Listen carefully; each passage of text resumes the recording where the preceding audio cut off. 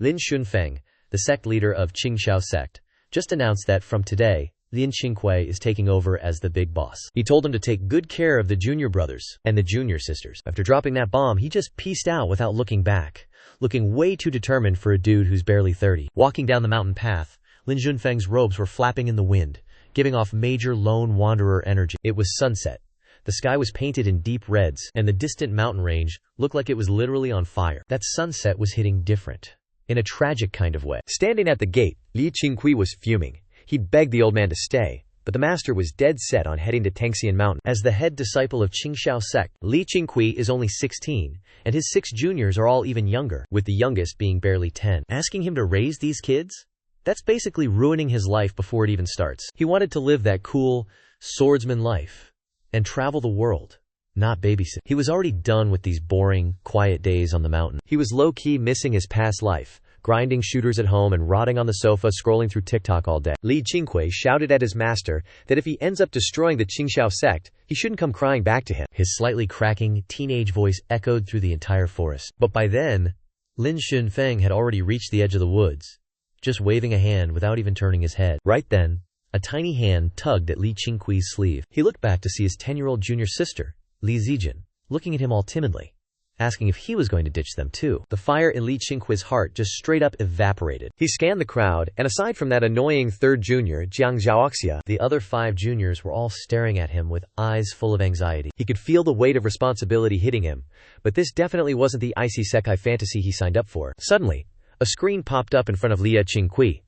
letting him know he'd officially become a sect leader for the first time. The Taoist system had been activated, and the Qingqiu sect was undergoing an inspection. More text scrolled across his vision, confirming the inspection was a success, and the sect ranking process was starting. A second later, the results dropped, and ouch, the Qingqiu sect was ranked as unrated trash. Finally, the box informed him that as a first-time sect leader, he got 1 free roll for a destiny trait and 1 shot at a legacy inheritance. Li Qingqiu stared at the screen, thinking he was tripping, but he rubbed his eyes, and the text was still there. He checked on his juniors, but they didn't seem to see a thing. Is the golden cheat code finally booting up? Li Qingqiu's heart started racing, wondering if he could just toggle these weird text boxes off. And boom, the second he thought about it, the text vanished into thin air. But the moment he wanted to check again, the UI popped right back up. That confirmed it.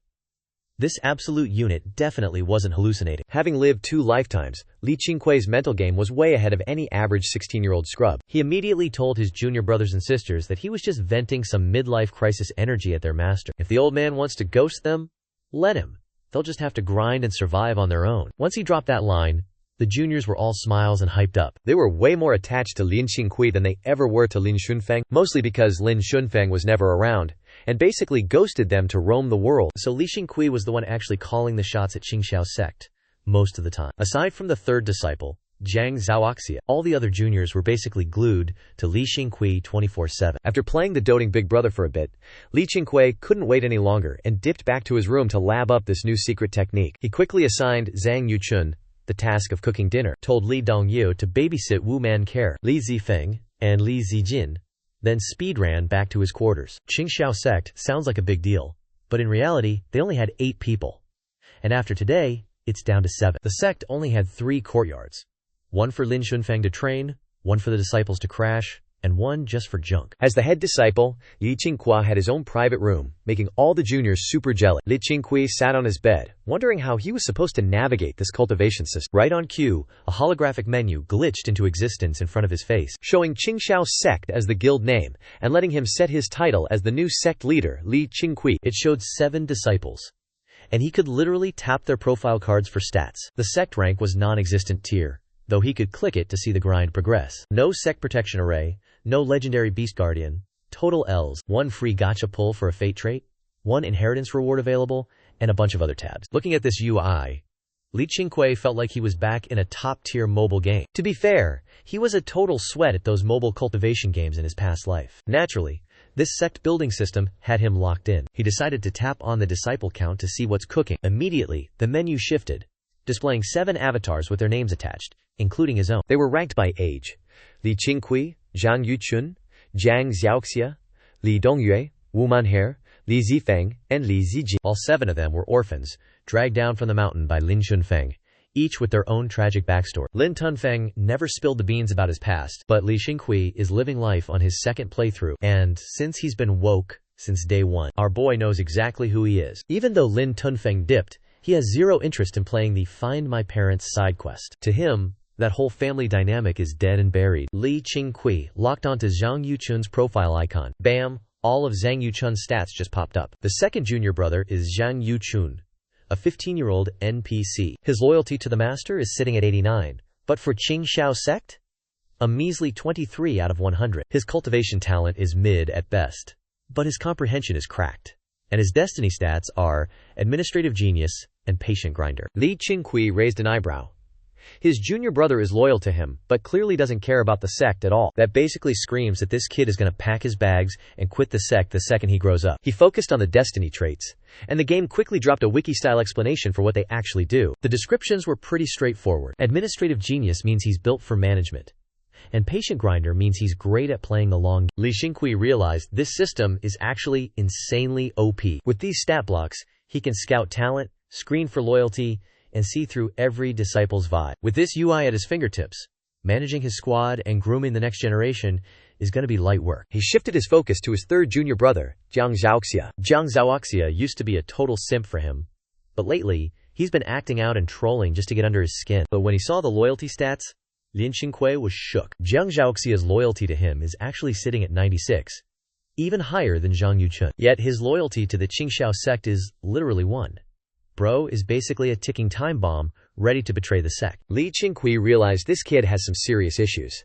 He's clearly obsessed with him, but still acts like a rebellious edgelord. As he scrolled down, Li Qingqiu was even more mind-blown. Jiang Zhaoxia's talent is elite, and his comprehension is straight-up god tier. His destiny traits are Born Sword Simp and Red Dust Fate. Born Sword Simp means he's a natural-born swordsman with maxed-out skill and broken sword control. Red Dust Fate means his life has been a roller coaster of drama, but if he can survive the grind and pass his trials, he's gonna ascend like a dragon. With luck so cracked, Li Qingqiu finally had a light bulb moment, realizing exactly why Jiang Zhaoxia had been throwing shade at him for the last 2 years. Back then, Lin Xunfeng had hooked him up with a legendary sword, and since there were only 2 of those blades in the entire Qingqiu sect, Jiang Zhaoxia had made it pretty clear he wanted one, but our boy shut him down cold. The only reason he played the gatekeeper was that he thought 12-year-old Jiang Zhaoxia was too much of a noob to handle a real blade. I mean, letting a kid run around with a razor-sharp weapon is just asking for someone to get folded. But imagine being a born sword fanatic and getting denied the one thing you actually want. So yeah, Jiang Zhaoxia being a hater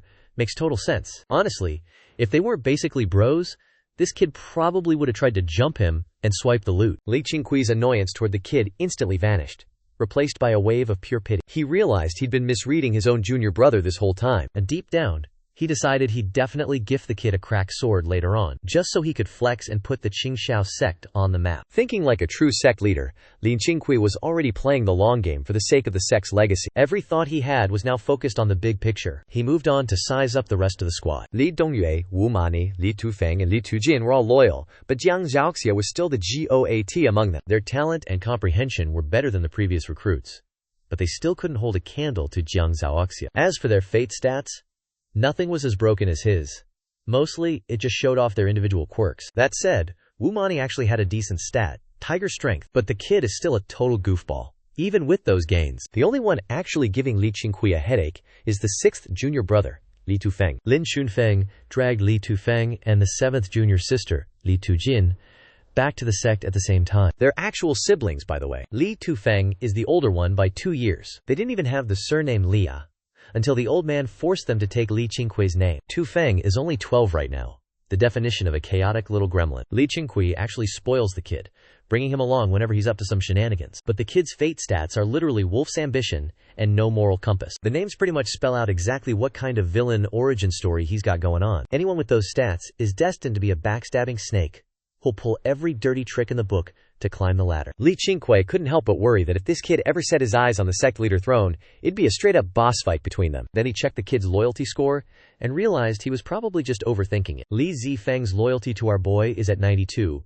but for the Qingqiu sect, a measly 40. Guess he just needs to keep a closer eye on that clown from now on. After checking the stat sheets of his junior bros and sisters, Li Qingqiu realized the Qingqiu sect actually has some serious potential. The only bummer is that he can't see his own cultivation talent or enlightenment stats. In his eyes, Zhang Zhaojia is basically built to be their future main DPS, while Zhang Yuchun can handle the management side of things, and just like that, the sect has both the brains and the brawn covered. Gotta admit, Lin Xunfeng really had an eye for talent when he recruited these disciples. The old man traveled all over, met tons of orphans, but only brought these 7 back. Proves the guy actually had some standards. Lin Xunfeng used to teach them some basic combat, but to Li Qingqiu, it was all just amateur cat scratching. Li Qingqiu kept scrolling through the sect's development details, though there wasn't really anything worth writing home about, since it's obvious the Qingqiu sect is basically broke and has zero background. He kept looking down, checking out that destiny roll, and the sect inheritance reward he just copped. The destiny roll lets him copy a trait from one of his disciples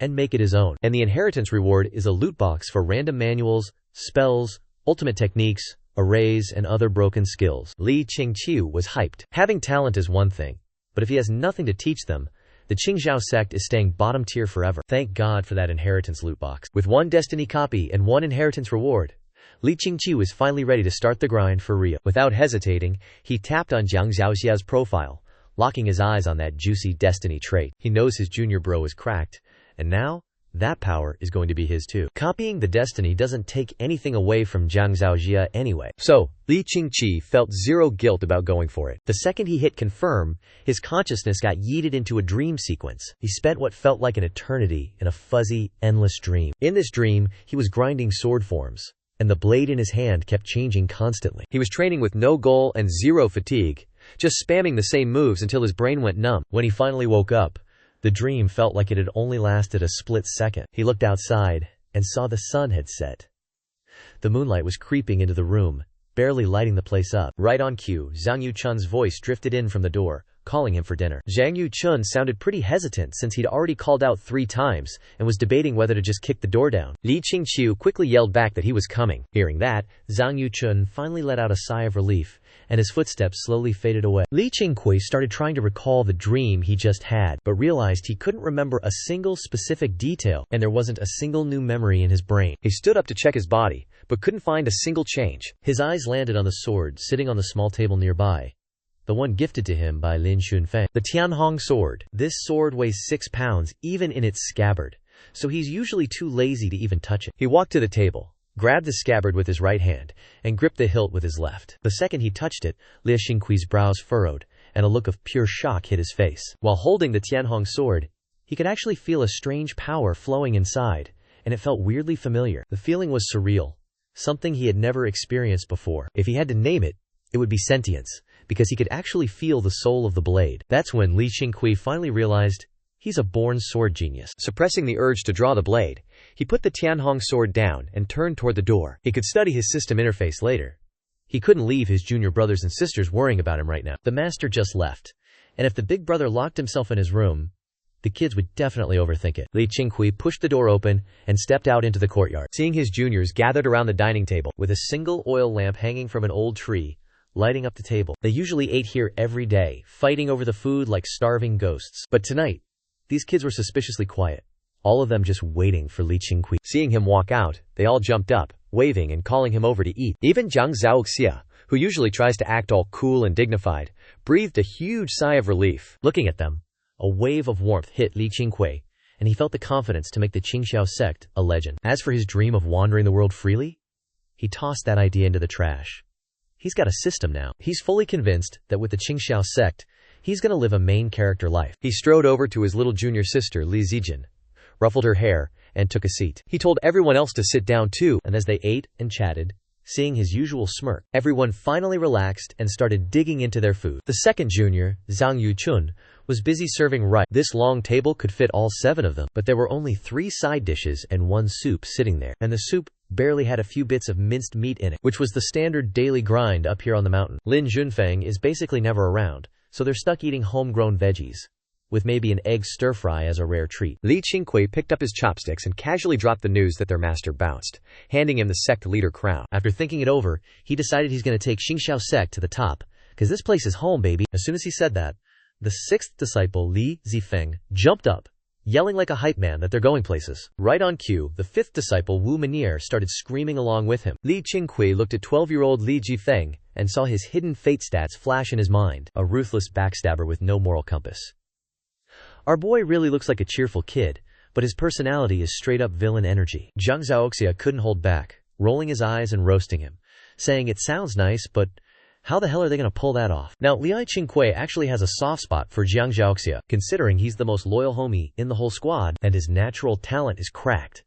He's basically the future carry of the sect. Facing the mockery from Zhang Xiaoxia, Qingqiu just smirked, saying they're still young, and they've got infinite potential, so it's time to hit the grind and level up together. Focus on getting strong first, and once everyone reaches their peak, they'll head down the mountain to recruit some new disciples. That speech had the rest of the disciples hyped, and they started buzzing with excitement. Seeing Qingqiu's mindset shift, Zhang Xiaoxia's saltiness evaporated instantly. He just pouted, muttering under his breath about what the point of training is anyway. Are they really gonna get anywhere with the master's trash-tier kung fu? Plus, the old man didn't even leave them any top-tier cultivation manuals. He kept his voice low enough that only he could hear his own grumbling. Once the rice was dished out for everyone, Zhang Yuchun finally asked Qingqiu, since the master only left behind 3 basic manuals, specifically fist arts, sword arts, and movement techniques, which one are they actually supposed to main? Qingqiu grabbed his bowl, shoveled in some rice, and chewed, while saying he'd look into the meta, and he'd let everyone know what to grind once he's cooked up a plan. For now, he just needs to spend his days grinding his cultivation. In his eyes, the absolute priority right now is securing the food supply. Because once he starts leveling up, the caloric intake is going to skyrocket, especially the protein, so they got to start raising chickens, keeping some pigs, and planting way more veggies. He laid out the game plan for the squad. That strategy had Zhang Yuchun's eyes lighting up, nodding like a bobblehead. Aside from Zhang Yuchun and his 4th junior sister Li Dongyue, the other disciples couldn't care less. They're allergic to hard work, but since the master is gone, they know they're on their own and can't really talk back. Qingqiu gave Zhang Yuchun the lowdown on the requirements, letting him handle the logistics and flex some authority over the disciples. He looked at Zhang Yuchun, noting that his 2nd junior brother has a solid, calm head on his shoulders. Plus, he loves to read, so the future of Qingqiu sect is basically going to rest on this guy. He told Zhang Yuchun to go full send, and if anyone gives him attitude, just report it to him, and he won't just break their legs. He'll make sure they're in agony for a solid 3 to 5 days. As soon as that dropped, the other disciples shivered, and even Zhang Xiaoxia looked pretty uncomfortable. Being the head disciple, Qingqiu really would beat them down. That's the alpha energy he's built since childhood. Everyone here has caught a beating from him at least once. Zhang Yuchun was hyped, swearing he wouldn't let him down. He's always wanted to step up, but his personality is too soft.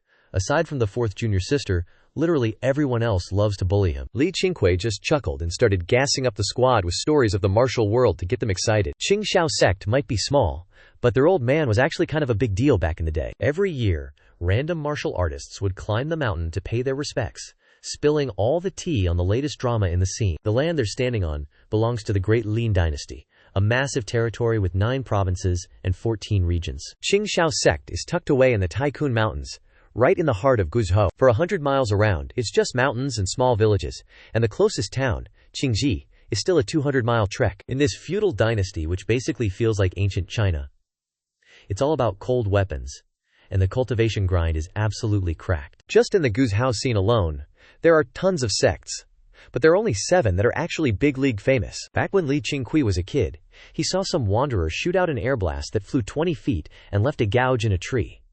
He thought he was seeing a literal god. That was the moment he decided he was going to be a martial artist too. This is the Wuxia world he obsessed over in his past life, so there's no way he's not aiming for the top. Thinking about the fact that he's still got one chance to unlock a legacy, Qingqiu's heart started racing. He couldn't help but wonder if he was about to unlock some god-tier secret technique. If he wants the Qingqiu sect to actually make it big, he needs a signature move that slaps. Without top-tier techniques, how are they ever going to make a name for themselves in the martial world? Relying on the bottom-tier moves Lin Shunfeng left behind simply won't cut it. That night at dinner, the Qingqiu sect disciples were busy daydreaming about their future. There wasn't a single shred of sadness among them, even though their master basically ghosted them. Because as long as Qingqiu is still here, they know they're golden. An hour later they finally dipped, leaving Zhang Yuchun and Li Dongyue to deal with the mountain of dishes. Qingqiu headed back to his room, hit the meditation pose on his bed, suppressed his hype, pulled up his system menu, and hit that inherit button. Notifications started popping off on the screen showing his inheritance rewards, confirming he'd just bagged the Tai Ching Hunyuan Jing,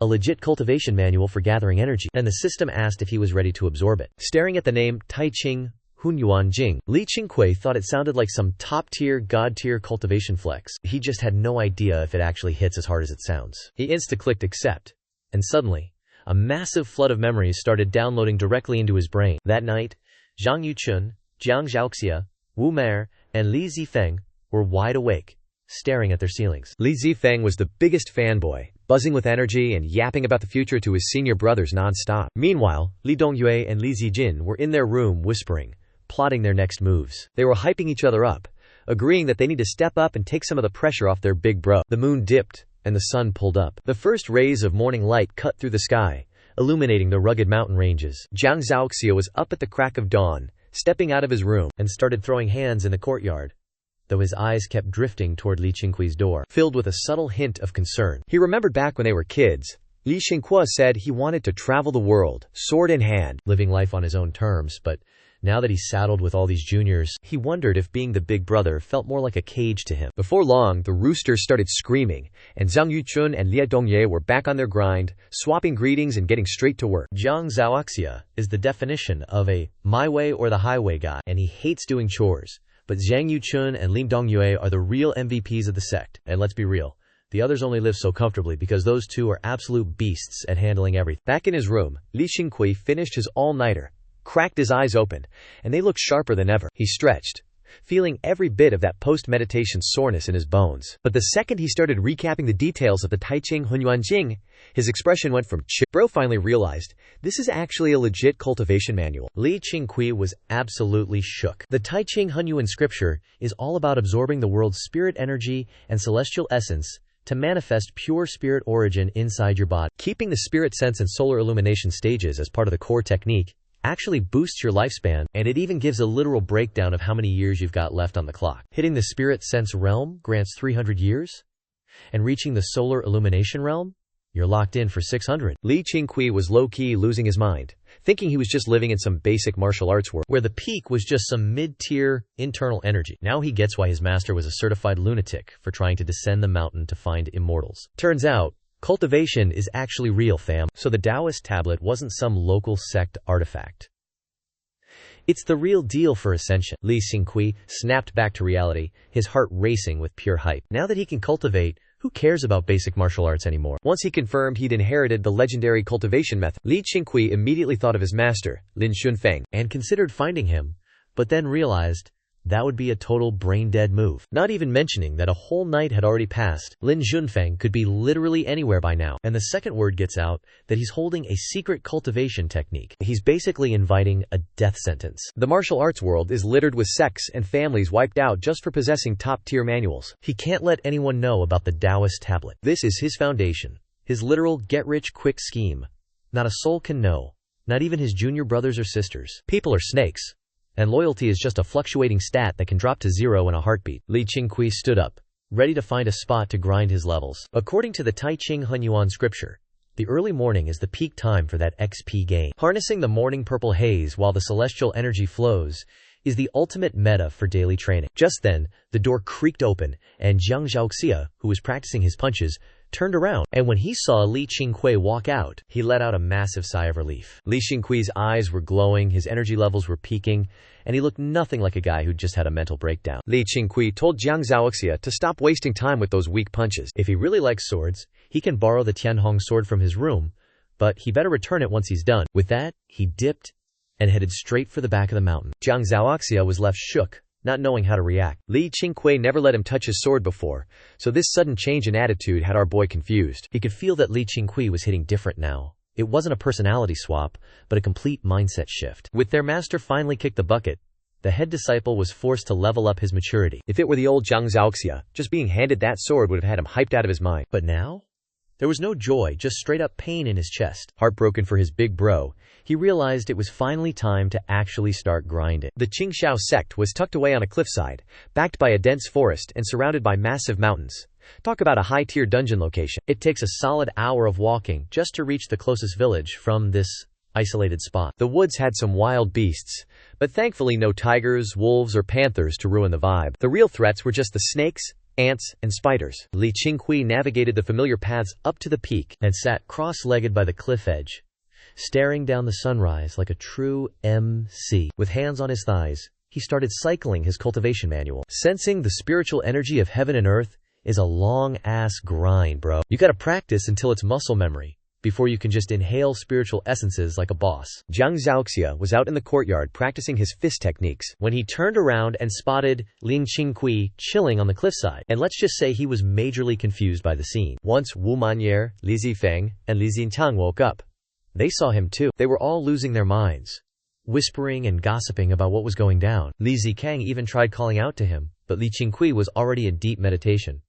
Total radio silence. Sadly, he spent the whole morning trying to manifest a single strand of energy and failed. But instead of catching an L, he was even more fired up to keep pushing. After coming down the mountain, he faced an interrogation from the juniors, and he played it cool, claiming he had some secret inner tech from way back before he ever joined the sect. Since the master is gone, he's got to start the grind, and promised to drop the knowledge on everyone once he's mastered it. Jiang Zhaoxia couldn't help but ask if he had some secret family legacy too. Li Qingqiu threw him a look and clapped back, asking what the hell he meant by two. Is Jiang Zhaoxia holding out on him? Jiang Zhaoxia just scoffed and stayed silent. Li Qingqiu didn't really care, thinking to himself that whatever basic manual Jiang Zhaoxia has, it's got nothing on his god-tier cultivation system. For the next few days, Zhang Wuchun kept the disciples busy, expanding the vegetable garden and gathering firewood. Even Li Zujin, the absolute youngest of the squad, was buzzing with pure joy. Laughter and chatter were straight up echoing all over the Qingqiu sect. Meanwhile, Li Qingqiu was on that Sigma grind,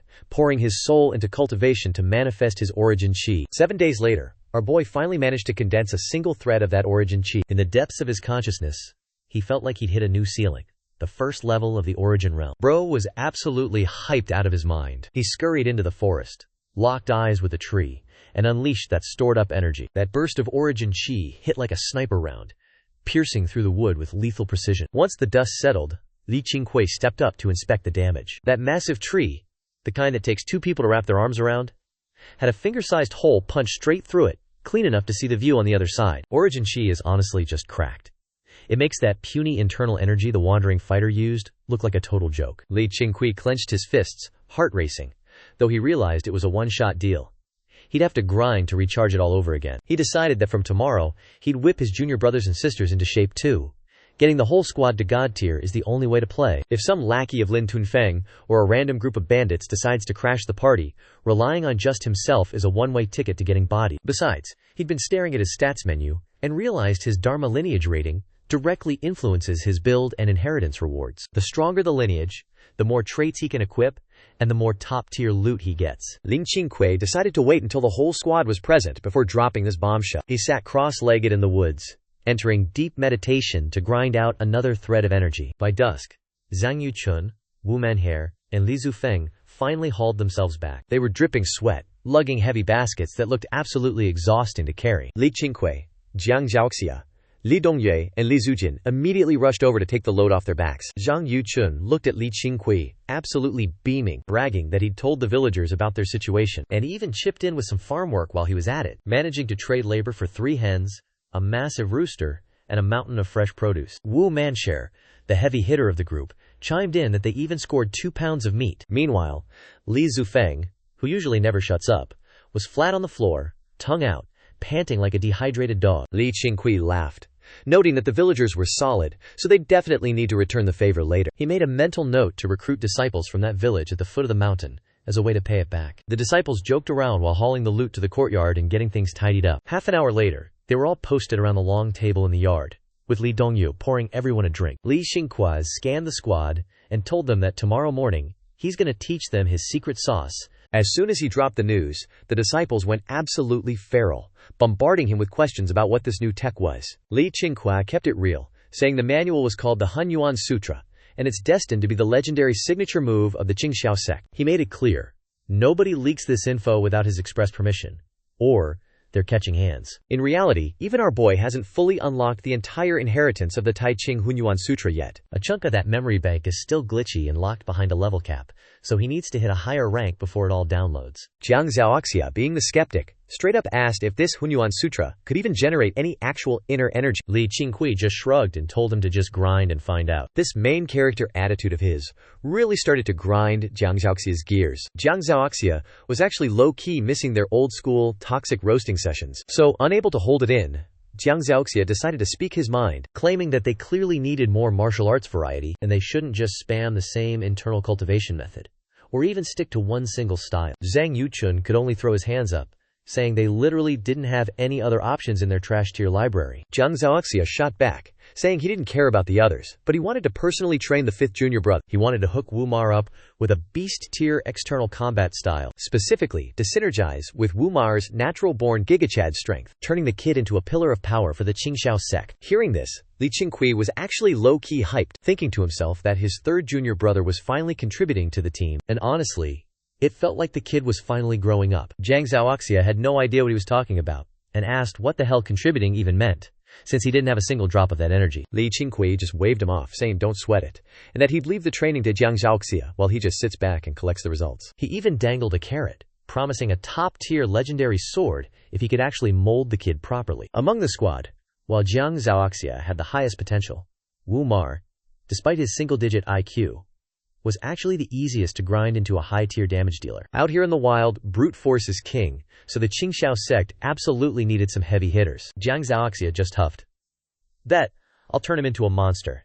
You just watch. Meanwhile, Wumar was just standing there with a blank stare, having zero clue what was happening. Li Zifeng and Li Zijin started thirsty posting, hoping the 3rd senior brother would train them too. Too bad Jiang Zhaoxia couldn't be bothered to babysit those two. The next morning, Li Qingqiu led the whole crew to the front gate to do some group meditation. The squad was way too big to risk pulling everyone to the cliffside. The 7 of them lined up, and honestly, they looked like a legit final boss party. Li Qingqiu took his spot in the center and started dropping knowledge on the Tai Ching Hunyuan Sutra. Jiang Zhaoxia wasn't even vibing with it at first, but after one rep his face went pale and he locked in like it was the final exam. Teaching Ingo Man Nhi, Lai Tu Fong, and Lai Tu Cam is turning into a total headache. The first one isn't exactly a genius, and the other 2 are way too young to understand how the world works. So Lai Thon Thu had to grind for an entire day just to get them to master basic breathing techniques. By sunset, Tru Song, Ngo Xuan, and Li Donggayet started cooking dinner, while Lai Thon Thu sat under an ancient tree, clutching the 3 cultivation manuals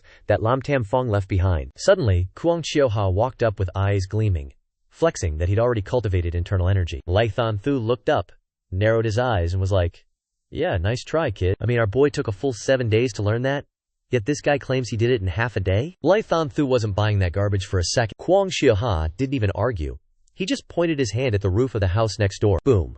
A blast of pure energy shot from his fingertips, slicing through a tree branch like it was nothing. Lai Thon Thu's eyes went wider than a dinner plate. Not far off, Lai Tufong dropped his baked sweet potato, his eyes popping out just as hard. The whole time, Qingqiu Ha didn't even bother to look at what he was hitting. Seeing the look on Lai Thon Thu's face, he gave a smug chin-up, radiating that main character energy. After the shock wore off, Lai Thon Thu stared at Qingqiu Ha with such intensity, it actually started creeping the kid out. Lai Thon Thu was low-key stunned that his junior brother was actually this much of a freak-tier genius. Qingqiu Ha was still confused, since his senior brother always uses words that don't make any sense to him. Lai Thon Thu dropped the manuals, stood up, and grabbed Qingqiu Ha by the shoulders, staring him dead in the eye to say that, with a prodigy like him around, he's got way more faith in the future of Qingqiu sect, and having this guy here is a massive W. Qingqiu Ha started blushing. Dude's only 14 after all. And this was the first time Lai Thon Thu had ever actually given him a real compliment, so he couldn't help but feel a little shy. He looked away and pouted, pretending he was always that confident in himself. Lai Thon Thu was in a great mood, so he pulled Qingqiu Ha down to chat about the first stage of the Tai Tang Honguyen King. Qingqiu Ha didn't hold anything back and started nerding out with him. After a while, Lai Thon Thun realized he actually learned a ton from the kid. He had to admit, Qingqiu Ha's talent for cultivation is straight up elite, and his insight is on a whole different level. Days rolled by, and 10 days later, Li Donggayet became the 3rd disciple to successfully unlock their internal energy. That actually gave Li Qingqiu a bit of peace of mind, because it wasn't that his own talent was trash, it's just that Jiang Zhaoxia is built different. After 15 days of the grind, Zhang Yuchun finally managed to cultivate his essence energy. Before Zhang Yuchun could even flex the news to Li Qingqiu, our boy already knew a 4th person in the Qingqiu sect had unlocked their energy, because a system notification popped up right in his face. The prompt basically said that since over half his disciples had hit the mid-stage of the origin realm, the Qingqiu sect was officially leveling up, and he was being gifted a fortune. This fortune would basically act as a cheat code to find the perfect resources for the sect to snowball. Li Qingqiu raised an eyebrow at the screen. Just hearing the word fortune tells you this is a major W. Given the current state of the Qingqiu sect, trying to scale up is basically playing on hard mode. To become a top-tier cultivation sect, they're going to need an insane amount of resources. But let's be real. Big rewards usually come with big problems. With only 7 of them on the roster, he's not sure they can handle the heat yet. Fortune sounds like a blessing, so it probably won't get the whole sect wiped out instantly. But even if just one of his juniors gets hurt, that's a massive L in his book. They're stuck in the middle of nowhere, so finding a doctor is basically impossible. After weighing the pros and cons, Qingqiu decided to play it safe and wait. He's gonna wait until every single disciple hits the mid-stage of the origin realm before activating that fortune. Besides, there's no countdown timer, and he's betting the reward scale based on their current vibe. Deciding to stop overthinking, he grabbed a wooden sword. He whittled himself and got back to the sword training grind. This sword technique was left behind by Lin Shunfeng, going by the name 9 Extremes Divine Sword. Sounds super busted, but in reality, it's not even part of the official cultivation method. Still, the techniques are legit, and if you master them, you can definitely slap some sense into your enemies. Of course, the catch is you need cracked reaction speeds. Otherwise, one wrong move and some fraud is going to dismantle your entire flow, kinda like watching a traditional martial artist try to box in his past life. The wild thing is that the 9 Extremes Divine Sword can channel internal energy, so Qingqiu started theory crafting whether he could swap that out for his current essence energy. With Qingqiu's natural sword fanatic trait, he mastered the 9 Extremes Divine Sword on his first try, and every time he ran the drills, his swordplay leveled up even more. Just 2 days of practice, and his strikes were already fast as the wind, leaving Li Zifeng and Li Zijin, who were watching near, looking at him with eyes full of total simp energy. Jiang Zhaoxia stepped out of the woods, caught a glimpse of the scene, and decided it was time to nope right back into the forest. Over the last 2 days, Lin Qingqiu's cracked sword skill enlightenment had absolutely wrecked his worldview. He always thought he was the main character, just waiting for his big break. But Lin Qingqiu just picked up the sword and mastered the technique on his first try like it was nothing. This confirmed his suspicion that Qingqiu had literally never practiced swordplay before this. As for himself, mastering the 9 Extremes God Sword in one go, he knew it was only because his family spent years building his foundation. That's why he realized Qingqiu's talent for the sword was just on another level compared to his own. Qingqiu had no clue what was going on inside Jiang Zhaoxia's head, but since his loyalty score ticked up by 2 points yesterday, our boy wasn't worried about it at all. The system board is cracked, constantly feeding him info like his followers. Loyalty stats. Max loyalty is 100, and Jiang Zhaoxia is sitting at 98. Bro is basically a ride-or-die simp now. Half an incense stick later, Zhang Wuchen came sprinting over, flexing his latest achievements to Li Qingqiu was feeling generous, so he decided to cook up a feast to celebrate the squad's progress. Zhang Wuchen was touched, thinking his big brother really valued him that much, until he stepped into the kitchen to start slicing the meat and suddenly felt like something was seriously off. Wait, this was supposed to be a celebration for him, so why is he still the one stuck doing the cooking? As summer faded into autumn, the Taikun Mountains, where Qingqiu Sect is based, got hit with a drizzly rain, leaving the peaks shrouded in a moody, misty haze. It's officially been 3 months since Lin Junfeng dipped out. At this point, everyone except Wu Manyer has already unlocked their primordial energy. Seeing the squad level up like this, Li Qingqiu was feeling pretty damn satisfied. Near noon, Li Qingqiu was chilling in the courtyard, reclining on a lounge chair with his hands behind his head, vibing in the rain. He had a roof over his head and a table full of snacks right within arm's reach. Bro is literally living the dream. Ever since he started coaching the disciples, his influence has been skyrocketing. Everyone's listening to his every word now. Even Jiang Zhaoxia might talk back. But his body is still 100% compliant. Just then, Li Zifeng came rushing into the courtyard wearing a straw raincoat, his tiny frame dragging along the muddy ground. Li Zifeng scrambled over to Li Qingqiu, reporting that some guy at the gates claimed to be an old friend of their master. Remembering Li Qingqiu's warning to act like they didn't know anything if people asked about the master, he played it off exactly like that, but the stranger was still begging to crash for the night. Hearing that, Li Qingqiu furrowed his brows slightly, stood up slowly, and said he'd go check it out himself. He warned Li Zifeng not to run around in this rain, saying it'd be pretty brain dead if he slipped and fell off the mountain. With that, he grabbed a paper umbrella and headed toward the gate. Li Zifeng stuck his tongue out, pulling a face at Li Qingqiu's back. Once Li Qingqiu disappeared around the corner, he wiped his muddy hands and went straight for the snacks on the table. Leaving the courtyard, a short, winding path led directly to the sect gate. The gate stood halfway up the mountain, offering a top-tier view of the entire range. Every single day, Li Qingqiu would stand there for a while. From a distance, he spotted a guy in a straw raincoat, standing at the gate, back, turned toward him.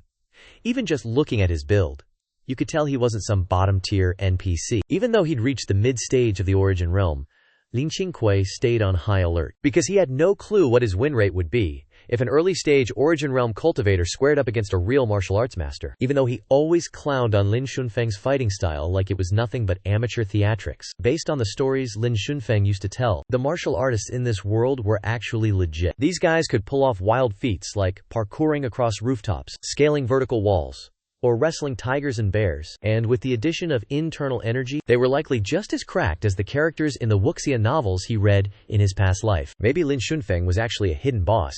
He just never felt like flexing in front of the disciples. If the old man was a fraud, how could he roam the world and casually rescue orphans left and right? Even though Li Qingqiu hadn't left the mountain in 16 years, he still had memories from his early childhood, back when he was still in diapers. The world seemed like a total dumpster fire. He remembered Lin Shunfeng carrying him while fighting off enemies. Even though his view was blocked at the time, he could still hear the thundering hooves and the screaming of people getting slaughtered. That definitely had to be a battlefield. The guy in the straw raincoat heard footsteps, turned around, and when he saw a handsome young man in simple robes approaching with an umbrella, he couldn't help but crack a smile. Before Li Qingqiu could even talk, the guy beat him to it, asking if he was Li Qingqiu or Zhang Yuchun. Hearing the stranger drop his name and his junior brothers, Li Qingqiu immediately lowered his guard. That just proves their bond with the master runs deep, otherwise there's no way they'd know who they are. Li Qingqiu stopped in his tracks, keeping a 7-step distance from the mysterious guy in the straw raincoat. He cupped his hands in a polite salute and introduced himself. Then, he went straight for the interrogation, asking who this guy was and how he knew his master. The dude in the straw raincoat looked like a total mess, dressed like some wandering vagabond. Aside from a bag on his back, he had a long flute hanging from his waist. The man had a super chill, charismatic smile that just screamed main character vibes. He introduced himself as Jiangquo Tian, claiming he and Li Qingqiu's master were ride-or-die brothers for 16 years. He even flexed that he used to carry Lian Qingqiu around when he was just a tiny kid. Once Li Qingqiu dropped his name, Jiangquo Tian's look turned all soft and wholesome. Li Qingqiu actually remembered the name. 16 years ago, when his master was on the run, they definitely crossed paths with this guy. It was actually Jiangquo Tian who escorted the master-disciple duo all the way to the foot of Qingqiu Sect. Realizing who he was, Li Qingqiu immediately started acting like the perfect nephew, calling him Uncle Jiang, and claiming his master always gushed about him. Jiangquo Tian looked genuinely shook, clearly not expecting his old friend to still be praising him behind his back. Li Qingqiu doubled down, saying it was only natural. He kept the act going, saying his master was always talking about Jiangquo Tian, claiming that in this whole cultivation world, there weren't many people his master actually respected, and Jiangquo Tian was top tier on that list. On top of that, he claimed his master basically used Jiangquo Tian as his role model. These were straight up lies, of course, because Lin Tunfeng had never mentioned this guy even once. Jiangquo Tian laughed like a maniac, now looking at Li Qingqiu like he was the best kid ever. Any lingering beef he had with Lin Tunfeng pretty much evaporated on the spot. The two chattered for a while before Lin Qingqiu invited him into the courtyard to keep talking. Li Xinfeng saw them coming and dipped, grabbing 2 fruits and scurrying back to his room like a gremlin. Li Qingqiu was way too used to his little brother's weird antics to even be fazed. He acted like he didn't see a thing, invited Jiangquo Tian to sit under the tree, and poured him some water. Jiangquo Tian took a sip while eyeing the entire Qingqiu sect. In his eyes, the sect looked just as pathetic as ever. Clearly, Lin Tunfeng hadn't been grinding at all to level up the sect. He set his bowl down, looked Liu Qingqiu in the eye, and dropped the bomb that he already knew about his master's situation. A month ago, he and Lin Tunfeng had a secret meeting over at Guzhou Prefecture. Back then, Lin Tunfeng told him. Plus, he asked Jiangquo Tian to keep an eye on the squad. So Jiangquo Tian decided it was time to bring the whole crew back to the Baidi Manor. Baidi Manor is one of the top 7 sects in the Jiu-Jitsu martial arts scene. And with that kind of rep, it's gotta be better than rotting away on this mountain. As soon as he heard the name, Li Qingqiu remembered it instantly. He definitely heard Lin Shunfeng talk about this place before. Baidi Manor is a rare breed, a sect with major government ties, since the sect master's own brother is a high-ranking imperial official. Honestly, joining a squad like that would be a total W for Lin Qingqiu and his crew. The only issue is that Li Qingqiu has already unlocked his sect leader system, so he has to keep grinding as a sect leader to keep farming those destiny traits and inheritance rewards. If he goes to Baidi Manor, he'll be nothing but a low-level NPC, losing all his freedom and his main character potential. So, he fakes some hesitation for a bit, before eventually acting grateful for Uncle Jiang's generous offer. But he makes it clear, he and his juniors are done with all the messy martial arts drama. Life on the mountain might be mid, but at least it's chill and stable, so they're staying put. Jiangquo Tian looked at Li Qingqiu with a face of pure shock. Lin Shunfeng specifically told him that his top disciple, Li Qingqiu, was always a hero complex type who wanted to save the world. The plan was, once they arrived at Baidi Manor and Li Qingqiu finally leveled up, Lin Xunfeng hoped he'd be free to chase his own path. That's why Jiang Quochen didn't see this rejection coming at all. He couldn't help but feel a little bad for the kid. He figured the boy was just sacrificing his own dreams to play big brother to his juniors. Jiang Quochen tried to keep it real with him, saying he didn't need to stress about his juniors at all. He promised Baidi Manor would treat them like royalty, and Li Qingqiu could head out whenever he wanted. Li Qingqiu was about to reply when he heard a commotion next door. Those little rascals were definitely eavesdropping at the door. He immediately pulled a pivot, acting super serious and saying he'd rather be the one in control of his own destiny. He wants to look after his own juniors himself. That's the only way he's gonna sleep at night. He kept his voice low, almost like he was trying to keep it a secret, but he knew his juniors were listening to every single word. Jiang Quochen thought about all the toxic drama inside Baidi Manor and realized maybe this kid's choice wasn't a total L after all. After some back and forth, Jiang Quochen unslung his pack, tossed it on the table, and popped it open. Inside were clothes, cultivation manuals, throwing weapons, and a bunch of weird gear. He grabbed a manual and said since he promised the master he'd look after them, he had to at least do something. He spent a fortune finding this secret technique, so he told Li Qingqiu to grind it in private and never let the secret leak. But Li Qingqiu didn't even look at the book. His eyes were glued to a small dagger in the pile. The blade was thin as a willow leaf, covered in rust like it had been buried for 1,000 years. The only thing catching our boy's attention is the fact that he can actually sense spirit energy radiating from that tiny blade. So instead of begging for the cultivation manual, he deadass tells the old man he doesn't need that mid-tier trash. He's playing 4D chess. If that manual is actually busted, it'll just bring a target to his back later. He tells Jiang Quochen, if you're really feeling guilty, just hand over that little knife instead. Right on cue, he points directly at the blade that's oozing with pure spirit energy. Hearing that, Jiang Quochen furrows his brows, confused. He's not being stingy about the knife. He's actually processing Lin Qingqiu's big brain take. At first, he thought as long as he told Li Qingqiu not to leak the secret tech, it would be all good. But thinking about it, once you master a technique, it's bound to leak eventually. You can't hide a secret forever. He feels a bit ashamed, realizing he's been outplayed and outthought by a literal teenager. Now he finally gets why Lin Xunfeng keeps dipping out alone. With a Chad like this holding down the sect, you really can sleep easy. Done thinking, Jiang Quochen grabs the blade and hands it over to Lin Qingqiu and drops the line.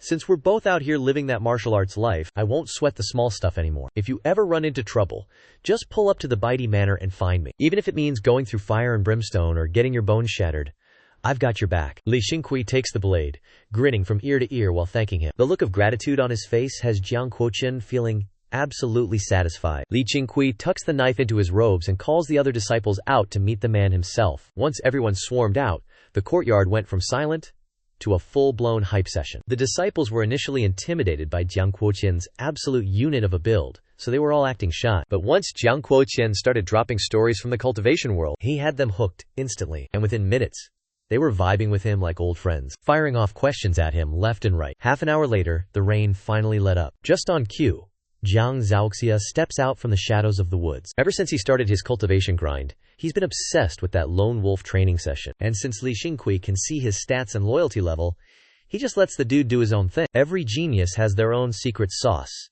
and he's not about to gatekeep that. The moment Jiang Quochen spots Jiang Zhaoxia, he looks like he's seen a literal god. He circles him like a shark, hyping him up as a once-in-a-century cultivation prodigy, and immediately tries to scout him into the Baidi Manor with everything he's got. Too bad for him, Jiang Zhaoxia isn't even slightly interested in his sales pitch. Bro was low-key roasting the White Emperor mansion, making Jiang Quochen choke on his own pride. Watching this, Li Qingqiu realized Jiang Zhaoxia literally doesn't care about Jiang Quochen at all. He's not even worried about catching hands with that guy. The main character energy you get from cultivation is just built different. Even though Jiang Zhaoxia is only at the mid-first stage of the origin realm, his aura is objectively the strongest in the entire Qingqiu sect. Li Qingqiu could feel that vibe radiating off him. That's why Li Qingqiu is low-key curious to see how much of a skill gap there really is between a mid-first stage cultivator and these common street fighters. The night flew by, and Jiang Quochen slept like a log until high noon the next day. Once he finally fueled up, he said his goodbyes to Li Qingqiu and the squad. Before dipping, he dropped a cultivation manual and basically shoved it into Wu Manchu's hands. He laughed it off and walked away, waving his hand at Li Qingqiu and the others without even looking back. He told them that if they ever come down from the mountain, they better pay a visit to the White Emperor mansion. While he's still young, that walk of his looked surprisingly main character worthy. Li Qingqiu watched Jiang Quochen walk away, keeping his eyes on him until he vanished into the trees. Meanwhile, the juniors were still gossiping about Jiang Quoqian and the White Emperor mansion. Li Qingqiu turned back into the courtyard, with Jiang Zhaoxia tailing him. Once they managed to get some distance from the rest of the group, Jiang Zhaoxia leaned in close to Li Qingqiu, asking if Jiang Quoqian had gifted him some sort of treasure-hiding spiritual energy. Jiang Zhaoxia could sense a faint trace of spiritual energy stashed in Li Qingqiu's chest, even if it was just a tiny flicker.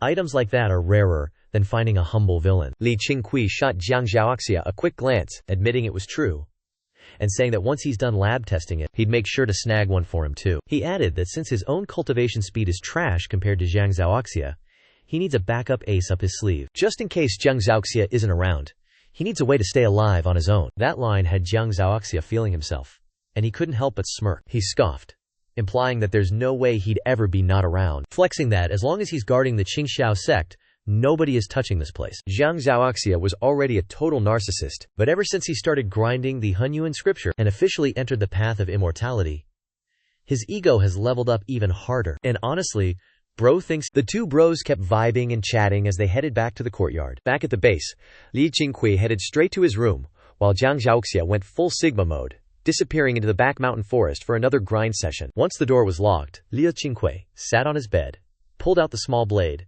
and started tinkering with it like a total pro. He realized any weapon holding spirit energy was low-key, a top-tier artifact. The Tai Ching Hunyuan scripture isn't just some basic manual for gathering energy, it's actually a complete guide covering alchemy, weapon forging, formation arrays, and talisman crafting. So our boy decided to test out a few hacks mentioned in the scripture. The easiest way to check for a soul bond restriction was just dumping his origin energy into the artifact. Suddenly, Li Qingqiu's whole body started tweaking. His hand went limp, and the blade clattered onto the floor. Bro instantly realized the blade was definitely locked and loaded with a restriction. Li Qingqiu stared at his trembling hand, feeling that electric numbness spread like he'd just touched a live wire. That sensation confirmed it. This thing was 100% a genuine artifact. After that fail, he realized his current cultivation level was just straight up lacking, so he'd have to wait until he broke through to the middle stage of Jungian realm to give it another shot. That little test wiped out half his spirit energy.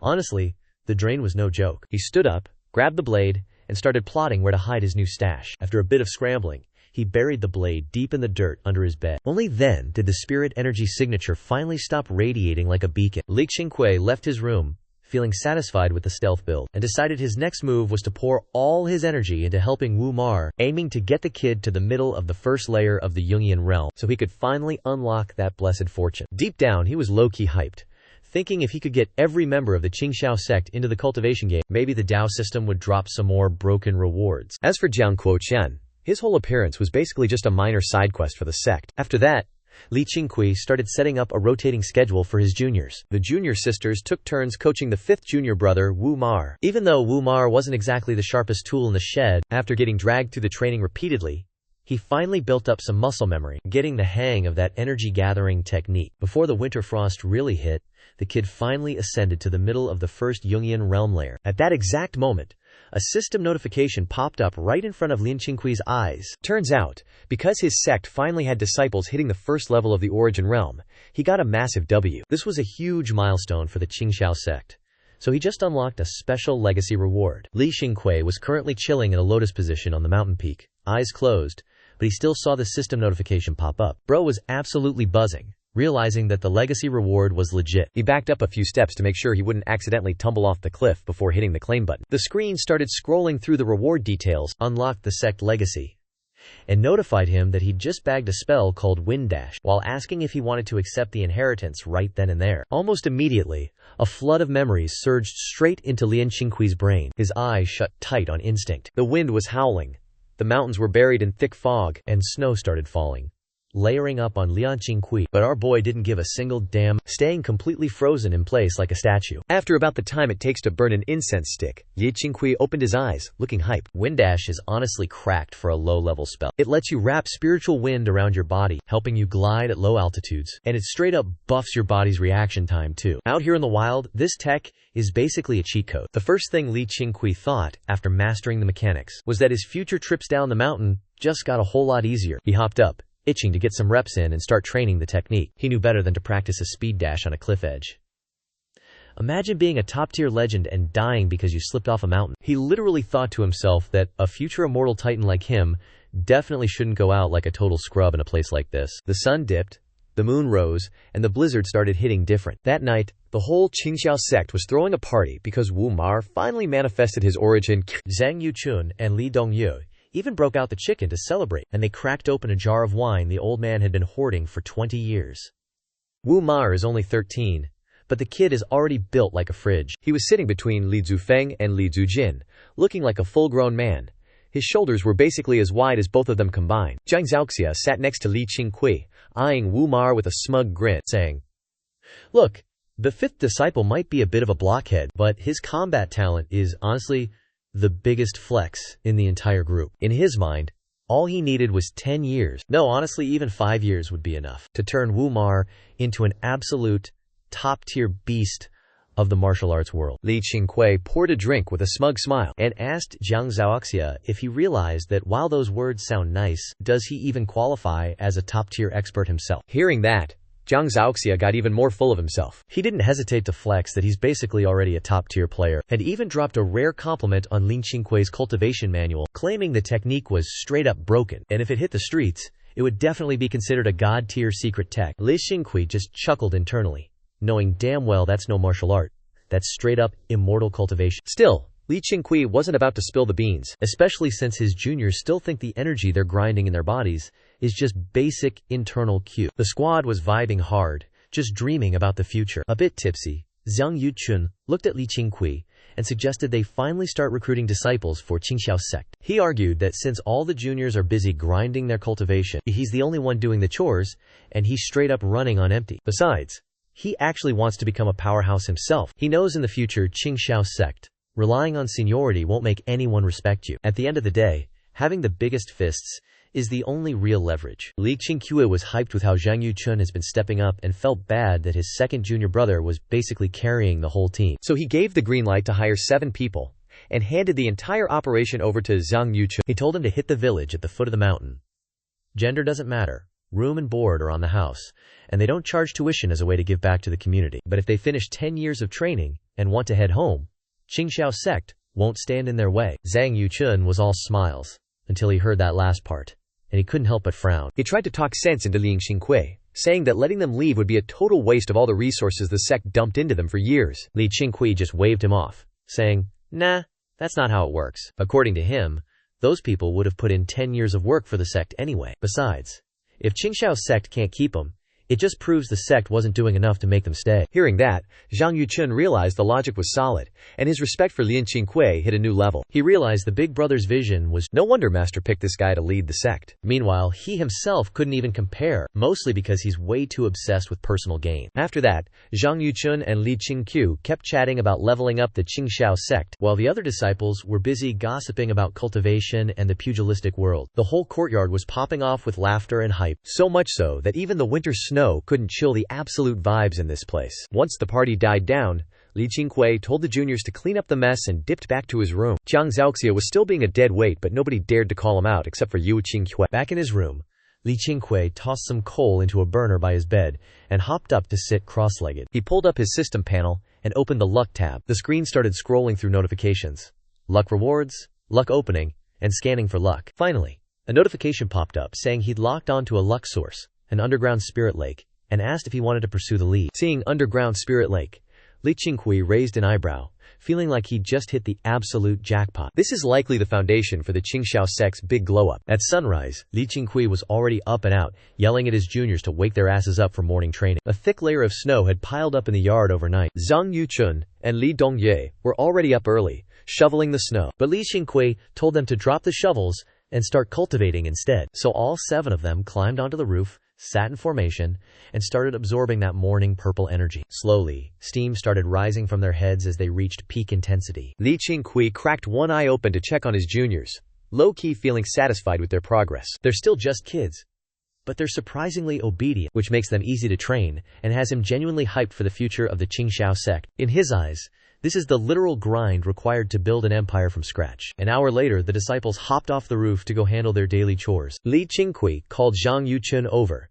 telling his second junior to come along for a trip. Zhang Yuchun didn't complain, though he did raise an eyebrow when he saw Li Qingqiu packing the Tianhong sword. The two bros hiked through the mountains, talking shop about sect management as they went. The Tycoon Mountains are notoriously sketchy, so even they had to watch their step, especially with all this snow everywhere. One wrong move, and you're falling off a cliff. After trekking 10 miles, Zhang Yuchun finally couldn't take it anymore and asked where the heck they were actually going. Li Qingqiu was leading the way without even a glance back, claiming some immortal told him his fortune in a dream last night. He said there's a legendary treasure stashed somewhere in these mountains, and since the dream felt way too real, he's out here on a side quest to find it. In reality, that divine inheritance he got basically gave him a speedrun guide to the whole location. It was just a high-level illusion, but for him, it felt like he had literally walked the path once before. So even now, the entire map was burned into his memory like a pro gamer's replay. Absolute peak cheat code energy. Hearing about this immortal guide, Zhang Yuchun nearly lost his mind. He really wanted to ask if his senior brother thought he was some kind of brain-dead NPC, but since he's never dared to go against Li Qingqiu, he just sucked it up and followed his delusional senior brother into the wild. Heavy snow blanketed the entire Tycoon range, and after trekking for hours, it felt like they were just walking in circles. Good thing both Li Qingqiu and Zhang Yuchun were already mid-level yuan cultivators, so their stamina bars were buffed enough to keep going without breaking a sweat. After grinding out another 10 miles, Li Qingqiu finally hit the brakes. The path ended at a sheer cliff face, surrounded by thick snow and looking tighter than a sweaty try-hard lobby. Zhang Yuchun breathed into his hands to warm them up, checked his surroundings, and complained, "There's literally zero sign of a treasure stash around here, bro. Seems like your immortal dream was bugged. Maybe we should just rage quit and head back." Li Qingqiu ignored the hate and walked straight up to the cliff face, starting to feel around the surface. Almost immediately, he felt something, hauled back, and slammed his fist into the rock with zero hesitation. Just 3 hits later, the wall cracked open, leaving Zhang Yuchun shook enough to sprint over and check it out. After 10 seconds of pure power hitting, Li Qingqiu realized he couldn't punch through any further and decided to call it. He stared into the hole,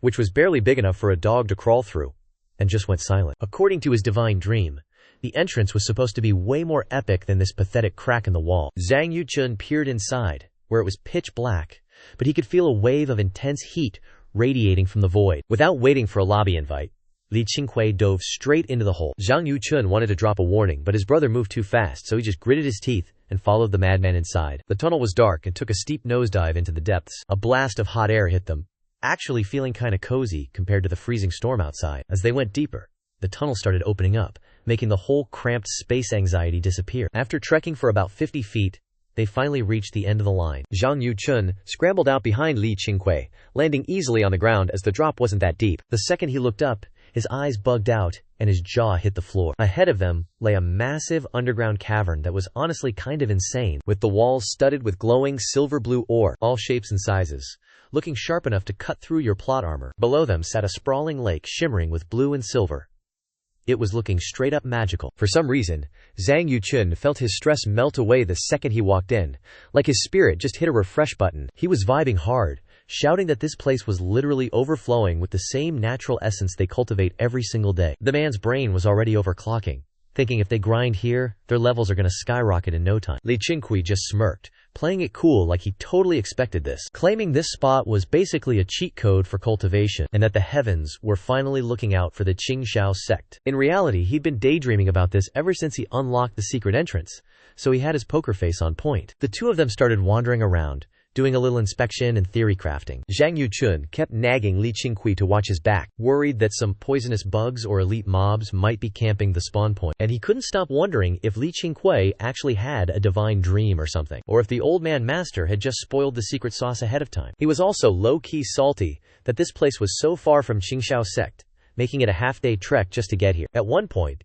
he couldn't help but fantasize that if they grinded here for 10 years straight, they'd emerge as absolute bosses who could clap the entire martial arts world. Li Qingqiu was just hitting him with the "yeah, sure" vibes to get him to shut up, but Zhang Yuchun was too hyped to even notice. Even though Zhang Yuchun usually acts all composed and sigma, at the end of the day, he's still just a 15-year-old kid. He only lets his guard down like this when it's just him and Li Qingqiu. They paced around for a while, confirmed the place was a single entrance instance with zero aggro, and finally breathed a sigh of relief. Then Li Qingqiu dropped the real question.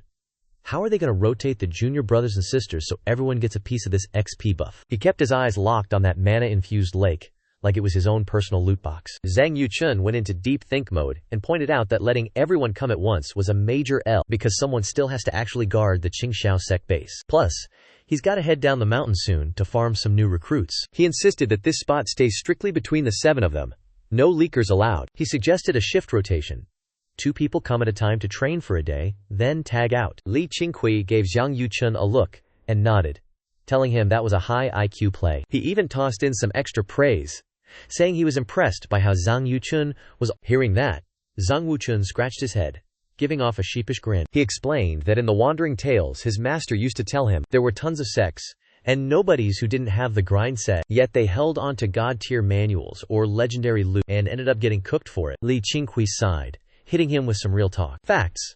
Right now the Qingqiu sect only has 7 people, and we're all still pretty much NPCs, so we gotta move low-key. Losing even 1 person is a hit we can't afford to take. Hearing that, Zhang Wuchun's expression shifted real quick. Just picturing Lin Qingqiu and his sect siblings eating dirt in front of him made him cringe in fear. He wasn't about to let that happen on his watch. Zhang Wuchun was just an orphan abandoned when he was 6. He's been lonely his whole life, never really knowing what safety felt like. He'd long since started viewing Liu Qingqiu and the others as his real family, treating that bond like a sacred treasure. That's exactly why he's always down to put in the work and suffer through the grind. Li Qingqiu leaned down to pick up a spirit stone by the lake, feeling the absolute unit of spirit energy pulsing inside. At first, he thought about taking one back as a souvenir, but then he remembered even a newbie cultivator could sniff out the energy on that little dagger from earlier. So if he walked out with a spirit stone like this, he'd basically be painting a massive target on his own back. Deciding that was a major L, he put the spirit stone back down and told Zhang Wuchun that nobody, and I mean nobody,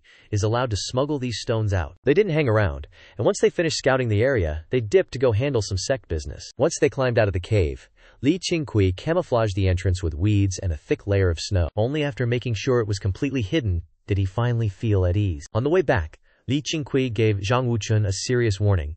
Don't you dare spill the beans about this place, because if some high-level player is lurking nearby and overhears them, they're looking at a world of trouble. Zhang Wuchun nodded, fully aware that the secret spirit lake was a top-tier asset. Then the 2 of them headed back toward the Qingqiu sect and switched to a different topic. Zhang Wuchun planned to wait until the winter snow melted before going down the mountain to recruit new disciples. Since the snow was hitting hard lately, he worried that hauling kids from the village up the mountain right now would just be a recipe for disaster. Li Qingqiu, of course, had no complaints. He wasn't in any rush to expand the Qingqiu sect. Instead, he wanted to buff his core team first, to avoid catching heat from these local NPCs. The road back was rough, and their footprints were already getting buried by the winter snow. Halfway through, Li Qingqiu suddenly hit the brakes. Zhang Yuchun, trailing behind, asked what was up, and Li Qingqiu just told him to listen closely. Zhang Yuchun immediately stopped breathing and locked in, focusing his senses. Real quick, he caught a faint sound coming from deep in the woods.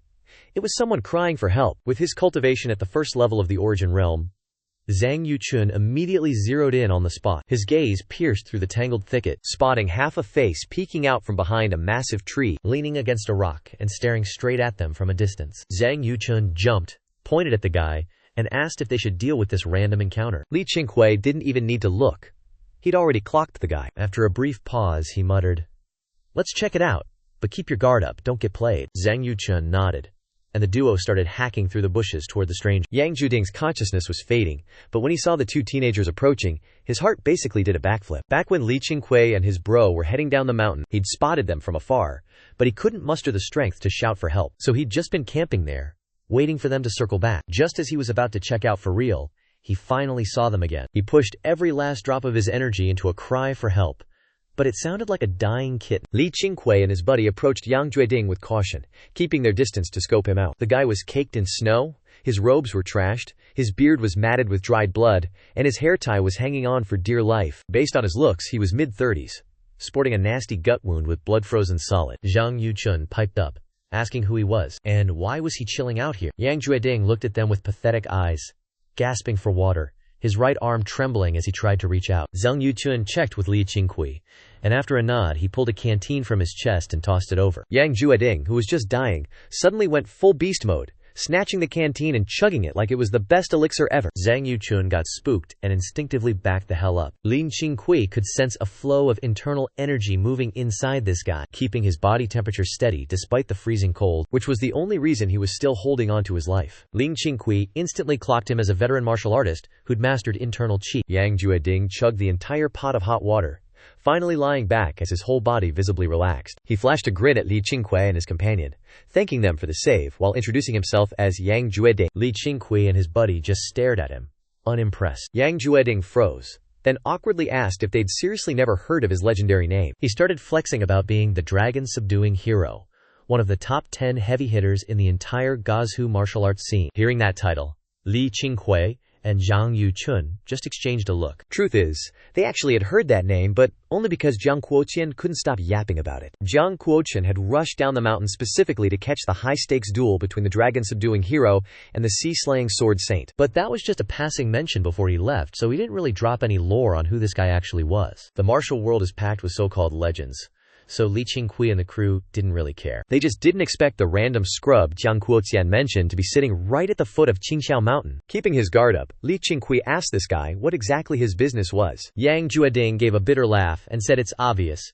He's just out here dodging his ops. He told them not to sweat it, claiming his enemies had already dipped a long time ago. He even bragged that he used some internal cultivation technique to hold his breath for 7 days, and his trackers still hadn't circled back. Hearing about the 7-day breath hold, Li Qingqiu and Zhang Yuchun were genuinely stunned, though they weren't about to just take his word for it. Yang Jueding kept rambling, pointing out that their movement skills clearly showed they weren't local villagers but disciples of Qingqiu Sect. He dropped the name of their master, Lin Shunfeng, claiming they were besties and he loved the old man's personality. So he suggested they take him back to the sect, promising to teach them some sick moves once he's healed up. He claimed he had a palm technique that could literally flatten mountains and drain seas, enough to make them top-tier influencers in the martial world. Once he name-dropped Lin Shunfeng, Liu Xingqi and the other guy actually started to let their guard down a bit. Li Qingqi thought to himself, damn, maybe the master isn't just full of hot air.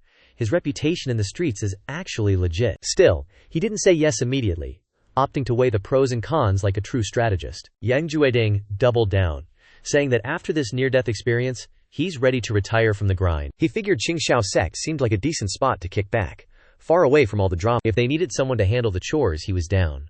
Just toss him a bowl of rice and a spot to crash. Zhang Yuchun was starting to buy it, shooting a look at Li Qingqiu to see what he thought. Lin Qingqiu suddenly had a light bulb moment, telling Yang Jueding that if he wants to join the sect, he's got to follow the official onboarding protocol. He told him to kneel toward Qingqiu Mountain and swear 3 absolute oaths. The first oath: you better not lay a finger on your fellow disciples. The second oath: you absolutely cannot pull any shady moves that hurt the sect's bottom line. The third oath: you gotta be ready to sacrifice literally every. Hearing this, Zhang Yuchun was shook, because he had absolutely no clue when this rule was even a thing. Even though he was low-key confused, he kept his mouth shut and didn't let a single expression slip. Yang Jueding, on the other hand, found the whole situation pretty interesting. To him, the 3 oaths the master mentioned didn't violate his own principles at all. So he struggled to get up, knelt down in the direction Li Qingqiu pointed, raised a hand to strike a pose, and recited every single word Li Qingqiu told him to say. Right away, Li Qingqiu pulled up the sect system dashboard to check the stats. Sure enough, the head count for his disciples had officially gone up by 1. He clicked on it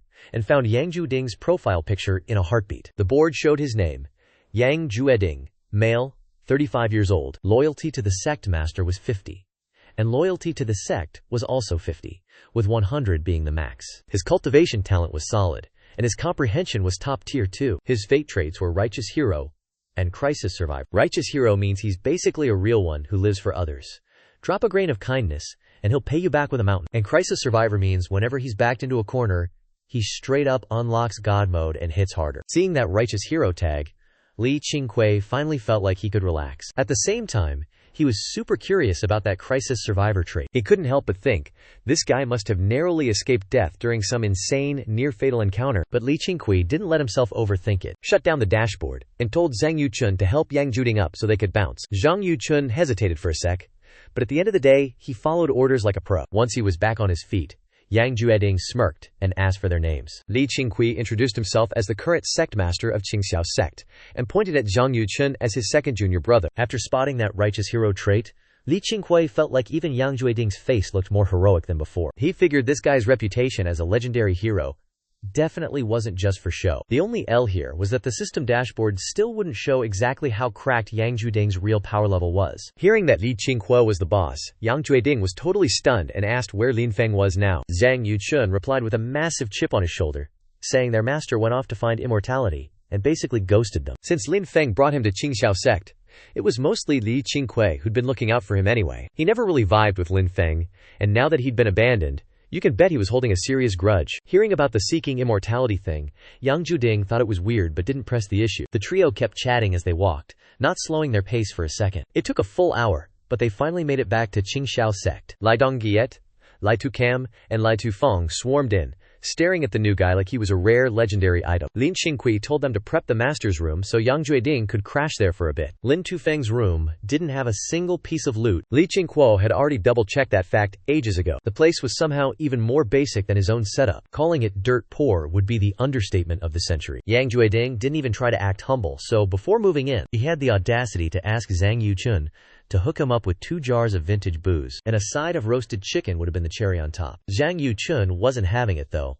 only tossing him a single jar of wine. For the rest of the day, Yang Jueding stayed locked in his room, cranking his kill to heal up. Seeing he could self-repair was a huge relief for Li Qingqiu, since they were basically useless at medical stuff. He was already plotting to have Yang Jueding patch up the junior disciples if they ever got beat up in the future. Turns out, this guy is actually useful for something. Around twilight, Zhang Zhaoxia finally dragged Wu Mar back from the woods. Wu Mar looked like he'd been through a meat grinder.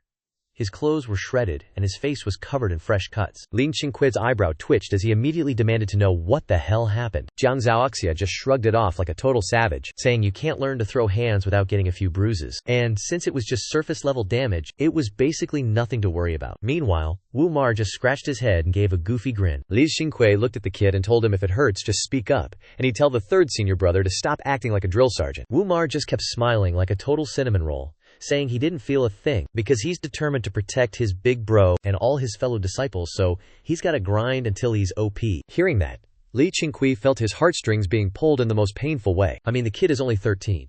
He just happens to be built like an absolute unit. Li Qingqiu immediately thought about giving him Zhang Zhaoxia's piece of chicken, but then he reconsidered, thinking, nah, never mind. Since Zhang Zhaoxia had good intentions with the training, he decided to just give up his own chicken leg instead. After that, Li Qingqiu pulled everyone to the long table to dish on how their afternoon training went. Up to this point, Zhang Zhaoxia still hadn't spilled the tea on what kind of external cultivation Wu Ma was doing, just teasing that it was going to be a huge surprise. Li Qingqiu trusted him enough not to go snooping behind his back. Just as Zhang Yuchun finished cooking, Yang Jueding caught a whiff of the grub and pulled up like he owned the place. As soon as he saw Yang Jueding, Zhang Zhaoxia gave him the side-eye with a frosty glare, straight up asking who this random NPC was. Sensing the vibe was getting toxic, Zhang Yuchun stepped in to introduce Yang Jueding before Zhang Zhaoxia decided to fold him. I mean, the kid already tried to square up with Jiang Quoqian, so nobody was safe. Feeling that intense gaze, Yang Jueding narrowed his eyes. He immediately clocked that even though this kid was tiny, he was giving off some serious I will end your bloodline energy. Li Qingqiu was just chilling in his seat, watching the drama unfold and actually vibing with Zhang Zhaoxia's hostility. In his eyes,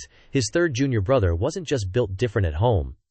He kept that same energy for the ops. Honestly, he was starting to really dig this kid's attitude. Because for a sect to reach the top, you can't have softies running the show. Zhang Yuchun was reliable, sure, but the guy was a total pushover. Having Zhang Zhaoxia around to balance that out was the perfect duo. Once Zhang Yuchun finished his introduction, Zhang Zhaoxia kept it 100, saying no matter how much street cred Yang Jueding had in the cultivation world, if he stepped into Qingqiu Sect and tried to act like a boss, he was going to make sure the guy regretted ever being born. With that, he finally sat down. Yang Jueding didn't even snap. Instead, he looked at Zhang Zhaoxia like he was impressed. He was worried about Li Qingqiu being sect leader, thinking this whole place was just a daycare for kids. But seeing this, he realized the Qingqiu Sect actually had some real talent. Yang Jueding sat down, started shoveling food into his mouth, and began scoping out the other disciples. Wu Man'er immediately caught his attention.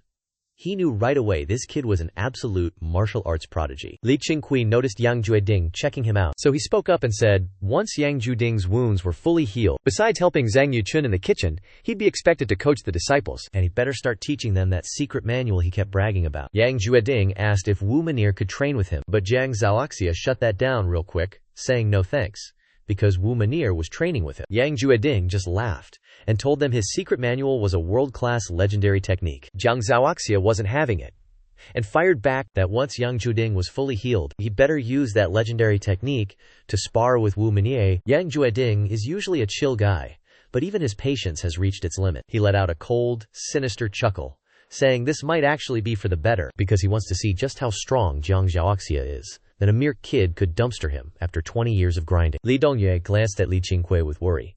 But seeing our boy acting like he's watching a movie, she decided to just sit back and vibe. Li Zianfeng and Li Zianjin are still too young to understand the drama, so they started cheering like hype men, turning the dinner table into a total zoo. That night, after heading back to their rooms, the other disciples were all sweating buckets, keeping a close eye on Yang Zhiding like he's a walking red flag. But Li Qingqiu was the only one chilling, mostly because he doesn't even need sleep anymore, spending every night on his cultivation grind set. Early the next morning, Li Qingqiu led Jiang Zhaoxia down the mountain. This had Zhang Yuchun low-key panicking, feeling like he's gonna get cooked if he's left alone in Yang Zhiding's school. Too bad Li Qingqiu wasn't having any of that, just telling Zhang Yuchun to stop acting like a clown and relax. When they hit that underground spirit pond, Jiang Zhaoxia was basically vibrating with excitement. They trained for half a day, and after dropping a few pro tips, Li Qingqiu immediately kicked Jiang Zhaoxia back to the sect. Tomorrow is officially Li Dongye's turn to hit the pond and get those gains. Just like that, 2 weeks flew by in the blink of an eye. All 7 of Li Qingqiu's crew had hit the spirit pond, and they all swore a blood oath to keep this little side quest on the low. Yang Zhuiding didn't suspect a thing, still thinking they were just out hunting or doing basic chores. Then, out of nowhere, something happened that gave Li Qingqiu a serious reality check. Jiang Zhaoxia went and touched grass, breaking through to the second stage of the origin realm. Even though he saw this coming a mile away, once the notification actually popped up, Li Qingqiu couldn't help but feel a little salty, realizing his talent might just be mid compared to the main characters. To vent his internal saltiness, he aggressively hugged Jiang Zhaoxia and messed up his hair like a chaotic older brother. Jiang Zhaoxia was too busy celebrating his W to even notice his senior brother was being a total petty gremlin. That night, Li Qingqiu sat on his bed, still low-key bothered by Jiang Zhaoxia's breakthrough earlier that day. He gave a self-deprecating smirk, realizing he's just a contradiction. Scared for his bro to struggle, but also scared for his bro to actually be better than him. But he quickly shook off the negative energy and started genuinely geeking out over Jiang Zhaoxia's progress. Suddenly, a voice boomed from outside the window, echoing through the night sky like an ominous announcement. The guy called out Yang Zhiding by name, roasting him for being a dragon-subduing hero while hiding behind a bunch of kids for protection. He even forced Yang Zhiding to come out and face his death, otherwise he would wipe out the entire Qingqiu sect. Hearing this, Li Qingqiu immediately knew an enemy had arrived, so he jumped up, grabbed his Tianhong sword, and dashed out of the room. In the courtyard, Jiang Zhaoxia was already one step ahead, gripping a wooden sword with his gaze fixed on the distance. Following his gaze, Li Qingqiu saw a mysterious figure standing on the mountain gate, back turned to the light. The guy was draped in white robes, flapping dramatically in the wind, wearing a straw hat, holding a blade in both hands like some brooding anime protagonist, and just by the way he was posing, you knew he was an absolute beast. This was the first time Li Qingqiu felt the heat since becoming sect master. His heart was racing a bit, but he wasn't exactly powerless either. After all, every member of the Qingqiu sect had hit the mid-yuan realm, so they were ready to throw hands. Zhang Yuchun and Wu Mar stepped out of their rooms, while Li Zianfeng hung off the windowsill, peeking at the drama outside. From the other side, Li Dongyue and Li Zijin were also pressed against their window, watching the tension unfold. Right then, Yang Zhuiding hopped onto the roof behind Li Qingqiu, locking eyes with the white-clad blade master from afar. He yelled at Lalai, asking why this psycho had chased him for thousands of miles and still wouldn't let it go. His voice echoed, dripping with pure bitterness and rage. The guy in white was named La Li, standing on the gate dozens of meters away from Yang Zhuiding. Even with the cold wind howling, he didn't budge an inch. He just lowered his hat to hide his face and coolly responded. Lalai basically told him that letting it go was not on the menu. According to him, since Yang Zhuiding crossed the Qing sect, he shouldn't expect to leave with his life. He demanded the secret manual, promising to grant him a clean death if he just handed it over. Then, with a sharp, crisp ring of steel leaving the scabbard, Lalai drew his blade and launched himself into the air, looking like a swallow diving straight for Yang Zhuiding. Li Qingqiu squinted.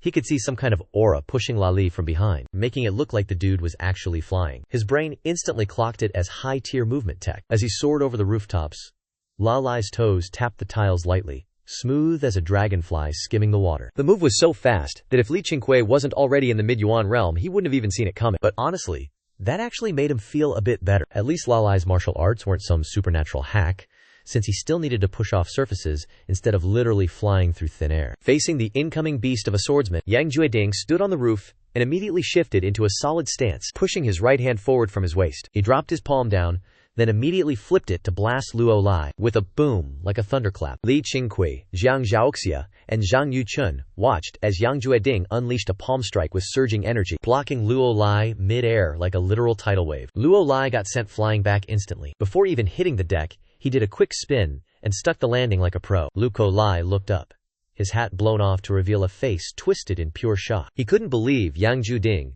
still had this much juice left, seeing as he was supposedly poisoned, and started wondering if the old man actually mastered that forbidden secret tech. The more he talked, the more his face turned into a salty mess of rage. Yang Juding hopped down from the porch, landing with a smug smirk that screamed, "Get wrecked." He bragged about roaming the underworld for years, acting like he was too built different to get taken out by such bottom-tier petty tricks. As for that legendary skill Luo Lai mentioned, he claimed it was just fake news and impossible to learn anyway. Luo Lai let out a cold scoff and charged at Yang Juding with his blade. They were 10 steps apart, but Luo Lai closed the gap in a blink of an eye. His blade was sharp, and his movement was ghost-tier fast. Yang Juding just threw up his palm to parry, totally unfazed by the incoming steel. The two of them started trading blows all over the courtyard, move after move, with energy blasts flying everywhere, even turning the snow on the ground into pure steam. Zhang Yuchun glanced over at Li Qingqiu, giving him a look that asked what to do, but Li Qingqiu just gave a tiny headshake, signaling to stop acting like an amateur and just watch. This was a god-tier opportunity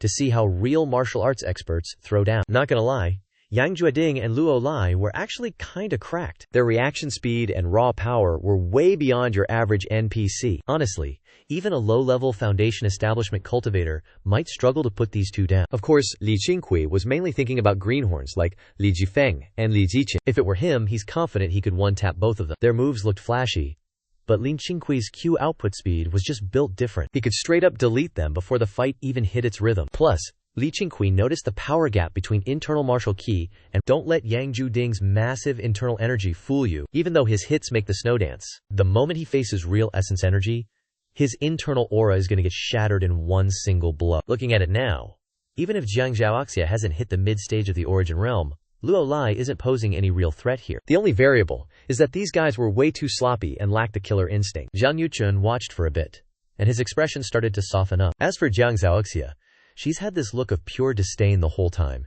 treating Luo Lai like he's absolute trash. After trading 30 blows, Luo Lai unleashed a palm strike, his aura surging so hard his hand turned bright red. Yang Juding didn't even dodge, just straight up met that palm with his own. Two massive shockwaves of internal energy collided, rattling the roof tiles right off the house. The pavilion started shaking like crazy, and all the windows were screaming as the frames groaned. Luo Lai's hat got blown off, his hair was a mess, and he was gritting his teeth hard while trying to out-aura Yang Juding. Meanwhile, Yang Juding had this arrogant smirk, looking like he already had the W in the bag, but Li Qingqiu could clearly see that Yang Juding was just barely holding on. This guy's wounds aren't even fully healed, and his internal energy is nowhere near its peak. After a 3-breath stalemate, Yang Juding shoved his hand out and sent Luo Lai flying back. Luo Lai stumbled back 10 paces before catching his balance, then dropped to one knee and coughed up a pool of blood all over the floor. Yang Juding pulled his hand back, acting like a total martial arts grandmaster while pointing at Luo Lai, telling him to get lost and go tell his buddies at the Qing Sect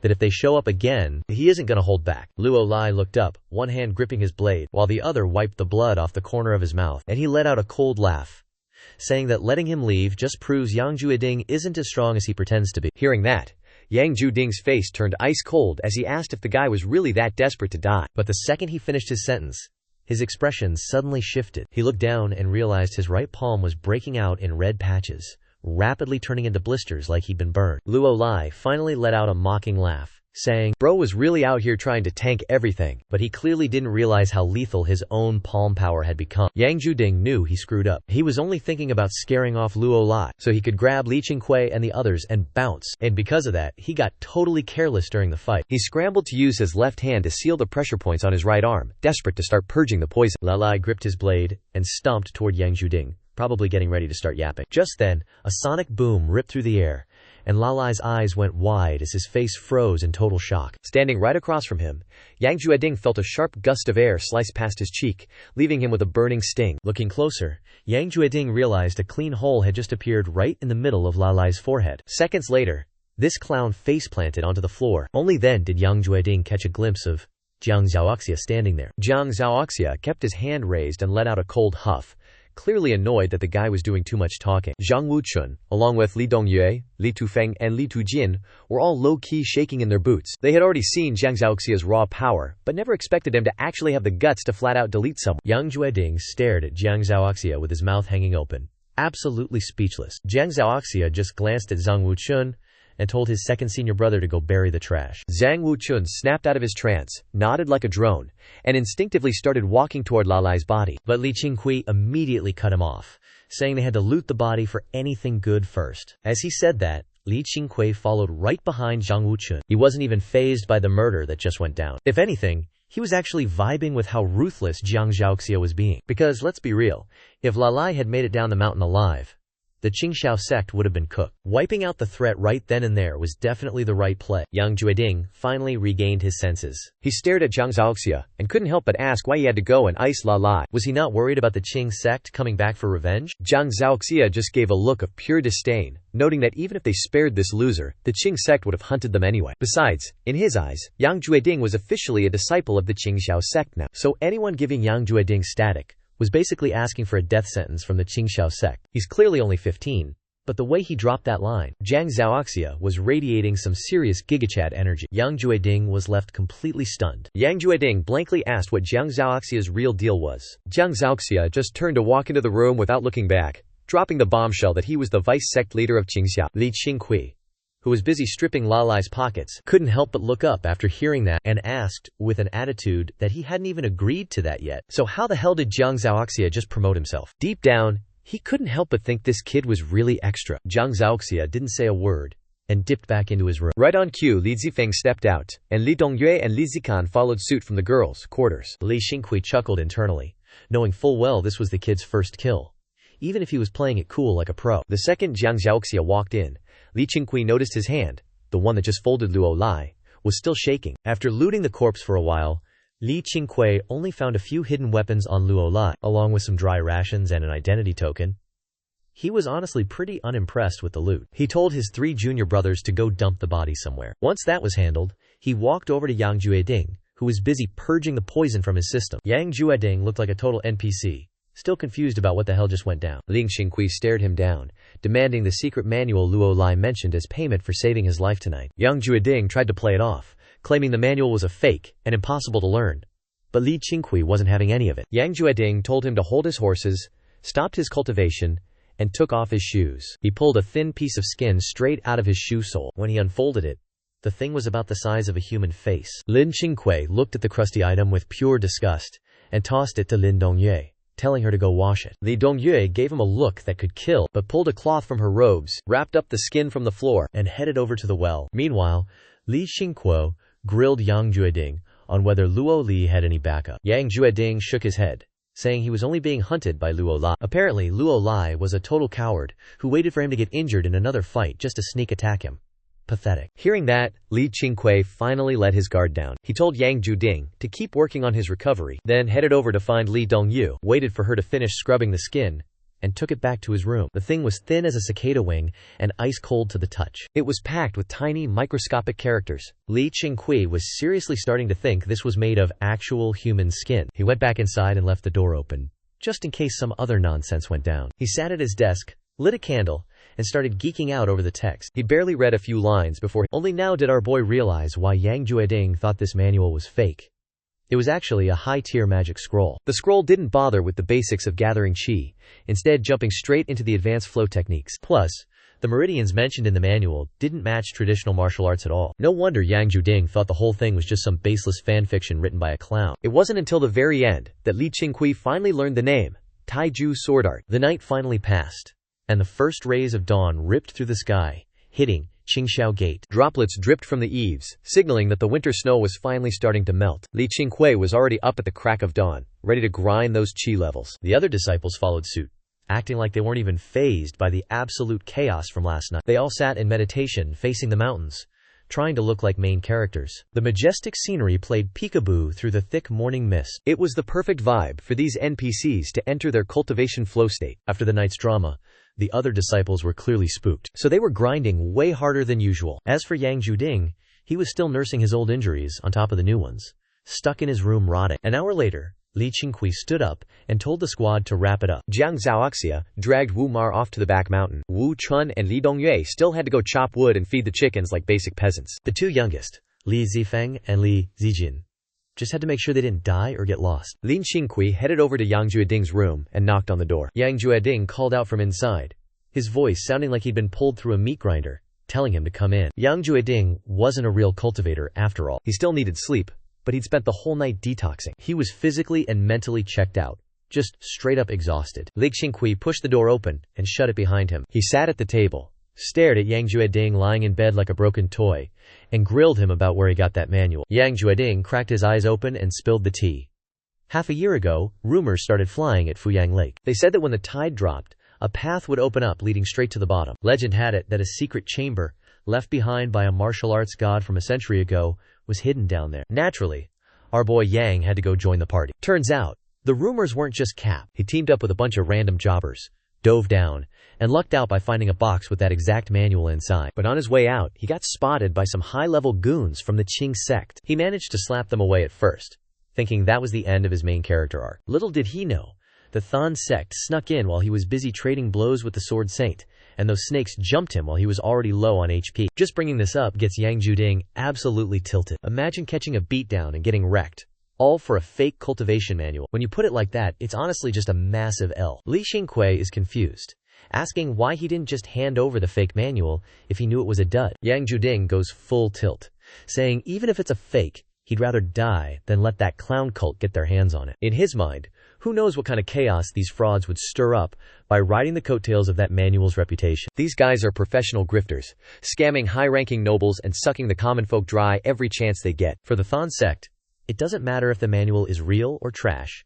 They just want the clout attached to a martial arts legend. He adds that if word got out that these frauds snatched a legendary technique from the great dragon hero, their influence would literally go to the moon. Who knows, they might even cozy up to the royal court, since they've been desperate to lick the boots of the elite for years. Plus, even if he tried to tell them the manual was fake, those NPCs wouldn't believe a word of it. If he actually handed it over, they'd still try to off him, and they wouldn't stop hunting him until they were convinced there wasn't a second volume. Seizing the moment, Li Qingqiu gets curious and asks, who's the bigger threat?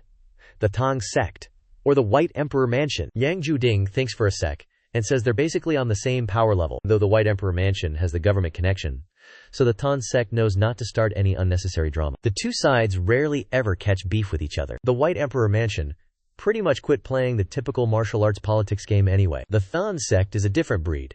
They're straight up thirsty for power and want to rule the entire scene. Sticking to that topic, Li Qingqiu keeps chatting up Yang Jueding for a bit longer, finally starting to piece together the chaotic state of the Guzhou martial arts world. He realizes the Great Li dynasty is way bigger than his old world, and Guzhou alone is half the size of China. There are over a dozen major cities, and martial arts sects are popping up like weeds everywhere. Once Yang Jueding starts coughing, Li Qingqiu takes the hint and bounces. He plans on grinding the Gale technique first. After last night's fight, he realized his movement speed is mid-tier at best. As for the Supreme Sword Art, he's putting that on the back burner for now, since it requires 9 swords to actually reach God mode. He's gonna wait until he has a better build before min-maxing his loadout, because at the end of the day, a man's stamina is limited, and he can't just spam train every technique he finds. Obviously, he's still gonna master the Supreme Sword Art eventually.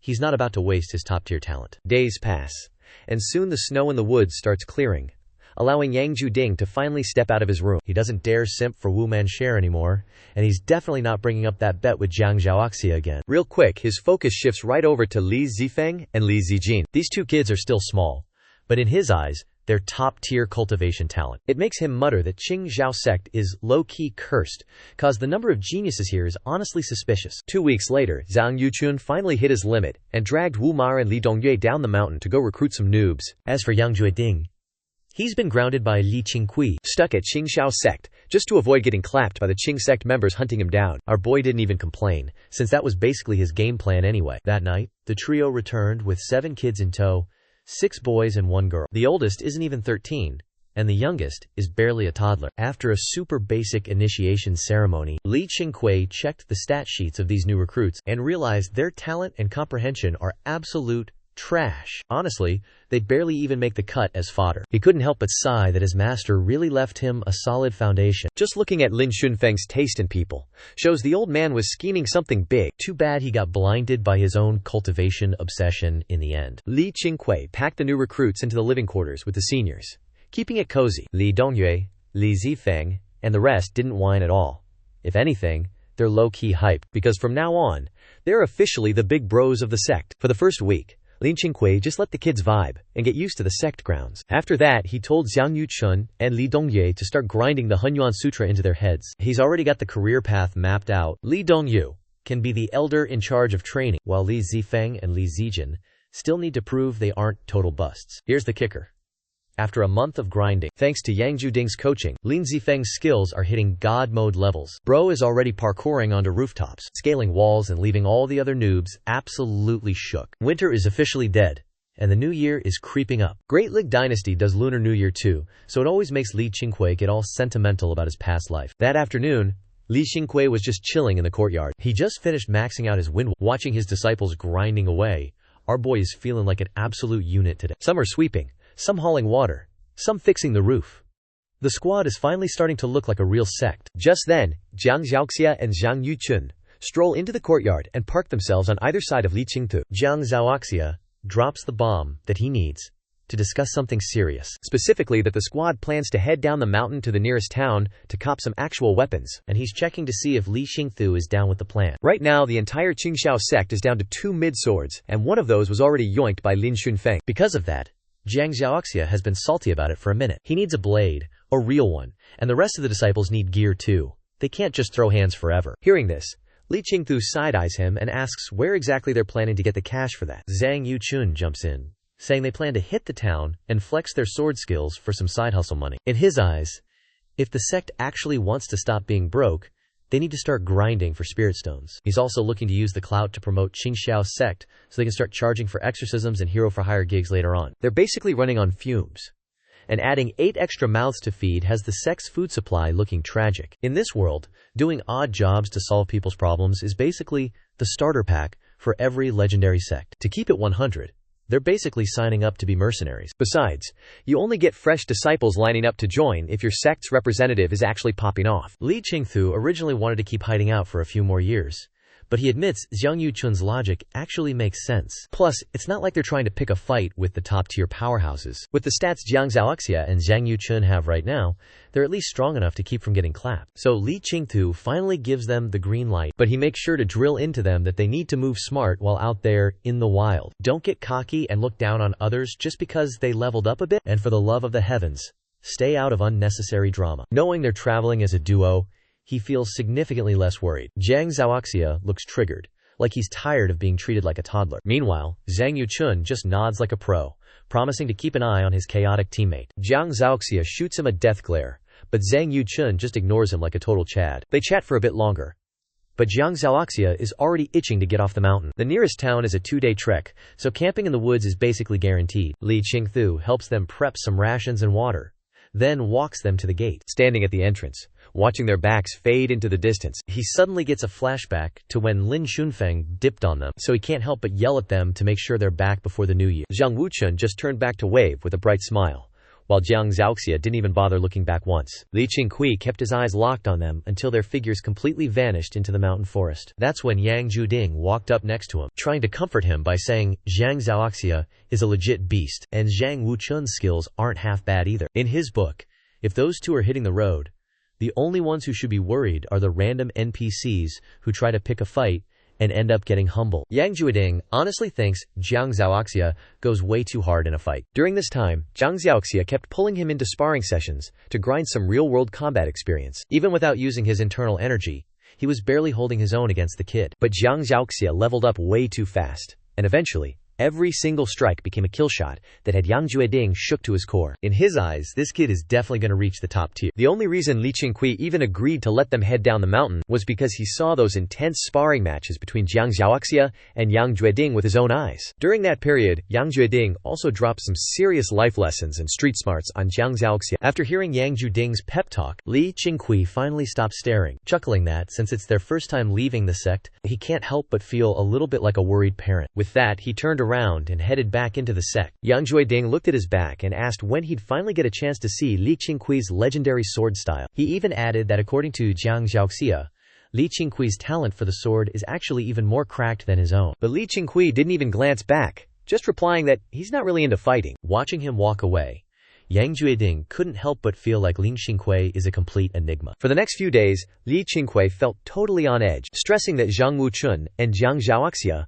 might run into some trouble, but he played it cool, and didn't let anyone see him sweating it. Finally, on the afternoon before the Lunar New Year, the duo made their return. A shout echoed from the mountain gate, announcing they were back and telling everyone to come help out. Hearing that, Qingqiu and the rest of the crew rushed out immediately. Qingqiu was the first to arrive, and once he saw the situation at the gate, he finally let out a massive sigh of relief. Zhang Wuchun and Jiang Zhaoxia were each carrying a shoulder pole with various weapons poking out of their bundles, reflecting that cold, sharp, metallic glow of a fresh haul. Most importantly, both of them were totally in one piece. Not a single limb missing. That's when Qingqiu realized he'd been played. They just wanted him to help move their loot. Bro honestly thought they were actually hurt, so he told his disciples to rush over and help while he stood there looking majestic. I mean, the sect master can't be caught doing manual labor, right? Then his eyes drifted behind Zhang Yuchun, where some little street rat was tagging along. This kid looked like a walking skeleton, caked in dirt, with hair so messy you couldn't tell if it was a boy or a girl. Qingqiu was low-key shook that they brought an extra person back, but he kept his poker face locked in. He'd already recruited 7 disciples, but none of them could even manifest a single wisp of chi. Honestly, his motivation to keep expanding his sect was drying up fast. Cultivation isn't for everyone, and most people don't have the grind set for it. If they can't cultivate, they're just dead weight dragging down the Qingqiu sect. So from now on, he decided he needed to be way more selective with who gets in. Just then, Zhang Yuchun dropped the gear and sprinted over to Qingqiu, gasping for air, while explaining that Guizhou had basically turned into a war zone. They ran into tons of refugees on the way back, and this kid had been tailing them for a solid 100 miles, so they couldn't just leave the little guy behind, and ended up picking him up out of pity. According to Jiang Zhaoxia, if the kid has the grit to walk that far, he's probably a hidden genius in the making. Qingqiu was actually stunned when he heard the kid had trekked over 100 miles. That's a legendary feat for someone that small. Forget about a little kid. Even a full-grown adult would be absolutely gassed after that kind of hike. And that's not even counting the mountain climbing, or the insane distance they had to cover. Qingqiu looked at the street rat and noticed the kid was still standing steady, realizing this little NPC might actually be built different. He grilled Zhang Yuchun on why the rebellion started, and if they'd run into any trouble on the road. Zhang Yuchun said it was surprisingly chill, because the army was so busy tearing everything up that even the local bandits went into hiding. Once they hit the city, they realized the world was falling apart, the government was useless, and famine was everywhere. Qingqiu felt for the common folk, but at the end of the day, there was literally nothing he could do. Then he got curious and asked, with the world falling apart, where in the world did they go? Even half-jokingly asking if they went out and did some looting? Zhang Yuchun just pointed his thumb back at Jiang Zhaoxia and laughed, saying it was all thanks to his 3rd junior brother. Jiang Zhaoxia's sword skills had clearly caught the eye of a big-shot family in the city. That family's young master wanted to recruit Jiang Zhaoxia into their manor, but after getting rejected, he ended up dumping a massive bag of cash on them instead, while promising to personally swing by Qingqiu sect for a visit later on. Hearing this, Qingqiu immediately asked if they actually took the money. Zhang Yuchun replied that they didn't take it for free, but promised that if that family ever ran into trouble, they could just send a letter to Qingqiu sect, and they'd definitely pull up with the whole squad to help out. Hearing that, Qingqiu finally nodded, saying that was fair enough. In his book, favors are a two-way street if you want them to actually last. Since the other side was throwing around that much paper, it's a solid connection for the current Qingqiu sect to maintain. He totally backed Zhang Yuchun and Jiang Zhaoxia's call. No point in racking up debt for no reason. Plus, this is the perfect chance for Qingqiu sect to start building some actual clout. If the Qingqiu sect that Lin Shunfeng left behind was actually a powerhouse, they wouldn't have to be out here grinding like this. But up on this mountain, resources are straight up trash, and recruiting disciples is a massive pain, so entering the mortal world is just inevitable. Qingqiu himself needs Qingqiu sect to level up so he can get stronger too. During this time, he's finally realized his own cultivation talent is nowhere near Jiang Zhaoxia's level. Even hitting the underground spirit lake every 2 days, he's still stuck at the 2nd stage of the origin realm. Still, since he's already figured out how to copy destiny traits, he can just keep doing that later on, so he's still feeling pretty hype, and definitely not letting the struggle get to him. At this moment, the disciples were helping Zhang Yuchun and Jiang Zhaoxia haul their loot inside. Aside from a mountain of weapons, they'd snagged a ton of seeds too. This run was basically a massive W. Then, Zhang Yuchun dragged that little beggar kid in front of Qingqiu, making it clear that if the kid wants to join the sect, he needs the boss's final say, because their word doesn't mean squat. The little beggar looked like he was maybe 8 or 9, barely reaching Qingqiu's shoulder. He looked up at Qingqiu with those innocent eyes, begging the sect master to let him join. Once he finished, he hit the deck and started kowtowing to Qingqiu. The other disciples were all staring, but one look from Qingqiu sent them scurrying off to finish unloading the gear. Soon enough, it was just Qingqiu, Zhang Yuchun, and the little beggar left at the sect gates. The sunset glow hit them, stretching their shadows long across the ground. Li Qingqiu didn't tell the little beggar to get up yet, deciding to interrogate her for her name and family history first. He planned to cross-reference her info with the sect's roster once she joined Qingqiu sect, just to figure out if she was capping or telling the truth. After all, a sect can't survive without fresh blood like Long Fang. What Li Qingqiu was really sweating was that this kid might be bringing some god-tier beef to his doorstep and dragging Qingqiu sect into a mess. The little beggar kept her forehead glued to the dirt, responding in a raspy voice that her name was Zhu Ning and that she'd always just relied on her old man to get by. But her dad kicked the bucket a year ago, leaving her with no choice but to fend for herself, just barely surviving up until now. Li Qingqiu pressed on, asking if she had any distant relatives left. Zhu Ning replied that she had none. Hearing that, Li Qingqiu finally let his guard down. He told her if she swore 3 oaths, she'd be officially initiated. Zhang Yuchun immediately stepped in and told Zhu Ning to repeat after him. Once she finished, Li Qingqiu personally pulled her up and told her that Qingqiu sect doesn't feed any dead weight, but once you're in, you're part of the squad. From now on, she'd never go hungry again, and could finally hold her head up high. Zhu Ning looked up at him, her eyes still dead inside. She clearly wasn't moved by his little monologue. Li Qingqiu didn't care. In his mind, he was just following the mandatory questline. He then told Zhang Yuchun to take her inside, get her a wash, and find her some decent clothes. Zhang Yuchun nodded and led Zhu Ning away. He tried to grab her hand at first, but she dodged him. He didn't trip, just assuming the kid was still shy. Li Qingqiu strolled along behind them, pulling up the sect roster to quickly scan for Zhu Ning's profile. To his surprise, her avatar was actually super cute, with pristine, glowing skin. If it wasn't for the fact that she was the only face on the board he hadn't seen before, he never would have linked that profile to the literal trash-tier beggar walking in front of him. He suddenly realized, wait, this is a girl? Without missing a beat, he tapped on her avatar to check the full stats. The system popped up, revealing her name is Zhu Ning, a 9-year-old girl. Her loyalty to our boy is at 70, but her loyalty to the sect is a solid 90, with 100 being the ceiling. Her cultivation talent is elite, and her comprehension is top tier. Her traits? She's packing a Heavenly Thunder root, plus a stubborn and hyper-competitive mindset. A Heavenly Thunder root is a rare single-element talent, making her a literal prodigy for any lightning-style arts. Bro, even the Heavenly Tribulation Lightning isn't a threat. It's basically free XP for this girl. Stubborn means if she sets her mind to something, she's taking it to the grave. Hyper-competitive means she was born with the I refuse to lose protagonist energy. Li Qingqiu's breathing just turned into a heavy panting session. With elite talent and top-tier comprehension, she's the polar opposite of Jiang Zhaoxia, but she's definitely not losing to him in raw potential. Based on what Li Qingqiu knows, the rankings for talent and comprehension from trash to god tier go extremely low, garbage, average, decent, top tier, elite, and honestly anything higher than that isn't even in his database yet. Plus, that Heavenly Thunder root trait?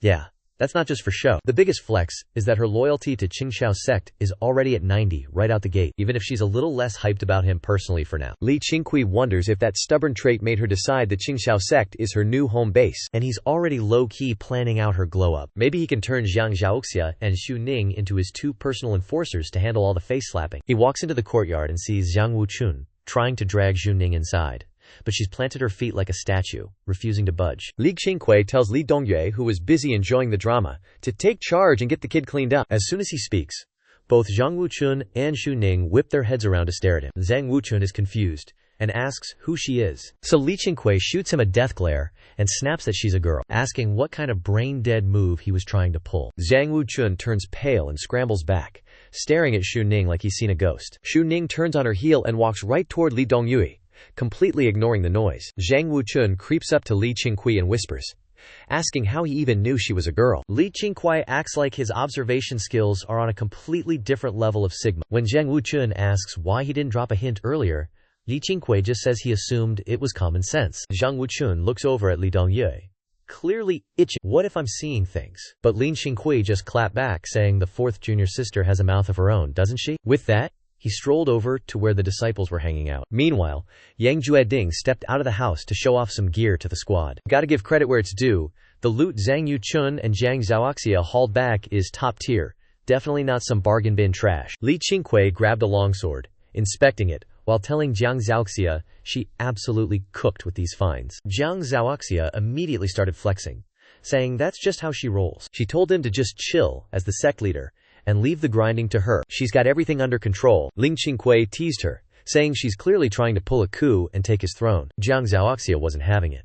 firing back that she's not that kind of person. And besides, he basically does nothing all day anyway. At least she's busy mentoring the 5th junior brother while he's basically just a professional chair warmer. Li Qingqiu hit back with the leadership card, claiming that's exactly why he's the sect leader, because he's out here playing 4D chess with all the big brain moves, something she clearly couldn't wrap her head around. The siblings went right back to roasting each other, but the disciples are so used to this daily drama that nobody dared to touch that conversation. Deep down, Li Qingqiu was wondering if these swords could actually handle the taiju sword art. The new year arrived, and with Jiang Yuchun and Jiang Zhaoxia back, Li Qingqiu was feeling like a total main character. From sunrise, the whole Qingqiu sect was buzzing with hype. The older disciples were setting up decor and prepping the feast, while the little ones were huddled around Yang Juiding listening to his legendary cap. Li Qingqiu sat back and chilled, low-key scouting Xu Ning in the distance. Xu Ning had finally swapped into some clean threads, and honestly, compared to the absolute state she was in yesterday, she looked like a totally different person. But between the massive eye bags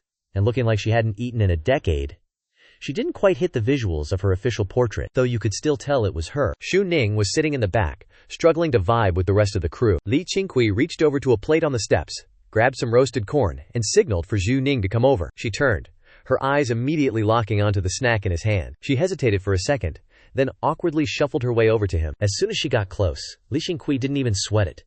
He just handed her the corn. Xu Ning muttered a quick thanks and took the goods. Just as she was about to peace out, Li Qingqiu told her to just park it next to him so she could hear the stories better. Xu Ning shot him a glance, saw him vibing to the story, and sat down next to him, casually munching on some grilled corn. Not long after, Li Qingqiu got distracted by some loud, annoying wailing. Li Xingfeng ran into the courtyard crying like a baby, whining to Li Qingqiu that his 3rd senior brother beat him up and almost sent him to his grave. The kid was sobbing like his life depended on it, drawing everyone's attention immediately. Li Qingqiu sighed, stood up, and went to deal with the brat. Xiang Xing's eyes followed Li Qingqiu, wide open in total focus. Compared to yesterday, there was way more life and spirit in her eyes now. After the New Year hype died down, life at Qingqiu sect went back to its usual chill rhythm. The cultivators kept cultivating, and the martial artists kept grinding. A month later, Li Qingqiu finally leveled up to the mid-stage of the 2nd origin realm, down in the underground spirit pool. Feeling his internal energy surge like crazy, he couldn't help but realize how massive the gap in talent was between him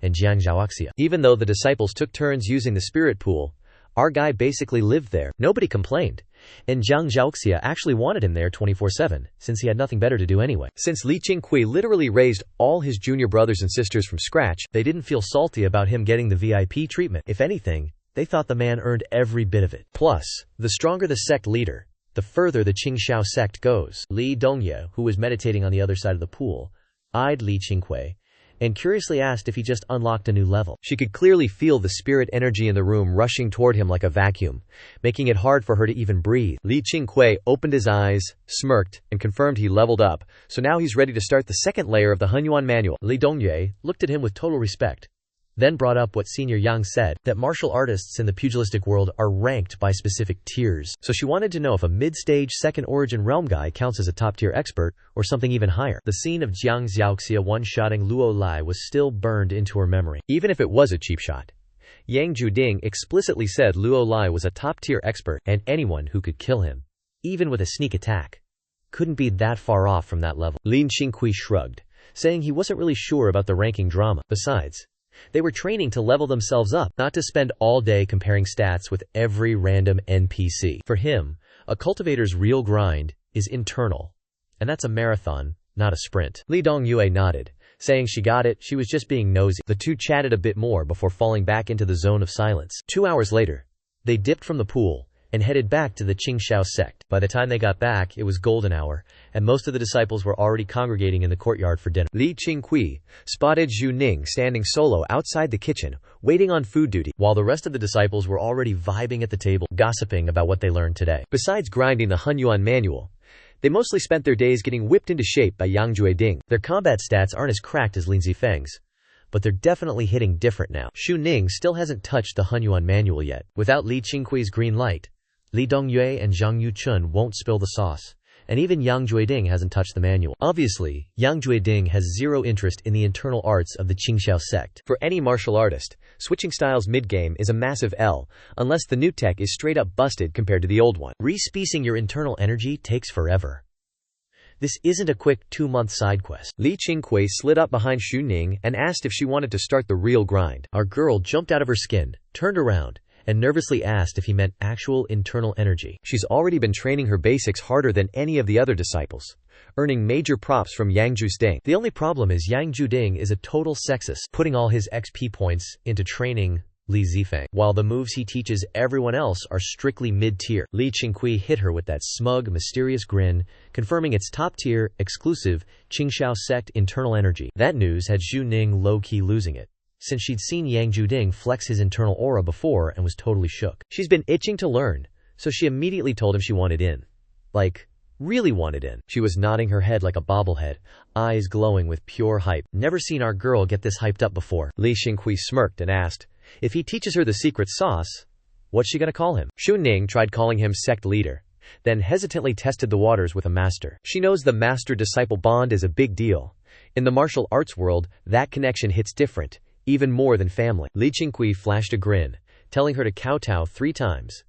Boom! She's officially his first apprentice. Zhang Yuchun, busy stir-frying, couldn't help but peek over, dying of curiosity. Right on cue, Jiang Zhaoxia piped up, saying there's no way Lia Qinghua's lead disciple could be a girl. He walked up dragging a sword behind him, and ever since he grabbed that iron blade, the guy has been acting like the main character, radiating such sharp intent you can hear his sword cutting through the wind from 30 yards away. Right now, Jiang Zhaoxia is officially the strongest player in the entire Qingqiu sect. Hearing his take, everyone looked over, everyone's staring, and Zhu Ning's face is beet red, though she's shooting some serious side-eye at Jiang Zhaoxia. Li Qingqiu just drops the bombshell. So what if she's a girl? Who knows? Maybe one day Zhu Ning will actually mog Jiang Zhaoxia. Zhu Ning is low-key tearing up from the vibes, so Li Qingqiu gives her the look, essentially telling her to stop stalling and pay her respects. She drops to her knees and kowtows 3 times, no hesitation. Just like that, Li Qingqiu officially snags his first disciple. He's internally exhaling, feeling that sweet relief. A prodigy like this? If he didn't lock her down as his student, he'd be losing sleep over it. But he's also playing 4D chess. He's scared if she gets too cracked, she'll eventually challenge his position as sect master, so he's got to manipulate the situation. With her stubborn destiny, if he plays his cards right, she'll be loyal for life and never stab him in the back. As for Jiang Zhaoxia's trash talk, Zhu Ning is annoyed but not triggered, since, the dude literally saved her life. Eventually, Li Qingqiu tells everyone to just shove some food in their faces. He pulls Zhu Ning up, brushes the dirt off her knees, and flashes a soft, wholesome smile. Treat your main disciple like royalty and everyone else like NPCs. Honestly, it's starting to feel like he's raising his own daughter. Even though he's only 7 years older than her, the sect master taking a disciple is a whole event, so the dinner table is buzzing. A few cheeky disciples try to shoot their shot and ask to be his student too, but he shuts them down hard. Meanwhile, Zhang Yuchun and Li Dongyue can't help themselves and decide to pick up apprentices of their own. Jiang Zhaoxia, on the other hand, is looking at these disciples like they're literal background fodder. His ice-cold energy is keeping everyone at a safe distance. Yang Zhueding sets his wine cup down and starts yapping about how being the first disciple is a heavy burden in any sect. He's basically questioning if Li Qingqiu is sure that a shrimp like Zhu Ning can actually pull it off. Hearing that, Zhu Ning just grits her teeth. I mean, fair point. She's tiny and looks like a stiff breeze could knock her over. Yang Zhueding looks at her and sees a flop, definitely thinking she's nowhere near as good as his golden boy, Li Zifeng. Shame that Lian Zifeng is in the same generation as Lian Qingqiu, or he'd have been the obvious pick. Li Qingqiu just shrugs and says it's not a big deal, because Qingqiu Sect isn't about that sweatlord combat lifestyle. He cares way more about Zhu Ning's character and work ethic than some arbitrary power scaling. And he's low-key betting that this kid is going to make him proud. He's out here spitting pure fire to keep Zhu Ning locked in, while internally, he's ready to applaud Yang Zhueding for the assist, thinking, I didn't even pay this guy, yet he's lining up to get roasted. Li Dongyue can't take the tension anymore and decides to play peacemaker, reminding everyone that since she's now the first disciple student, she's officially their junior, so cut her some slack. So everyone, just keep your eyes on the prize. Little Li Zijin was hyped, flexing that Zhu Ning is officially her junior sister now. She's only a year older, but standing next to Zhu Ning, she's giving off major little sister vibes, mostly because she's still a total cinnamon roll, while Zhu Ning is the quiet, stoic type. Zhu Ning's cold expression finally cracked into a smile. She was vibing with Li Zijin's energy so hard that she couldn't stop piling food onto her plate. Li Qingqiu pulled up his system menu to check Xiang Xing's loyalty stats, and boom, it's a solid 99.99. As far as he's concerned, that's basically maxed out because a perfect 100 is literally impossible for a normal human to reach. So yeah, it's safe to start power leveling this kid. 3 days later, Li Qingqiu dragged Zhu Ning and Li Zijin to the underground spirit pond for some hardcore training. It was time for his first lesson on the Primal Chaos Sutra for Zhu Ning, and she was clearly ready to cook. Those two were chirping away like birds, But Xu Ning was on that grind, so she quickly dragged the restless Li Zijin into the zone. And unsurprisingly, Xu Ning's talent for generating primordial qi was straight up cracked. With the boost from the underground spirit pond, it only took her 1 hour to manifest a strand of qi, leaving Li Zijin absolutely shook. Don't even talk about Li Zijin, because even Li Qingqiu, who was already expecting greatness, was low-key terrified. He told Li Zijin to keep it on the down low, and if anyone asks, just tell them it took Xu Ning a whole day to manifest that qi. When Li Zijin asked why, Li Qingqiu dropped the truth. He didn't want to shatter the fragile ego of her third senior brother. Li Zijin pictured Zhang Zhaoxia's grumpy face and immediately gave the green light. She also thinks the third senior brother is just a salty, petty clown. Even with the cover-up, Zhang Yuchun and the others were still mind-blown that Xu Ning hit that milestone so fast. Real cultivators have a sense for this kind of stuff, it's just how it works. Yang Jueding and the newbies might be clueless, but the senior disciples immediately sensed Xu Ning's aura the moment they saw her. Their entire perspective shifted, and yeah, even Jiang Zhaoxia started to act differently. But let's be real, Jiang Zhaoxia only changed a tiny bit, because in his mind, Xu Ning only succeeded thanks to the underground spirit pond, and if she were training anywhere else, there's no way she'd be faster than him. Seeing Xu Ning pop off has Li Qingqiu feeling real good about the future of Qingqiu Sect. Meanwhile, the 7 kids they recruited from the village still couldn't manifest qin, so Li Qingqiu just told them to stick to martial arts. Can't let everyone know about the spirit pond. Plus, too many people crowding the space would just mess up his and the disciples' gains. Time flew by like a flash. Seasons changed.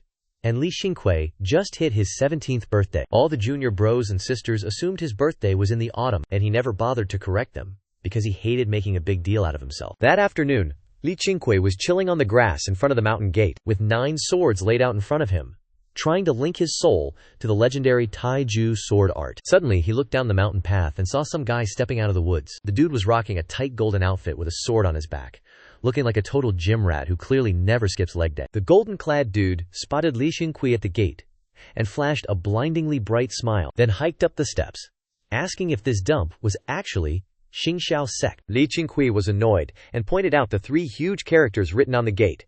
He seriously couldn't handle this kind of illiterate energy. The guy in gold didn't even get mad. He just laughed it off and said sure, he saw the sign, but he just wanted to hear Li Qingqiu confirm it personally, before introducing himself as Mo Zhujiao, the newly appointed sect master of Qingqiu Sect. Hearing this, Li Qingqiu froze, caught totally off guard. Qingqiu Sect is literally just 3 rundown courtyards with barely any disciples, yet someone is actually trying to pull a hostile takeover? He immediately got defensive and asked, who sent this clown? If he was sent by Lin Shunfeng, then Li Qingqiu would have to be careful with his words. But if he was just some random opportunist looking to snatch the sect, then he wasn't going to be so polite. While talking, Li Qingqiu's right hand hovered over his 9 swords. His eyes locked onto Mo Zhujiao like a hawk. As he walked toward him, Mo Zhujiao laughed and mentioned that their old man, Lin Shunfeng, basically retired from the martial world after that tournament in Xiaoqiao County, washing his hands of all the drama. According to him, if Lin Shunfeng is out of the picture, there's no way this tiny sect can hold on to this sweet property, so he might as well take over. Hearing that, the gears in Li Qingqiu's head started turning. It made sense. The vast lands of Tycoon Mountain were only safe because of the terrifying reputation Lin Shunfeng built up by farming kills. Once the big boss is gone, naturally, every 2-bit sect in the area is going to want a piece of the pie. He couldn't help but sigh, thinking if the master wanted to go cultivate, he could have just gone quietly instead of making such a scene. But then again, maybe Lin Shunfeng was just terrified of his old enemies hunting him down. If it were actual enemies of Lin Shunfeng, they wouldn't be yapping about nonsense, they'd just be here to start a massacre. But this Mo Zhujiao? He's clearly just another greedy fraud looking for a free upgrade. Li Qingqiu decided to play along and asked, if he becomes the new master, what's in it for the rest of them? Mo Zhujiao grinned ear to ear and said, obviously, they'd get the privilege of... He literally had the audacity to announce he's repping the Seven Joy Alliance. He claimed that once he takes over the Qingqiu Sect, they'll be absorbed into his alliance, and the disciples can finally have some protection. In his twisted mind, he thought he was doing them a favor. Because, hey, in this world, fighting for turf usually ends in a bloodbath. Li Qingqiu just gave a slight nod, thinking the logic was sound, then calmly asked if he could just say no to the whole bloodbath thing. He didn't even bother to stand up, just kept sitting cross-legged on the grass like it was a casual chat. Hearing this, Mo Zhujiao gave a mocking smirk and told him to go ask the sect leader of Qingqiu Sect himself. Li Qingqiu dropped the mic and said he literally is the sect leader. That answer made Mo Zhujiao stop dead in his tracks, scanning our boy up and down with the most confused look on his face. He muttered that those rumors about the bloodbath 20 years ago, where Lin Shunfeng was the sole survivor, were actually legit, and he couldn't help but laugh at the fact that they had to let a literal kid take over the sect. He felt like he just wasted his breath talking to a child. He then coldly declared that they don't exactly have the option to say no. It's either submit or get their tongues cut out and eyes gouged to serve as his slaves for life. Mo Jujiao's face twisted into something nasty as he stepped up to get right in Lian Qingqiu's grill. Li Qingqiu narrowed his eyes, ready to throw hands, when his ears twitched and he suddenly went full chill mode. Right on cue, a massive roar echoed through the air. Yang Jueding vaulted off the cliffside, soaring over the gate like a majestic bird before slamming onto the mountain path, standing tall between Li Qingqiu and the fraud Mo Jujiao. Mo Jujiao stared at Yang Jueding, furrowing his brow and demanding to know who this NPC is. Deep down, he was mentally roasting Li Qingqiu, convinced this kid was just trying to gaslight him, because no matter how weird Lin Shunfeng acted, there's no way he'd leave the sect to a little brat. Yang Jueding didn't hesitate to flex his name, his voice booming like a bell across the mountainside with absolute Chad energy. Mo Jujiao's expression turned into a literal dumpster fire, gritting his teeth, while admitting that the dragon-slaying hero title wasn't just for show, though he'd never heard of this guy having any ties to the Qingqiu sect. Yang Jueding told him in a low growl that he's seen enough, so he should scram before things get ugly. His internal energy flared, making his robes whip around like a raging tiger staring down a pathetic loser. Mo Jujiao's face shifted through every color of the rainbow. Compared to a legend like Yang Jueding, his own reputation was basically non-existent. Faced with a heavyweight who actually has a representative across the realm, his survival instincts started screaming. But he couldn't help but think about how far he traveled just to get here, and he just couldn't swallow the L of walking away empty-handed. After a heavy silence, Mo Jujiao took a deep breath, cupped his hands in a salute to Yang Jueding, and tried to dip. Bro really thought he could just walk away like that. But suddenly, Li Qingqiu's voice boomed from behind, dropping a cold order for Yang Jueding to execute this clown on the spot. Mo Jujiao's face went pale, and he immediately hit the gas, sprinting for his life. Yang Jueding was shook, turning back to look at Lian Qingqiu, whose face was so cold it actually sent shivers down his spine. It was the first time he'd seen that kind of look from Li Qingqiu, but the boss wasn't backing down, doubling down that this was a direct order and he better get to work. Gritting his teeth, Yang Jueding finally dove down the mountain while Mo Jujiao had already vanished into the woods. Li Qingqiu just shook his head at Yang Jueding's hesitation. In his eyes, if this guy wasn't such a high-tier fighter, he would have been chewed up and spat out by the streets years ago. Having lived 2 lifetimes, plus the trauma-filled childhood of this current run, Li Qingqiu had already seen through the rot of the world, and he was locked in and ready for all the smoke. To him, catching bodies was just part of the game. He's not out here hunting innocents, but if you dare cross him, he's deleting you, no questions asked. That's why when Jiang Zhaoxia iced Lai Lai, he wasn't mad.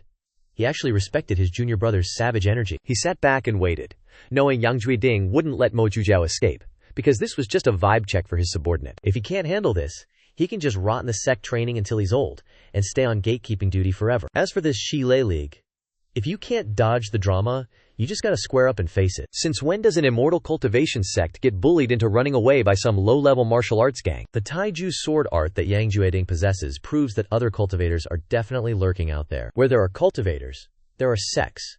They're probably just hiding in the shadows, or located outside the Great Line Dynasty. Li Qingqiu was already theory-crafting his future boss fights against these unseen cultivators. After the time it takes to burn an incense stick, Yang Jueding walked out of the woods, with Mo Jujiao slung over his shoulder like a sack of potatoes. The loser's limbs were dangling like wet noodles, and his back was a bloody mess. Straight up nightmare fuel. With his hair disheveled, Yang Jueding marched right up to Li Qingqiu and dumped the garbage on the ground. Li Qingqiu clocked that the dude wasn't dead, just unconscious, and asked him what the consequences would have been if he actually let him go. Yang Jueding's expression soured as he muttered through gritted teeth that Mo Jujiao would have just brought a whole army back. Li Qingqiu reminded him that the clown already claimed he was from the Shilei League and wanted to pull a hostile takeover of the Qingqiu sect, his tone dripping with disappointment, making it clear he was calling Yang Jueding out. It was like his words as sect master meant absolutely nothing, especially since he made it crystal clear he wanted the guy finished. The moment the words Shilei League hit his ears, Yang Jueding's eyes changed instantly. After 20 years of grinding his cultivation, his senses were dialed up to 11. But bro only caught the tail end of Mo Jujiao's threats toward Li Qingqiu, so he had zero clue who this guy actually was. Yang Jueding took a deep breath, lifted his leg, and absolutely stomped Mo Jujiao's spine into the dirt. Mo Jujiao's eyes bugged out as he coughed up a lungful of blood and kicked the bucket instantly. Li Qingqiu took one look, confirmed the clown was officially deleted, and recalled his 9 swords. He stood up, dropped a casual go, bury the trash command, added a make sure to scrub the floor too, and dipped. Yang Jueding stared at Li Qingqiu's retreating back, his feelings all kinds of messed up. He just got mogged by a literal teenager. He couldn't help but think this kid is built different. No wonder he managed to suppress Jiang Zhaoxia with ease. But after a second of deep thought, he realized something was fishy. He was the one who helped out, yet he's the one stuck doing chores like a janitor cleaning up a crime scene. Even though his ego was bruised, he still obediently hauled Mo Jujiao's corpse away. Just then, he saw Jiang Zhaoxia and Wu Mar emerging from the woods, and he froze, realizing just how deep this rabbit hole went. If he hadn't caught Mo Jujiao earlier, the guy would have run into Jiang Zhaoxia and ended up dead anyway. If that had happened, he would have actually failed the sect master's orders. Yang Jueding's vibe shifted. He realized Li Qingqiu was playing 4D chess while he was playing checkers. And the scariest part? With Jiang Zhaoxia right there, he couldn't even dream of pushing back against Lin Qingqiu's orders. Li Qingqiu didn't even try to hide Mo Jujiao's death, partly because Yang Jueding was screaming loud enough for the whole sect to hear, and partly because he wanted to send a message. Qingqiu sect isn't afraid to catch bodies. They aren't just some goody two-shoes sect wasting away in the mountains. As for the authorities breathing down his neck, he couldn't care less. In this world, no body means no crime. And it's not like there's CCTV footage lying around. Plus, every legendary sect in the martial arts world was built on a mountain of corpses anyway. 7 days later, the disciples had already moved on and stopped talking about it. A light breeze drifted through, making for a pretty chill day. Deep in the woods, Li Qingqiu and Jiang Zhaoxia sat across from each other, Li looking smug with his arms crossed. Jiang Zhaoxia was clutching the scroll containing the taiju sword technique, his eyes sparkling with pure hype. After finishing it, he looked at Li Qingqiu and asked why he'd hand over such a broken tier manual so easily. He's the sect master. Yet he didn't even hold back a single secret move. He felt genuinely touched, realizing Li Qingqiu didn't see him as a— Li Qingqiu retorted, triggered, saying he isn't that kind of guy. All he wants is for Jiang Zhaoxia to stay the GOAT of Qingqiu sect forever. Because he already called dibs, Jiang Zhaoxia has to pay up his debt for life, and better not pull a runner on him. Jiang Zhaoxia chuckled, admitting that he did think about bouncing before, but not anymore, telling Li Qingqiu to chill, because he's got his back as the big bro forever. Li Qingqiu had already done the math and made up his mind. At this rate, there's no way he's keeping up with Jiang Zhaoxia's growth, so instead of being salty about it, he might as well let Jiang Zhaoxia speedrun his leveling. Once Qingqiu sect levels up, he can just copy his fate again, and that's when he'll finally overtake him. Letting Jiang Zhaoxia be the public face and the strongest powerhouse of the Qingqiu sect is actually a W. Meanwhile, our boy just needs to grind until he becomes the ultimate secret weapon of the sect. Li Qingqiu definitely has a competitive streak, it just hasn't manifested into a formal fate yet. Then, Jiang Zhaoxia asked out of curiosity, "Big bro, did you already master the taiju sword technique?" Li Qingqiu smirked with major flex energy. "Obviously. I just looked at it once and it was basically game over." Jiang Zhaoxia instantly felt the pressure hitting him. But he didn't doubt his senior brother for a second, because Li Qingqiu's talent for the sword is honestly the most terrifying cheat code he's ever seen. He looked down at the thin piece of skin and sighed that while cultivation is all about borrowing the energy of heaven and earth, he feels like the spiritual energy they absorb hits different compared to everyone else. Other cultivators can't even grasp the concept of spiritual energy. Even Yang Jueding has zero clue what it even is. So what's the deal with that? Li Qingqiu mentally facepalmed, realizing that having a junior brother with an IQ this high is a double-edged sword. He raised an eyebrow, putting on a helpless act, acting like he didn't have the answers, before finally just spilling the tea, telling him straight up that they aren't just doing martial arts, they're straight up cultivating for godhood. Jiang Zhaoxia stared him down, basically telling him to cut the cap and be serious for once. Right on cue, Li Zifeng sprinted into the forest, and Jiang Zhaoxia quick-scoped that skin scroll into his storage ring. From a distance, Li Zifeng was waving them over, hyped up, saying the second senior brother found a nest of baby eagles. In the courtyard, every disciple was crowded around. Even Yang Jueding was hanging in the back, standing on his tiptoes to get a look. Li Qingqiu was squatting in the middle of the crowd, with a bird's nest on the ground in front of him containing 3 chicks and 2 eggs. The 3 chicks were covered in dark, gray fluff, and you could already tell by their beaks that they were going to be apex predators. They were still tiny, couldn't fly for squat, just chirping and bumping into each other in the nest, surrounded by empty eggshells. Zhang Yuchun started dropping the lore on exactly where he managed to find the eagle nest. Turns out, before heading down the mountain, our boy actually copped some herbology books to level up his medicinal game. He followed those guides into the mountains, accidentally stumbling upon an ancestral eagle nest on a peak. He started recounting the whole dangerous ordeal, making the disciples gasp like they were watching a movie. Li Qingqiu stared at these baby eagles, thinking about the guardian beasts in the Taoist canon, wondering if he could actually force these birds onto the cultivation grind. Zhang Yuchun's top student, Huang Shan, piped up and asked if he saw the parents anywhere. Huang Shan is the eldest of the 7 newbies at 13 years old, basically the squad leader of this group. Even though he hasn't unlocked his energy flow yet, His talent for martial arts is cracked, and he's clearly the strongest of the bunch. Zhang Yuchun shook his head and said, "Nah, if I actually ran into the parents, I wouldn't have made it back with these eggs so easily." Li Qingqiu stood up, gave him a nod of approval, and told everyone to take care of these birds. Especially those 2 eggs.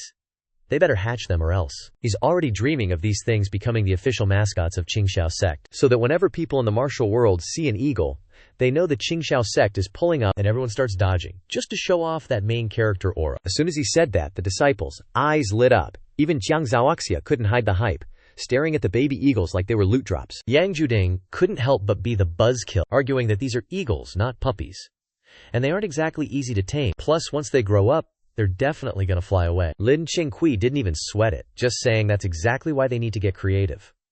If they pull it off, it's a massive W. Honestly, life on this mountain is nothing but a training montage, so raising some pets is a solid side quest. The disciples started vibing with Li Qingqiu's plan and began brainstorming. Li Qingqiu sat back, listening and casually expanding their horizons. In his eyes, the Qingqiu sect is way too basic. It needs disciples who can actually think outside the box. Just like how Zhang Yuchun learned medicine and snagged an eagle nest like a gigachad. Thinking it over, Li Qingqiu realized he needs to set some actual rules for the Qingqiu sect. Maybe they should hold a formal meeting every month with the junior disciples to map out the grind for the next 30 days. Can't have them getting lazy. Plus, it's a good way to train them in management skills early on. The martial arts disciples should probably be divided into different specializations. That's the only way for the Qingqiu sect's martial path to actually scale up and diversify. As for the cultivation disciples, they're the elite squad of the sect, since they already cashed in that massive reward for becoming official cultivators. Next up, the most important part is laying a foundation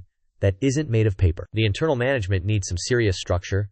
We need a budget plan, sustainable resource farming, and honestly, we should probably start mining too. Li Qingqiu was spiraling, realizing that time waits for no one, and the way they've been running things is straight up amateur hour. That night, he hauled all 6 of his junior brothers and sisters into his room for a mandatory meeting. Even Wu Mar, who's not the brightest, and the little ones, Lin Zifeng and Li Ziqin, were dragged along for the ride. The squad was getting hyped as they talked, and even Jiang Zhaoxia dropped some actual big brain ideas. Once the meeting wrapped, they headed back to their dorms and started whispering to the other disciples, spreading the grind set. The whole Qingqiu sect was buzzing until the break of dawn, and by the time morning training started, everyone looked like a total zombie. Yang Jueding stood on the peak, stretching while watching the disciples below grinding away. He couldn't help but feel a bit emotional. He suddenly realized that in 10 years, the Qingqiu sect is going to be famous across the entire map. The sect will be massive, and they'll have leveled up in ways nobody could have predicted. With that thought, he figured maybe he should actually stop slacking and start putting in the work too. Yang Jueding finally had his epiphany and decided to stop being a fraud and actually train the 7 disciples from the mountain village. Because let's be real, those 7 are definitely the future pillars of the Qingqiu sect. As for Xiangning, he wanted to train her, but that wasn't happening because that girl only listens to Li Qingqiu now. In the following days, the disciples started branching out and expanding their training grounds. Training in the 3 yards just didn't cut it anymore, so they started hitting the forest at the foot of the mountain to get those gains. Yang Jueding also started actually doing his job and providing some pointers. Li Qingqiu was vibing with Yang Jueding's new attitude and started looking at the guy a lot differently. In the blink of an eye, 3 months flew by, and the weather started getting absolutely scorching. The mischievous Li Zifeng was chilling under a tree, failing to find his zen. He was halfway up the mountain, about 200 zang away from the main sect peak. He was practicing solo, because that's exactly what his big brother ordered him to do. He couldn't let Yang Juding or the others catch him practicing the Gale technique. Li Zifeng had been at it for half a month, and still hadn't grasped the basics, so he was about 2 seconds away from rage quitting. He sighed, thinking that being a lazy bum was way more his style. The kid was just lying there with his hands behind his head, legs crossed, and his little feet swinging in the air. He figured life was pretty good as it was carefree and filled with plenty of stuff to do. He was planning to go hunt for some rat holes today because he still had a grudge against the big one that got away last time. Suddenly, he heard voices in the distance, so Lin Zifeng sat up to check it out and saw an old man and a kid are wandering through the boonies, hacking away at the bushes like they're lost. The kid in the plain robe stops dead in his tracks, realizing there's actually a child sitting right there. The old man trailing behind him is built different, backloaded with gear, and despite the white hair, he's still giving off major don't mess with me energy. He locks eyes with Li Zifeng and immediately frowns, because they're in the middle of nowhere, way too far from the village, at the base of the mountain. There's literally no way a kid could make it out here alone. Putting 2 and 2 together, he asks the boy if he's a disciple of the Qingqiu sect. Li Zifeng doesn't even try to run, just sits there on the dirt, confirms he's with the Qingqiu sect, and asks these randoms who they think they are. As soon as he drops the sect name, the kid in the plain robes goes full speed, dashing over in a heartbeat, while the old man sighs, telling his young master to slow his roll before catching up. Once he hits the spot, the kid is super hyped, introducing himself as Jiang Nian, age 13, and demands to know Li Zifeng's name and age. Li Zifeng stands up and says he's Li Zifeng, also 13, and he quickly checks their heights to compare but realizes he's shorter than Jiang Nian and gets instantly salty. The old man finally walks up and asks if their master, Lin Shunfeng, is still around. Li Zifeng looks at him and says his master dipped out a long time ago. Didn't he announce his retirement from the cultivation world at the Xiaoyao martial arts tournament? Have they been living under a rock? Ever since Lin Shunfeng went off the grid, Liu Qingqiu stopped making the disciples keep it a secret. The old man doesn't look bothered, just chuckles and asks if Zhang Zhaoxia is still in the sect. Li Zifeng instantly goes into guard mode, asking if they actually know his third senior brother. Seeing they both have the surname Jiang, his internal alarm bells are going crazy. He might be scared of Zhang Zhaoxia, but their brotherhood is still ride or die. They were both orphans, but neither of them really knows their own origin story. In a split second, he's spiraling. Does the third senior brother have a secret family? If he leaves, what's going to happen to the Qingqiu sect? Even though he's just a kid and usually acts like a total goofball, his brain is actually working overtime, and in a flash, he's already predicted a bunch of worst-case scenarios. Because, let's be real, the Qingqiu sect would totally crumble without Zhang Zhaoxia. Jiang Nian smiles and hits him with the, "That's my big brother," claiming they're here to drag him back home. Jiang Nian is honestly kind of a visual, with that clean, polished look and a smile so bright it could charm anyone. But to Lin Zifeng, that smile is looking real punchable right now. So, Lin Zifeng decides to play it cool, pretending to be all empathetic and stuck in a tough spot. He said that the third senior brother had already headed down the mountain with his master, so these two clowns basically wasted their time coming here. Hearing this, the old geezer with the white hair frowned, asking if they could crash for the night since it's already too late to leave. Li Zifeng shook his head, saying the sect is already hosting guests so there's zero room for them. The white-haired geezer refused to give up, claiming they just wanted to head up and take a look, but Li Zifeng is still just a kid, and his slip-up gave the old man exactly the lead he needed. Without wasting a breath, the geezer grabbed Jiang Nian and started hiking up the mountain. Li Zifeng started panicking, rushing to block their path and refusing to let them pass. The old guy looked annoyed, but still asked why this kid is trying to stop them from finding young Master Jiang. Li Zifeng glared at him, straight up calling them out for abandoning his third senior brother. And now they have the audacity to come back and take him away? Like, on what planet do they think they have the right to boss his senior brother around? The old geezer tried to play the victim, saying there's a lot of background context from back then, and since this kid is too young, he wouldn't get it anyway. But if his senior brother follows them home, he'll be living the high life, which is way better than rotting away on this dusty mountain. He even tossed in an offer that if he misses his brother so much, he can just come along too. Jiang Nian seemed pretty interested in Li Zifeng, so he chimed in to sweeten the deal, bragging that his dad is a high-ranking official now. But Li Zifeng wasn't buying any of this corporate talk. In fact, he was getting low-key terrified that Zhang Zhaoxia was about to be taken away from him, so he immediately put his foot down. No way. Never happening. Clenching his little fists tight, he whipped out a dagger from his belt, in a fit of rage, the blade glistening with pure main character intent. Seeing the kid pull a weapon, the old geezer actually laughed, stroking his beard and asking if this brat even knows who he's dealing with. He flexed that, in the cultivation world, pulling a weapon on him is a one-way ticket to getting deleted by the gods themselves. Li Zifeng shouted right back, using the exact comeback he learned from his eldest senior brother. The old geezer didn't get the reference, but he definitely realized the kid was roasting him. His expression turned ice cold immediately, scoffing that since the kid wants to be difficult, he'll personally take over for Lin Shunfeng and teach him some manners, making sure he learns how to properly speak to his elders, before reaching out to snatch Li Zifeng by the collar. Suddenly, Li Zifeng makes his move, his left hand snapping out like a lightning bolt, grabbing the silver-haired geezer's right wrist and yanking him forward with absolute force, catching the old fraud completely off guard. Bro loses his balance and goes tumbling straight toward our boy. Li Zifeng's got a follow-up ready, his right hand gripping a dagger and lunging straight for the old man's chest. The geezer's pupils dilate, his eyes filled with pure, unadulterated disbelief. In the blink of an eye, the silver-haired dude slams his power into his right leg, erupting with inner energy to force his way out of Li Zifeng's grip, stumbling backward to reclaim some space. Even so, Li Zifeng's dagger still pierces his chest, sending blood spraying everywhere. The old man staggers back 10 paces before finally finding his footing. He looks down at his chest and touches the wound, breathing a sigh of relief when he realizes it isn't deep. Then he checks his arm, seeing his sleeve shredded and 3 bloody claw marks carved into his skin. The fear is real now, and the way he's staring at Li Zifeng is pure, unfiltered terror. This kid isn't just freakishly strong. His hands are stupid fast. Jiang Nian is literally frozen, his face covered in dirt, but he couldn't care less. He can't believe Du Jia, the absolute powerhouse he looked up to, just got bodied by a teenager his own age. He saw it clearly. Li Zifeng wasn't even playing dirty. The old man was actually the one who swung first. It's just that Li Zifeng is built different and was way faster. The silver-haired geezer, Du Xuanfeng, takes a deep breath, stares Li Zifeng down, and demands to know his name. But Li Zifeng just grinds his teeth and issues a warning. Get off the mountain now, unless you want to see how this ends. Even though he's always admired how cool Jiang Zhaoxia looks in a fight, now that it's his turn, he's low-key sweating bullets. He's usually not about that bloodthirsty life.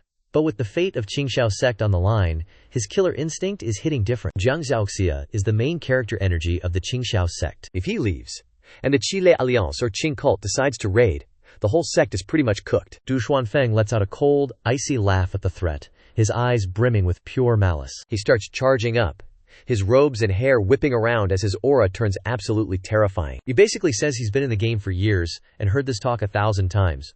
But no one's ever actually walked the walk. Du Xuanfeng switches up his tone, referring to himself as this old master, his presence becoming heavy and oppressive, like he's a completely different person. Li Zifeng is rattled at first, but as he channels his essence, his courage surges, his face twisting into a feral snarl. If Du Xuanfeng is a savage, aging tiger, then Li Zifeng is a cold. The two of them squared off, and the sheer pressure had Jiang Nian backing away like a coward. Right at that moment, a voice echoed from the shadows. It asked Li Zifeng what the hell he was doing, and his expression shifted from arrogant to absolutely shook. He turned his head around, looking like he'd just seen a ghost. Standing on a massive tree nearby was Jiang Zhaoxia, looking down on the whole scene. He was balancing on a thin branch, and despite the rags he was wearing, he was rocking that main character, legendary master vibe. Jiang Zhaoxia didn't even blink. He ignored Li Zifeng and locked his gaze straight onto Du Xuanfeng. For some reason, Du Xuanfeng felt a chill run down his spine just from being stared at by this guy. He'd been grinding in the martial arts world for years. The only people who could put the fear of God into him with a single look were absolute titans of the world. But this guy looked like a total rookie, which had him questioning his entire life. There's no way Qingqiu sect has two god-tier geniuses, right? Li Zifeng was already trouble, but this new kid made him feel like he was completely out of his league. His survival instincts were screaming that if he threw a punch, he was going to end up as roadkill. Realizing he was caught, Li Zifeng tried to speak, but Du Xuanfeng interrupted, asking if the guy in front of him was actually Jiang Zhaoxia. Jiang Nian was hyped and shouted, "Big bro!" Honestly, he was low-key obsessed with how cool Jiang Zhaoxia looked. He finally realized his big bro was way more of a beast than he thought. Jiang Zhaoxia didn't even acknowledge the shout. He kept his eyes on Du Xuanfeng and pressed Li Zifeng for an answer. He dripped with pure authority, asking if his third senior brother's word meant absolutely nothing now. Li Zifeng was shaking in his boots, terrified, and started speedrunning the story of the whole conflict. In his head, he was already planning his funeral, knowing he was cooked. Messing with his third senior brother's family was basically a death sentence. He was 100% sure he was about to get face-slapped into the next century. But after hearing the full report, Jiang Zhaoxia didn't even twitch. He just coldly muttered that Li Zifeng didn't do a bad job, but he should have just finished them off right then and there. That comment had Du Xuanfeng and Jiang Nian tripping, and even Li Zifeng was caught off guard. Li Zifeng gulped, nervously reminding him that these guys were actually looking for their third senior brother. Plus, the kid they were with was supposed to be his younger brother. Jiang Zhaoxia's face remained a stone-cold wall, stating he only had two siblings, Li Zifeng and Man Er. Li Zifeng went quiet, feeling incredibly touched but also hit with a weird, unexplainable wave of sadness. He was too young to even process why he felt that way. Du Xuanfeng immediately jumped in to explain that what happened back then wasn't what Jiang Zhaoxia thought. His old man only sent him up the mountain with Tam Fong because he was completely out of options. But Jiang Zhaoxia just gave him the cold shoulder, basically saying he doesn't care about the guy's internal monologue. He only trusts what he sees with his own eyes and what he's got locked in his memory. Jiang Zhaoxia drew his blade and pointed it straight at Du Xuanfeng, giving the clown one last chance to bounce. Du Xuanfeng's face turned sour, and he could only grit his teeth and tell Jiang Nian it was time to hit the road. Jiang Nian scrambled over to him like his life depended on it. The master and his lackey didn't waste another second and booked it out of there. Jiang Zhaoxia sheathed his sword, launched himself into the air, and landed like a total pro right in front of Li Zifeng. Li Zifeng watched the breeze swirling around him as he landed and nerded out, asking if that was some high-tier wind technique. Jiang Zhaoxia immediately smacked him right on the head and lectured him that his cultivation base is still bottom-tier trash. Plus his body isn't even fully developed yet. So if he hits a real boss next time, he better go for the one-shot kill immediately, because dragging out the fight is just a recipe for disaster. Li Zifeng rubbed his head, looking totally confused, and asked if his third senior brother was actually serious about wanting him to kill those guys. For the first time, he felt a spark of pure fanboy admiration for Jiang Zhaoxia, wanting to become a gigachad just like him. Jiang Zhaoxia confirmed he meant exactly what he said and turned to walk away. Li Zifeng scrambled to keep up with him. Meanwhile, Jiang Dian was being dragged away by Du Xuanfeng, but he kept looking back, feeling like Jiang Zhaoxia and Li Zifeng looked way more like real brothers than he ever did. The sunlight pierced through the trees, and the two of them vanished from his sight in a flash. Back in the courtyard, Lin Qingqiu was busy practicing calligraphy while Li Dongyue stood by, fanning him to beat the heat. Even though she was drenched in sweat, she didn't care at all, keeping her eyes glued to him like he was the only person in the world. Li Qingqiu noticed Jiang Zhaoxia and Li Zifeng rolling back, but he didn't care. He was too busy focused on the Hunyuan Sutra. Jiang Zhaoxia walked straight up to him and gave him the full tea on what just went down. After hearing it, Li Qingqiu glared at Li Zifeng, scolding him for having the audacity to act before checking in. Li Dongyue looked at Li Zifeng with newfound shock, never imagining their little junior brother could have such a ruthless streak. Li Zifeng tried to defend himself, whining that he was just worried about his third senior brother getting swindled by those losers. Jiang Zhaoxia let out a cold huff, making it clear there was never any misunderstanding about what happened back in the day. His own father literally killed his mother just to marry into the Qingqiu family, and wanted to toss him in the trash like scrap metal. If their maester hadn't swooped in to save the day, he probably would have been deleted by those guys already. So yeah, there's no way he's ever going back. He looked Li Qingqiu in the eyes, and promised that his big brother could rest easy, because he's staying by his side for the long haul. The Jiang family might be a big martial arts clan, but just like every other sect, they're desperate to clean up their shady reputation. Back when Lin Shunfeng first dragged Jiang Zhaoxia up the mountain, Li Qingqiu had already heard Lin Shunfeng and his crew yapping about it. And honestly, it was exactly like Jiang Zhaoxia claimed. Li Qingqiu nodded, then shot a glare at Li Zifeng, reminding him that he needs permission from the boss before pulling any stunts. Whether he supports it or not, Lin Zifeng better keep him in the loop, since he's the sect leader of Qingqiu Sect, not just some big brother. Li Qingqiu could already tell this kid was starting to show signs of a legendary destiny, so he needs to keep a closer eye on. He isn't worried about Lin Zifeng stabbing him in the back, because the kid's loyalty stats are still maxed out. What he's actually worried about is the kid being a good Samaritan and accidentally wrecking himself in the process. He isn't just grinding for himself. He's got to lead all his juniors, and he's not leaving a single one of them behind. He practically raised every single one of these juniors himself. He changed their diapers and rocked them to sleep back in the day. So in his book, they're basically family. Li Zifeng just pouted and said he got the memo, acting like a total pushover in front of his seniors, losing every bit of that main character energy. Li Qingqiu waved him off to go play, since just looking at the kid was making his blood boil, and he didn't want to accidentally send him to the Shadow Realm. Li Zifeng sensed the big bro was actually tilted, so he immediately dipped. Jiang Zhaoxia looked at Liu Qingqiu, frowning as he mentioned the Jiang family was already at their doorstep. And he's pretty sure they aren't just targeting him but the whole Qingqiu Sect. Even though Qingqiu Sect is mid-tier, their territory is massive, making them a prime target for anyone with a greedy eye. Li Qingqiu nodded, saying he's already cooked up a plan. If they bring the heat, he'll bring the ice. He then pivoted the convo, telling Jiang Zhaoxia to take Huangshan and Du Lin down the mountain tomorrow, head to the nearest town for some fabric, and drag a tailor back up here, because he's planning on dropping some serious spirit stones on custom uniforms for the sect, and specifically told him not to be stingy with the cash. The whole sect is currently rocking rags, looking more like a group of broke farmers than a legit cultivation sect. Jiang Zhaoxia nodded, adding that he'd look for some side hustles to stack more coins while he's at it. Li Qingqiu told him to make sure he babysits those two kids well, give them some real training if he wants, but don't you dare let them come back missing any limbs. Huangshan and Du Lin are the oldest of the second-generation disciples. Li Qingqiu has high hopes for their future. Jiang Zhaoxia claims she knew her limits and just dipped. Li Qingqiu turned to Li Dongyue, telling her to take a break since he wasn't really feeling the heat. Li Dongyue chuckled, saying she wasn't tired, then started grilling him about the sect robes, wondering if the boys and girls get different drip. While she was blabbing, beads of sweat the size of marbles were rolling down her cheeks, and her hair was sticking to her face. Li Qingqiu was low-key feeling helpless with her, so he just let her keep fanning him, and replied that, obviously, there'd be differences, but overall, people gotta be able to tell they're from the same squad. Li Dongyue was vibing, and said the second senior brother was planning to take her to the village to trade grain for supplies tomorrow, so she wanted to drag Zijin and Ning along. Li Qingqiu greenlit it immediately, but warned that if there's heavy lifting, let Wu Chun handle it.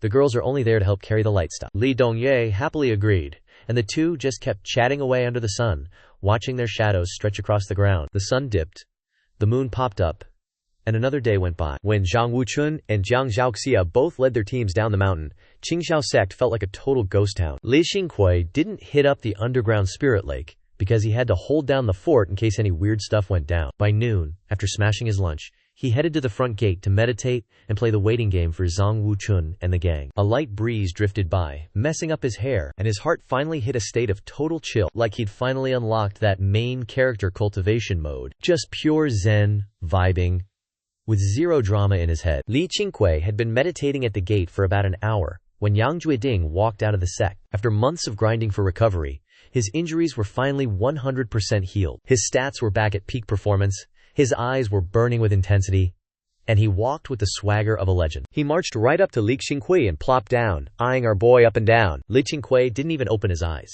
just asked him what he wanted. Yang Jueding clicked his tongue, calling their cultivation method straight up cursed because the energy fluctuations were massive whenever they channeled power. Plus, the heavenly energy they were absorbing didn't look like anything he'd ever seen before. He's seen 100 martial arts styles, but this is the first time he's seen an inner cultivation method that packs this kind of speed. Even with Li Qingqiu and the others cultivating right in front of his face, he still couldn't clock what was actually going on. Martial arts training absorbs energy to buff up inner Q, but it's a completely different vibe from actual cultivation. Martial arts inner Qi relies on meridians and the dantians to trigger power, with external energy only acting as a catalyst. But cultivation prime Q treats the body like a furnace, basically like alchemy, refining spirit energy into true power. It's all about that high-tier energy conversion, baby. The energy in the atmosphere comes in endless flavors. Spirit Qi is the ultimate source of creation, literally everywhere, yet it's the one thing mortals can't seem to touch. Li Qingqiu cracked one eye open to look at him, asking if he actually wanted to learn the ropes. Yang Jueding flashed a grin, asking if that was even on the table. He'd skipped it before because he didn't want to toss away 20 years of hard-earned inner energy. But after seeing how cracked the Qingqiu sect disciples were becoming, he simply couldn't hold back his FOMO anymore. Since his current power level was hard-capped, he figured he might as well try a different build. Li Qingqiu agreed without a second thought, telling him to get ready for the masterclass later. He'd been watching Yang Jueding's moves this whole time, and seeing how he'd been putting in the work to coach the second-gen disciples, he was actually pretty impressed with the effort. Yang Jueding was hyped the moment he got the green light, feeling more than ever that Li Qingqiu wasn't some cold-hearted machine, realizing that in this game, if you put in the grind, you get the rewards. Then, Yang Jueding brought up the plan he'd been cooking up for the past few days, getting serious, as he asked if Li Qingqiu thought the Qingqiu sect's expansion was way too slow. Li Qingqiu opened his eyes, turned around, and asked what kind of big brain moves he had in mind. Yang Jueding jumped right in, saying that since Jiang Zhaoxia and Zhang Yuchun keep heading down the mountain, it's obvious they're absolutely broke. In his eyes, if you have the cash, you have the food, you can churn out better gear and upgrade the base. And naturally, the Qingqiu sect will speedrun its development. He looked Li Qingqiu dead in the eye, and stopped beating around the bush, asking if he'd ever considered partnering up with some wealthy clans or big-time donors. That way, they'd get the bag and extra backup. They just need to trade some basic martial arts or local authority. He paused there to let it sink in, because if Li Qingqiu wasn't feeling it, he didn't want to risk catching a face slap for talking out of turn. Li Qingqiu raised a brow and hit him back. So you already have a connection lined up, don't you? Honestly, Li Qingqiu had already been gaming this out in his head for a while. He wasn't against teaming up with the local fat cats at all. In a world like this ancient China clone, the elite clans gatekeep all the resources, especially the knowledge books. If he can secure a collab, he'll have access to all the S-tier talent he could ever need. Even a top-tier sect can't just rely on disciples grinding in isolation 24/7. You need to scout for talent if you want to climb to the top. In the long run, the Qingqiu sect needs its own master blacksmiths, plus healers, scholars, and even tailors. They can't keep trekking down the mountain every time they need a new drip. Bro is literally trying to build an entire city for Qingqiu sect to create a complete ecosystem. Obviously, pulling off a move like that is going to take some serious time. Yang Jueding saw our guy wasn't shutting him down and immediately got hyped, standing tall and bragging that he's been roaming the pugilistic world for ages, and naturally, his contact list is absolutely stacked. If Li Qingqiu didn't mind, he wanted to slide in a few suggestions. He started breaking down the strategy for a sect like Qingqiu, claiming they shouldn't mess with these high-profile, politically connected families, because those snakes will just bleed them dry at the first chance. They also need to avoid any clans that have beef or ties with other martial arts factions, because if a conflict breaks out later, it's going to be a total headache to resolve. In his opinion, the best targets are these rising nouveau riche families, with no background or local moguls who hit it big fast. These guys are all flash and no cash when it comes to muscle, so they need the Qingqiu sect to keep their assets safe. Plus, since they have zero military power of their own, they'll be terrified of the sect, and won't dare pull any shady stunts. Li Qingqiu started looking at Yang Jueding with a bit more respect. He honestly thought Yang Jueding was just some muscle-brained brute, but who knew he actually had a brain that could think this deep. Yang Jueding replied that near Taikun mountain range in Maishan township there's this Qin family whose ancestors actually produced a top scholar. 30 years ago, when the dynasty went belly up, they bailed to Maishan to lay low. He passed through a few years back and had a pretty chill chat with the clan head. The Qin family is looking to make a comeback. They've got deep pockets and a lot of members, making them a perfect fit for Qingqiu sect. Hearing this, Lian Qing quinted, reminding him that this could bring major heat to the sect, because no matter how strong they get, they aren't winning a war against the imperial army. The Qin family ran away for a reason, and if they get branded as remnants of the old regime, it's game over. Yang Jueding kept it a buck, explaining that they are the closest family available and definitely the most viable option. Any other choices are either way too far or already caught up in the messy drama of the martial world. The areas around Taikun Mountain are crawling with shady sects and chaotic groups. He added that every play comes with risks.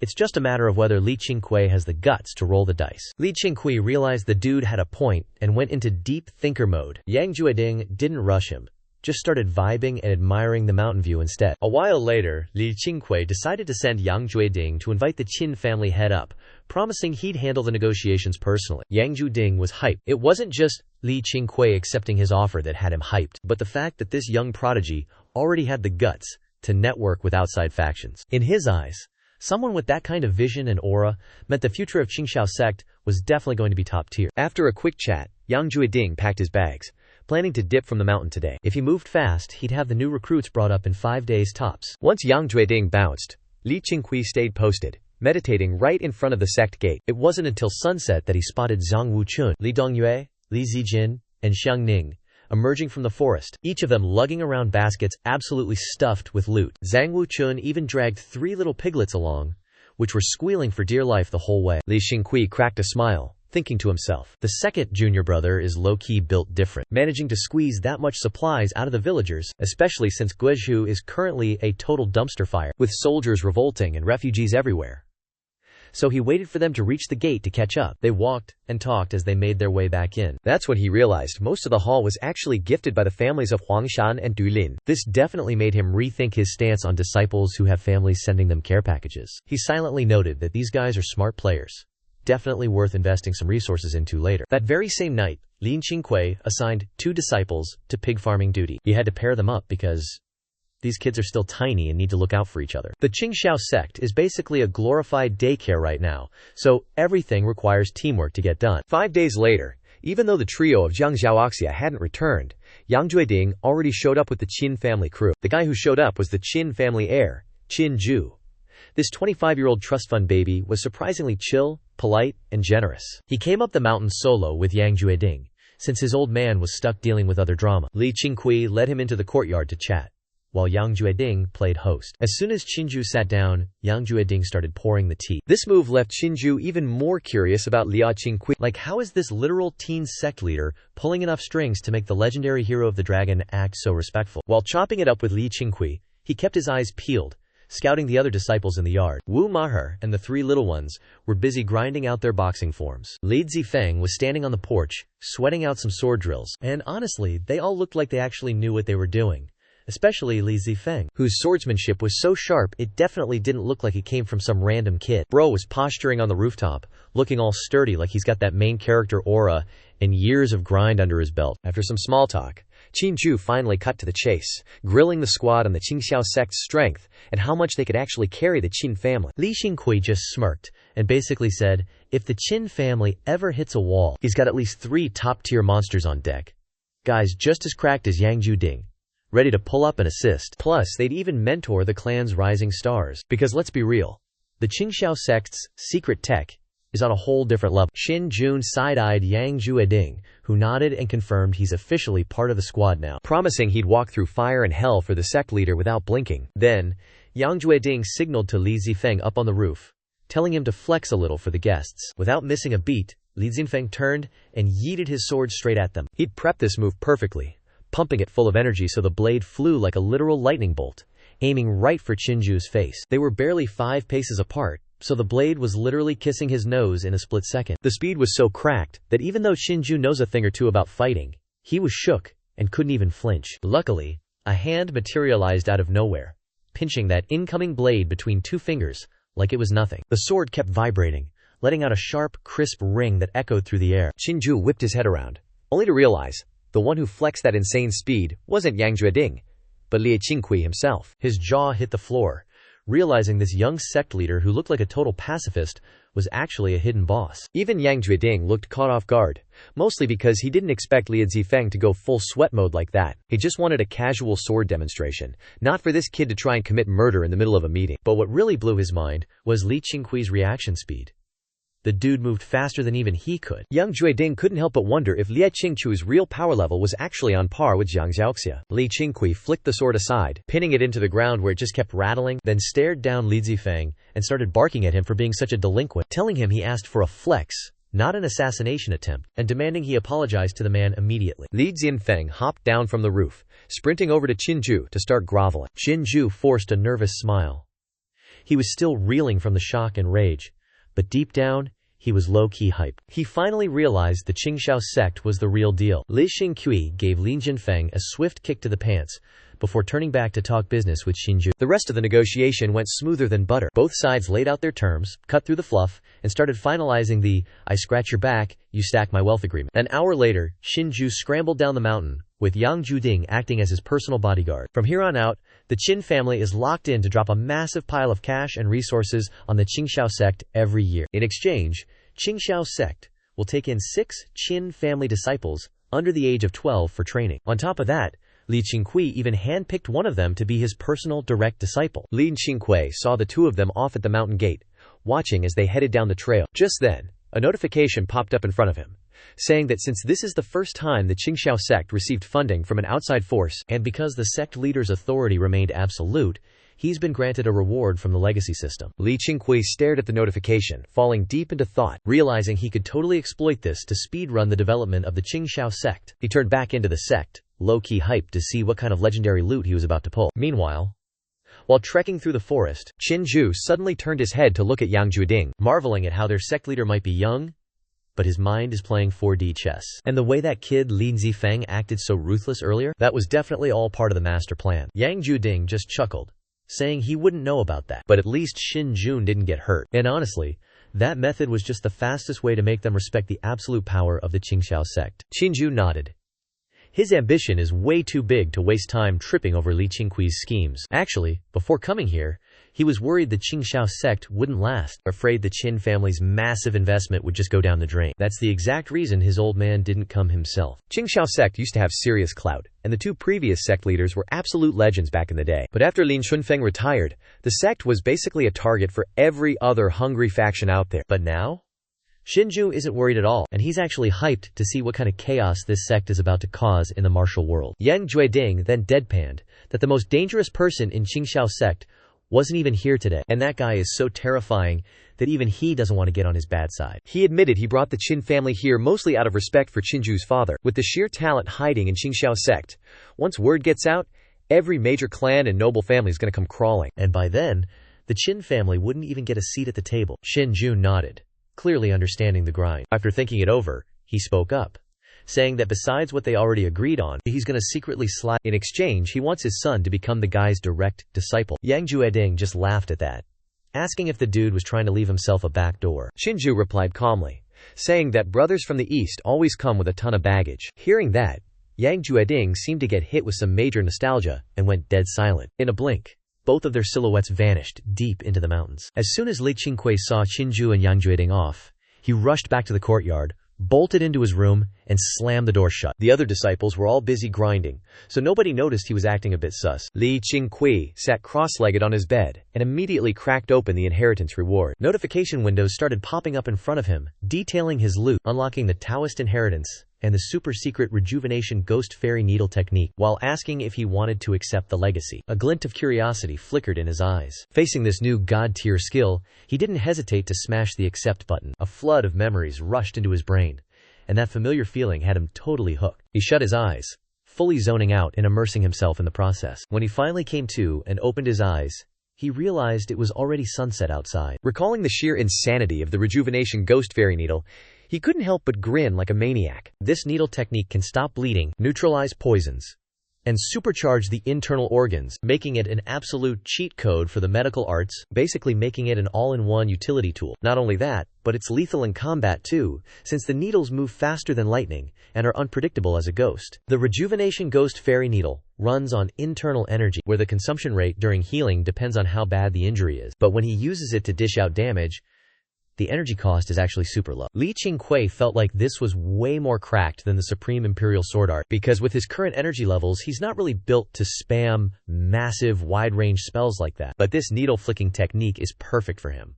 It's low cost, high reward, and leaves enemies guessing. The more he thought about it, the more he loved this inheritance.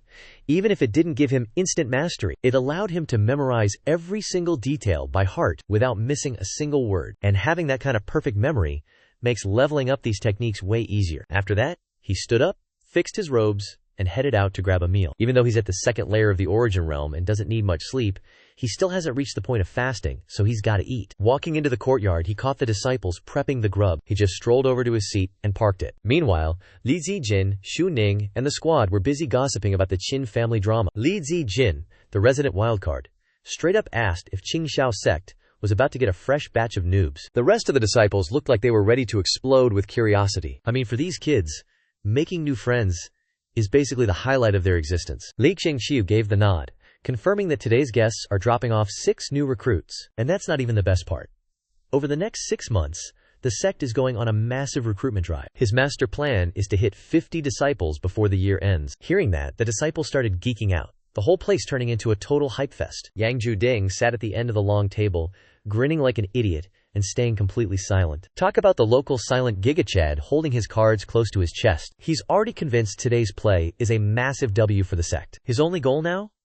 Getting Li Qingqiu to drop the secret internal art of the Qingqiu sect. He's dying to know what kind of broken tech makes these brats so insanely cracked. Nightfall hit, and the courtyard started glowing with oil lamps. Even after dinner wrapped up, the disciples were still hanging around, clowning and messing about. Li Qingqiu and Li Dongyu grabbed some small knives and started whittling a massive stack of wooden toothpicks. The sect has gear, but they're fresh out of silver needles, so this bootleg version is going to have to do. Once he grabbed the stash of wood, he told Li Dongyu to hit the hay and dipped into his room. It's too late to grind out the Rejuvenation Ghost Immortal Needles, so he'll just wait until after his morning cultivation session to unlock that mode. Li Dongyu sat there watching her big brother's back, looking absolutely confused. That night, Zhang Yuchun crept into Li Qingqi's room again. He was low-key sweating over the decision to bring in the Qin family recruits, mostly because dropping 6 people at once is a recipe for forming clichés and power cliques, especially since one of them is already officially Li Qingqiu's student. Took forever to calm the guy down, but Li Qingqi finally sent him packing. As for the Qin clan squad,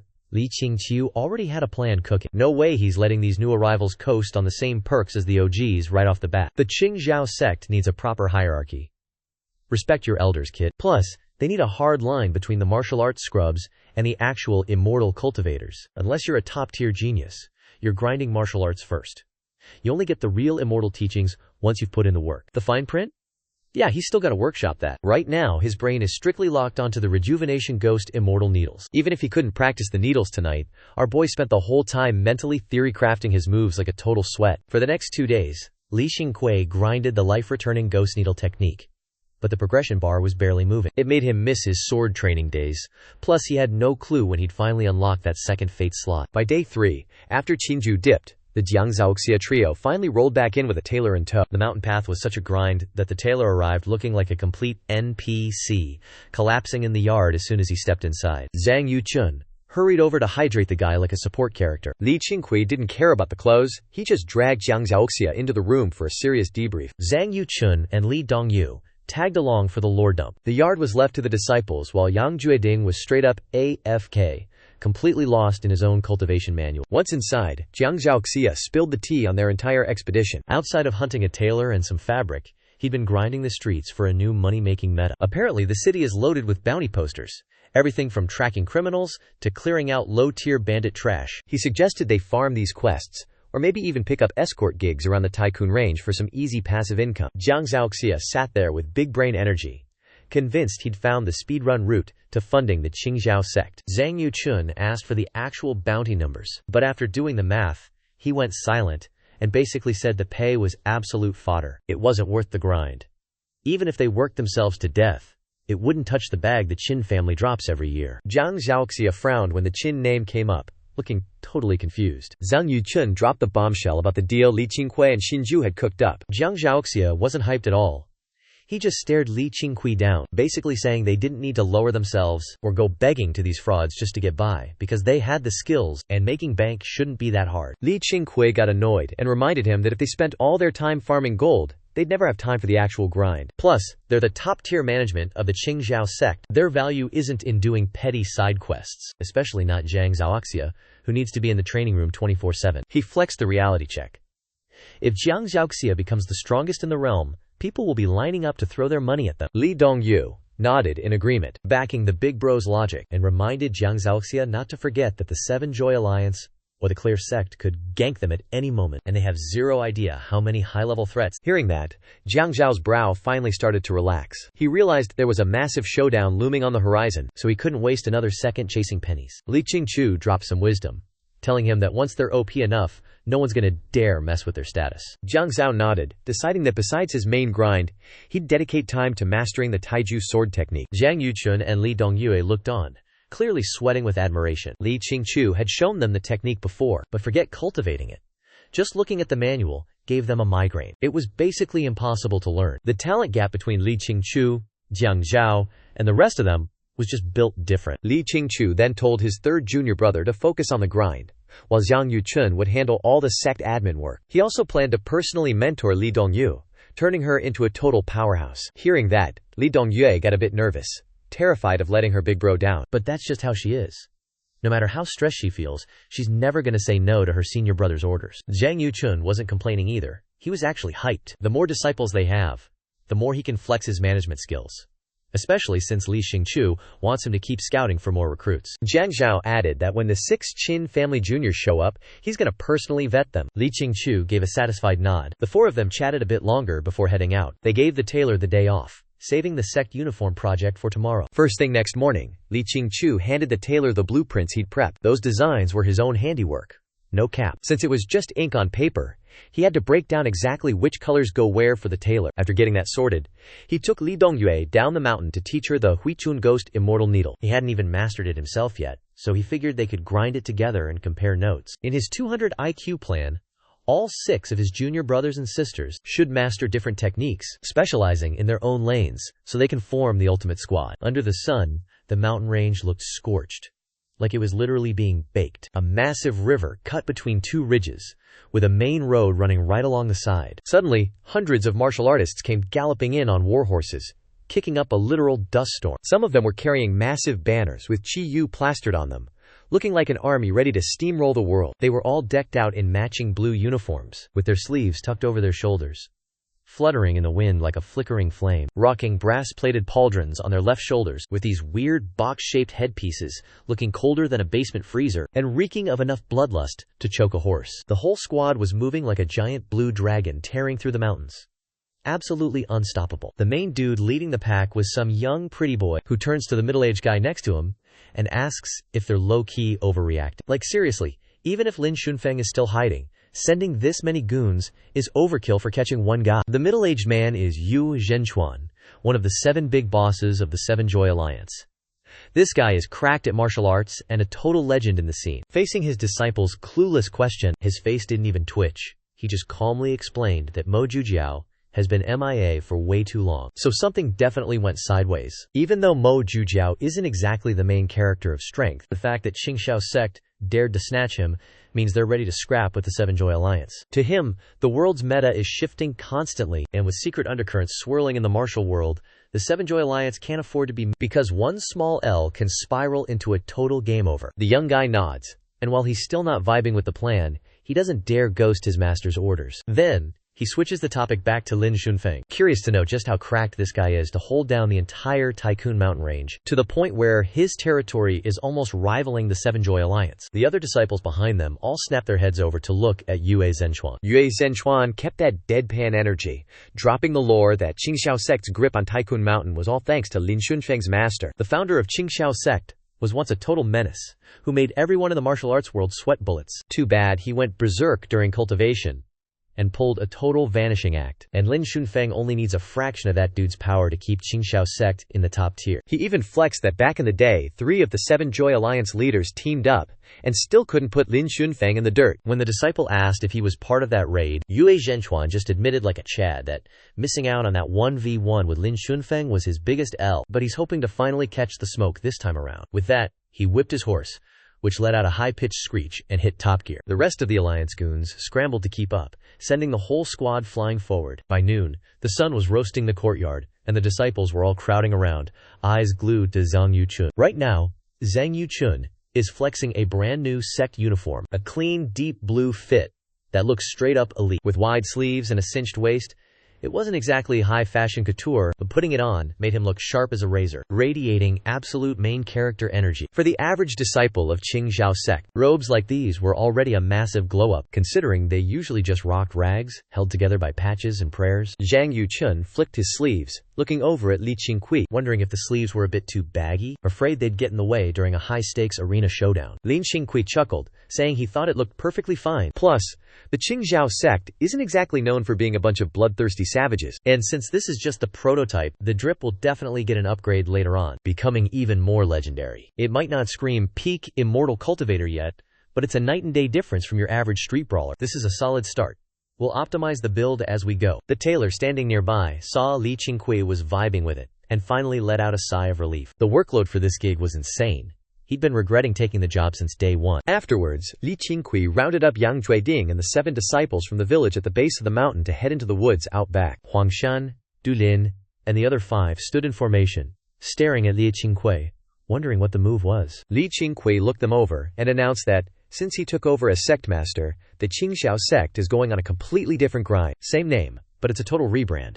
Everything from the secret arts to the sect rules is getting a massive overhaul. These guys are the OGs of the new Qingqiu sect, and as the sect recruits more fodder, they're naturally going to have to shoulder the heavy lifting. All 7 disciples locked in, standing at attention with serious expressions. Li Qingqiu smirked, satisfied, and continued. Regardless of their talent or mid-cultivation speed, all future disciples will forever have to show them respect. But he wasn't going to let them just collect a paycheck for a fake title. From this day forward, he's officially dubbing them the 7 sons of Qingqiu. Yang Jueding is going to personally pass down. He proceeded to pass down his secret techniques, grinding to ensure these kids had enough power to wreck the entire martial arts world before they even grew up. Yang Jueding stood nearby and dropped the bomb that he'd be teaching them his real-deal martial arts next. No more of that flashy, useless garbage they were practicing before. This was straight-up, top-tier treatment that no other disciples were getting. Ever since he started cultivating the Hunyuan Sutra, he was mind-blown.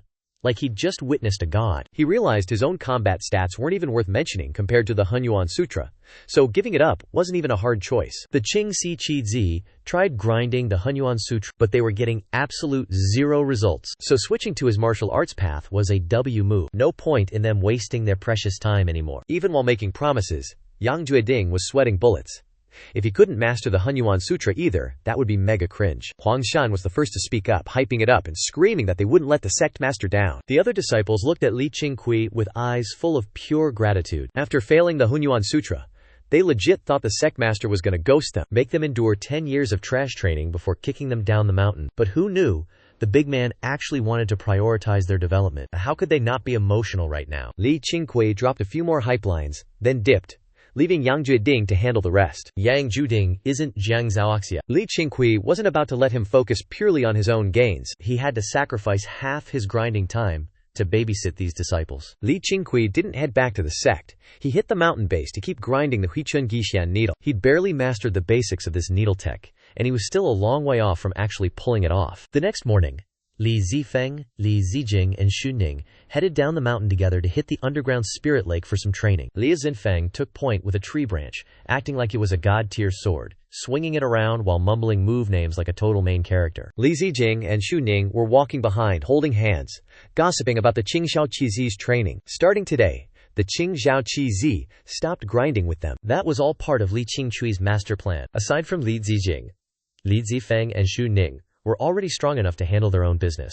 Xu Ning even caught fades with Li Qingqiu every now and then to farm some real combat XP. That's exactly why Li Qingqiu was chill with letting the three of them head out on their own. Getting clapped by the Hunyuan Sutra made the Qingqiu Qizi realize that the manual is no joke, so they were finally taking their grind session seriously. Li Zifeng hit the edge of the slope, leaped down onto the grass below, hit a tactical knee drop, and slashed his branch out. Bro struck the most legendary pose imaginable. He was low-key vibing in his own head, acting like he actually just soloed a dragon. Suddenly, he felt a disturbance in the force, and whipped his head up. Lo and behold, a whole squad was staring him down from 10 yards away in the woods. They were all wearing matching fits and leading horses. They looked like absolute ghosts, and our boy's heart skipped a beat. He was internally screaming, realizing he'd walked right into another L. First he had to deal with Du Xuanfeng's crew, and now this massive group? Bro is literally cursed. One look at him, and you could tell these guys weren't your average NPCs. Li Zifeng instantly clocked them as potential ops from the Qile Alliance or the Qing Sect. He looked over to see Li Zijin and Xu Ning casually strolling down the slope. Even without a signal, Xu Ning already spotted the hundreds of cultivators from the Qile Alliance. Seeing hundreds of horses parked in the woods was a massive visual flex. It felt like an army. Lin Zifeng was debating whether he should pull a runner or not, but if he dipped now, he'd basically be broadcasting that they were Qingqiu Sect disciples. If he stood his ground, they could at least play the "we're just lost kids" card to fish for info. Right on cue, some middle-aged dude hopped off his horse and started walking toward them. The guy even signaled his goons to stay put. Li Zifeng exhaled. Since they didn't immediately pull up to fight, there was still room to negotiate. If things went sideways, he could just hostage this leader and force the fodder to back off. With that plan locked in, he calmed down, though he kept his face looking extra sus and nervous. Li Zijin whispered, asking what they were supposed to do. It was her first time facing such a massive crowd, and she was low-key spiraling. Xu Ning stayed ice cold, whispering that they'd stick to the original script. Just tell them we're travelers from out of town, and that we got separated from our parents while hiking. Li Zijin nodded, but she still clung to Xu Ning's sleeve like her life depended on it. The middle-aged man approaching them was none other than Yu Zhenchuan, one of the big bosses of the Qile Alliance. As he got closer, he tried to force a friendly, non-threatening smile. He started chatting, claiming his group was just some government officials, saying they were just passing through and needed some directions. He told Li Zifeng to chill out and not be so tense. As soon as he mentioned government, Li Zifeng glanced at the woods behind him and spotted a flag with Chile embroidered on it. Even though he caught the lie, his poker face didn't slip. He kept acting like a terrified rookie. Li Zifeng stayed silent, but he didn't try to run either. This put Yue Zhenchuan totally at ease. Yue Zhenchuan strolled up, stopping exactly 7 paces away from Li Zifeng, then asked with a smirk where the three of them were from, and why no adults were around to watch them. Li Zifeng, Li Xinqin, and Xu Ning were rocking their Qingqiu Sect robes, but Yue Zhenchuan had never seen that drip in his life, and since there was no logo, he naturally assumed these kids were from some local village, clearly from a family with a bit of cash to burn. Li Zifeng carefully lied, saying they were from Meishan County, visiting distant relatives with their elders, but they somehow got lost and were currently out looking for them. Yue Zhenchuan chuckled, saying he could help them find their squad, but only if they spilled if they'd seen anyone else on the mountain first. Li Zifeng pretended to think about it, but before he could even finish his sentence, he lunged at Yue Zhenchuan like a feral leopard. Li Zifeng's movement speed was cracked, but Yue Zhenchuan was a top-tier legend in Guizhou, so even caught off guard, he instinctively tried to step back, yet Li Zifeng still managed to grab a handful of his shirt. In a flash of absolute chaos, Yue Zhenchuan delivered a knee strike, trying to stop this kid from closing the distance. Li Zifeng, caught mid-air, didn't expect such a fast reaction, so he slapped his palm down to parry the knee. With a loud thud, Li Zifeng got sent flying back from the impact of that knee strike. He hit the ground, stumbled for a second, and face-planted into the grass. His right hand was balled tight around a blood-stained scrap of cloth ripped straight off Yue Zhenchuan's robe. Yue Zhenchuan also staggered back a few steps, and after finding his footing, he looked down at his own chest, where 5 deep, bleeding claw marks made him realize how close he'd come to disaster. He glared at Li Zifeng, his face contorting into a mask of pure rage, grinding his teeth as he muttered that this little brat was absolute bad news, while demanding to know when the Qingqiu Sect started pumping out monsters like this. In the martial arts world, prodigies were a dime a dozen, but never in his life had a teenage kid actually managed to draw blood from him, which left him feeling both insulted and genuinely shook. Li Zifeng shouted at the other two to get up the mountain ASAP, claiming he'd stop. Li Zijin was about to clap back, but Xu Ning dragged her away. Yue Zhenchuan didn't even bother chasing, knowing 2 little girls couldn't make any waves. Plus, they were still a long way from the Qingqiu gate. He stared down Li Zifeng with a cold grin, asking if this kid even knew who he was dealing with. Because in this entire region, Barely anyone has the guts to talk trash to him. Li Zufeng pulled a dagger from behind his back, pointed the blade straight at Yue Zhenchuan, and mocked him, saying plenty of other frauds had said the same thing before, only to piss their pants the second the fight started, begging for mercy while bashing their heads into the dirt. Deep down, Lin Zufeng was sweating bullets.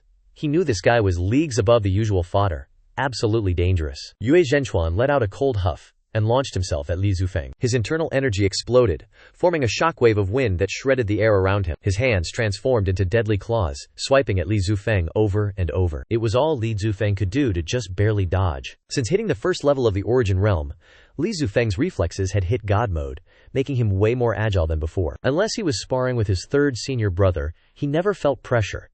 He usually just thought everyone else was moving in slow motion. But going up against Yue Zhenchuan, he was shook to the core, feeling like he still wasn't fast enough, trapped in a loop of frantic dodging with zero chance to counter. Fast forward, he was cornered against a steep slope with nowhere left to run. Luckily, he'd been grinding his Gale technique for a while, so he slid right under Yue Zhenchuan's arm, vaulted into the air, arching his body like a fish jumping out of the water, and landed gracefully on the hillside. Yue Zhenchuan whipped around, didn't see him, and by the time he blinked, Li Zufeng was already standing tall on the ridge. That sent his blood pressure through the roof, his face twisted in pure rage. Li Zufeng spat a loogie right at Yue Zhenchuan and bolted. Yue Zhenchuan was caught off guard and took it straight to the face, standing there in total shock. Right on cue, the rest of the 7U Alliance scrubs swarmed out of the woods. When they saw Li Zufeng vaulting over Yue Zhenchuan, they were so stunned they thought they were hallucinating. It took a second for one of them to snap out of it. Yue Zhenchuan wiped the spit off his face, looked at his goons, and barked the order to charge up the hill. Time for a bloody massacre at the Qingqiu sect. Without another word, he took the lead and leaped into the dense forest, flexing his movement skills. Over on the other side, Li Zufeng moved with the agility of a panther, darting through the trees. He was even backflipping over logs and rocks like he was in an action movie. Not even the local wildlife could catch him, let alone some average Joe. But unfortunately for him, the guy chasing him is a top-tier martial arts beast. Li Zufeng glanced back and saw Yue Zhenchuan sprinting across the treetops, barely tapping his toes on the branches, before soaring through the air, looking like he was literally flying through the woods. The gap between them was shrinking faster than a budget in a failing startup. Lin Zufeng gritted his teeth and started channeling the essence inside him, not even realizing his control over the Gale technique was leveling up mid-chase. He was pulling off moves he'd normally be too scared to try, landing them perfectly without eating dirt. Suddenly, a massive gust of wind slammed into him from behind. Li Zufeng instinctively ducked, catching a glimpse of Yue Zhenchuan diving like a falcon, his iron palm aimed straight for the kill. Li Zufeng had zero time to dodge.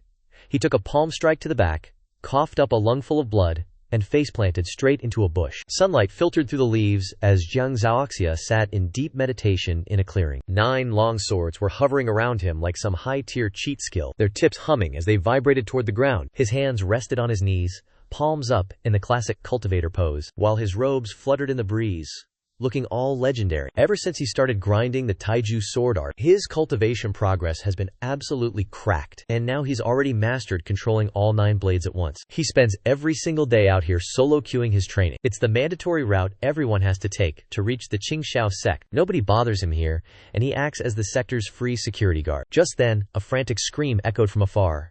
Someone's clearly stirring up trouble. Jiang Zhaoxia snapped his eyes open, looking back to see his junior sister Li Zujin sprinting toward him, dragging Xu Ning along. Seeing the tears streaming down Li Zujin's face, his gut dropped. He flicked his wrist, and the 9 swords zipped back into the scabbards on his back. As he stood up, the swords clattered against each other with a heavy, ominous sound, and he rushed to meet them. Li Zujin gasped out that a whole squad of enemies was invading the mountain, and that her big brother was the only one left holding them off, begging Jiang Zhaoxia to hurry up and save him. Jiang Zhaoxia heard this, and immediately asked for the location. Li Zijin turned and pointed the way, and Jiang Zhaoxia took off like a rocket, only managing to tell the two of them to get up the mountain and not stop for anything. Watching Jiang Zhaoxia's figure vanish into the forest, Li Zijin couldn't help but look at Xu Ning, asking anxiously, with so many enemies, will the third senior brother be okay by himself? Xu Ning didn't answer directly, but urged her to get up the mountain to tell Master, saying he'd follow behind to check things out. When Li Zijin hesitated, Xu Ning just coldly snapped, "Stop wasting time.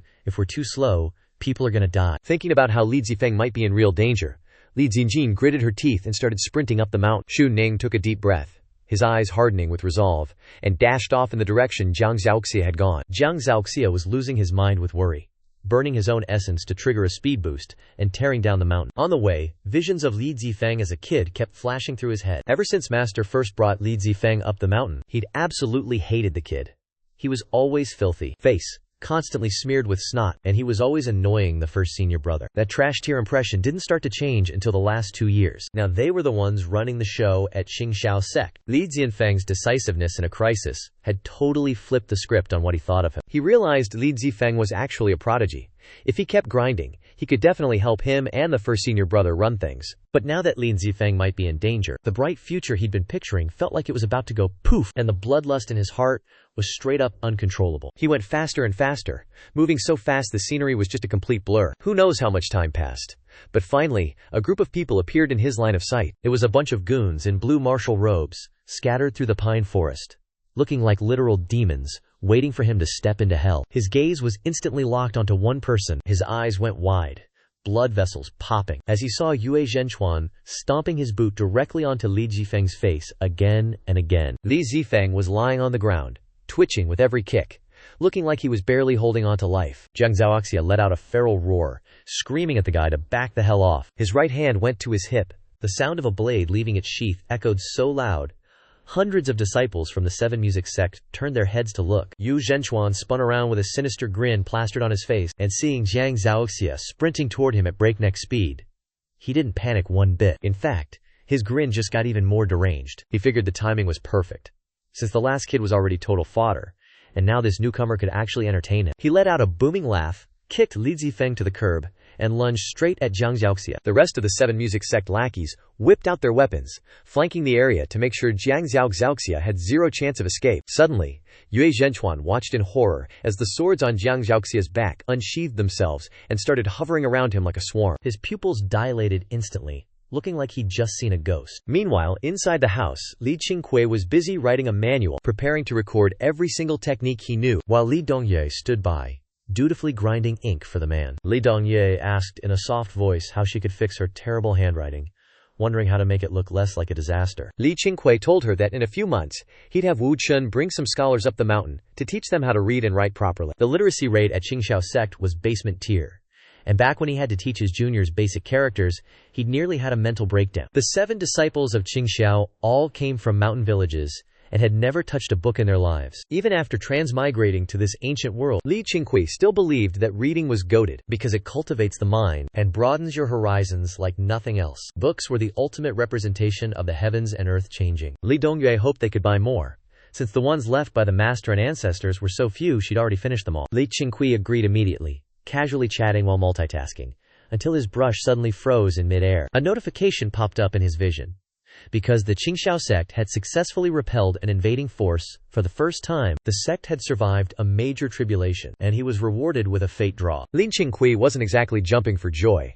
Instead, he frowned, and his brain started overclocking. If they were calling it an invading force, the enemy numbers had to be massive. Since it was dead silent, the battle must be happening way off-site, far from the sect. He immediately realized something went down at the base of the mountain, so he dropped his brush, told Lin Dongye to keep an eye on things, and warned her not to let any disciples sneak a peek at his work before he dashed off. Li Dongyu hadn't even managed to reply before he vanished out the door. Once he cleared the courtyard, Li Qingqiu activated his wind-step technique and went full send down the mountain. Barely a mile down the mountain, he ran into Li Zijing, who was gasping for air like her life depended on it. As soon as she saw him, Li Zijing lost her cool, frantically spilling the tea on the absolute disaster they just dealt with. Li Qingqiu didn't even have time to play the hero and comfort her.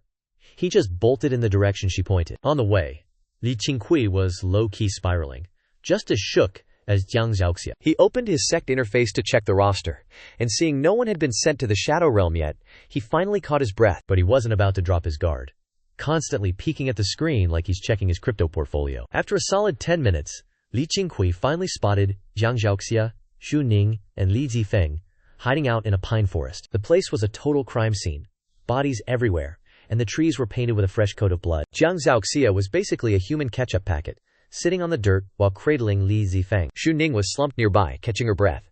She looked slightly less like a train wreck, just a total mess of a hairstyle. Seeing this absolute carnage, Li Qingqiu felt his heart drop into his stomach and rushed over to Jiang Zhaoxia. He checked for a pulse under Li Zifeng's nose, and once he confirmed the kid was still breathing, he he finally exhaled. But looking at his two junior brothers turned into walking bloodbags, he felt his inner rage hitting critical mass.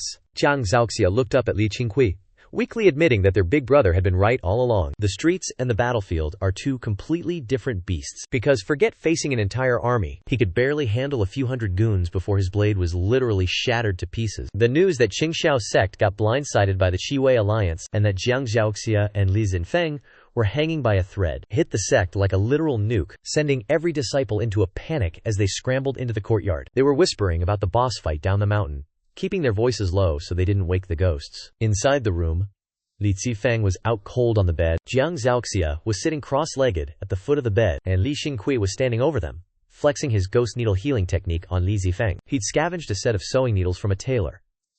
Not exactly pro-tier medical gear, but he was making it work. Li Zifeng's HP bar was looking grim. Multiple ribs were turned to dust, his face was a wreck, he'd lost a few teeth, and he was currently in deep coma mode. Good thing he wasn't permanently crippled, because Li Qingqiu's healing needles aren't exactly miracle workers for the broken. Zhang Yuchun, Li Dongyue, Wu Manshi, Li Zijing, and Yang Jueding stood in the back, sweating bullets, while watching Li Qingqiu work his magic. Xu Ning sat in the corner, deep in meditation, trying to get her internal energy back in check. The room was deathly quiet.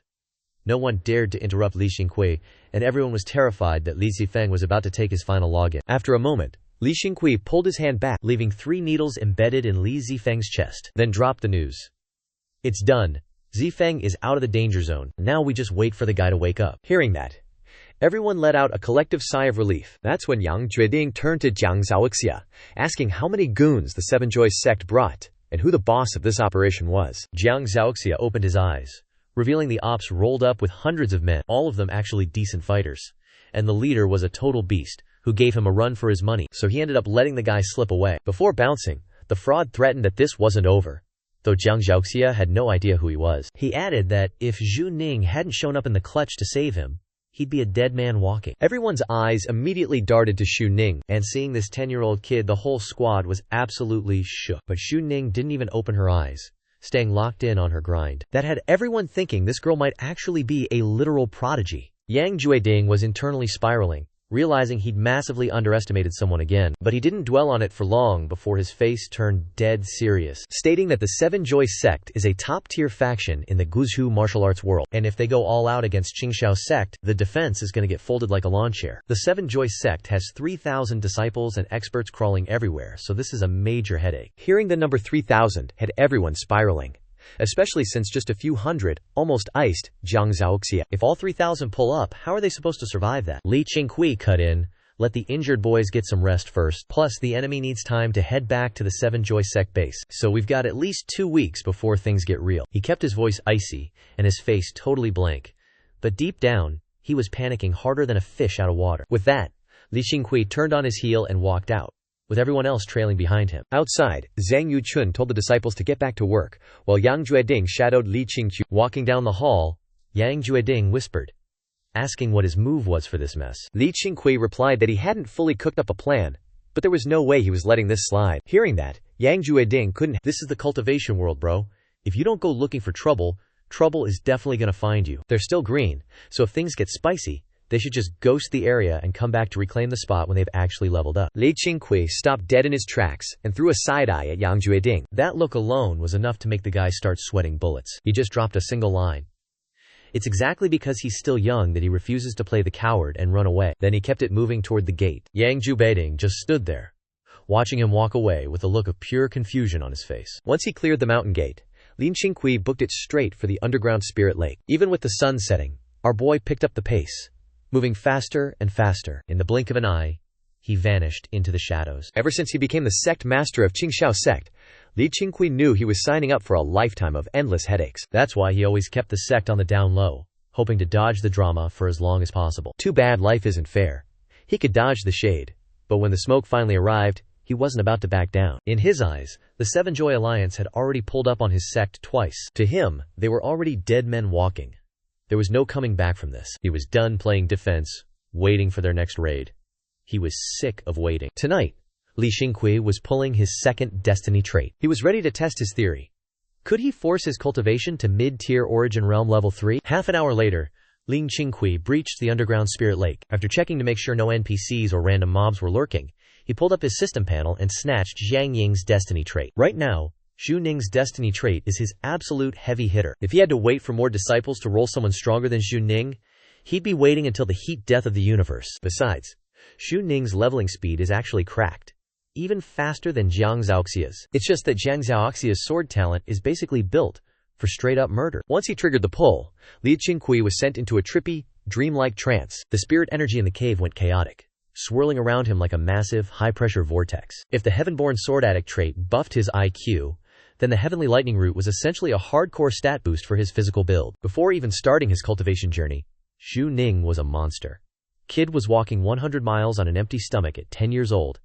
Absolute gigachad behavior. If everything goes to plan, Zhu Ning is going to speedrun past everyone else, becoming the third person, after Jiang Zhaoxia and Li Qingqiu, to hit the mid-tier Origin Realm level 2. Li Qingqiu's consciousness was fading into the void, drifting through clouds while staring down actual heavenly lightning. The lightning looked terrifying, but it felt like it was literally guiding his path. At the same time, the night sky over Tycoon Mountain Range started booming with thunder, like the heavens were triggered by all the petty drama happening below. Back in her room, Jiang Zhaoxia cracked her eyes open and stared out the window. The sun went down, and Li Dongyue and Xu Ning headed back to the inner circle dorms. Huang Shan was just chilling on his cot, asking the third uncle if there was actually anything they could do to help. The rest of the second-gen disciples stared at Jiang Zhaoxia, waiting for the signal. Li Zifeng was out cold, and since Jiang Zhaoxia was the strongest one left, he was basically the only one who could handle business, even while recovering. The Qingqiu sect was officially caught in a dark, ominous vibe, like never before. The 7 disciples of Qingqiu were low-key panicking, but they refused to just sit there and watch their sect crumble. Umar sat right next to the unconscious Li Zifeng, salty and venting about how he needed to get revenge for his junior brother. Even though Umar hadn't pulled a move yet, everyone could tell the guy was hitting massive growth spurts in his cultivation. And just sitting there, he looked like a straight-up beast, with his muscles looking ready to rip right through his gear. Zhang Yuchun laid on his bed, back turned to the squad, brow furrowed as if he were plotting something big. Jiang Zhaoxia took a look at the room, scanned the disciples, and grumbled. "You guys are still absolute newbies. Just go focus on your training. I've got this handled. You don't need to jump in yet." He even flexed that he'd already sent the enemies packing, claiming they were too shook to ever come back. Seeing Jiang Zhaoxia being his usual arrogant self, the disciples actually felt a weird sense of relief. Honestly, at this point, they were starting to vibe with his main character ego. Then, the disciples started grilling him about the brawl that went down at the foot of the mountain earlier. Jiang Zhaoxia cooled his jets and decided to spill the tea, casually recapping the absolute slaughter that just happened. But when he thought back to Xiang Ning, a sudden chill went down his spine. A massive red flag. He realized he'd totally underestimated her, as that girl had talent that honestly rivaled his own, which just made him realize his big senior brother was even more cracked than he thought. Back at the Spirit Lake, the silver-blue glow hit Li Qingqiu's face as he opened his eyes to reveal literal sparks of lightning. Dude looked like a god walking on earth. Once he regained control of his body, he let out a shocked noise. His face was practically glowing with pure joy. Bro had somehow jumped straight to the mid-tier of the 3rd level of the Origin Realm. Not only that, his physical stats were off the charts. He felt like a brand new person. He originally planned to use the spirit stones, embedded in the cavern walls, to force a breakthrough, because he'd already clocked that those stones were stacked with pure, high-density energy. And even though they were usable, the sheer volume was insane, so he'd been scared they might wreck his meridians before, and he'd strictly told his junior brothers and sisters to keep their hands off them. If these spirit stones can actually help cultivators level up, then their utility is absolutely cracked, especially for a new sect just starting to gain some clout. Li Qingqiu carefully sensed the origin energy in his body, finding that not only did it surge several times over, but the essence of it had evolved. It was lightning affinity. Cultivation manuals usually have set affinities, but the Taiqing Hunyuan Jing he snagged covers a whole bunch of them, basically acting as a Swiss Army knife for the 5 elements, capable of letting cultivators with any spirit root aptitude grind away. It's basically a cheat code to forge your own path based on this manual. Like right now, Li Qingqiu's origin energy has shifted to a lightning affinity, dripping with savage thunder ore. From now on, whenever his energy lands a hit, it's going to proc extra lightning damage. He could feel his origin energy getting way more lethal. This explains why he sensed something was off with Xiang Ning's energy when he was teaching her earlier. The spirit energy surrounding him still hadn't fully faded. This sparked a new theory. Maybe those body-related destiny traits are the perfect shortcut to power level his cultivation realm. The thought had Li Qingqiu hyped to test out more of these destiny traits. He got up, walked to the cliff wall, grabbed a spirit stone to stash away, and dipped from the underground spirit lake. He originally planned to force a breakthrough to the third layer of the origin realm using these stones, but since he's already hit that milestone, no need to risk it. His current energy reserves are maxed out. No downtime needed. He's ready to make his move immediately and catch the Seven Joy Alliance completely off guard. Half an hour later, Li Qingqiu rolled back to Qingqiu Sect and dragged Yang Jueding out of bed. It was absolutely pouring outside, with thunder shaking the heavens. Yang Jueding opened the door, saw Li Qingqiu soaked to the bone, and asked where the hell he'd been. Li Qingqiu just stared him down and asked if he knew the way to the Seven Joy Alliance. Yang Jueding said of course he does, since he's been there as a guest, but asked what our boy was planning. Li Qingqiu just told him to gear up, we're heading down the mountain. He turned and walked off, leaving Yang Jueding standing there looking like a total NPC. Next, Li Qingqiu hit up his courtyard and knocked on his junior brother's doors. Zhang Wuchun was quick to answer. Li Qingqiu flashed a smile and told him he's taking Yang Jueding down. Better stay alert. Those goons from Shilaming might still be lurking nearby. For the last few days, Zhang Wuchun told the disciples to stay within range and not wander off until those guys are dealt with. Zhang Wuchun frowned and asked, "The rain is insane, why not just wait until tomorrow to head out?" But Li Qingqiu just waved him off, saying the storm is exactly why it's the perfect time to move. With that, he turned on his heel and headed back to his room. Zhang Wuchun almost opened his mouth to argue, but decided to trust our boy and just shut the door. A while later, Yang Jueding was standing at the mountain gate in a straw raincoat, waiting for Li Qingqiu. Li Qingqiu rolled up in a matching raincoat, the Qing Tianhong sword, the old man's heirloom, strapped to his side. Thunder echoed through the storm, sounding like the heavens were losing their mind as the Tycoon Mountains felt the crushing pressure. Deep in the woods, Yang Jueding and Li Qingqiu trudged through the downpour. When they reached a flat clearing, Yang Jueding turned to Li Qingqiu and said that marching in this weather was definitely going to wreck their stamina. Besides, the road to Shilaming is a total trek, and there's no way they're getting there in a couple of days. So why not crash for the night and grab some horses in town tomorrow? Deep down, he thought Li Qingqiu had lost his marbles, and hoped the cold rain might help the guy come to his senses. But Li Qingqiu just shrugged and said, "It's all good, no need to rush, as long as we catch up to those Shilaming runaways, it's a W. Since they're lugging around a bunch of wounded fodder, they definitely can't have made it that far." Yang Jueding let out a massive sigh of relief, realizing Li Qingqiu wasn't planning a suicide mission into Shilaming, just hunting down the stragglers, which sounded like an easy dub for them. Hype restored, he picked up the pace, and Li Qingqiu didn't try to stop him. In the gloomy forest, Yang Jueding fired up his movement tech, while Li Qingqiu used windstep, both moving like absolute ghosts. To the casual observer, their feet barely touched the ground. As the night deepened, the storm started to die down, like the sky was finally done throwing its temper tantrum. On a mountain trail winding between the peaks, 100 horses were slowly making their way forward. The horses were loaded with injured fighters, while over 100 other guys were leading them on foot. Yu Zhenchuan was leading the pack, rainwater streaming down his face with a cold look, though he was low-key terrified inside. He still had a nasty gash on his neck that had almost finished him off. The insane image of Jiang Zhaoxia kept flashing in his brain, along with that girl who nearly ended him with a single strike. He seriously couldn't wrap his head around how Qingqiu Men was hiding two such terrifying monsters, plus that guy Lia Zifeng. Forget the Seven Joy Alliance. Even the top-tier sect leaders he's met never had a monster of a genius like that. Now that this blood feud is locked in, the Seven Joy Alliance has zero chance of reconciliation. He needs to get back, rally the entire alliance, and wipe Qingqiu Sect off the map. Otherwise, 10 years from now, hell, even next year, the Seven Joy Alliance is going to get absolutely deleted. The more he thinks about it, the more he's sweating, low-key suspecting the Qingqiu Sect is actually run by demons or ghosts. Rumors about Lin Xunfeng hunting for immortals spread ages ago, and everyone, including this guy, mocked him for being a total lunatic. But right now, he's starting to think Lin Xunfeng actually stumbled onto something real. The rain stopped, but Yue Zhenchuan's mood is still cloudier than a gloomy dungeon. Suddenly, a booming, heavy voice rings out from behind them, demanding everyone up front to stop, making the Seven Joy Alliance disciples jump out of their skin. They're terrified the Qingqiu Sect goons finally caught up to them. Yu Zhenchuan is just as shook.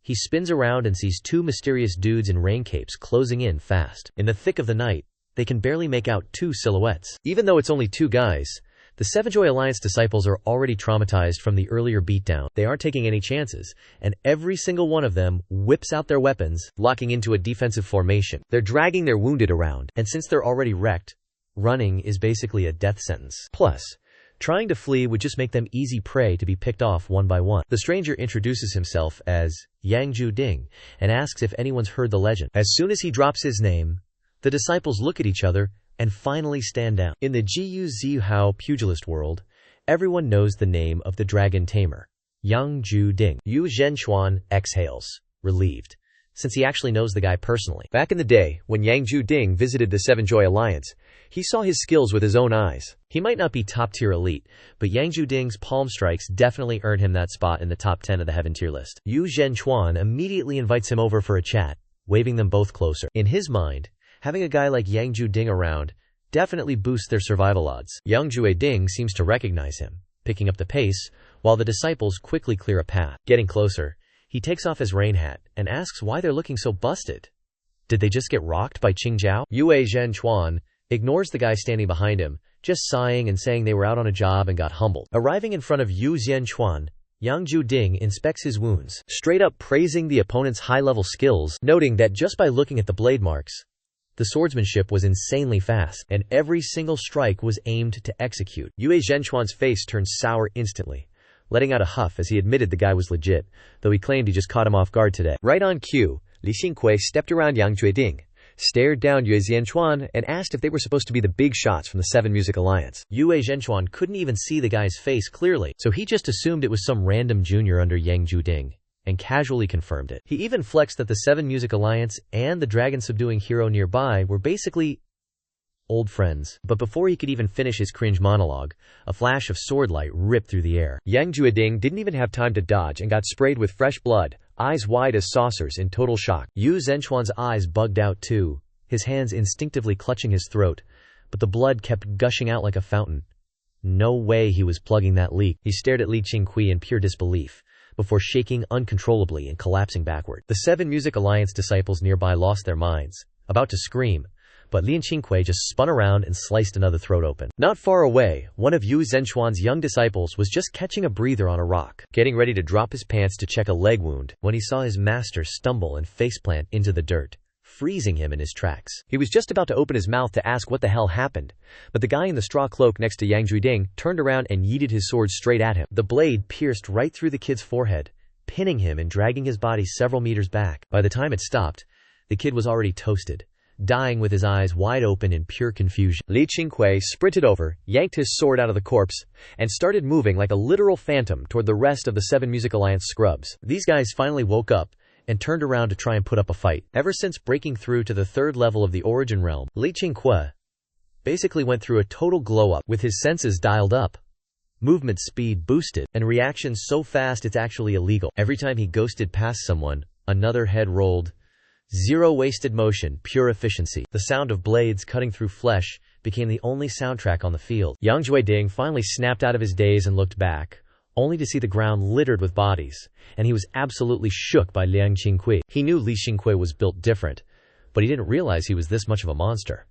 Not even Zhang Xiaoxia could hold a candle to this. Just then, an older, savage-looking Seven Music Alliance disciple roared for everyone to jump Li Qingqiu and charge straight at him. The other scrubs followed suit, causing the horses to start panicking and freaking out. The horses were screaming and bolting, throwing wounded riders to the ground to get trampled to death. In a heartbeat, the whole mountainside turned into a total dumpster fire. These Seven Music Alliance goons were already beat up, let alone trying. Even at his peak, bro stood zero chance against Li Qingqiu. The fight turned into a one-sided slaughter before the enemies even knew what hit them. Yang Jue-ding watched Li Qingqiu go full demon mode and felt a chill crawl straight up his spine. He's been around the block a few times, but he prefers clout and fancy martial arts over actual bloodshed, and that's the only reason this fraud ever got the title of hero. But looking at Li Qingqiu right now, he felt absolutely triggered. He tried to cope, telling himself the Seven Joy Sect were the ones who started this beef. Plus, it's not like they were some honorable, righteous sect. They've been out here doing villain arc activities for years. Back in the day, he climbed the mountain to spar with them, but let's be real, he was just there to bully them for clout, and when that didn't work out, he just pretended to be their friend. But no matter how hard he tried to rationalize it, seeing Li Qingqiu treat these guys like sheep at a buffet, he couldn't stop wondering how many hits he'd actually survive. If Li Qingqiu turned that rage on him, he'd probably fold in 2 seconds. Once half the sect was turned into fertilizer, the rest of these NPCs finally cracked and started running for their lives. But Li Qingqiu wasn't about to let them ghost him. He hunted them down, one by one. These dudes were already hurt and tired, so they didn't get far before Li Qingqiu turned them into loot. After a few minutes, Li Qingqiu strolled up to Yang Jue-ding, tilted his head, and revealed a face smeared in blood from under his hat. He said there's one more rat left to kill, and bro isn't going anywhere. He's heading to the Seven Joy Sect next, and told Yang Ju-ding to just stay put. According to him, if no one survives to tell the tale, the sect won't come sniffing around. So tomorrow, he should just clean up the bodies so the mountain doesn't start smelling like a plague ward. After taking 2 steps, Li Qingqiu paused, like he forgot something. He turned back to Yang Jueding and told him to loot every single body, collect all the shiny gear and spirit stones,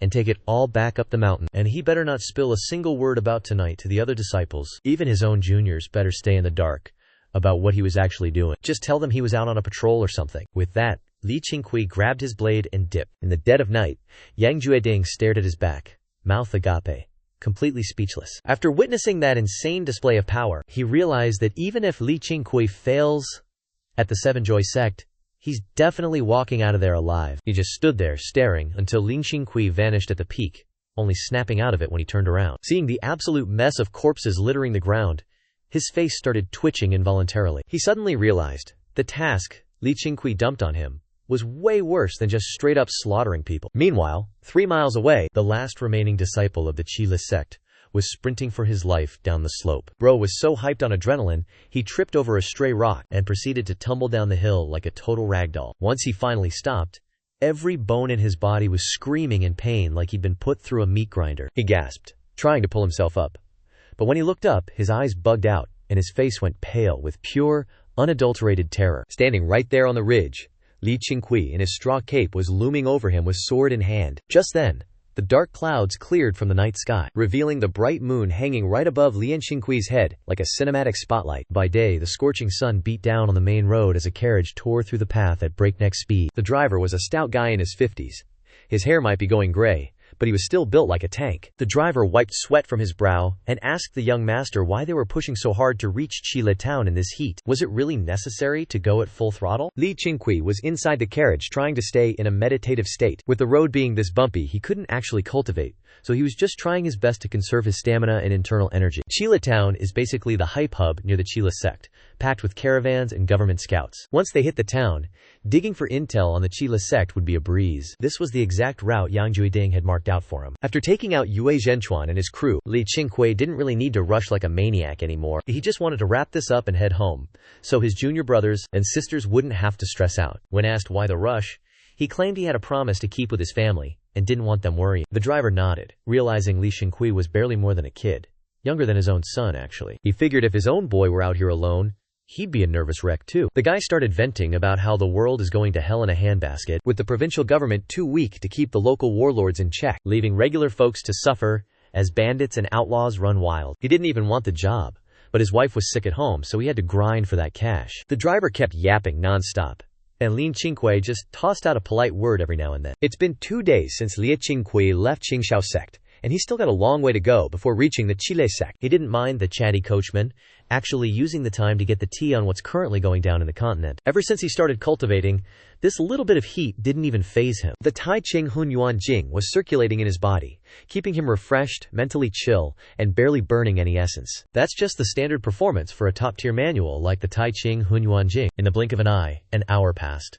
The coachman had run out of steam, his throat was dry, and he just wanted to reach the next stop. Suddenly, he yanked the reins and started cussing at someone blocking the road. It was a girl standing there, asking for a ride. The guy was shocked to see a lady, especially one dressed in such a weird fit. The girl said she wasn't short on cash, just hoping the coachman would do her a solid. When asked where she was headed, she said she wanted to go to Qingqiu town. Hearing that, the coachman immediately turned back to whisper to Li Qingqiu about the girl wanting a lift to the same place, asking if he should let her hop in. He even offered a 30% discount on the fare if Li Qingqiu agreed. Li Qingqiu couldn't be bothered with that pocket change, just telling him to let her in so they could get moving. The coachman finally let her on, making sure to remind her to thank the young master who rented the whole carriage. The girl offered her thanks. Sounds of footsteps approached, the curtain lifted, and a girl in black robes with a veiled hat and a pack on her back stepped inside. She took a seat by the window, gave Li Qingqiu a respectful fist salute, and thanked him for his generosity. Even while talking, her hand never left the hilt of her sword. Li Qingqiu spared her a glance, gave a slight nod, and went back to closing his eyes. The girl in black didn't overthink it and kept her mouth shut. Now that a girl was on board, the coachman somehow found his second wind and wouldn't stop yapping. She answered a few times, but when she realized the guy was a broken record, she just stopped responding, leaving the coachman feeling salty. The rest of the trip became dead silent. Once they hit the rest stops, the girl and Li Qingqiu grabbed separate tables and only hopped back in the carriage when it was time to roll. Things stayed that way for 5 days, until they finally pulled into Qingqiu town. Li Qingqiu handed the prearranged silver to the coachman, and headed into town. Qingqiu town sits right at the base of a massive mountain with a ton of carriages parked in front of the town marker, and almost everyone walking around is packing heat, clearly rocking that classic "I'm a wanderer" aesthetic. Qingqiu didn't waste a second, just grabbed a random NPC to ask for. This short, chubby guy looks like a local NPC who's never left the village in his life. He side-eyed Qingqiu and basically said, "The mountain range behind us belongs to the Qile Alliance, so congrats, you're here." Qingqiu patiently tried to get the actual location of the sect, telling the guy he was just looking to pay a visit and show some respect, but the chubby fraud straight up told him to give up. He warned him not to get his legs broken for asking too many questions, then just ghosted him. Qingqiu tried asking a few other randoms, but they all gave the same, "Not today, Satan" reaction. Turns out, everyone is terrified of the Qile Alliance and acts like mentioning them will get them killed. Our boy didn't realize they were that scary, so it looks like he's gonna have to do this the hard way. Just as he was scouting for another target, this girl in black walks up and says, "Keep asking around like that, and you're gonna end up in a world of hurt." She's headed there too, so she wants to know what his deal is. Qingqiu turned around, and the two of them were standing less than 5 steps apart. The girl in black looked up, revealing a gorgeous but ice-cold face from under her hat. This was the first time Qingqiu actually got a good look at her. She's a total stunner, but her eyes have that "I've killed people before" vibe. The girl in black is tall as hell, almost the same height as Qingqiu, who is still growing but already clocks in at about 1.75 meters. When she pressed him, he lied and said his master sent him to deliver a letter, but something came up, so he got stuck with the errand. He kept his poker face perfect, so the girl couldn't sniff out any of his motives. She asked if he had the guts to head up the mountain right now, saying if they move, they'll get there by tomorrow morning. Qingqiu has a pretty chill, refined look, low-key giving off scholar energy, and even though he's carrying a sword, the girl couldn't feel any threat coming from him. Qingqiu just smirked and gave her the nod, telling her to lead the way. She didn't waste any breath and just brushed past him, so he followed her trail as they walked through the main street of Qilin town. Gotta say, this place is actually pretty massive and packed with people. Qingqiu even saw people doing a martial arts competition for a marriage proposal, thinking his own Qingqiu sect could probably recruit some talent here later. Once they dipped out of Qili town, the two of them hit the wilderness and started the climb. They weren't taking the main path, obviously. This gave Qingqiu some serious PTSD of being back in the Tycoon mountain range. There wasn't even a path under their feet, just thick, overgrown brush. The sun went down, the forest went pitch black, and visibility hit rock bottom. The girl in black actually came prepared and pulled out a torch. Once the path was lit, she really started picking up the pace. Qingqiu didn't need the light, but he stayed glued to her shadow anyway. A few hours later, our duo finally hits the peak of the ridge. Looking out from here, it's just endless, overlapping mountains as far as the eye can see. The night mist makes these peaks look straight up cursed, like ancient giant demons looming over them, ready to pounce. The mystery girl in black stops and tells him that once the sun hits, he'll finally see the gates of the Qile sect. Qingqiu gives a quick nod, says thanks, and decides to poke the bear by asking what her deal is with the Qile sect. She claps back, asking why he's so nosy all of a sudden. He just shrugs it off, saying if she doesn't want to talk, it's all good. Then he turns his gaze back to the gloomy, ominous mountain range ahead. Honestly, who cares? Even if they end up being sworn enemies, he's not losing any sleep over it. The girl in black tilts her head, curious why he isn't weirded out that they haven't run into a single Qile sect lackey on this whole trip. He casually drops that since they're taking the abandoned mountain trails. Obviously, nobody is going to be around. He can tell this girl is definitely hiding a main character backstory, but he's way too lazy to play detective. She goes quiet for a second. Then suddenly, yoink, she draws her blade. With a sharp metallic ring, she's got her sword pressed right against Qingqiu's throat. She demands he spill the tea on who his master is, and what his actual connection to the sect is. Qingqiu barely glances at her, moves faster than a camera can catch, and flicks his middle finger against her blade, sending the sword flying. It happened so fast the girl had absolutely zero time to react. She stumbles back 2 steps, looking completely lost. Her sword lands in the grass behind her, sticking into the dirt and vibrating like crazy from the sheer force of that flick. She stares at Qingqiu in total disbelief, never expecting this guy to have such insane combat skills. Just one flick of his finger, and she felt a surge of raw, unstoppable power. Qingqiu keeps his face completely blank, telling her that everything he said earlier was just to lead her on. He adds that her little stunt just canceled out all the goodwill he had for her guidance. He tells her to get lost and find her own way down the mountain. He's done waiting around for the sunrise. Seeing him still gunning for the summit, she can't help but ask who he really is and what his endgame is. Qingqiu doesn't even look back,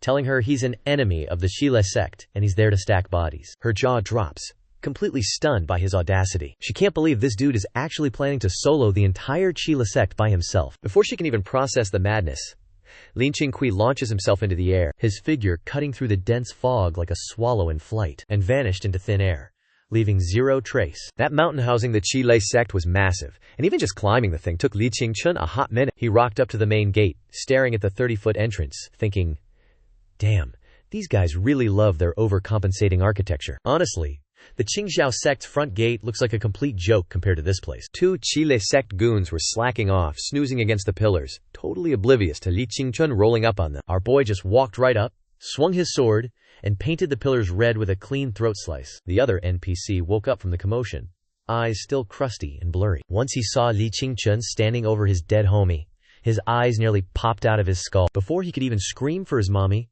Li Qingchun was already on top of him. Left hand clamped over the guy's mouth, right hand holding the Tianhong sword right against his throat. Li Qingchun gave him the cold shoulder and whispered, "Wanna live? Then play ball. Blink if you understand." The fraud started blinking at Mach speed, terrified that Li Qingchun's hand might slip. Li Qingchun yanked him up by the collar and told him to start walking, taking him straight to the sect leader's penthouse suite. He tossed in a quick warning that if the guy tried anything funny, his sword would be a lot faster than his brain. The Qile sect grunt got a rough shove, stumbling forward, and the second he regained his balance, he felt a sharp blade pressed into his kidney, turning him into a sweaty mess. He started leading the way, praying for his life. The coast was clear. Apparently, every other disciple was passed out since it was the middle of the night. The paths the Qile sect built were wide, with fancy training arenas everywhere, radiating that main character sect energy. After about 10 minutes of walking, they reached the inner courtyard of the sect leader. The snitch pointed a trembling finger at one of the rooms. Li Qingchun suddenly chopped the back of his neck, knocked him out cold, and marched toward the door, blade in hand. The moonlight stretched his shadow across the yard, and he could already hear the rhythmic breathing of the target inside. He moved like a ghost, not making a single sound. He reached the door, pressed his palm against it, and realized the lock was rigged. He'd have to force it open. He took a deep breath, snapped the latch, and lunged straight for where the breathing was coming from. The top boss of the Qile sect, Lu Taidu, was dead to the world on his bed. But even as a high-tier absolute unit known across the realm, his battle instincts were still locked in, even in his sleep. And the exact second the door burst open, his eyes snapped wide, shut to open. He barely caught a glimpse of a sword flash. Shocked out of his mind, he scrambled up and tried to dodge, but still caught a blade to the shoulder. Lu Taidu is over 4 rocking that classic burly villain aesthetic with a thick beard, eyes wide open, hair and whiskers flying everywhere, looking like he's literally about to blow a fuse. Li Qingqiu was actually caught off guard, not expecting this guy to dodge a lethal blow. This NPC's combat skills are way above Yang Juding's pay grade. Lu Taidu roared in rage, gathering fire-infused energy in his palm to slap Li Qingqiu into next week. Li Qingqiu backflipped and held up his sword to tank the hit. With a massive boom, the windows shattered, furniture exploded, and the whole house started shaking like it was having a seizure. Lu Taidu's eyes popped out.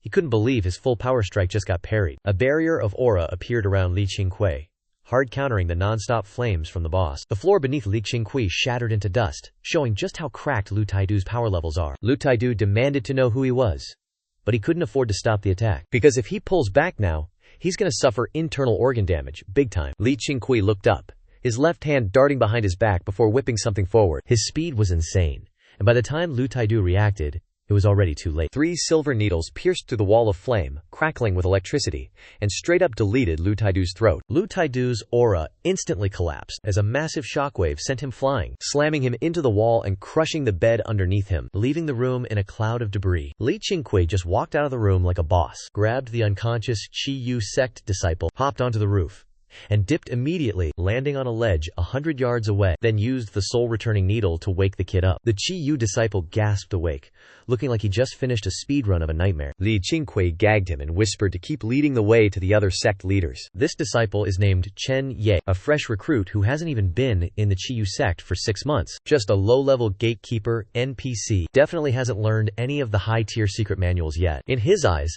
the sect leader Lu Taidu was the absolute peak of human strength. So he dragged Li Qingqiu to Lu Taidu's courtyard first, hoping to watch the kid get absolutely humbled. But hearing Li Qingqiu talk like that, he couldn't help but wonder, wait, did Lu Taidu actually get folded by this guy? His eyes went wide as he stared at Li Qingqiu, his brain struggling to process the reality. Up close, he finally clocked how young Li Qingqiu looked, like suspiciously young, to the point it felt like a glitch in the Matrix. Li Qingqiu frowned, barking at him to snap out of his daydream or asking if the dude was straight up deaf. Chen Yi regained his senses, blinking like his life depended on it. Li Qingqiu wasn't having it.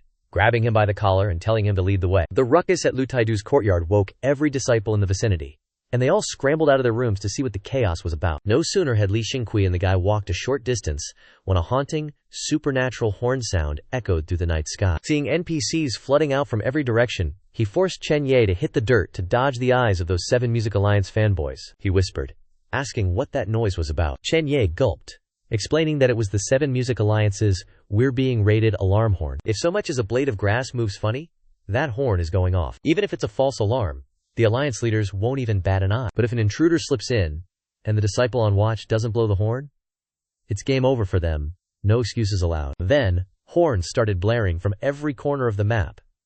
Turns out that alarm system wasn't just in one spot. Li Qingqiu had to admit, he definitely underestimated the security of the 7 Music Alliance. No wonder there were no guards patrolling.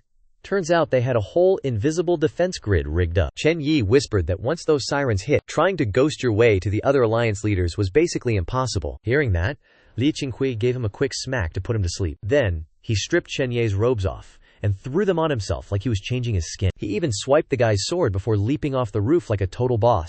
He kept moving toward the location Chen Yi had pointed out earlier. More and more 7 Music Alliance lackeys were pouring out, and Li Qingqiu kept bumping into packs of them. Only now did he get a real feel for how deep the 7 Music Alliance's bench actually was. The number 3000 doesn't sound like much on paper, but seeing it in person?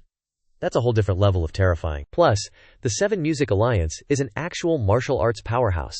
Every single one of these mooks actually knows how to fight. While walking, Li Qingqiu thought back to Lu Taidu's internal energy and realized the martial path was way more complex than he thought. If he hadn't leveled up to the mid-3rd stage of the Origin Realm, taking out Lu Taidu would have been a massive headache. If he'd burned through all his essence killing that guy, making it out of the 7 Music Alliance alive would have been a total nightmare. Lu Taidu was just a regional boss in Qingqiu, and the Great Liao dynasty had plenty of other territories. Under these heavens, there's definitely no shortage of people way stronger than him. From now on, he's never going to sleep on the experts in this world again. Even after turning his opponent into dust, Li Qingqiu realized he had to keep his guard up. Not that he regrets a thing. If he had to do it again, he'd still pull the trigger. Maybe just wait for a better opening next time. With absolute monsters like Lu Taidu around, the Seven Joy Sect is way out of the Qingqiu Sect's league right now. He can't just keep his disciples locked in the basement, waiting for the Seven Joy Sect to steamroll them. Sliding into some stolen Seven Joy Sect robes, Li Qingqiu walked right through the front door without anyone batting an eye, and he didn't even try to act stealthy. That would have looked way too sus. He just strutted forward, acting like he owned the place while passing by the other disciples. Suddenly, he froze in front of a random courtyard and whipped his head around, furrowing his brows as he caught the sound of faint sobbing. It sounded like someone was crying, and judging by the noise, it wasn't just one person. Plus, there was another faint, shaky breath coming from the shadows. Normally, he'd mind his own business, but for some reason, his own juniors popped into his head. Back in the day, Zhang Yuchun, Jiang Xiaoxia, and Li Dongyue were just as terrified when they first joined the Qingqiu sect, hiding away to cry all by themselves. Wu Mar definitely wasn't that emotional. As long as the kid was fed, he was chilling. And Li Zifeng and Li Zikai had each other, so they never felt that kind of lonely despair. He hesitated for a second, then walked into the yard and headed straight for the door. The place was a total dump, filled with firewood and junk, and there wasn't a single guard in sight. He cracked the door open and squinted into the dark, finding a pile of dry wood, where a kid was huddled up against the logs, with moonlight streaming through a hole in the roof, highlighting the poor kid like a spotlight in a horror movie. The kid looked like they were maybe 7 or 8, and the craziest part was they were cradling a tiny baby in their arms. The crying was coming from the toddler, obviously. Li Qingqiu stepped inside, and the kid nearly jumped out of their skin, spinning around in terror. He took one look at them and went straight to the point. "You want out of here?" The kid was dressed in straight-up rags, looking just like Xu Ning used to. Faced with that offer, the kid just stared back, shell-shocked, asking if leaving was actually even possible. Li Qingqiu told them straight up, "If you want out, I'm getting both of you out of here today." Hearing that, the kids scrambled to their feet, clutching the baby tight against their chests. The baby couldn't have been more than a year or two old and honestly smelled like absolute trash. The kid looked at him with wide eyes. He's never met Li Qingqiu, but just the thought of ditching the Seven Music Sect had his heart racing like crazy. Li Qingqiu dropped the bombshell that he wasn't part of the sect anyway, and since he'd already wiped out their sect leader, it was time to dip. Upon hearing that, the kid didn't even flinch. Instead, his eyes went wide, tears welling up, and while laughing through the tears, he seriously told Li Qingqiu he's riding with him, but only if he takes his little brother along for the ride. Li Qingqiu nodded, telling the kid that from now on, he and his brother are officially joining his sect. The kid didn't hesitate for a second, swearing he'd pay back this debt of gratitude later. Li Qingqiu stepped up to him, grabbed the little brother, and wrapped the toddler not even 2 years old, to his chest, using a dirty rag he found on the floor. Then, he scooped up Yuan Qi with one arm and bolted out of there. Once they were out, the moonlight hit, and Yuan Qi finally got a good look at Li Qingqiu's face. His pupils dilated, a strange glint flashing in his eyes. That moment was etched into his mind forever. Exiting the building, Li Qingqiu leaped onto the eaves, moving with light, silent steps. He pulled up his sect panel to check the head count, and sure enough, the two brothers were already on the roster. He clicked on Yuan Qi's avatar to check his loyalty, and man, the stat was sitting at 90/80th. Thinking to himself that this kid wasn't half bad.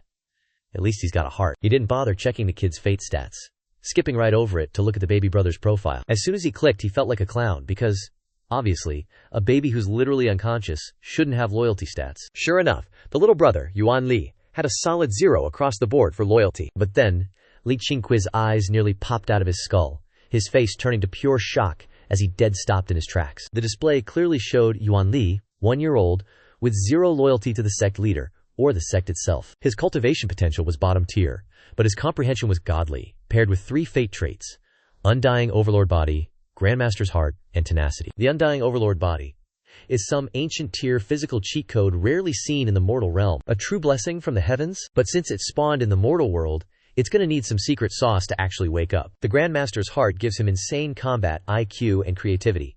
Plus, he's basically a natural-born prodigy at teaching others. Tenacity means no matter what kind of hell he goes through, his mental game will never break. Looking at this, one thought crossed Li Qingqiu's mind. He'd just hit the absolute jackpot. Those 3 fate traits, especially the Overlord Body and the Grandmaster's Heart, just sound like pure broken mechanics. And that Undying Overlord Body?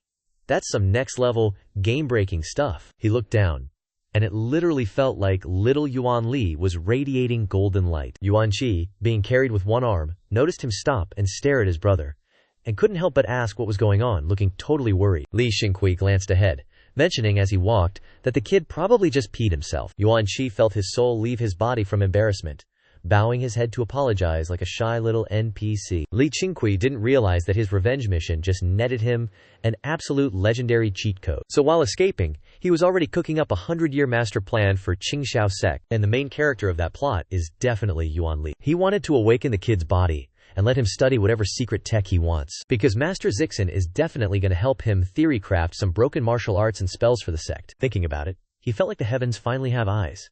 Turns out being a good guy actually pays off. If he hadn't gone soft a second ago, he would have missed out on this literal gold mine. Plus, if Yuan Li actually grew up in the Qingqiu Alliance, he'd probably become a massive, unpredictable headache later. The more Li Qingqiu thought about it, the more hyped he got. Meanwhile, as Yuan Qi was being carried one-handed, he thought this big brother was genuinely built different. Carrying his little bro in one arm and him in the other, while still swinging a sword, bro is legitimately cracked and dripping with main character energy. He silently made a vow that one day, he's going to be just as much of a unit as this guy. The Qingqiu Alliance is perched on a peak surrounded by sheer, impossible cliffs, so even if your movement techniques are top tier, you aren't hopping over to the next mountain. The only way out is the main gate where he originally walked in. Li Qingqiu landed on a rooftop with Yuan Qi and Yuan Li, pausing to scan the perimeter. Yuan Qi looked back, his dirty little face turning pale as his eyes filled with genuine panic. 100 yards out, all the way down the stairs, the training grounds were already packed with Qingqiu Alliance disciples, and the count was still going up. The sea of heads mixed with the flickering torchlight created some serious,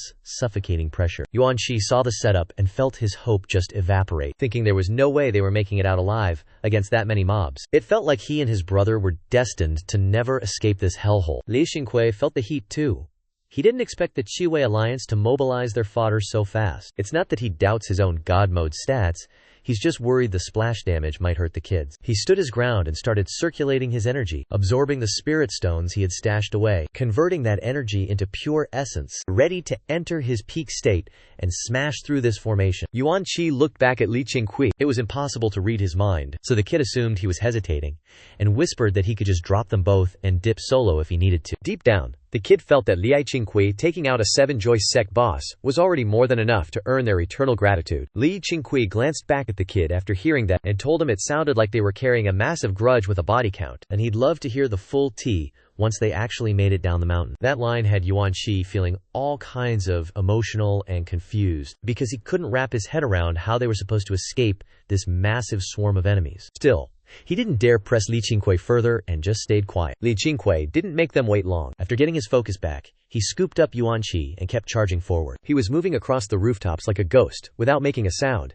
leaving Yuan Qi absolutely shook. The wind was whipping past their ears and the mob was getting way too close, making the kid's heart jump right into his throat, wondering if this absolute unit was seriously planning to just Leroy Jenkins his way through the center of the trap. Reaching the end of the last rooftop, Qingqiu hopped down to the ground and headed straight for the stairs. His appearance instantly caught the eyes of plenty of Seven Joy Sect disciples, but since he was rocking their sect uniform, nobody thought to stop him. They were just confused why this dude was carrying 2 kids around. Standing in the middle of the crowd, 2 sect masters were busy chatting. It was the second master, Guang Lantian, and the fourth master, Shu Zisheng. Shu Zisheng was a scrawny guy with hair like a bird's nest, yawning and looking annoyed, wondering what the hell was going on that warranted all this chaos. Guang Lantian looked like he was well over 60, kind of a chunky guy with a wild, messy beard, and when asked, he just frowned and said he had no clue either, though he suspected it was a huge deal, possibly involving the Qing sect. The moment the Qing sect was mentioned, Shu Zicheng totally lost it. Ever since those lunatics set their sights on the Seven Joy Sect's signature technique, they'd been non-stop harassing them. What a bunch of lawless, unhinged psychos. Guang Lantian shook his head, warning that the Qing sect had hitched their wagon to some big shots in the imperial court, so they were currently peaking in power. Tu Xinhang was about to keep running his mouth, but then he heard the other disciples whispering. He whipped his head around and saw some random NPC walking down the stairs while carrying 2 kids. Bro immediately hit his breaking point, screaming at the guy to unhand those children right now. Before the echo even died down, Tu Zicheng launched himself into the air. He started parkouring off the disciples, shoulders like a human stepping stool, building up momentum for a big jump. He went full kamikaze, flying straight toward Qingqiu. His roar sounded like thunder, and he was coming in with that apex predator energy. The air started trembling as his inner energy flared up, turning him into a literal human missile. His speed spiked, turning him into a blur as he descended. He unleashed a palm strike, carrying enough raw pressure to wipe out the whole trio. Qingqiu didn't even flinch, drawing his sword with a clean, fluid motion. With one swing, he unleashed a shockwave of sword intent that tore through the air. The glint of the blade reflected off the terrified faces of the Qingqiu Alliance goons below. Tu Zisheng was already airborne and totally committed. He had zero way to dodge this. Qingqiu's sword intent sliced through his palm strike like it was made of paper. The energy didn't stop there, slamming straight into the idiot's chest. It felt like he got hit by a literal freight train. He went flying backward, coughing up a fountain of blood, moving way faster on the retreat than he ever did on the attack. The Qingqiu Alliance fodder tried to catch him, but they just got flattened like a bunch of bowling pins. Guang Lantian's eyes nearly popped out of his skull, and the rest of the alliance was shook to their core. Tu Ziheng is their leader, ranked 4th on the Guizhou martial arts leaderboard. Unless you're a top-tier godslayer from that leaderboard, you aren't supposed to touch this guy. Yet this absolute unit just got one-tapped by a single swing from our main man. Everyone watched Qingqiu hold his pose, their faces pale with pure, unadulterated fear. The sky was pitch black, and the moon was playing peekaboo behind the clouds. Qingqiu stood at the top of the stairs, holding a kid in one arm, a sword in the other, looking like the ultimate main character. His sheer aura was enough to bully all 100 disciples of the Qingqiu Alliance into silence. The only thing going through Guang Lantian's head right now was, we just ran into a final boss. He didn't hesitate, immediately barking orders to set up a formation. He was terrified that this guy was going to vanish into thin air. He pulled out a wooden whistle and gave it a sharp, ear-piercing blow. The shrill sound echoed across the night like a death knell. Qingqiu moved too, dashing down the stairs while rocking Chen Ye's sword like it was nothing. The Qingqiu Alliance disciples were terrified, but their numbers gave them a false sense of security. On the sect master's command, the whole squad pulled their weapons and rushed at Qingqiu. They swarmed the stairs like a mindless flood of NPCs. Qingqiu didn't even hesitate, diving headfirst into the middle of the pack. With every swing of his blade, the air turned into a light show. Blood was painting the floor while he danced through the chaos. Moving like a literal ghost, he dodged every single swing. And his blade?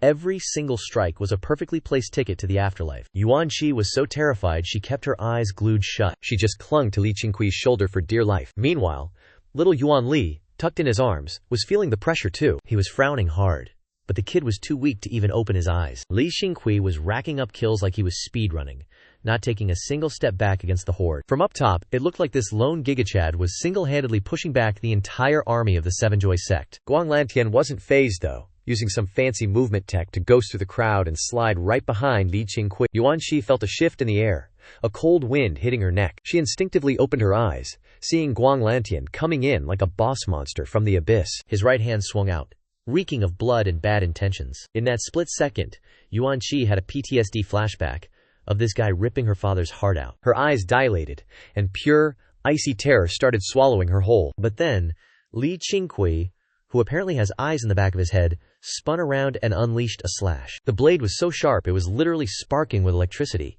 clearing the fear right out of Yuan Shi's mind. Guanglantian got spooked by the sudden turn, and had to do a backflip just to keep his head attached to his shoulders. Before he could even reset, Qingqiu launched a massive kick straight into his chest, sending him flying. The guy went rolling like a bowling ball, taking out a bunch of his own minions on the way down. Qingqiu pulled his leg back, feeling a bit of a sting. His stats might be buffed, but eating a full-speed, energy-infused charge from a guy like Guanglantian, that kick definitely took a chunk out of his stamina bar. He tried to charge back in, but as he turned, he saw another massive wave of Seven Joy's sect fodder pouring in from above, flooding down the stairs like a human landslide. Meanwhile, on a completely different mountain peak, a mysterious lady in black was chilling by the cliffside. She watched the mist clear between the peaks as the Seven Joy sect lit up with fires that were spreading way too fast. She was just trying to get some sleep, but the sect's "we're getting raided" alarm horn totally ruined her vibe. Thinking about Qingqiu's face, she's low-key terrified, never imagining this guy could cause such a massive scene. After a quick sec of hesitation, she decides to dip off the mountain,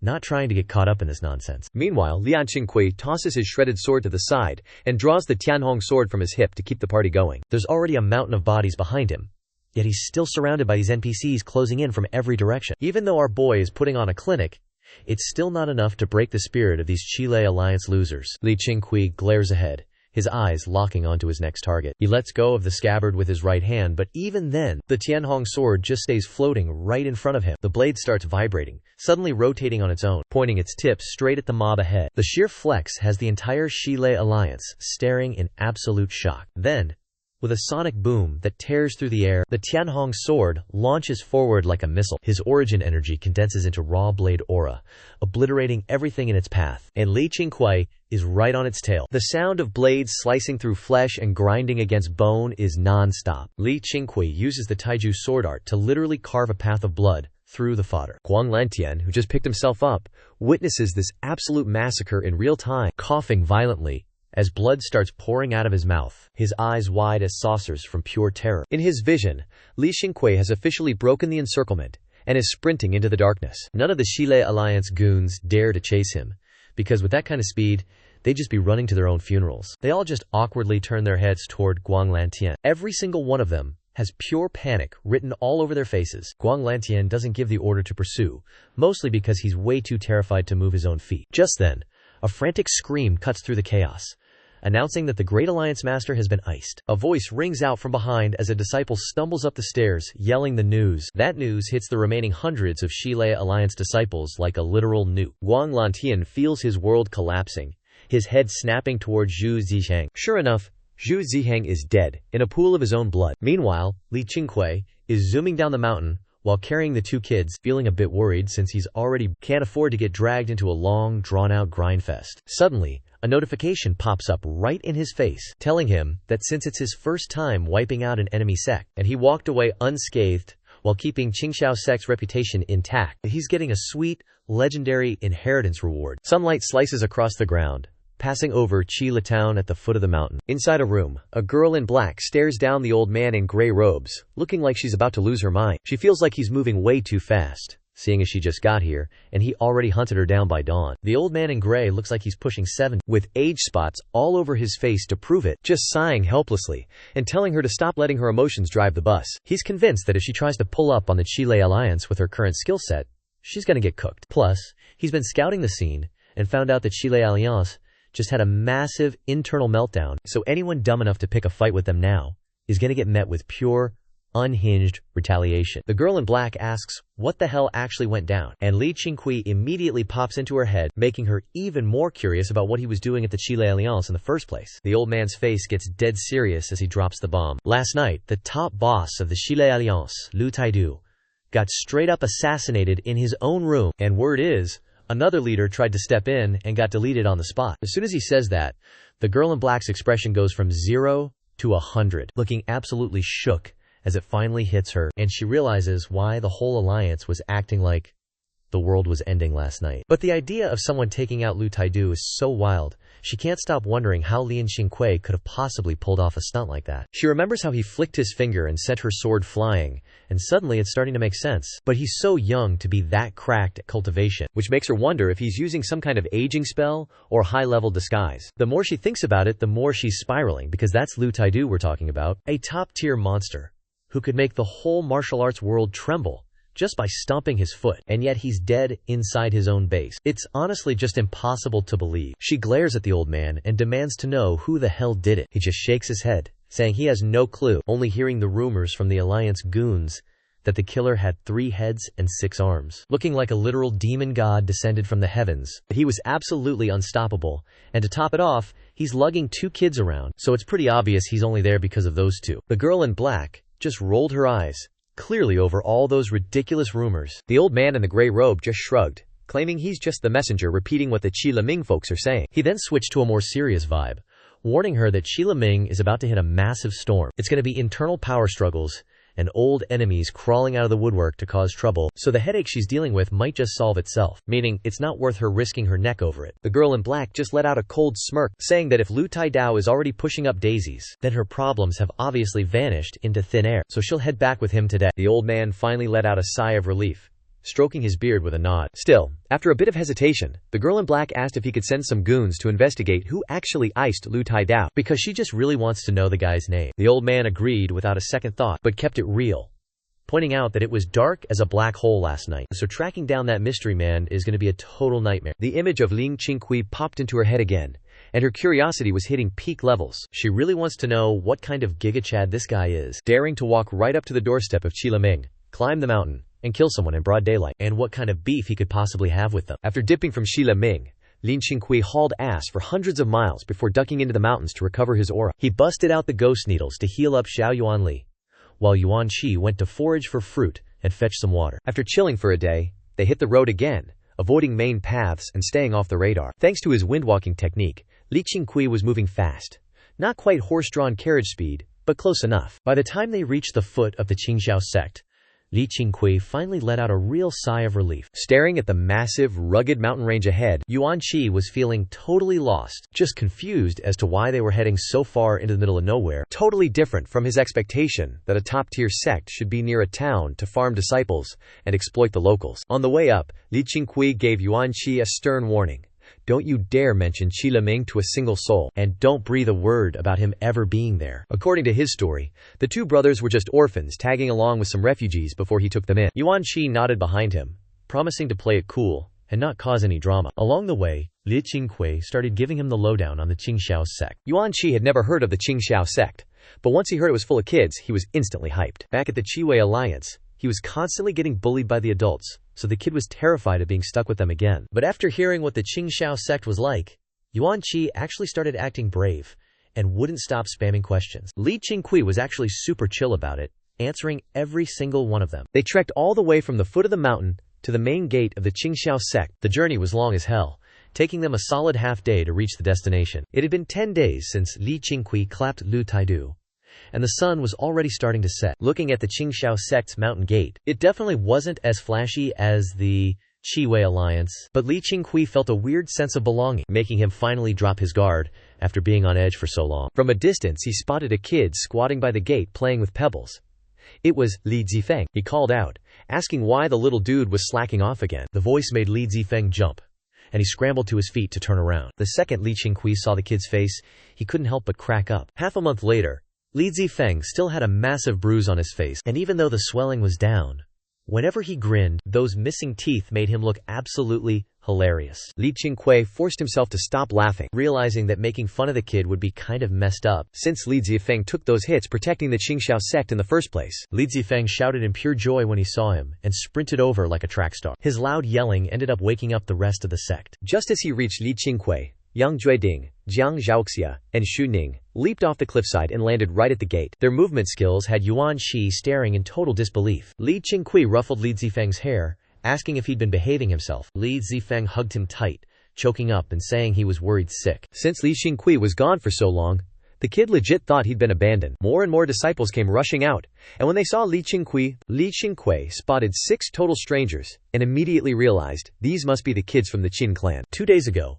he noticed his system dashboard had updated with 6 new disciples. But honestly, their stats were mid at best, and they had absolutely zero main character energy or special traits, so he totally ignored them and didn't even bother to memorize their faces. Zhang Zhaoxia swooped down next to Li Qingqiu, scanning him up and down to make sure he wasn't leaking HP, before she finally let out a sigh of relief. Li Zijin happily hugged him, while Li Dongyue just stood off to the side, looking all awkward and starstruck. Yang Jueding also breathed a massive sigh of relief at this point. He'd been gatekeeping the secret that Li Qingqiu went to the Qingqiu Alliance, and the pressure had been building up inside him for days, to the point where his mental state was about to collapse. Thankfully, the boss is finally back where he belongs. Zhang Zhaoxia started grilling him on where he'd been hiding for so long, her tone sounding a little salty. Li Qingqiu just smirked, reminding her that he'd already told Zhang Huchun he was going to Zhen Mountain, but some side quest got him sidetracked. Then he switched gears, introducing Yuan Qi and Yuan Li, announcing that from here on out, these two little guys are official members of Qingqiu Sect. The second that dropped,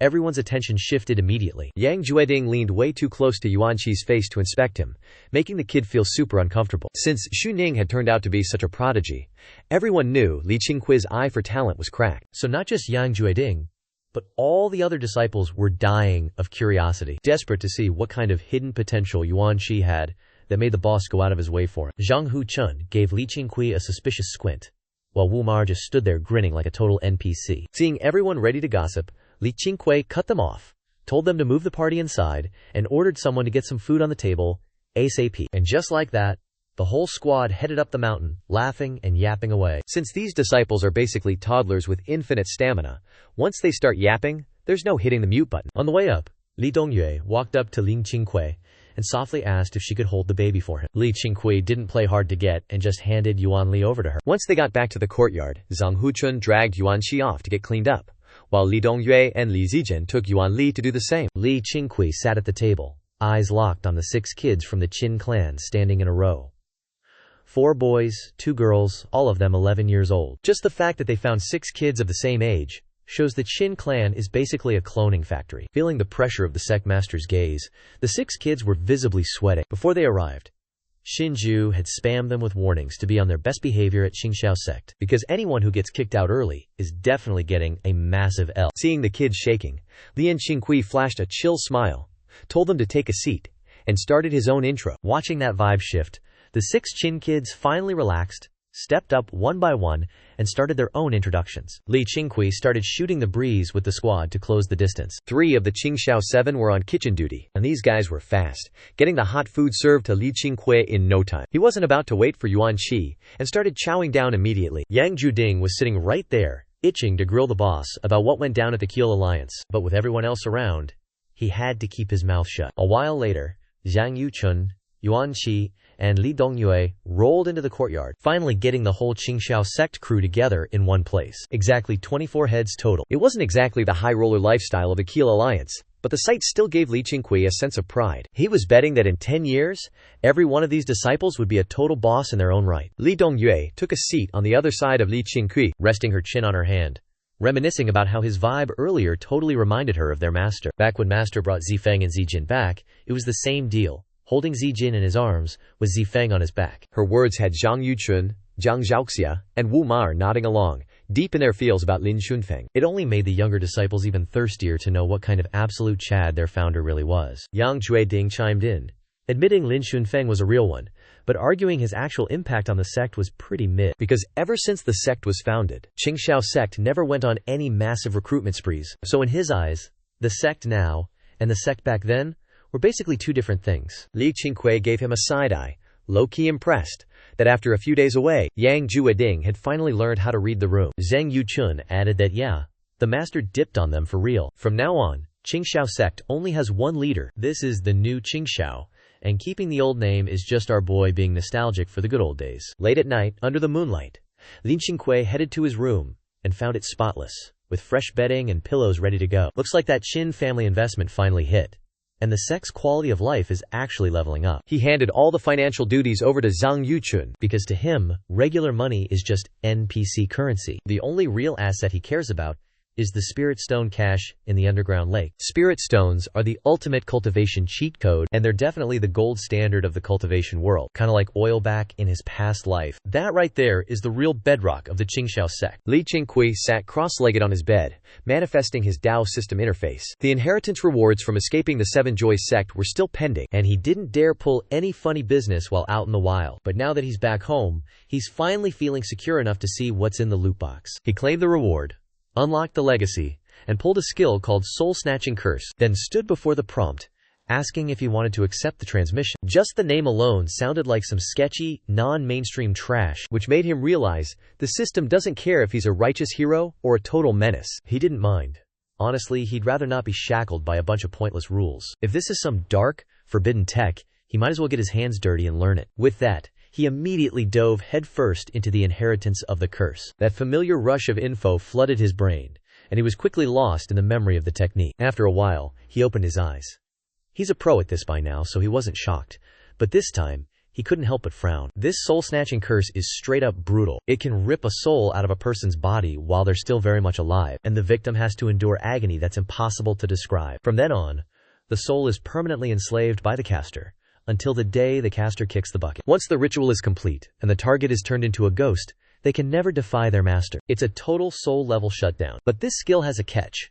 Try to cast it on someone above your level, and you'll get hit with a nasty backlash. After memorizing the curse, Li Qingqiu decided not to start grinding it just yet. He still had the spring-returning ghost needle to master, so he'd focus on that until he hit a milestone before switching gears. He centered his energy and quickly slipped into a deep, meditative flow. As the moon set and the sun rose, a new day hit, and all the disciples woke up. The martial artists headed to practice, while the cultivators sat down to soak up those morning sun rays. Li Qingqiu followed Yang Jueding to train, joined by the 6 kids from the Qin family. From now on, not just anyone gets to learn the Tai Ching Hunyuan Sutra, unless they've got god-tier talent or have put in the work. After the golden hour of training, Li Qingqiu and Zhang Yuchun went back to their room to map out their next moves. Li Qingqiu sipped some tea and suggested they get a crew of disciples to start building houses, suggesting they build in the woods under the mountain gate and bring in Yang Jueding, since he's actually a capable adult. Task number 2 is to recruit more disciples under the age of 20.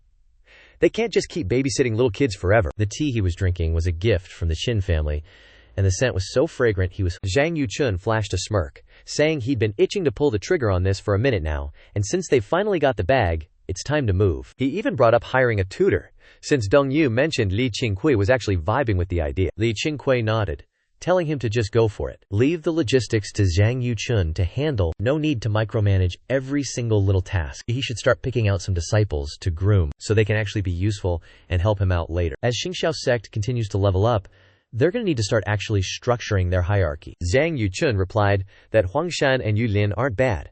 They're a bit rough around the edges, but they've got potential and think things through, so he'll make sure to mold them into elite fighters. Li Qingqiu added that from now on, only true disciples get the privilege of touching the Hunyuan manual. As of right now, Xiang Ying is the only one who fits that rank, though the 7 guys under Huangshan could technically be bumped up to true disciple status too, but they still need to focus on grinding their martial arts. Zhang Yuchun took notes on everything, though Li Qingqiu had way more wild ideas for the disciple ranking system that just weren't ready for prime time yet, especially since the reward system was still a mess.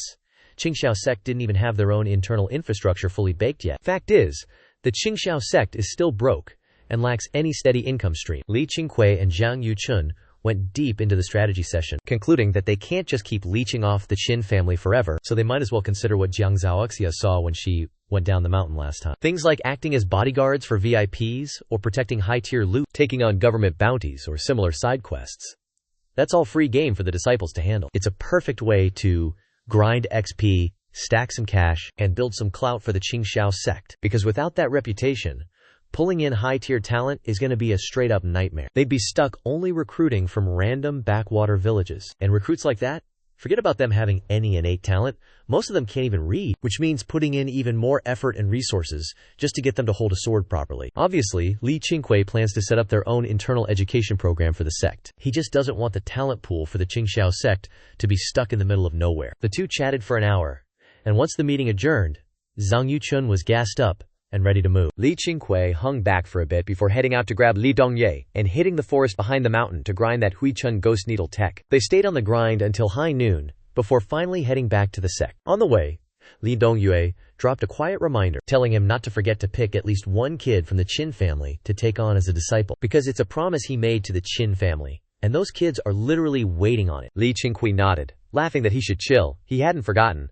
Plus, Wu Chun already reminded him anyway. Qingqiu had already designated his son to be Lin Qingqiu's disciple, so he didn't need to overthink it. He just decided to act early so the 6 Qin disciples could stop sweating. Come lunchtime, Li Qingqiu called Xinye over and told him to follow him. Xinye jumped up, hyped out of his mind, and blushing like crazy. The other 5 disciples were vibrating with excitement too, since they were carrying the entire clan's hopes on their backs. Once Li Qingqiu officially took Xinye as a disciple, he immediately handed him off to Yang Jueding. His talent was basically trash tier, and cultivation would be a grind, but if he played his cards right later, maybe he could still make it. The spirit lake hidden underground could probably patch up his mid-tier talent gaps. Yang Jueding finally got an official title out of this, becoming a combat elder for the Qingqiu sect. Half a month flew by, and since Li Qingqiu kept his business at the Qiyue Alliance on the down low, Jiang Zhaoxia kept showing up at the hillside to train. Liu Qingqiu didn't stop her either, because aside from the Qiyue Alliance, the Qing sect was still a massive headache waiting to happen. Then one day, Zhang Wuchun dropped a bombshell. He gathered Li Qingqiu, Jiang Zhaoxia,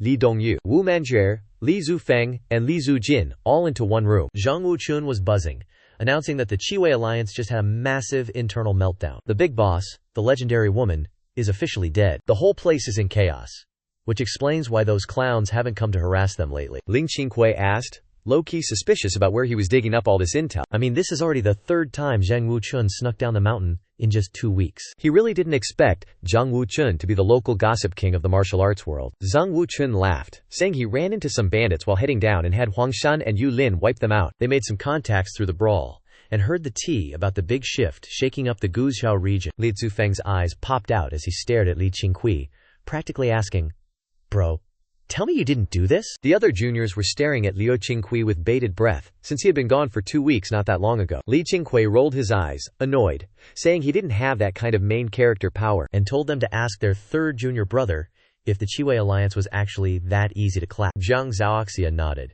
adding that walking into their HQ and taking out the top dog is straight up impossible, because 1-on-1 versus 1-on-100 or 1-on-1,000 are just completely different levels of nightmare. Everyone remembered Jiang Zhaoxia's previous injuries and immediately clicked. Lin Zufeng started acting out, waving his arms and hyping up exactly how broken the Qiyue Alliance's top dogs really were. Jiang Zhaoxia just kept staring at Li Qingqiu with a weird look, making our boy feel pretty guilty. Li Qingqiu couldn't handle that gaze anymore, so he cleared his throat, cut Li Zifeng's little theater short, and dropped the truth.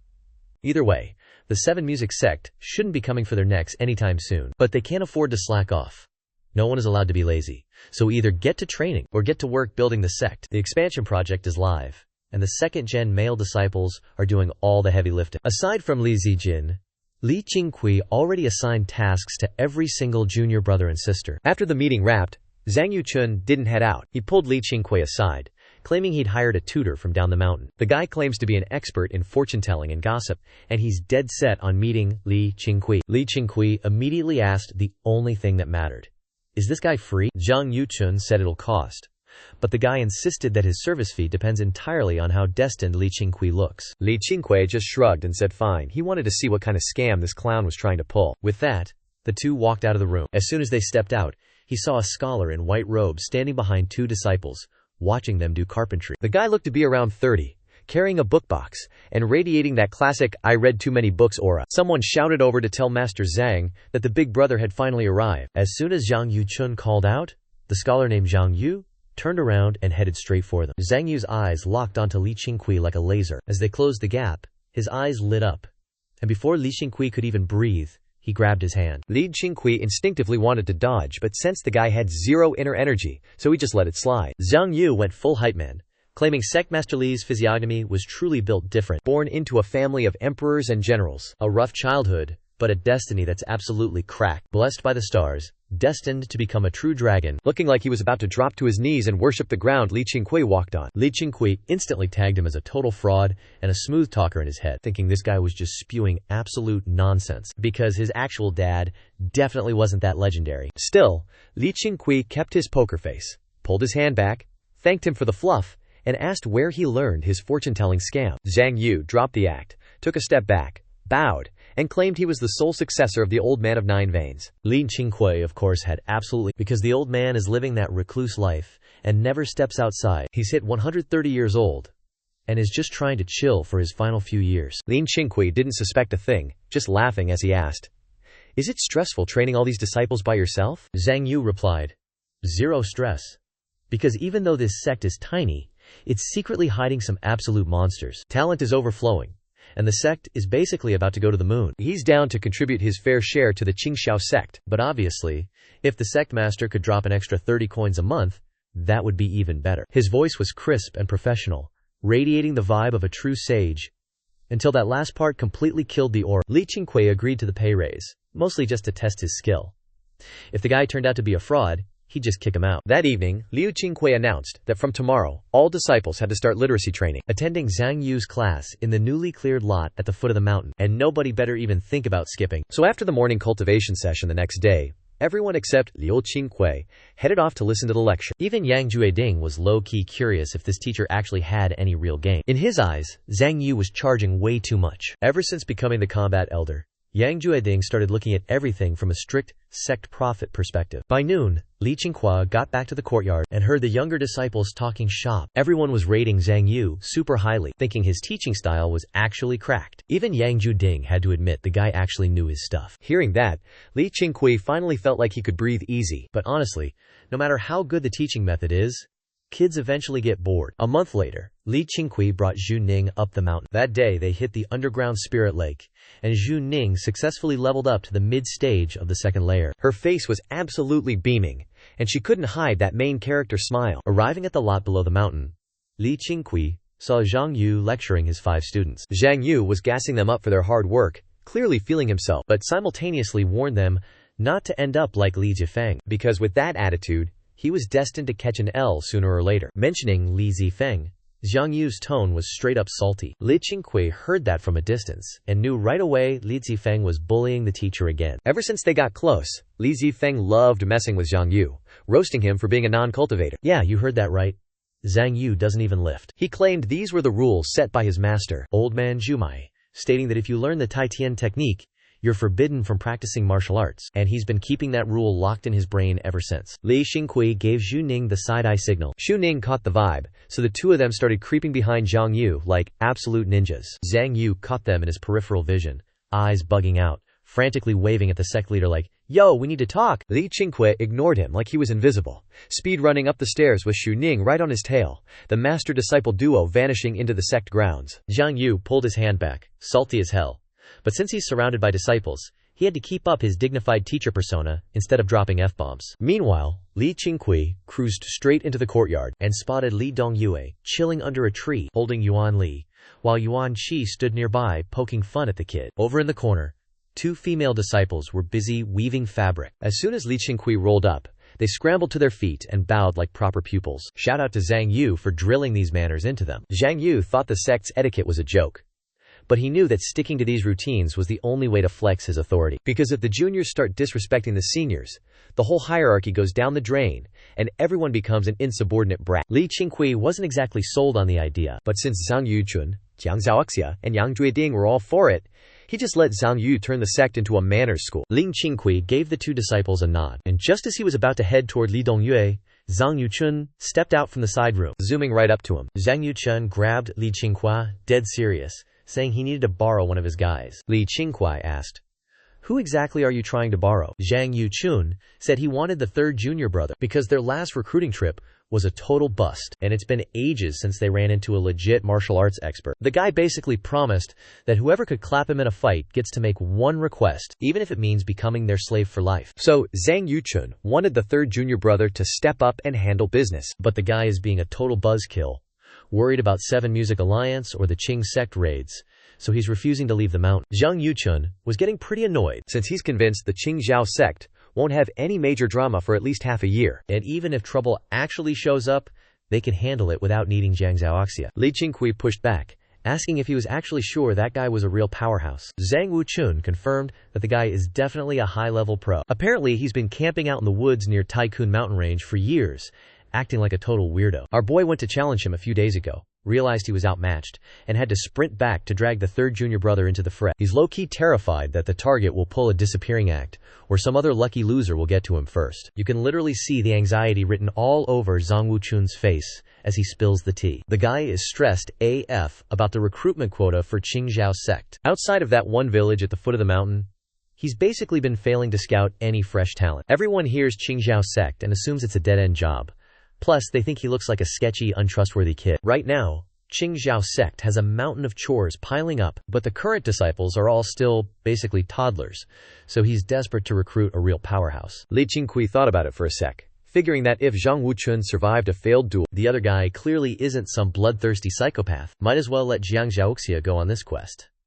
Zhang Wuchun's been grinding hard lately, so he deserves a win. With that in mind, Li Qingqiu gave the green light and told Zhang Wuchun to go tell the third junior brother he's in. Zhang Wuchun was hyped, thanked Li Qingqiu profusely, and dipped immediately. These guys have a real bros-for-life bond. If Zhang Wuchun says Li Qingqiu approved it, Jiang Zhaoxia takes it as gospel. Obviously, Zhang Wuchun would never cap about something like that. He's a real one. He'd never go around dropping Li Qingqiu's name to fake an order before getting the actual confirmation. After that, Li Qingqiu walked over to Li Dongyu, smirking while telling her to keep a close eye on that little kid, because he's got a gut feeling that the brat is going to be the absolute pride of Qingqiu sect one day. Li Dongyu flashed a sweet smile, saying that regardless of whether the kid is a prodigy or not, she's going to raise him right. Yuan Qi, hearing that, got all hopeful and asked, "If the sect master really thinks that, could you take my little brother as your personal disciple?" Ever since arriving at Qingqiu sect, the vibe between him and Li Qingqiu has felt a bit distant. He knows the drill. Getting validated by someone like Li Qingqiu is no walk in the park, and since he hasn't exactly been flexing any god-tier talent lately, he's definitely spent more than a few nights low-key heartbroken about it. Li Qingqiu laughed it off, saying, "Sure, let him grow up and learn his ABCs first, then I'll take him under my wing." Yuan Qi was over the moon, immediately dropping to his knees to kowtow and thank Li Qingqiu. Li Dongye was stunned that Li Qingqiu didn't even hesitate, wondering, is the kid's talent actually that cracked? I mean, just look at Xiangning's glow-up. It proves Li Qingqiu's eye for talent is never wrong. With so many disciples but the guy is picky as hell when it comes to taking on disciples, which basically tells you how insane his standards actually are. Li Qingqiu hit Yuan Qi with some real talk, looking him dead in the eye, telling him to get up and stop obsessing over his little brother 24/7, and to actually focus on his own cultivation grind for once. Talent is one thing, but if you don't put in the work, you're just another fraud. Yuan Qi stood up, nodding solemnly like he finally got the memo. After that, Li Qingqiu and Li Dongyue exchanged a few words before he headed back to his room. He was feeling pretty drained, probably from burning way too much internal energy mastering the ghost needle technique. Sure, cultivators can go without sleep, but that's only if you aren't burning your core essence dry. For a gigachad like Li Qingqiu, catching some Z's every now and then is actually top tier. He drifted into a deep sleep until some annoying noise dragged him back to reality. He opened his eyes and realized it was already pitch black outside. He was low-key wondering why no one came to wake him up for dinner. He rolled out of bed,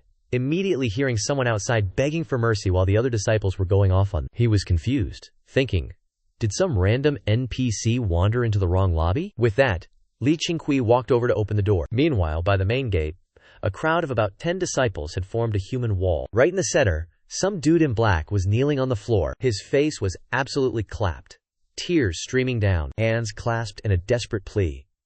He looked like a total loser. Xu Ning was standing in front of him, looking stone-cold serious. Since Zhang Yuchun and Jiang Zhaoxia were off-map gathering supplies, there was no one to disperse this clown fest, and the crowd was getting rowdy. Just then, Yang Jueding hopped the wall and landed perfectly in the yard. He stood behind the disciples, squinted, and realized the guy kneeling there was Cheng Hai. He immediately asked what the hell this guy was doing here. The guy in black looked up at Yang Jueding, but instead of being happy, he just hung his head in total shame, looking like he wanted the floor to swallow him whole. As Li Qingqiu stepped out, Li Dongye walked over, carrying little Yuan Li. They exchanged a look, and Li Dongye just shook her head, basically saying, "Bro, I have no clue what's going on." Li Qingqiu marched over and demanded to know why everyone was making so much noise. Hearing his voice, the disciples scattered instantly and bowed down in respect. Watching from the sidelines, Zhang Yu nodded, clearly impressed by how much of a boss Li Qingqiu looked. Tan Ye was the first to speak, claiming this loser snuck into the sect to steal stuff but got caught by our best girl. And the best girl he's talking about is obviously Xu Ning. Even though she's younger,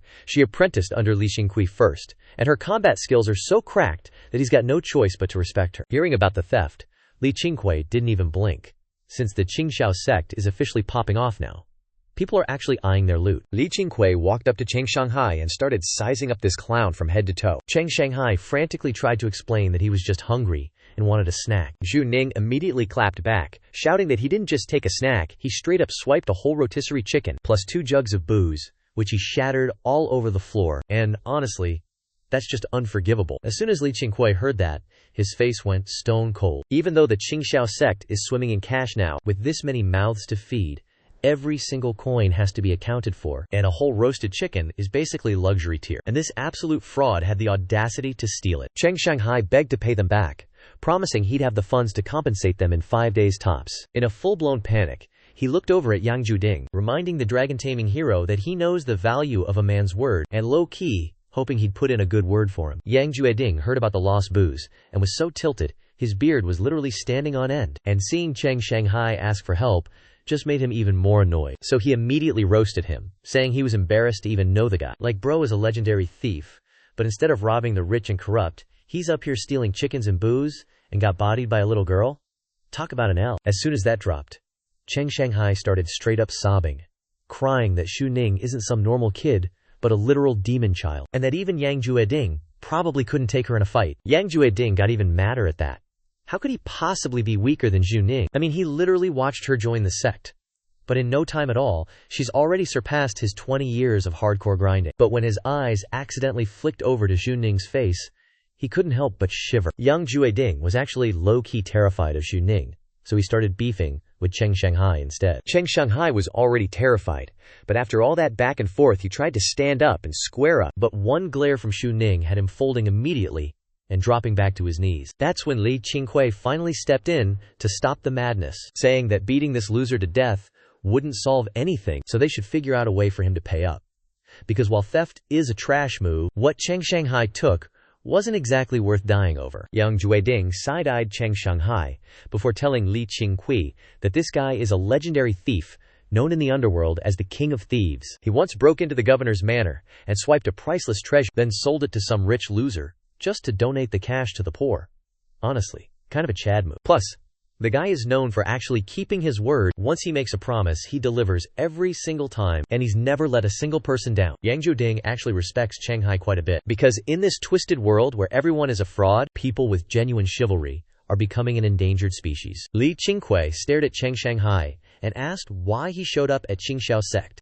Shanghai dropped the bomb that he's currently being hunted by the government. The new magistrate of Heishi County has some decent skills, and while he's a man of the people, he's got a massive hate boner for our boy and is obsessed with hunting him down. He got chased all the way to Tycoon Mountain Ridge, and he was so starving that he had to resort to some desperate measures. Li Qingqiu wasn't buying it, asking why, out of the entire massive world, he had to pick this specific spot to hide. Cheng Shanghai's eyes turned cold, his tone shifted, and his face dropped as the vibe got instantly awkward. He gritted his teeth and admitted that next New Year, the Crown Prince is coming to Tycoon Mountain Ridge for a hunting trip, and he's already here prepping his heist, planning to snatch the Taiping sword right off the prince's hip. Yang Juding's eyes nearly popped out of his skull, immediately calling him out for having a death wish, because if he actually pulls that off, the imperial court will lock down the entire mountain, and the Qingqiu sect is definitely going to get dragged into the mess. The nearby disciples' faces went pale as they stared at him, shocked that this guy is actually insane enough to try this. Zhang Yu couldn't help but chime in at that point, pointing out that the Taiping sword was a gift to the late emperor when he conquered the realm, and it's ranked second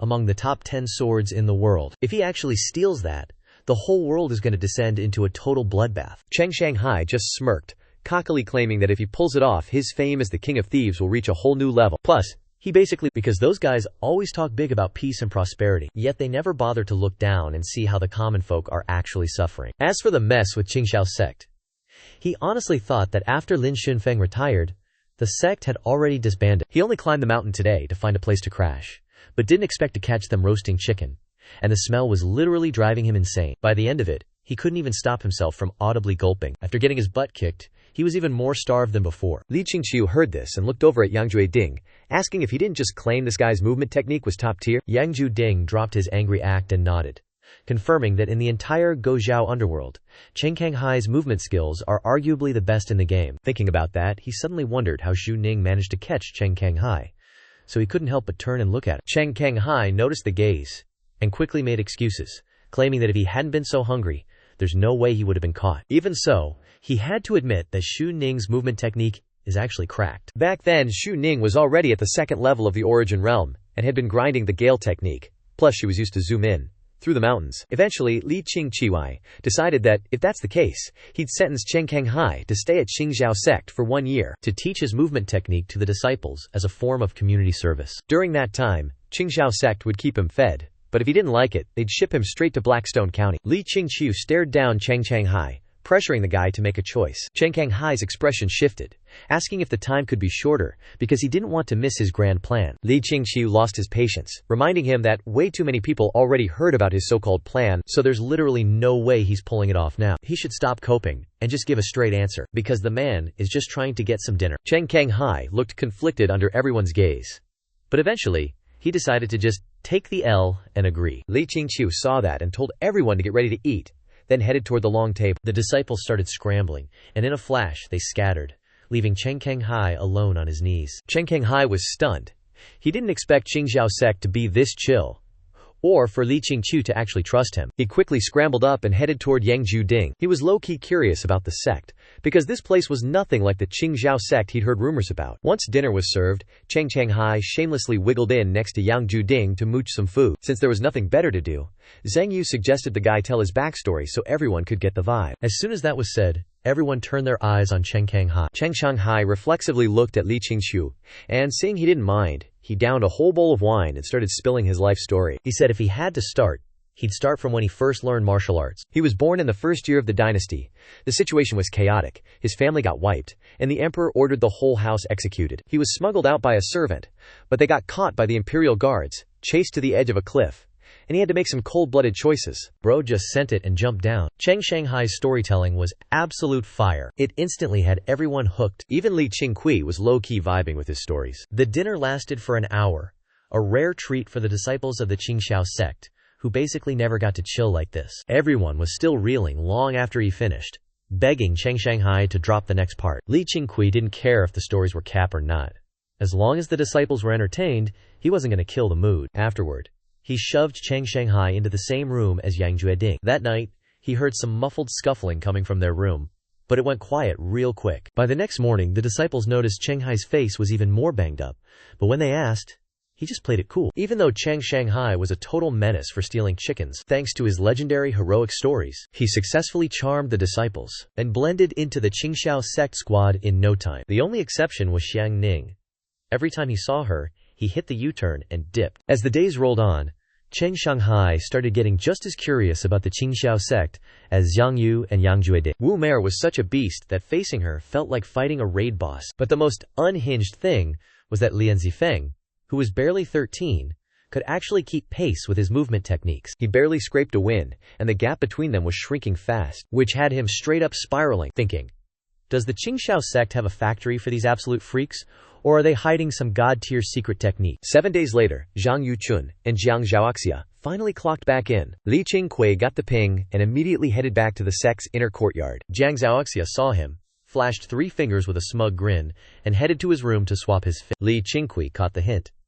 This kid had already hit the mid-stage of the third Yuan realm, and he couldn't help but feel like his cheat code advantage was fading. Still, he was hyped, because a stronger sect meant he was winning at life. Zhang Yuchun walked up to Li Qingqiu, pointed at some random beggar nearby, and said that was the high-level master, Wu Baoyu. He spilled the tea that his junior brother told him not to tell, saying Jiang Zhaoxia got absolutely cooked in his first fight against the master, retreated to grind for 2 days, and only managed to catch the W on the rematch. Li Qingqiu raised a brow, low-key shocked that Jiang Zhaoxia, sitting at the second Yuan realm, even stood a chance in that fight. It's clear this Wu Baoyu guy isn't just some random NPC. Sensing the inner energy radiating off him, he felt like he was staring at a second Lu Taidu. Then, Li Qingqiu told Zhang Yuchun to handle Wu Baoyu's setup himself, since he was the one who scouted this legend. Hearing that, Zhang Yuchun was hyped, immediately bowing to thank Li Qingqiu. Li Qingqiu patted him on the shoulder, and they headed off to find Wu Baoyu. Unfortunately, Wu Baoyu had that cold, I'm better than everyone main character syndrome. He had zero interest in Li Qingqiu,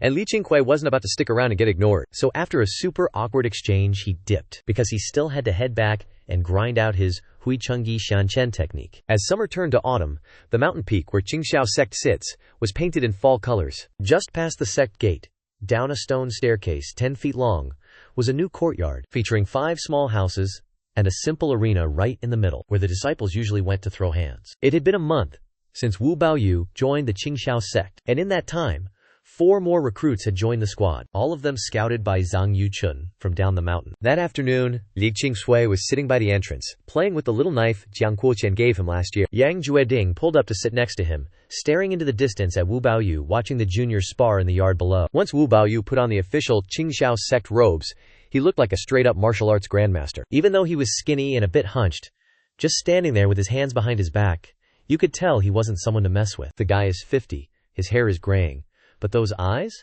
Still sharp enough to kill. Yang Jueding muttered that this senior, Wu Baoyu, wasn't just some regular dude, he was definitely a top-tier powerhouse. Even though he had been grinding the Hunyuan Jing and hit the mid-stage of the first level, just like the manual said, he still wasn't confident he could clap Wu Baoyu in a 1v1. Every time he stood near the guy, Yang Jueding felt uneasy, so he made a point to avoid him whenever possible. Wu Baoyu was the silent, brooding type, only dropping a few hints to the younger disciples every now and then, but even those quick, casual remarks were enough to make the kids have a total lightbulb moment, which is why they all worshipped the ground he walked on. Li Qingqiu looked down, smirked, and said, "Wu Baoyu really isn't simple, but that's actually a W for us." Then he asked Yang Jueding how many people in the Yang Jueding replied that for the sacred sect to have this kind of clout today, they definitely have a peak-tier powerhouse pulling the strings, and it's most likely their sect leader. However, he warned Li Qingqiu to stay on high alert regarding Wu Baoyu, because something about that guy just doesn't sit right. Imagine just hanging out in the forest near Tycoon Mountain Range, waiting for challengers.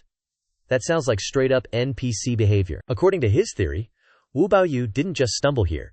He's definitely targeting the Qingqiu sect. But the target might not even be Li Qingqiu.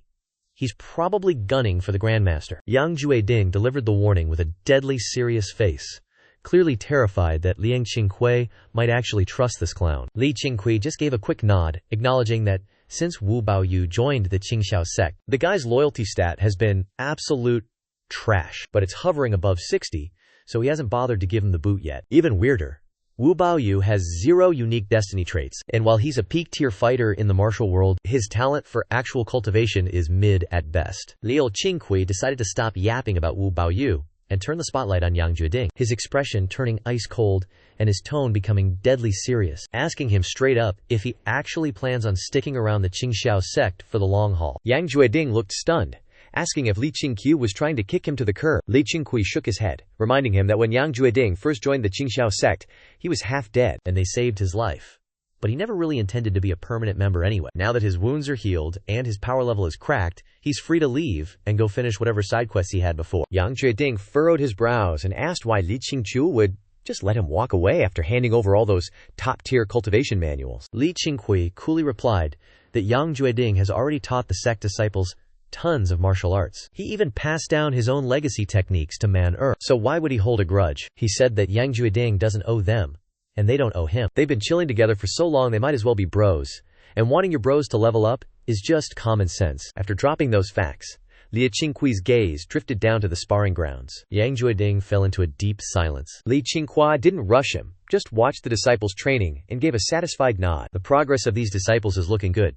Give them another 10 years of grinding, and they'll be absolute units. His master plan is to make the Qingqiu sect the undisputed #1, then pivot the whole squad into full-time cultivators. Until then, he's low-key scouting the high-potential players to groom into elites. A plan like this takes time, but they're young, and the grind is just beginning. Finally, Yang Jueding took a deep breath and admitted that if he left, he'd probably just end up wandering around as a total loser anyway. Even though the world calls him the dragon-slaying hero, he knows he's only fixing local issues, while potentially leaving bigger messes for people to clean up later. Compared to that aimless life, staying at Qingqiu sect and watching it grow from a tiny sprout into a massive tree that can shield the whole world feels way more meaningful. He figured that if Qingqiu sect eventually becomes a powerhouse on the level of the Seven Joy Alliance, then he'd be able to save way more people in the long run. Yang Jueding's voice was full of nostalgia, clearly hiding a backstory of his own. Li Qingqiu pulled up his system interface, saw Yang Jueding's loyalty hit 90, and felt pretty damn satisfied. Loyalty isn't always set in stone,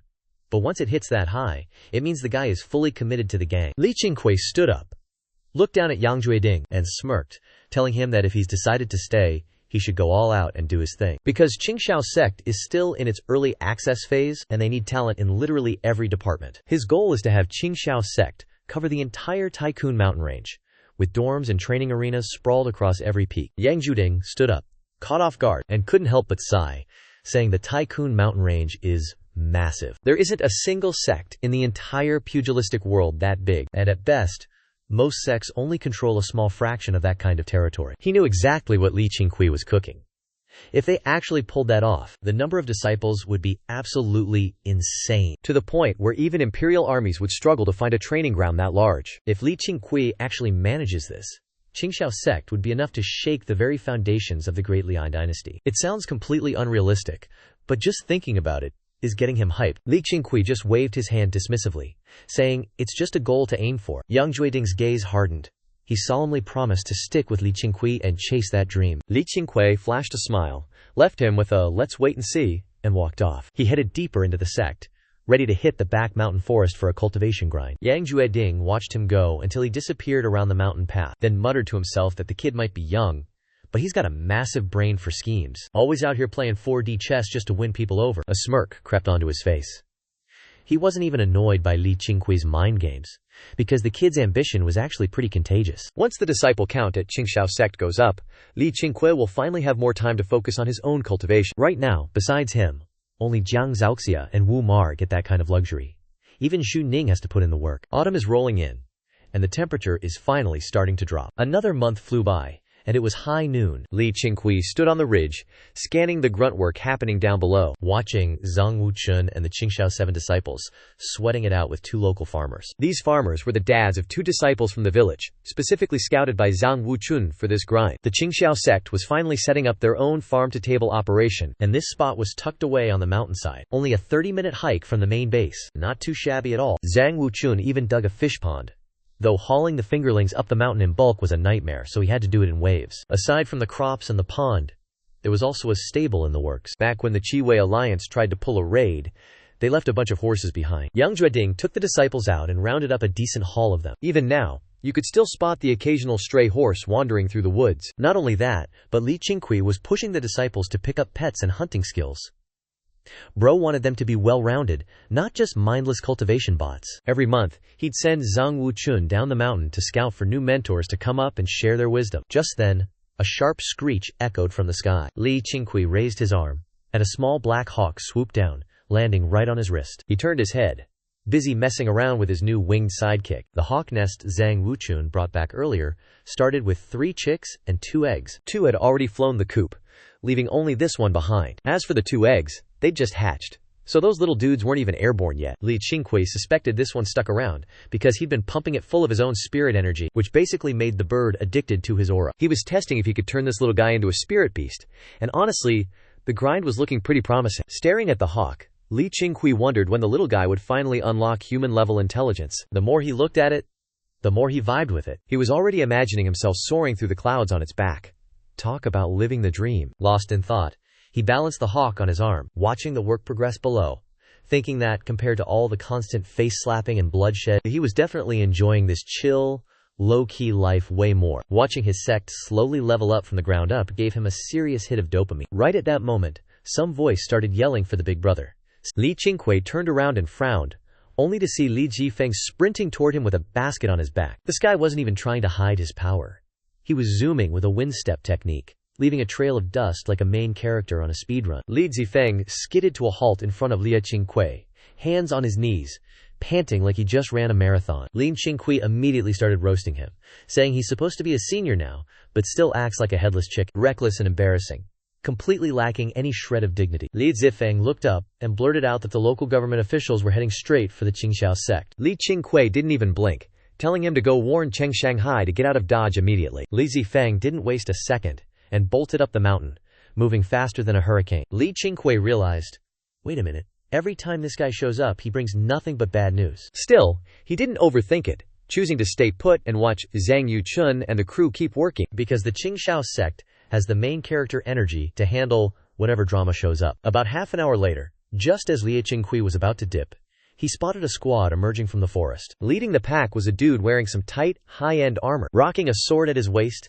and a fancy hat, with eyes that looked like they were scanning for loot, staring daggers at Zhang Yuchun and the others as he walked by. Behind Feng Dai were 9 lackeys in uniform, all strapped with blades and looking for trouble. The guy in the fancy armor stepped up to Li Qingqiu, introducing himself as Feng Dai, the magistrate of Blackrock County, here to hunt down the Dao King Cheng Shanghai, and started questioning who exactly Li Qingqiu was in the Qingqiu sect. Li Qingqiu's gear looked way more high tier than the other disciples, and since Feng Dai and his goons had already run into some of the sect members on the way up, he knew immediately that this guy wasn't just some random fodder. Li Qingqiu smirked and said he's the sect master, and he's never even heard of a Dao King. If the magistrate doesn't believe him, he's more than welcome to go search the mountain.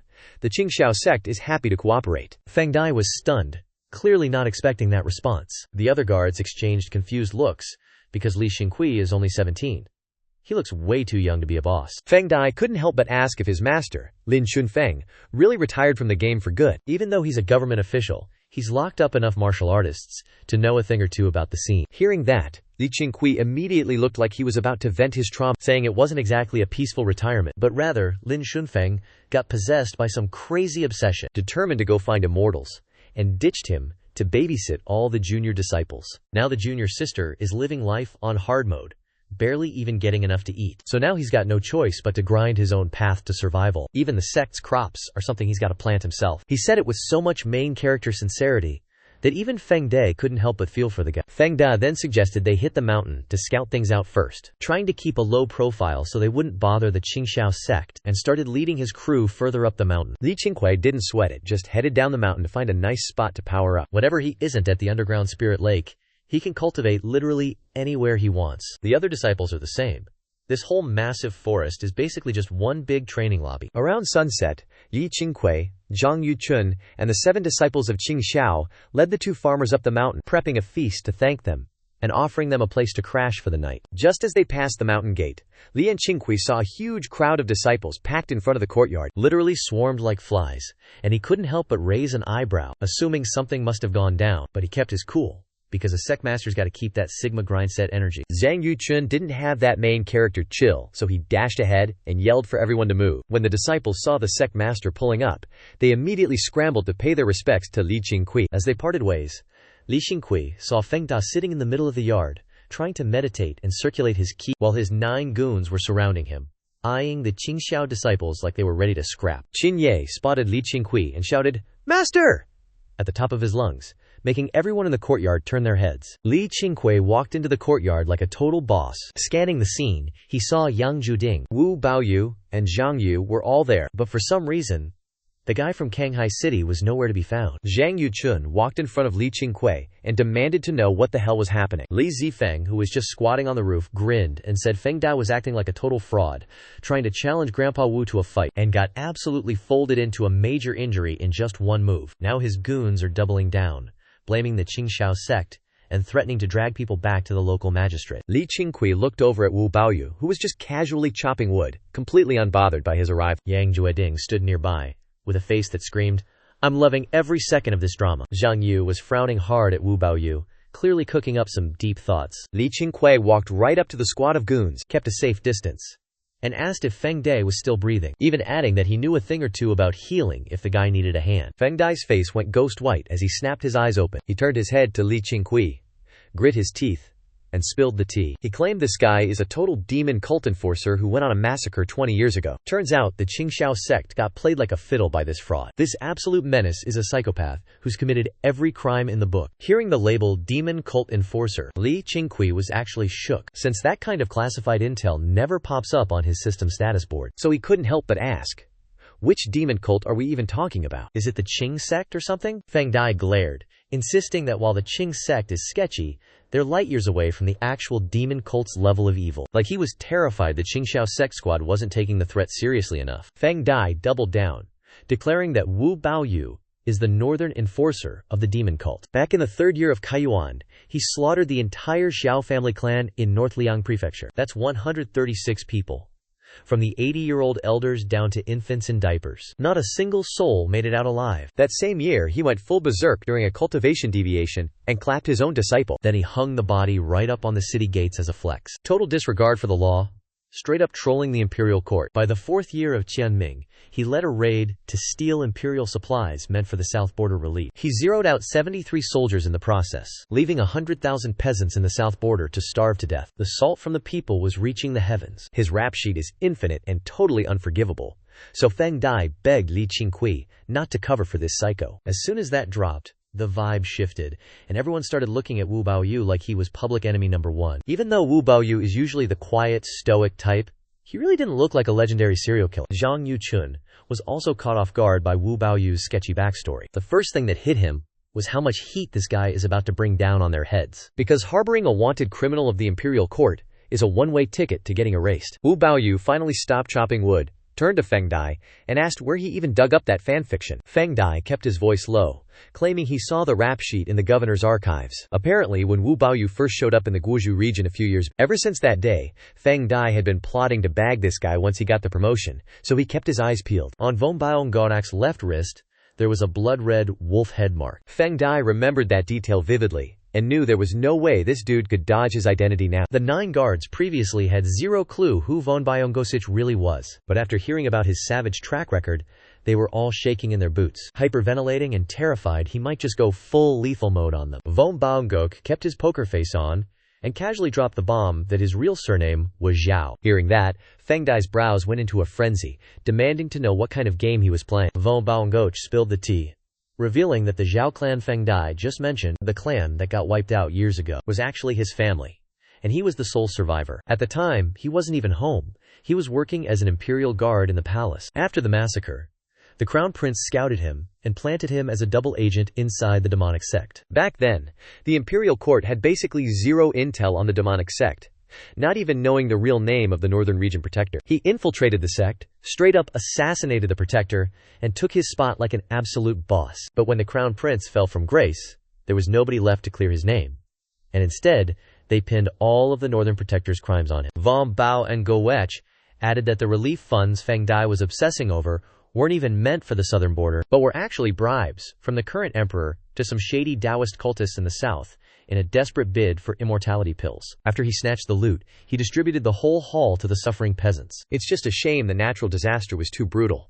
Even all that wealth wasn't enough to turn the tide. Von Bao'ng'anak's tone remained deadpan, like he was talking about someone else's life. Feng Dai's face was shifting colors like a glitchy screen, shouting that the whole story was pure cap. The crew from Qingqiu sect was also spiraling, never expecting such a massive plot twist. Von Bao'ng'anak told them to go check the archives and see if the records of the Zhao clan were suspiciously wiped out or not. If they're still there, just verify if the second young master of the Zhao clan, Xiao Shi, served as an imperial guard and if his age matches up with this guy. Feng Dai opened his mouth, but for once, the fraud was speechless. Suddenly, Yang Jueding chimed in, saying he actually believed Von Bao'ng'anak's story because the emperor's obsession with eternal life has been the worst kept secret in the realm for years, with weirdo mages entering the palace to kiss the emperor's feet every single year. And the current civil unrest is literally happening because the emperor is too busy chasing immortality to actually run the country. Zhang Yu backed him up, saying Feng Dai looks like a righteous dude who hates evil, so why not go investigate and see for himself? If the veteran's story holds up,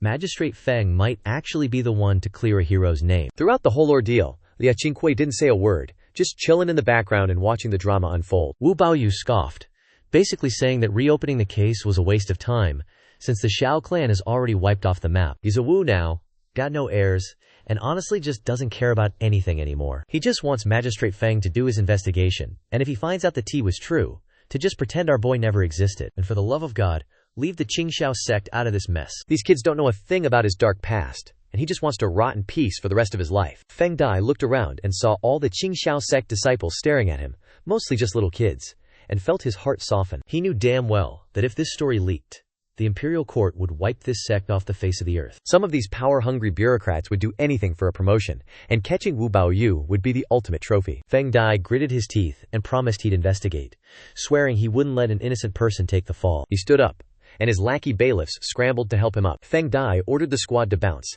and the bailiffs, looking relieved as hell, rushed him toward the gate. But just as they were leaving, Wu Baoyu dropped one last bombshell, asking if they had any clue why the demonic sect popped up out of nowhere, caused a ruckus, and then just vanished like a ghost. Feng Dai and his crew froze and turned back, looking confused as hell. Wu Baoyu's gaze went colder than a cultivation ice core. He dropped the truth.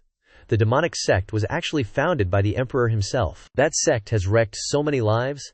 They're basically the biggest red flag in the history of the dynasty. Now that Feng Dai's team knew the secret, even if they didn't believe him, once he gets caught, he'll snitch that they know too. And you already know the big boss is going to have them silenced permanently. Feng Dai's eyes bugged out at how savage Wu Baoyu was playing this, while his 9 bailiffs turned pale as ghosts. Meanwhile, Lin Qingqiu just smirked, actually starting to vibe with Wu Baoyu's twisted logic. He was low-key debating whether to let these guys leave anyway, since people are always fickle and unreliable. Wu Baoyu didn't even look at Feng Dai anymore, just went back to chopping his firewood like a total sigma. Feng Dai took a deep breath and signaled his squad to get the hell out of there. Li Qingqiu stayed silent and headed to his room, while Zhang Yuchen clapped his hands to shoo the disciples away. Li Xianfeng was still perched on the roof like a gargoyle, watching them leave with a look of deep, galaxy-brain contemplation. By the time dinner rolled around, the vibe was still totally dead. Yang Jueding gave a fake cough to break the awkward silence, saying that when you live in the Jianghu, drama is just part of the grind. You can't expect to have a smooth run forever without some losers trying to stir the pot. Zhang Yu took a bite of food and laughed it off, telling everyone to chill,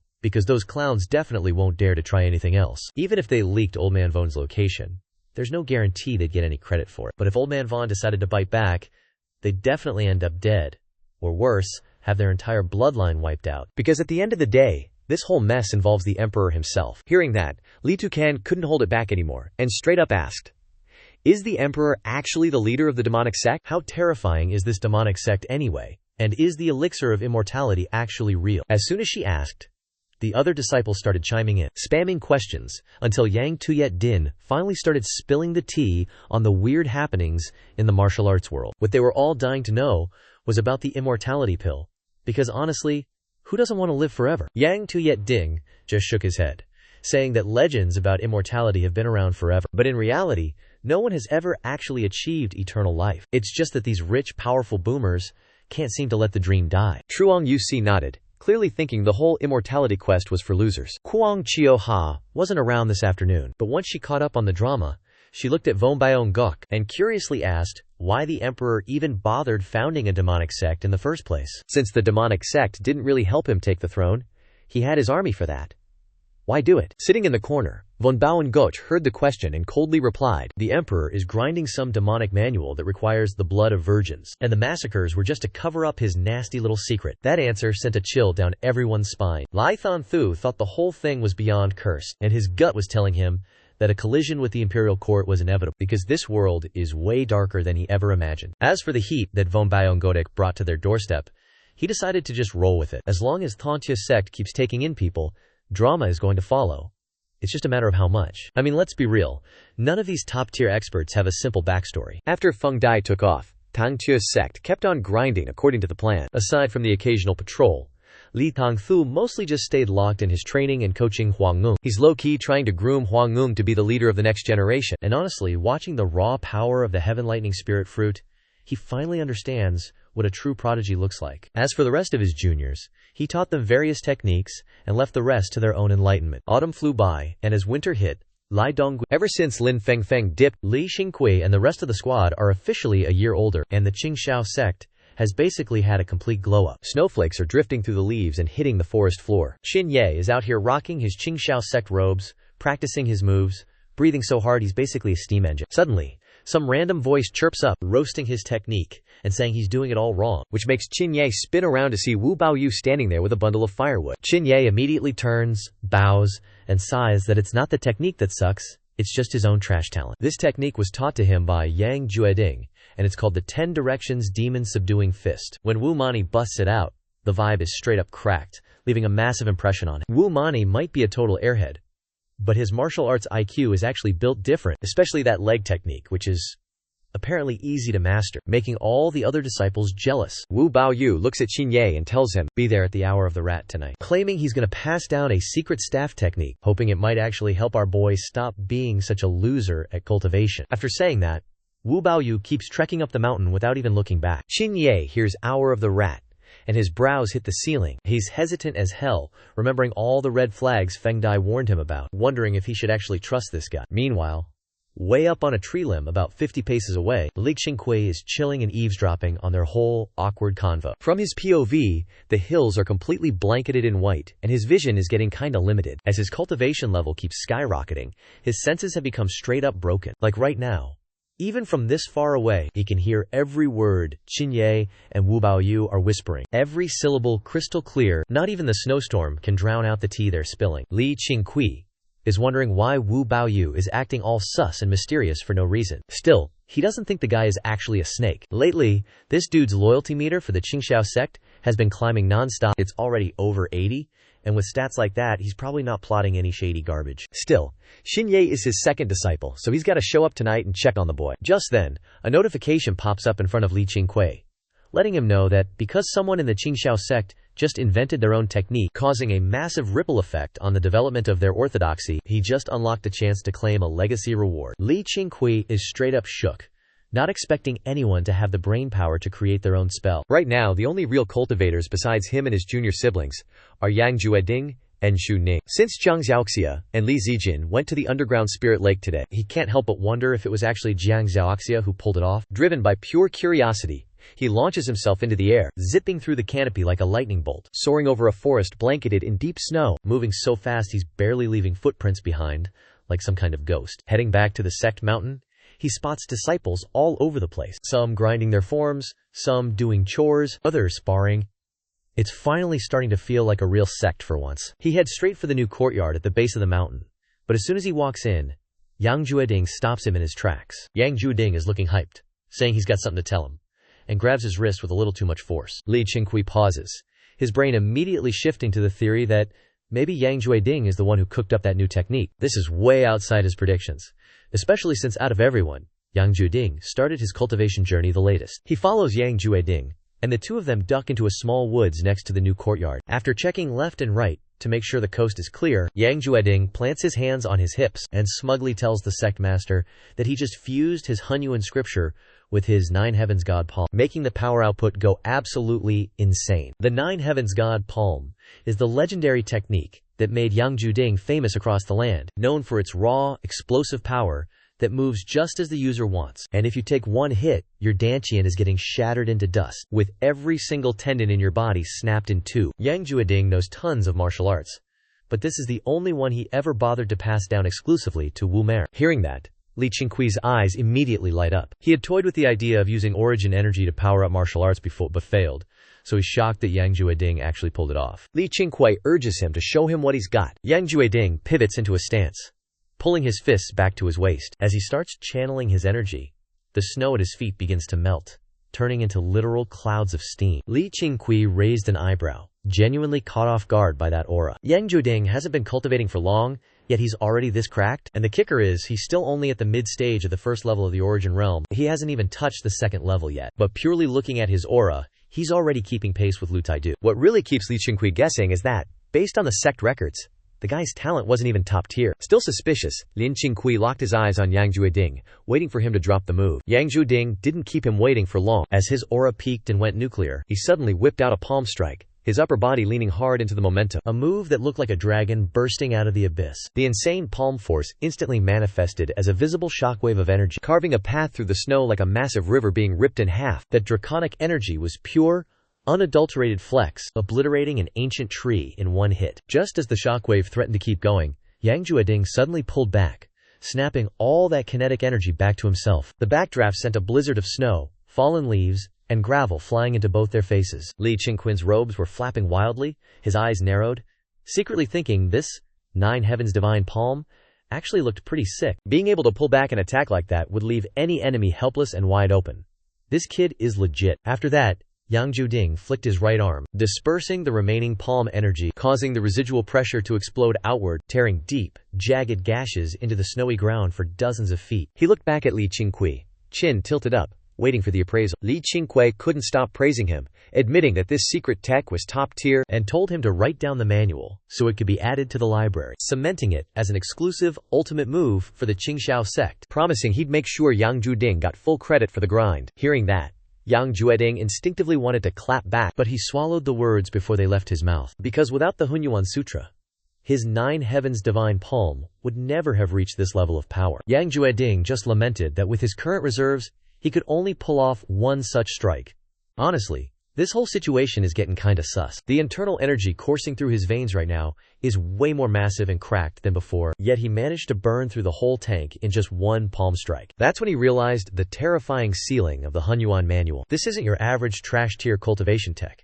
Calling it a god tier manual is a massive understatement. If word of this legendary technique leaked, the entire martial arts world would be bathing in blood. Thinking about it, his gaze toward Li Qingqiu started to shift. He realized this sect leader is actually the real deal, or he wouldn't be handing over such a busted technique. As for Li Qingqiu, he just gave a chill pep talk, saying Yang Jueding hasn't been grinding the Hunyuan manual for long, so if he takes it slow, he'll be an absolute beast in the scene in 10 years. But Yang Jueding thinks that's a total insult to both the Hunyuan manual and his own Sigma grind set, because in his head, 10 years is all he needs to be the #1 in the world, obviously excluding his own squad. The talent stats on Jiang Zhaoxia and Xu Ning are straight up terrifying, not to mention Wu Mani and Li Zifeng, who are also rocking some S-tier potential. Li Qingqiu dropped that topic and asked how he managed to fuse the Hunyuan manual with the 9 heavens palm. Yang Jueding didn't gatekeep, laying out the entire process in high detail. But after listening for a long time, Li Qingqiu still couldn't wrap his head around how he came up with such a big brain strategy, and eventually just chalked it up to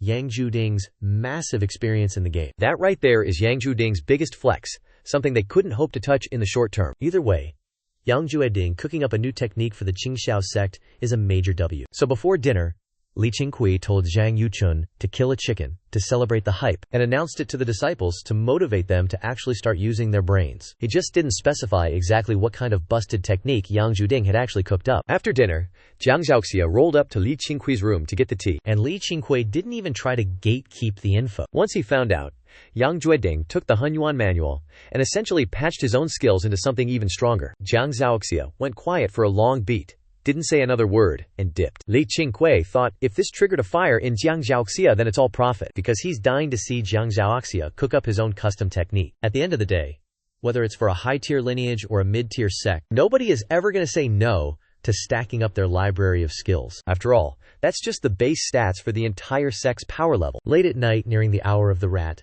Li Qingqiu headed to the forest to link up with Xinye and Wu Baoyu, and sure enough, Xinye pulled up. Standing in the woods, Xinye is tweaking, feeling major regret, but his thirst for power is just way too high to back out now. He knows deep down that if he keeps training under Yang Jueding, he's never going to be anything more than an average disciple, and he's definitely not going to make a name for himself in the Qingqiu sect. So he's basically gambling his entire future on this shady meetup. Suddenly, the sound of a snapping twig cuts through the silence and ruins his train of thought. Xinye snaps his head around to see Wu Baoyu emerging from the shadows, carrying a lantern. Neither of these clowns realize that Li Qingqiu is actually lurking right above them in the trees. Wu Baoyu hits him with the, "I'm impressed you actually showed up despite being a coward," claiming it proves Xinye is secretly ambitious. Xinye can't really read the guy's expression in the dark, which only makes his anxiety skyrocket. A second later, Wu Baoyu fully steps out of the gloom, hangs the lantern on a nearby branch, and yanks 2 wooden staves from behind his back, tossing one straight at Xinye. Our boy almost fumbled the bag,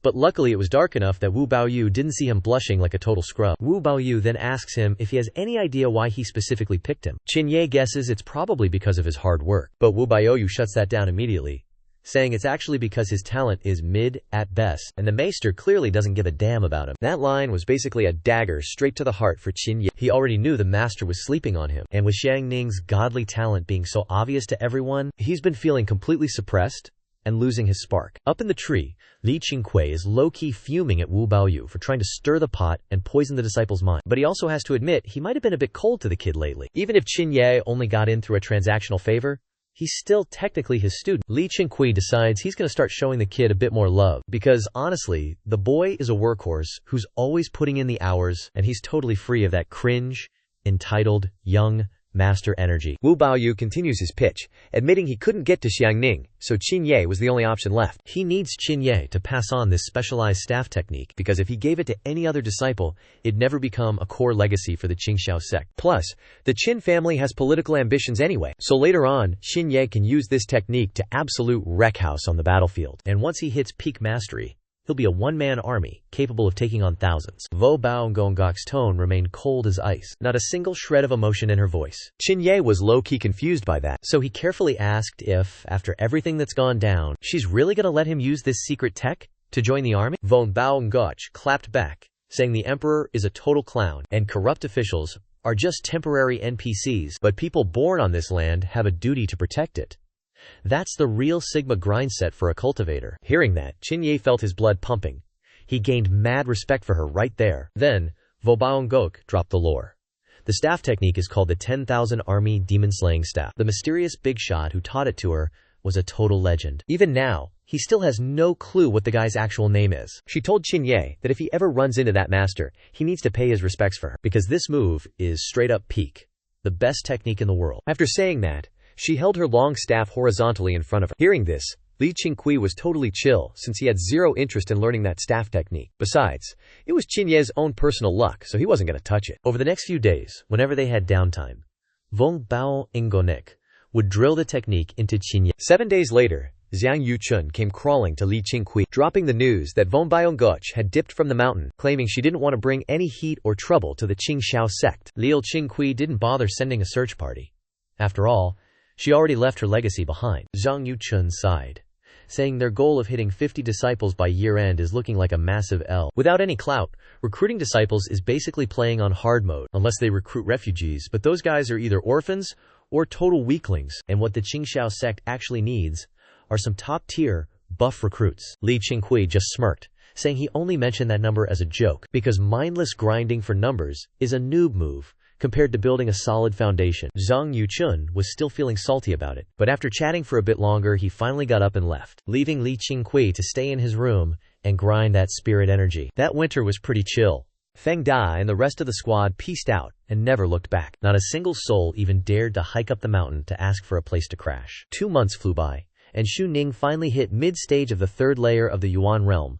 Talk about a grind. Besides her, nobody else in the Qingqiu sect has even touched the mid-stage of the 2nd layer, just showing how much of a skill issue cultivation really is. With the holidays around the corner, we finally got a visitor.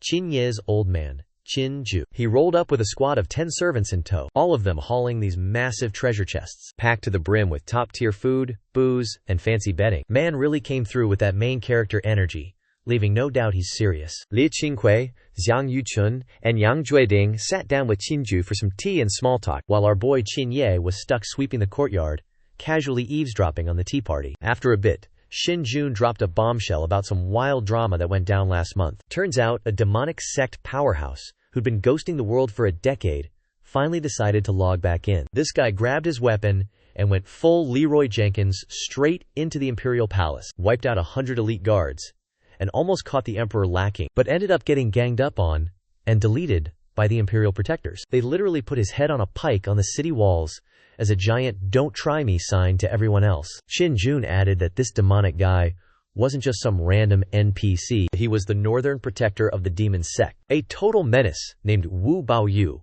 known for being a straight-up villain who checked every box of doing evil and killing people like it was a casual hobby. His ending was brutal. They even gouged his eyes out because the emperor didn't like the way he was looking at him. Clatter!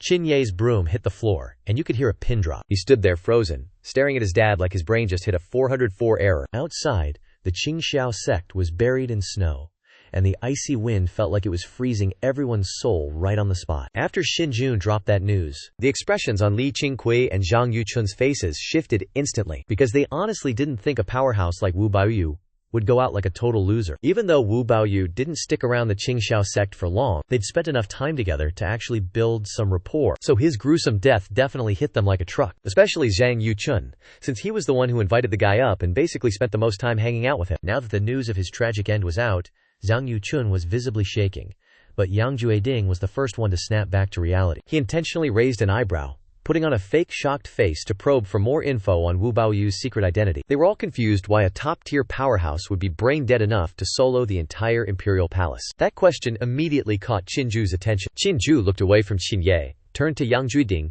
and admitted he was just as baffled when he first heard the news. Word on the street was that Wu Baoyu had supposedly gone full cultivation deviation mode. Ever since the current emperor took the throne, he's been on a mission to wipe out the demonic sect. So for the remnants of said sect, they obviously hold a massive grudge against the big man in the palace. Qingqiu couldn't help but flex on how the OG martial arts legends used to be absolute monsters back in the day. The palace was guarded like a fortress, yet Wu Baoyu just waltzed through the front door, slaughtering everyone in his path, all the way to the emperor's bedroom. That's some main character level insanity that you just can't make up. Rumor has it, even the elite palace guards were shook, and it took everything the heaven guards had just to take him down. A guy like that truly had the courage of a one-man army. If he'd used that energy on the battlefield, the Great Lai Empire would have been set. It's just a tragedy he decided to go full villain arc instead. By the end of his rant, Qingqiu looked genuinely stressed out, probably because he thinks Wu Baoyu's rampage, while he deserved to kick the bucket, might just trigger a massive wave of fear, leading the emperor to launch a giant purge across the entire martial arts world. Noticing Zhang Yuchun looking a bit pale, Li Qingqiu smoothly changed the subject, asking if there was any other tea to spill in the Jianghu circles. Qingqiu chuckled,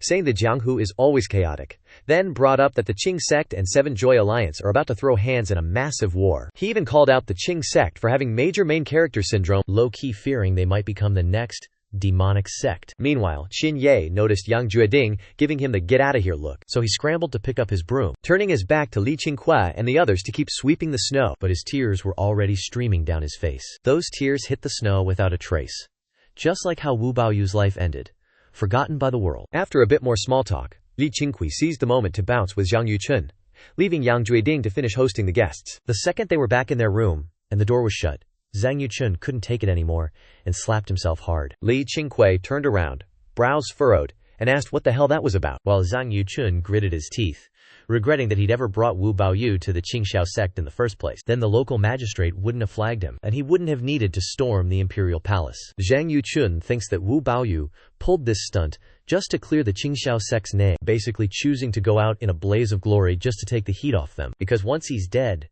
nobody cares about who he was vibing with when he was alive. Hearing this, Li Qingqiu just shakes his head, thinking there's no way anyone could have predicted all that back then. He adds that even if Wu Baoyu hadn't visited the Qingqiu sect, he was hitting up the palace sooner or later anyway. Li Qingqiu brings up how Wu Baoyu used to accept duels not because he wanted to lose, but because he wanted to pass on his secret techniques. Plus, back when Wu Baoyu was living on the mountain, the guy looked like a total zombie. His spirit was so broken that it seemed like nothing in the world could spark joy for him anymore. Hearing that, Zhang Yuchun softens up a bit, but he's still feeling heavy. It's his first time dealing with a homie biting the dust, especially going out in such a brutal way, and it's got him feeling like he's got a lump in his throat he just can't shake. Seeing this, Li Qingqiu dropped some wisdom, telling him that the Qingqiu sect is still way too weak right now, and they're basically helpless when it comes to the big leagues. The only play is to grind, get stronger, and make sure they don't end up like another tragic cautionary tale. Zhang Yuchun takes a deep breath and gives a solid nod. They chat for a bit longer before Zhang Yuchun dips. Left alone in the room,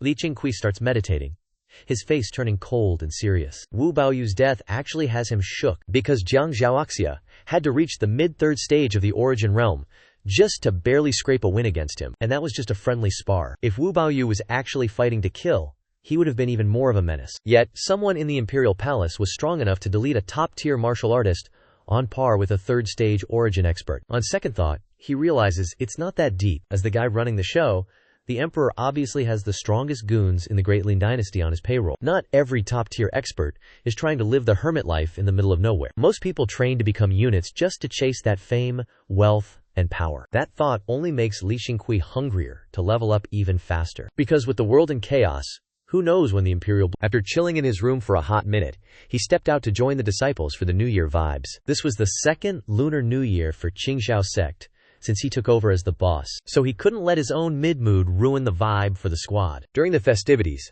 Qingqiu tried to scope out if Li Qingqiu wanted to recruit any more disciples. Turns out the Qin family could send a whole new squad over, but the offer got a polite hard pass. Once the holidays wrapped up, Qingqiu dipped with the servants, and the Qingqiu sect went right back to their normal grind. That night, Li Qingqiu took Qin Ye into the woods to teach him the level 1 secret tech of the Hunyuan Sutra. Through the whole session, he didn't even drop a mention of Wu Baoyu. Ever since hearing about Wu Baoyu kicking the bucket, Qin Ye has been emo and totally lost his spark. Li Qingqiu was low-key worried he'd do something stupid, so he started the training to keep his mind busy. Half a month later, Li Qingqiu finally hit a breakthrough to the mid-stage of the 4th level. With that Heaven Thunder Spirit root, he's currently the fastest grinder in the sect, mainly because he's been hogging all the underground spirit pool time. Jumping from the 3rd to the 4th level was a bigger flex than the last 3 stages combined. Having that power spike definitely helped ease his internal anxiety. Jiang Zhaoxia hadn't broken through yet, but he actually cooked up a new sword technique, the sword control art. Seeing Jiang Zhaoxia hovering on his sword in the woods, Li Qingqiu was absolutely shook for a long time. The 9 Heavens Divine Palm looked fancy, but it didn't fit his build, so he skipped it. But this sword control art?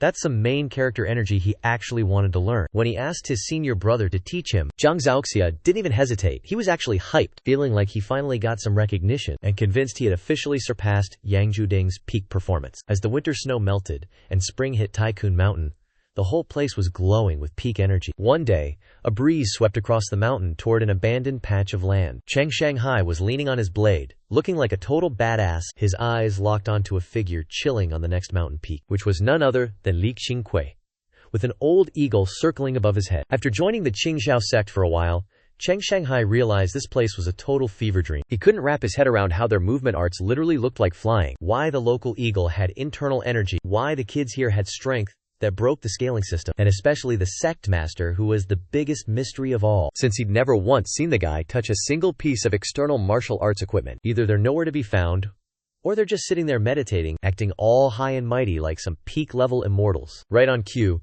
Yu Lin pipes up from nearby, telling him to stop slacking off. Just hearing the title, Dao King, makes Xian Cheng Shanghai's veins pop, since these little brats love using it to troll him. Imagine being a legit Dao King forced to dig dirt and chop wood.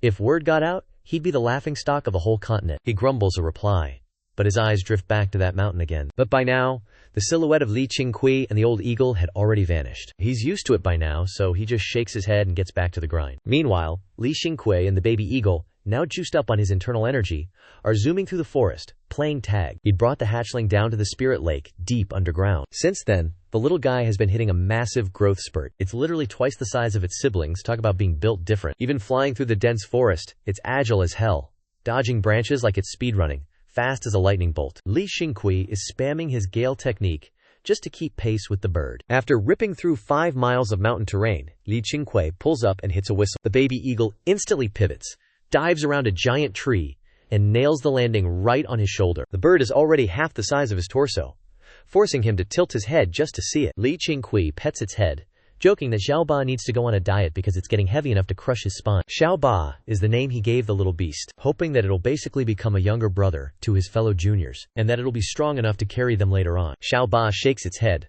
looking like a total goober. The duo keeps moving, and about half an hour later, they hit the canyon where Jiang Zhaoxia and Li Zijin are chilling. Jiang Zhaoxia is mid-meditation on a rock by the stream, while Li Zijin is posted up in the clearing next to her, surrounded by a mess of yellow talismans, brushes, and ink. Except the ink is red as blood. Li Zijin is currently pouting, looking absolutely triggered. Hearing Li Qingqiu ask if she's hitting a skill issue, Li Zijin turns around, sees her big brother walking out of the woods, and doesn't even crack a smile. Instead, she glares at him, venting that the Earth Talisman Cannon is way too hard, and that she can't even craft the most basic spirit talisman. She grabs her own hair, scratching at her scalp until it's a complete bird's nest. The Earth Talisman Cannon she's complaining about is the inheritance loot Li Qingqiu snagged earlier, unlocked, because Yang Zhuding decided to cook up some brand new spells. Humans have limited energy, so you can't just spam every single secret technique you find. The other junior brothers and sisters already have their own grind set. So after thinking it over, Li Qingqiu decided to let Li Zijin, the youngest of the squad, study the underworld scripture. Nobody in the sect understands this trash anyway, so she might as well take her time decoding it. Li Qingqiu smirked and asked, "Real talk, isn't studying talismans way more chill than constantly fighting for your life?" Lin Zijin pouted and replied that she was just venting. She wasn't actually planning on quitting. Watching Li Zufeng get wrecked last time really triggered her, and for the past year, she's had a complete character development arc, grinding harder than ever and finally ditching her lazy phase. Li Qingqiu walked over, squatted down next to her, and started breaking down the underworld scripture. And honestly, after just a few questions, she started catching the vibe again. She quickly realized her progress wasn't actually total garbage. At the very least in her eyes, the questions her senior brother was asking were straight up brain dead. Hearing Li Zijin roast Li Qingqiu, Jiang Zhaoxia, who was standing with her back to them, couldn't help but crack a smile. Li Qingqiu hung out with them for a bit before heading up the mountain. Today, Li Dongyue and Li Zufeng were hogging the underground spirit lake, so he finally had some free time without having to grind. Trekking all the way to the peak where Qingqiu sect sits, he reached the mountainside and spotted a random group of NPCs, led by none other than Feng Da and his 9 lackeys. Feng Da and the boys were looking sketchy, hesitating, and arguing about going up the mountain. They spotted Li Qingqiu almost immediately. As soon as he got close, Feng Da lunged forward and hit the deck, kneeling right at his feet. The 9 lackeys followed suit, dropping to one knee like a bunch of synchronized bots. Feng Da gritted his teeth, looking like a total mess, claiming he was the one who killed Senior Zhao and begging for punishment. Seeing Feng Da grovel, Li Qingqiu didn't even blink, just casually asked, "Bro, what exactly are you yapping about? Did the magistrate finally figure out the truth? Or is this just theater?" In his eyes, this whole display by Feng Da was completely meaningless, just a pathetic attempt to soothe his own guilty conscience. Even if Wu Baoyu was already dead set on taking out the emperor, it wouldn't. Bro is definitely gonna stick around for a while longer. Bringing Wu Baoyu up the mountain was just him trying to rewrite his own destiny, but the real mastermind forcing him into the imperial city was actually Feng Da. Of course, Feng Da wasn't necessarily wrong.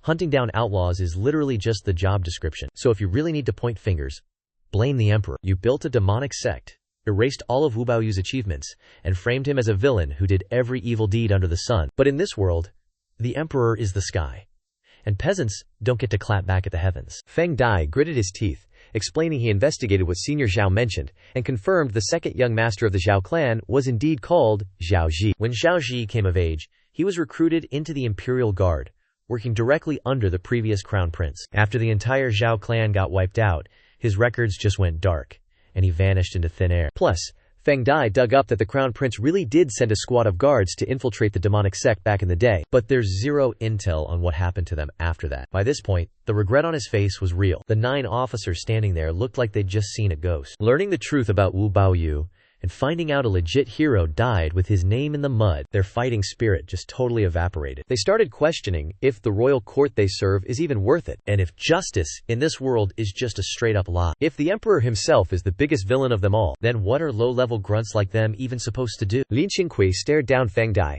asking if he really bought Wu Baoyu's story just based on that flimsy evidence. Feng Da gritted his teeth, saying after Senior Zhao died in the palace, the files on Zhao Shi were shredded. He asked the governor, who acted clueless but told him to stop sniffing around, or else. He couldn't believe it was just one big coincidence, so he was spiraling. Li Qingqiu sighed, noting that ever since Senior Wu hit the mountain, the guy was super quiet, and they barely spoke, so he couldn't tell what was cap and what was facts. The only thing he knows is that Wu Baoyu is gone, so he might as well pretend the guy never existed, because regretting it now is just a waste of time. With that, he turned around and started trekking up the mountain. Feng Da shouted after him, asking, "So we're just gonna leave it like this?" Li Qingqiu didn't stop, didn't even look back, just tossing back that he's nothing more than a sect leader. All he really wants is to make sure his disciples stay in one piece. Since von Baonguch isn't part of his Qingqiu sect, this is basically where the line gets drawn for our guy. Feng Dai's face is doing gymnastics, but he's basically speechless at this point. Once Li Qingqiu vanishes at the end of the mountain path, the lackeys finally peel themselves off the ground to help Feng Dai up. An OG lackey drops the reality check.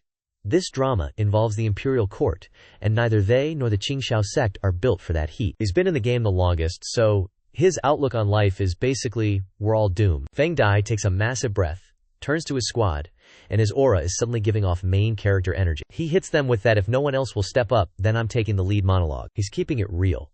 This mission is basically a suicide run, and he's not forcing anyone to join his funeral procession. But even if he gets turned into literal paste, he's clearing Senior Zhao's name and exposing the truth behind those trashy crimes. With that, he pivots and leaves, his hand white-knuckling his blade until the veins are popping. The squad goes dead silent, avoiding eye contact.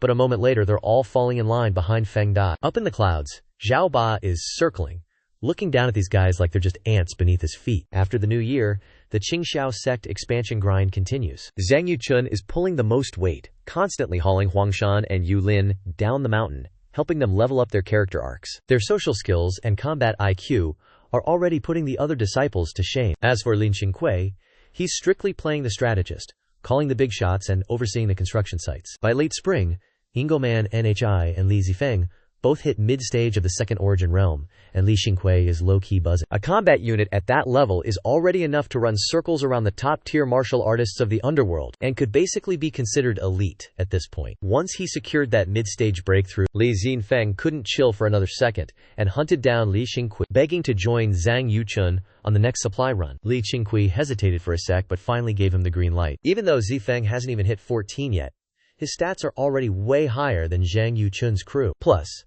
having Xinfeng along is basically like bringing a walking advertisement board to help with the recruiting. Li Zifeng is hyped out of his mind, and immediately sprints to tell Zhang Yuchun the good news. Zhang Yuchun is just as stoked, knowing full well that Zifeng is basically a cheat code. Next day, the crew Zhang Yuchun, Li Zifeng, Huang Shun, and Yu Lin descends the mountain. By high noon, Li Qingqiu and over 10 disciples are chilling in the courtyard. All eyes are glued to Yang Jueding and Ngo Man NHI as they're about to throw down in a friendly spar. Ngo Man NH.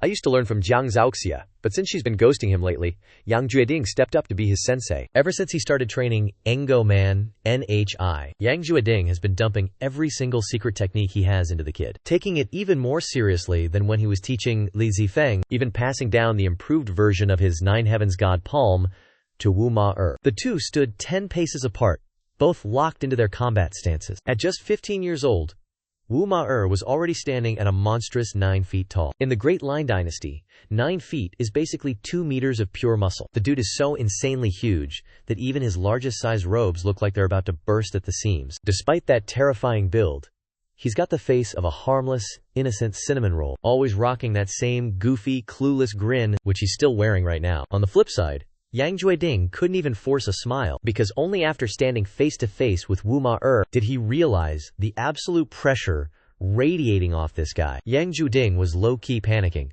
wondering how reaching the second level of the origin realm could lead to such a massive stat boost. In his eyes, Wu Ma-er was basically a fortress with 0 openings, making him feel like any move he made would be countered with some seriously lethal force. Li Dongyu held Yuan Li, who was barely 2 years old, tilting his head and watching the scene with wide eyes. Cheng Shanghai stood at the edge of the courtyard, equally hyped to see how this fight would go down. He wasn't questioning Yang Jueding's power for a second, but he was dying to know exactly how much of a beast Wu Ma-er had become. He still remembered when he saw Wu Ma-er lugging a 2,000-pound log up the mountain, which scared the absolute hell out of him. After a quick shout to start, Yang Jueding launched himself at Wu Ma-er like a missile, his palms moving so fast they were practically a blur. Wu Ma-er might look like a massive, clumsy unit, but he dodged those aggressive strikes with ease. His footwork was flawless, shifting in place without ever giving an inch, deftly weaving through Yang Jueding's palm strike, while casually catching the man's leg, shutting down the entire assault with pure strength. The Qingqiu sect disciples couldn't even track Yang Jueding's movements. It looked like the guy had suddenly grown a dozen extra arms and legs, enough to give anyone a massive headache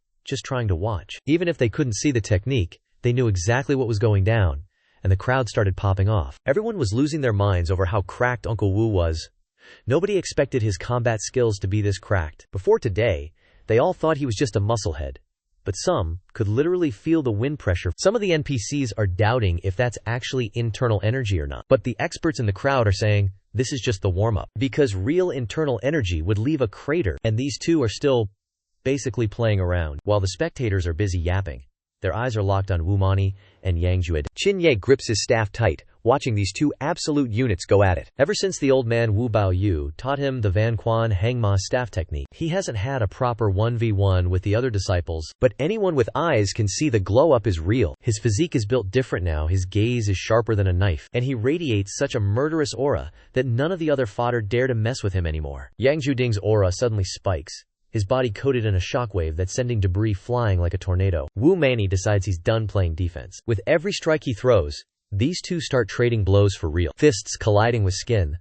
The sounds of impact are making the spectators' hearts race. Once Wu Mani gets serious, that goofy grin disappears, replaced by a cold, stone-faced killer that feels genuinely oppressive. Even though Yang Jueding isn't backing down, the crowd is starting to realize he's punching below his weight class compared to Wu Mani. Cheng Shanghai is sweating bullets, his heart doing backflips, just pure raw power in these hand-to-hand strikes. These two have clearly surpassed the rank of top-tier expert. Qingqiu sect might be small, but they are hiding some serious monsters. Lin Qingqiu nods to himself, seeing that both of them have already outclassed Lu Taidu. Even if the Seven Joy Alliance rolled up right now, the Qingqiu sect has more than enough firepower to clap them back. As for Yang Jueding, After the initial shock, he's actually starting to get hyped. Wu Mani is giving him that equal footing feeling he hasn't had in years. Even with a few scratches, he's vibing and loving the thrill. Honestly, this fight feels way better than when he was squaring up against the Sword Saint Shanghai. Neither of them is using the Nine Heavens God palm, just raw, hands-on combat,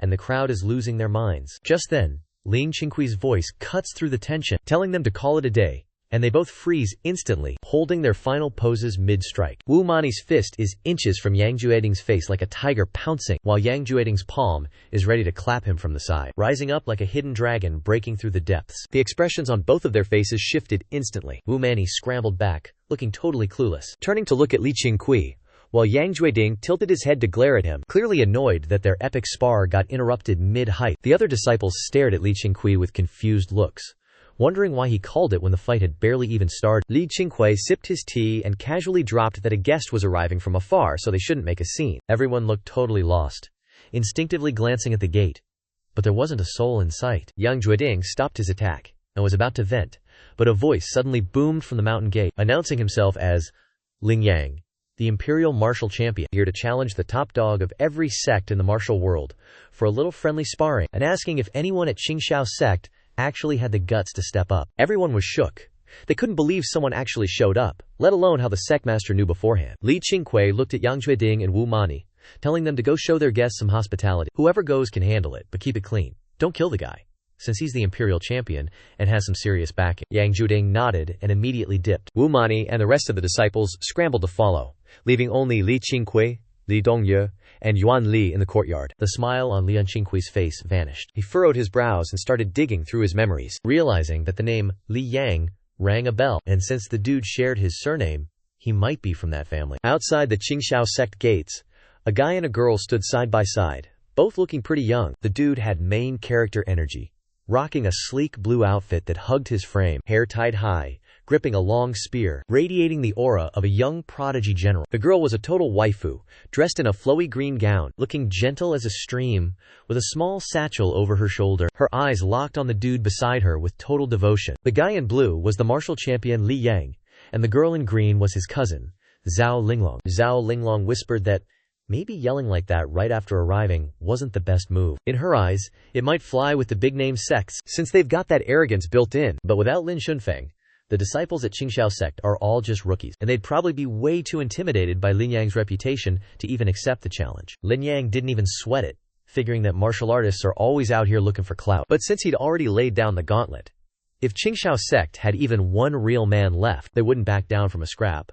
Plus, he was just looking for a spar, not a deathmatch. While talking, he gave his right hand a flick, making his silver spear shimmer with a cold, lethal glow under the sun. Just as they were chatting, a whole mob suddenly came flooding around the mountain path. Seeing this, Lin Yang smirked, his handsome face lighting up with pure hype. Yang Jueding took the lead and pulled up right in front of the sect gate, looking Lin Yang up and down like he was checking out a piece of meat. Then he asked, since the kid shares the Lialing surname and is a martial top scholar, which Li family does this guy even crawl out of? The Great Lin dynasty is obsessed with martial arts, and becoming a martial top scholar takes way more than just talent. You need massive funding. There's literally never been a poor kid who became a martial top scholar. Liu Yang kept his head high and told him he's from the Liu family of Lin Chuan. Hearing that, Yang Jueding finally clicked, realizing he's just some junior from the Ministry of War, and sarcastically asked if he's gonna cry for his daddy if they beat the living daylight out of him. The second those words left his mouth, Lin Yang's smile vanished, and his eyes turned ice cold. He said he's been fighting from Lin Chuan all the way south, wiped 11 sects, and none of them made him shed a single tear. If Qingqiu Sect can actually beat him, not only will he let it slide, but he'll pay for the repairs to this trashy-looking sect gate. Yang Jueding accepted the terms immediately, then told Wu Mani to step up while he chilled on the sidelines. Wu Mani heard the order and immediately stepped into the arena. As soon as he stepped up, Zhao Linglong couldn't help but frown. Li Yang's eyes lit up, and he immediately tried to recruit Wu Mani to join his army and chase that legendary glory. Wu Mani scratched his head and honestly replied, he wasn't about that army life, he just wanted to stick with his senior brother forever. Lin Yang smirked, figuring he'd just beat some sense into him first. Wu Mani nodded and started walking toward Li Yang. Seeing Wu Mani acting like he had zero fear, Lin Yang's eyes glinted with annoyance. He couldn't be bothered to talk anymore and lunged forward, closing the distance in a blur. He swung his silver spear horizontally, cutting through the air and aiming straight for his opponent's ribs. But out of nowhere, Wu Mani grabbed the spear with his bare hand and Li Yang's face went pale. Before he could even process it, a massive wave of force hit him, throwing his balance off and seeing Wu Manor winding up his other hand. Li Yang immediately let go and backflipped away like a jittery bird, landing right behind Zhao Linglong, nearly tripping off the stairs in the process. Once he stabilized, Li Yang stared at Wu Manjie in pure shock. The guy's raw strength was way off the charts. Honestly, Li Yang had never met anyone with that kind of freakish power before. He lowered his voice, dropping the arrogance, and actually asking for the guy's name. Wu Manchu just gave him a goofy grin and honestly told him his name. As soon as Yang heard the surname Wu, his face shifted like he just connected the dots. Before he could even open his mouth, Wu Manor tossed the silver spear right back at him. Li Yang caught the weapon, but his palms went numb instantly from the force, confirming his suspicions that this dude was a straight-up monster. Suddenly, Wu Manor planted his feet wide, dropped into a stance, and pulled his right hand back to his hip as visible shockwaves of energy started swirling around his entire body, and his whole vibe shifted instantly, turning him into a completely different beast. Li Yang felt the pressure but didn't flinch, gripping his spear tight and ready to face the music head-on. Down below, the disciples of the new courtyard were watching the spectacle. Everyone was stunned seeing Wu Manor like this, since it was the first time he'd ever dropped the act. Lin Yang let out a war cry and vaulted 10 feet into the air, silhouette framed by the blinding sun, his internal energy cloaking him and the spear in a lethal glow, looking like a falling star of death, raining down from the heavens, forcing the disciples behind Wu Manquer to instinctively shield their eyes. In that split second, Wu Manquer unleashed a 9 heavens palm strike. The disciples felt their ears ringing as a sonic boom erupted, like a tiger roaring in their faces, loud enough to burst eardrums, while a wall of pure kinetic pressure slammed into them, forcing the whole crowd to scramble backward. Cheng Hai squinted, catching the exact moment Wu Manfer slapped Li Yang into the next dimension with a single palm, leaving Ling Yang spraying blood everywhere, flying back like a broken kite, until he smashed straight into a building in the new courtyard, obliterating the roof and kicking up a massive cloud of debris. The disciples nearby were shaking in their boots. One single move was all it took to end the fight. Even though they're all from Qingqiu Sect, Wu Mani's raw power straight up traumatized everyone, Yang Jueding included. Yang Jueding was low-key terrified, and honestly, he started feeling a bit grateful for Li Qingqiu. If that guy hadn't shouted earlier, this absolute unit would have dropped the 9 heavens god palm mid-fight, and there's no way he would have survived that. Getting injured is whatever, but losing face?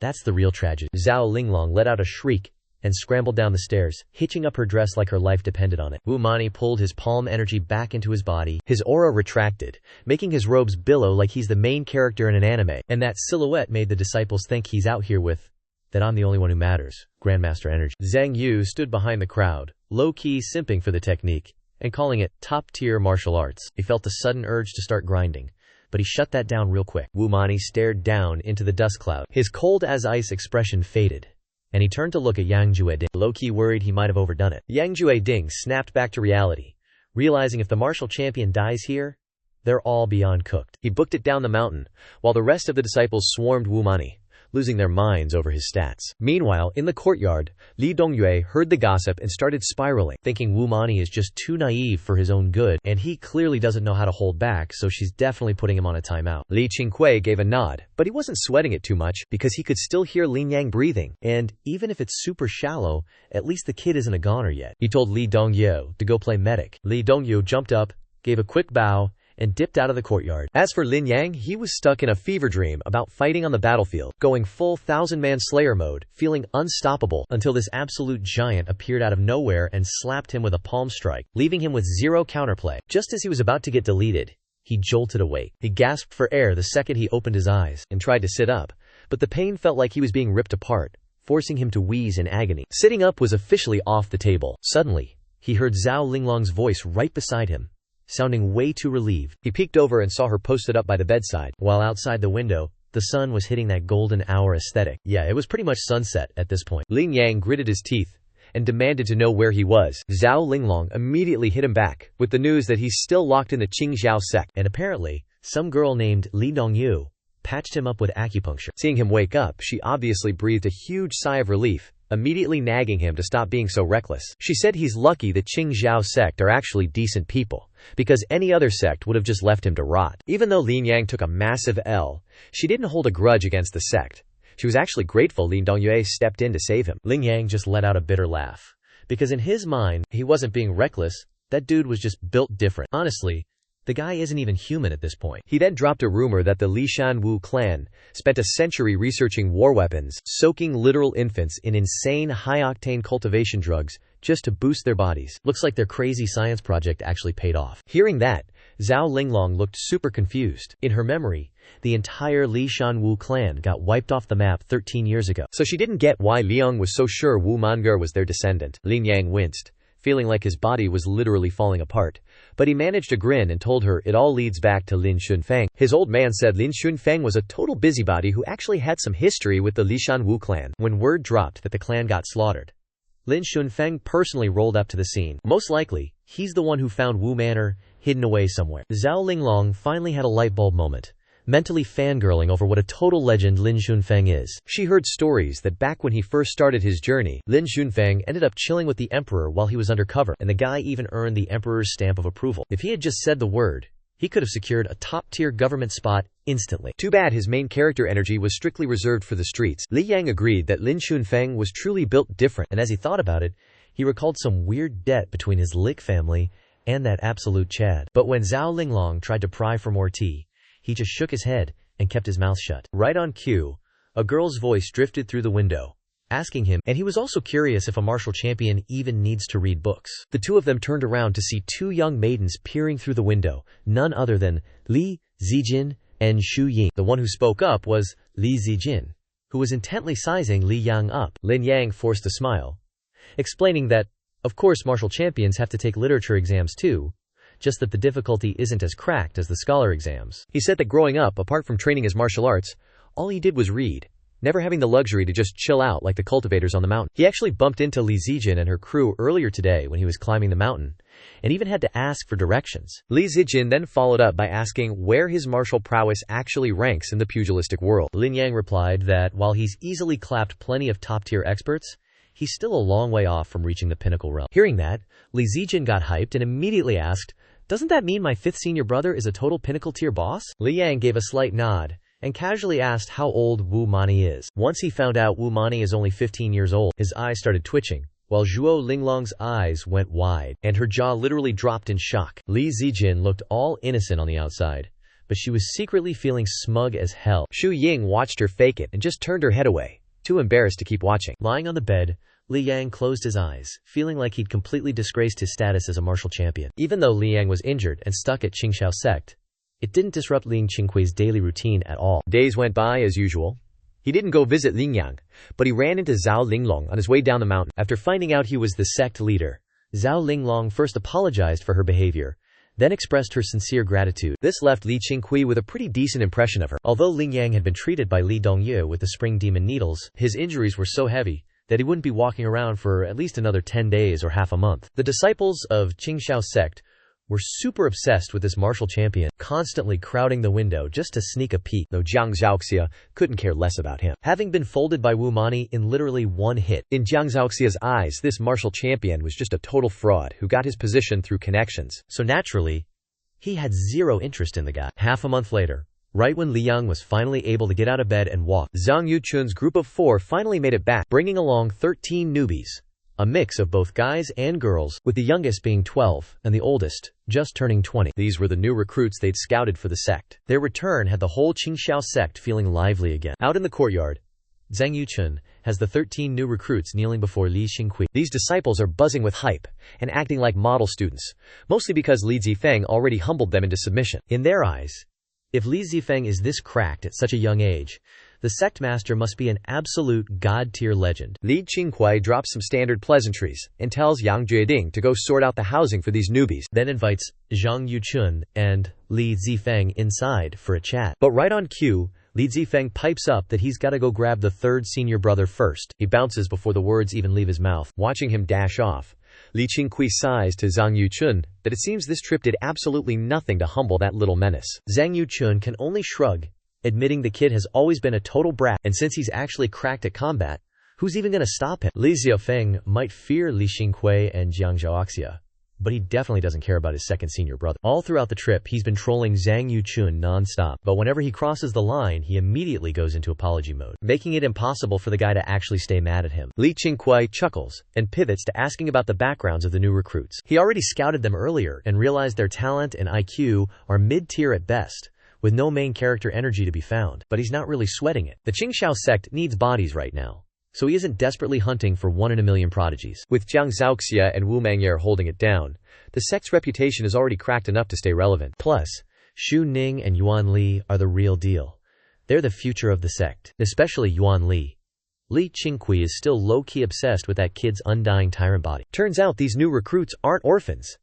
Zhang Yuchun just recruited them from a local district, mostly by riding the clout from Li Zifeng, putting local trash in their place. Flexing the Qingqiu sect's martial arts turned out to be the ultimate marketing move. After chatting for a bit, Li Zifeng drags Jiang Zhaoxia into the room and slams the door shut behind them. He's got that manic, "I'm up to something" grin plastered all over his face. Li Qingqiu watches him, laughing and asking what's so important that he had to drag his third senior brother into this. He can't help but notice how fast the kid is growing.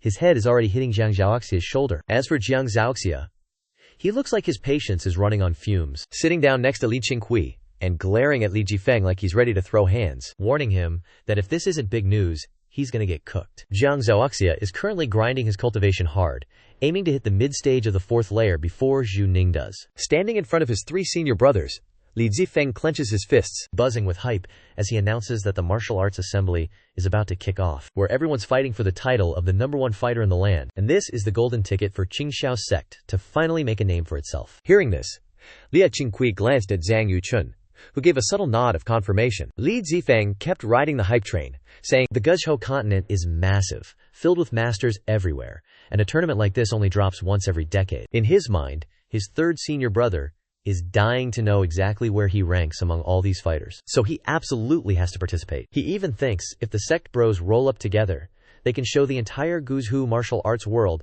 that there's a new boss in town. Li Zifeng spoke with so much main character energy that Jiang Zhaoxia actually started feeling it too. Jiang Zhaoxia is naturally a competitive sweat, and the martial arts tournament is basically his ultimate craving. He didn't say yes immediately, instead looking over at Li Qingqiu for the green light. Li Qingqiu was currently weighing the pros and cons himself. Honestly, he didn't want the Qingqiu sect to be too famous, but he realized being a total ghost wasn't a good look either, because his own leveling speed is directly tied to how much the sect levels up. The faster the sect grows, the more chances he gets to copy those busted fate stats. Of course, once he steps into the martial arts drama, his chill, low-key days are officially numbered. Zhang Yuchun whispered that this opportunity only comes once every 10 years, and if they miss out, they're stuck in obscurity for another decade. Let's be real, how many decades do people actually get?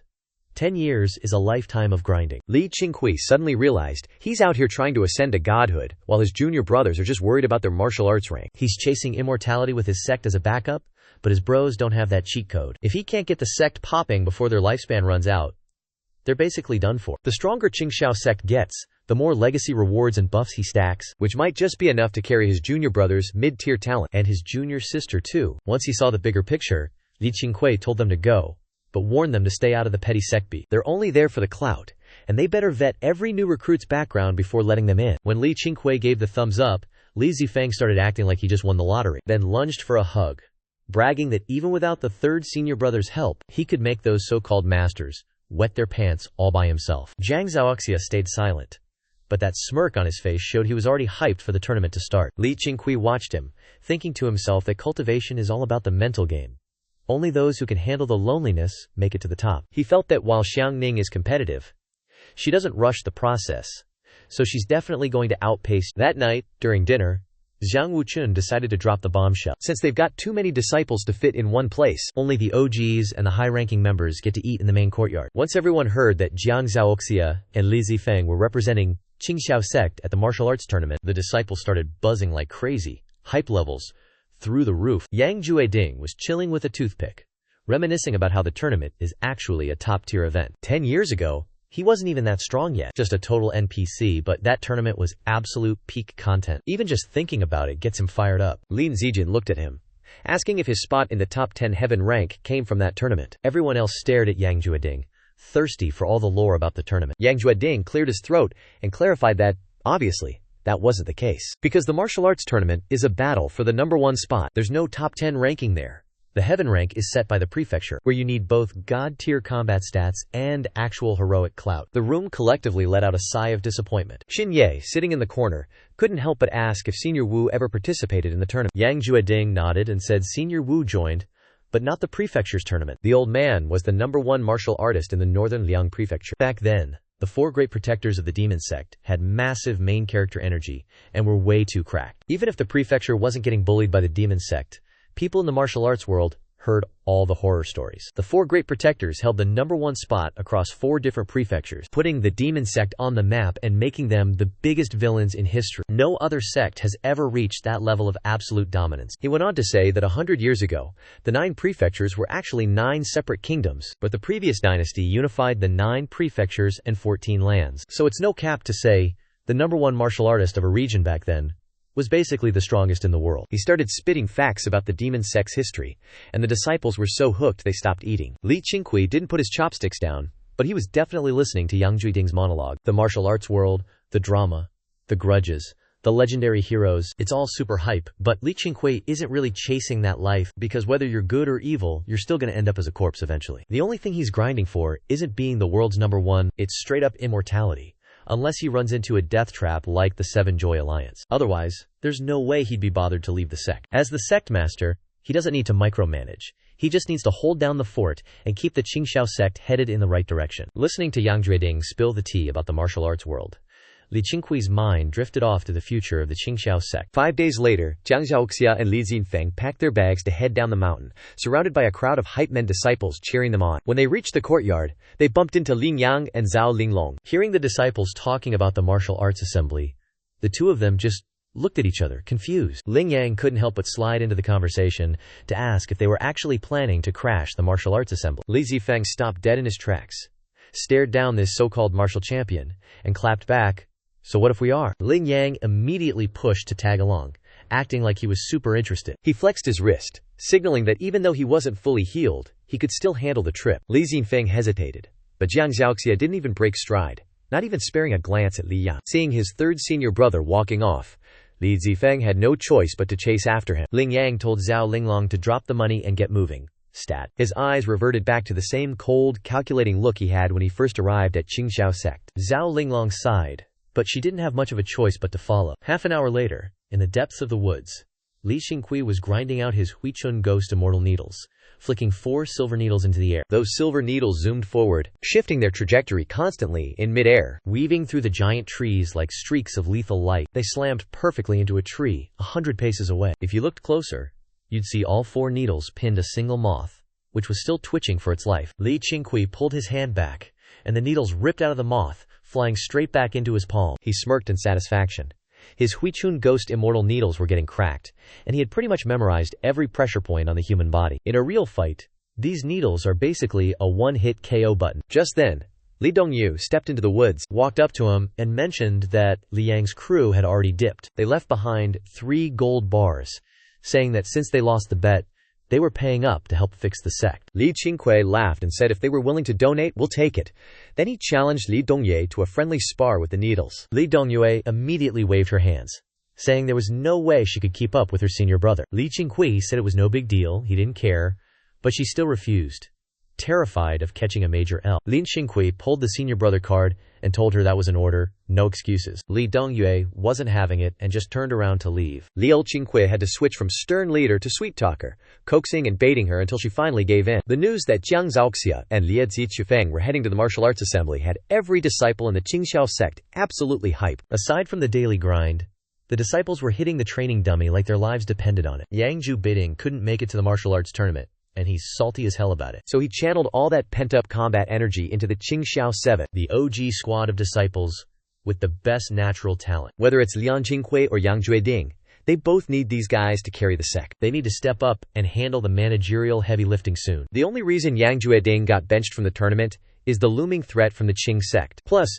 Jiang Zhaoxia isn't a noob. He's been down the mountain before. He's got the experience, and this is a perfect side quest to level up his character arc. With Li Tufeng gone, The courtyard feels a bit empty. Li Qingqiu feels like the sect is way too quiet lately, even though the disciple count is going up every single day. Zhang Yuchun keeps making his monthly supply runs down the mountain, and besides recruiting new fodder for the sect, he's been hiring professional builders to drag back up the peak. He's planning to build a massive main hall to summon all the disciples when it's time for a meeting. Li Qingqiu is totally fine with that, no complaints here. The sect's architecture definitely needs a serious glow up. The gold bars Li Yang left behind are top tier, straight out of the Linchuan special collection. They aren't pure gold, but the craftsmanship is absolute fire. Zhang Yuchun sold just one bar in the city and cashed out 300 strings of coins. Throw that on top of the remaining savings in the Qingqiu coffers, and building a main hall is basically pocket change. Besides, it's not like they're trying to build a 5-star resort or anything. Even with the cash, Zhang Yuchun hit a few snags along the way. Good thing he had Yang Juding playing bodyguard to keep the peace. In the Great Li Dynasty,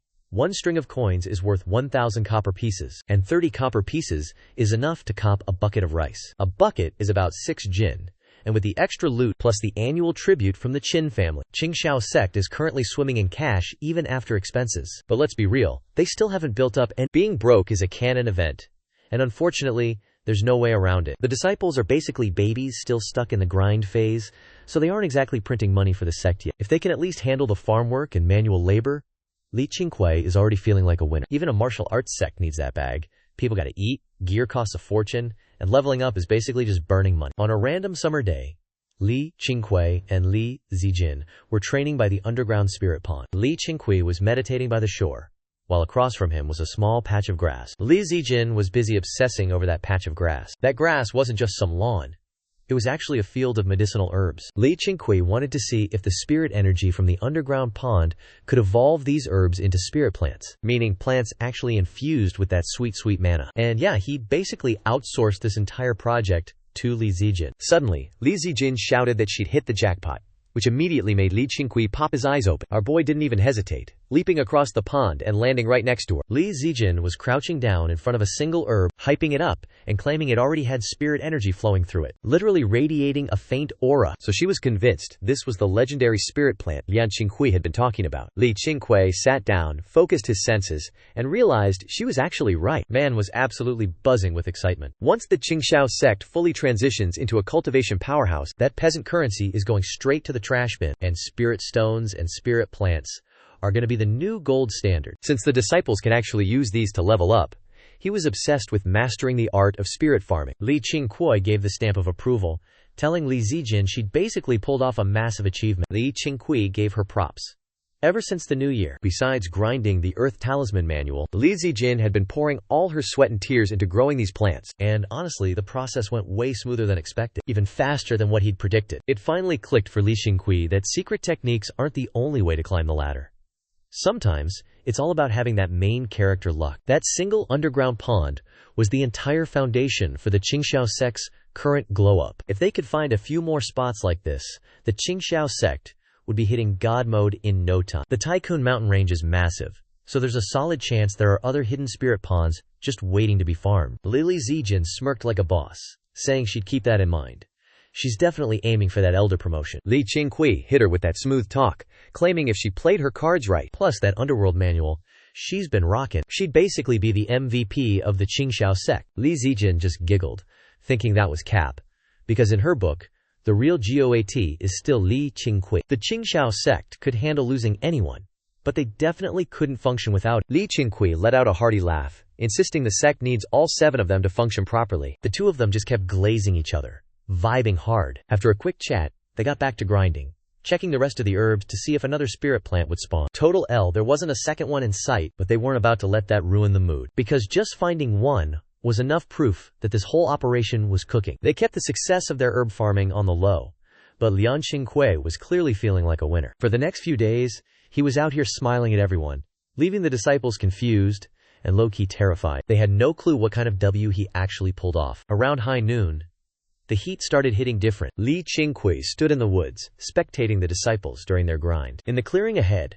there were dozens of wooden stakes set up at different heights. Cheng Shanghai was moving wild on those stakes, his footwork so cracked that the 8 disciples watching were literally losing their minds. This was the agility training course that Cheng Shanghai built himself. He was in charge of teaching the squad movement tech, and this was his first official class. Li Qingqiu showed up to supervise, And honestly, the results were actually cracked. The guy is a Dao King for a reason.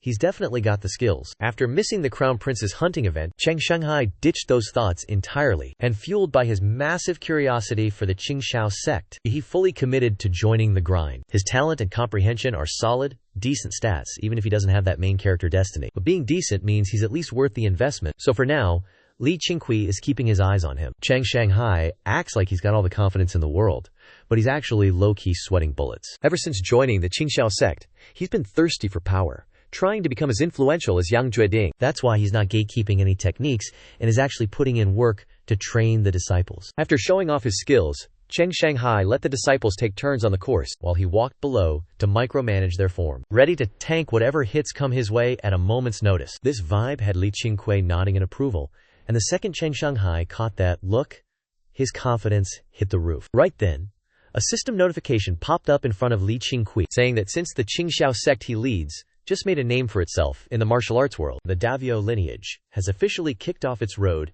to top-tier prestige. As a result, he just scored a free gotcha pull for a fate grade. Li Qingqiu instantly realized that Jiang Zhaoxia and Li Jifeng actually pulled it off. A grin spread across his face.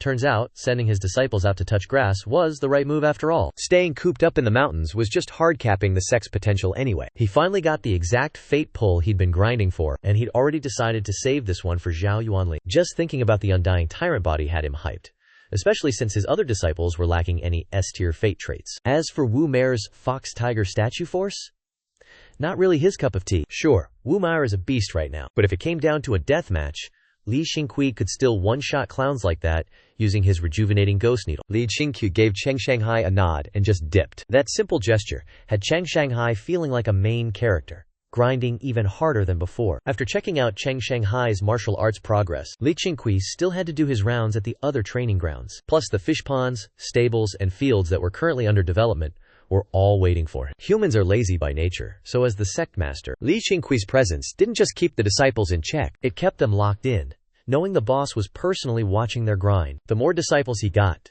the more Li Qingqiu realized he was becoming a glorified babysitter, and the loyalty levels of the disciples towards him and the sect were constantly fluctuating. His very presence was the ultimate buff to keeping that loyalty high. Honestly, he was starting to get really invested in this management meta. Looking at the situation, the Qingqiu sect was peaking, thriving, and definitely not about to implode. A month flew by, and summer was finally coming to a close. Jiang Zhaoxia and Li Zifeng finally returned to the base, but Jiang Zhaoxia was looking absolutely wrecked with injuries, getting carried up the mountain on a wooden stretcher by Li Zifeng. By the time Li Qingqiu rolled up, Li Dongyue was already spamming that ghost needle healing skill on Jiang Zhaoxia. The second the disciples saw Li Qingqiu's icy glare, they scattered like NPCs, clearing a path for the main character. Li Zifeng turned around, looking like he was about to start crying, his eyes already puffy and red. Li Qingqiu asked what the hell went down, low-key confused, because Jiang Zhaoxia is sitting at the mid-third stage of the origin realm, so why was the guy out cold and basically broken? Our boy even started suspecting that he got jumped by an entire squad of ops. Li Zifeng gritted his teeth and spilled the tea.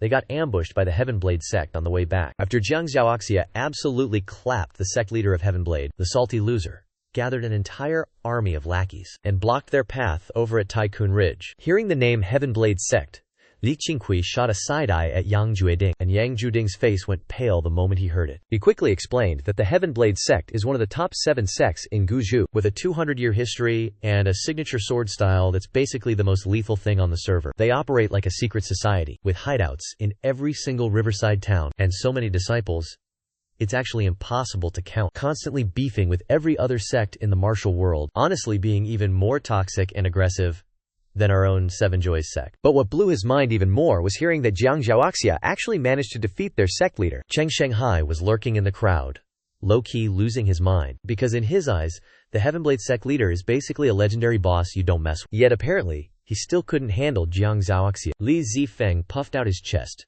bragging that his third senior brother took down that sect leader in under 30 moves. And on top of that, he swept 10 other martial arts masters back-to-back, only barely losing to the current #1 ranked player in the world. According to him, if Jiang Zhaoxia hadn't burned all his mana in those consecutive fights, he totally would have won. Either way, That fight was enough for his third senior brother to hit legendary status, making tons of sects line up to kiss the boots of the Qingqiu sect, which is how they ended up networking with a bunch of top-tier elites. Yang Jueding immediately pressed for the name of the guy currently holding the #1 spot. When he heard it was Yu Zihe, he had a light bulb moment, looking genuinely impressed that the old-timer was back in the game. Li Qingqiu checked the vibe, and felt that Jiang Zhaoxia's energy was at least still stable. Since there was no immediate threat to his life, it was clear that something fishy was going on. He narrowed his eyes at Li Zifeng, demanding to know exactly how Jiang Zhaoxia got clapped. Li Zifeng was acting sus, debating if he should spill the tea or not. Just then, the girl in yellow who hiked up the mountain with them stepped up, looking absolutely devastated. She admitted that Jiang Zhaoxia getting wrecked was entirely her fault. That old rat, Trin,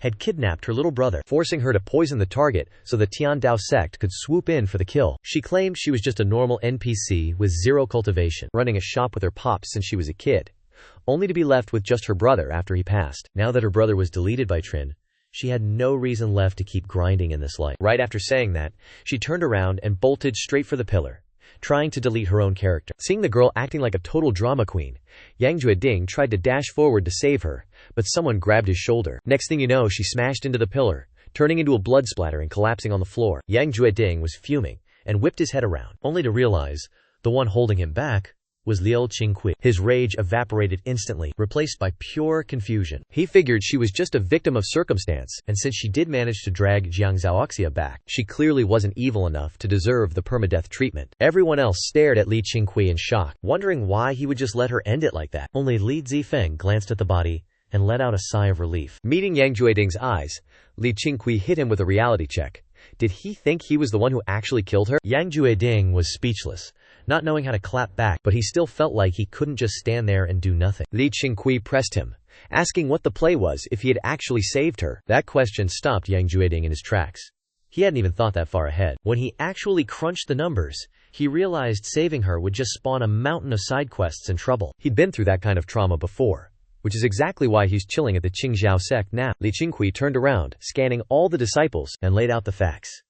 If he had saved her, there's a high chance she's still a sleeper agent for the Tiandao sect, ready to grief the Qingqiu sect even harder. Then again, there's a chance she's telling the truth. But the beef between her and the Tiandao sect is way beyond squashing at this point, and this whole mess might just speed up the war between the Qingqiu sect and the Tiandao sect. Besides, the fact that she poisoned Jiang Zhaoxia is undeniable. Just because she has a tragic backstory doesn't mean she gets a free pass to do whatever she wants. He added that since she wanted to die and failed to save her own brother, there's no reason for outsiders to respect her death wish. Then he dropped some truth bombs about how in the cultivation world, beef is inevitable. Plenty of cultivators get dragged into conflicts because of their affiliations, but you can't just justify murder by saying they were forced into it. According to him, everyone has some pathetic excuse when they mess up, but he only believes in one thing.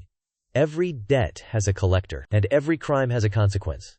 You touch us, we destroy you. The Qingqiu sect isn't your average righteous sect that plays by the rules. Sure, they can do a good deed here and there, but when it comes to people trying to harm them, they show zero mercy. The only rule of the Qingqiu sect is, don't go looking for trouble unless you want your head handed to you. Li Qingqiu said that years down the line, he hopes that when people are pressured by his enemies to target the sect, they'll think twice about the fatal price of crossing the Qingqiu sect. He finished his speech, walked up to Li Dongyu, scooped up Jiang Zhaoxia, and carried her back to his room. The disciples looked at each other in silence.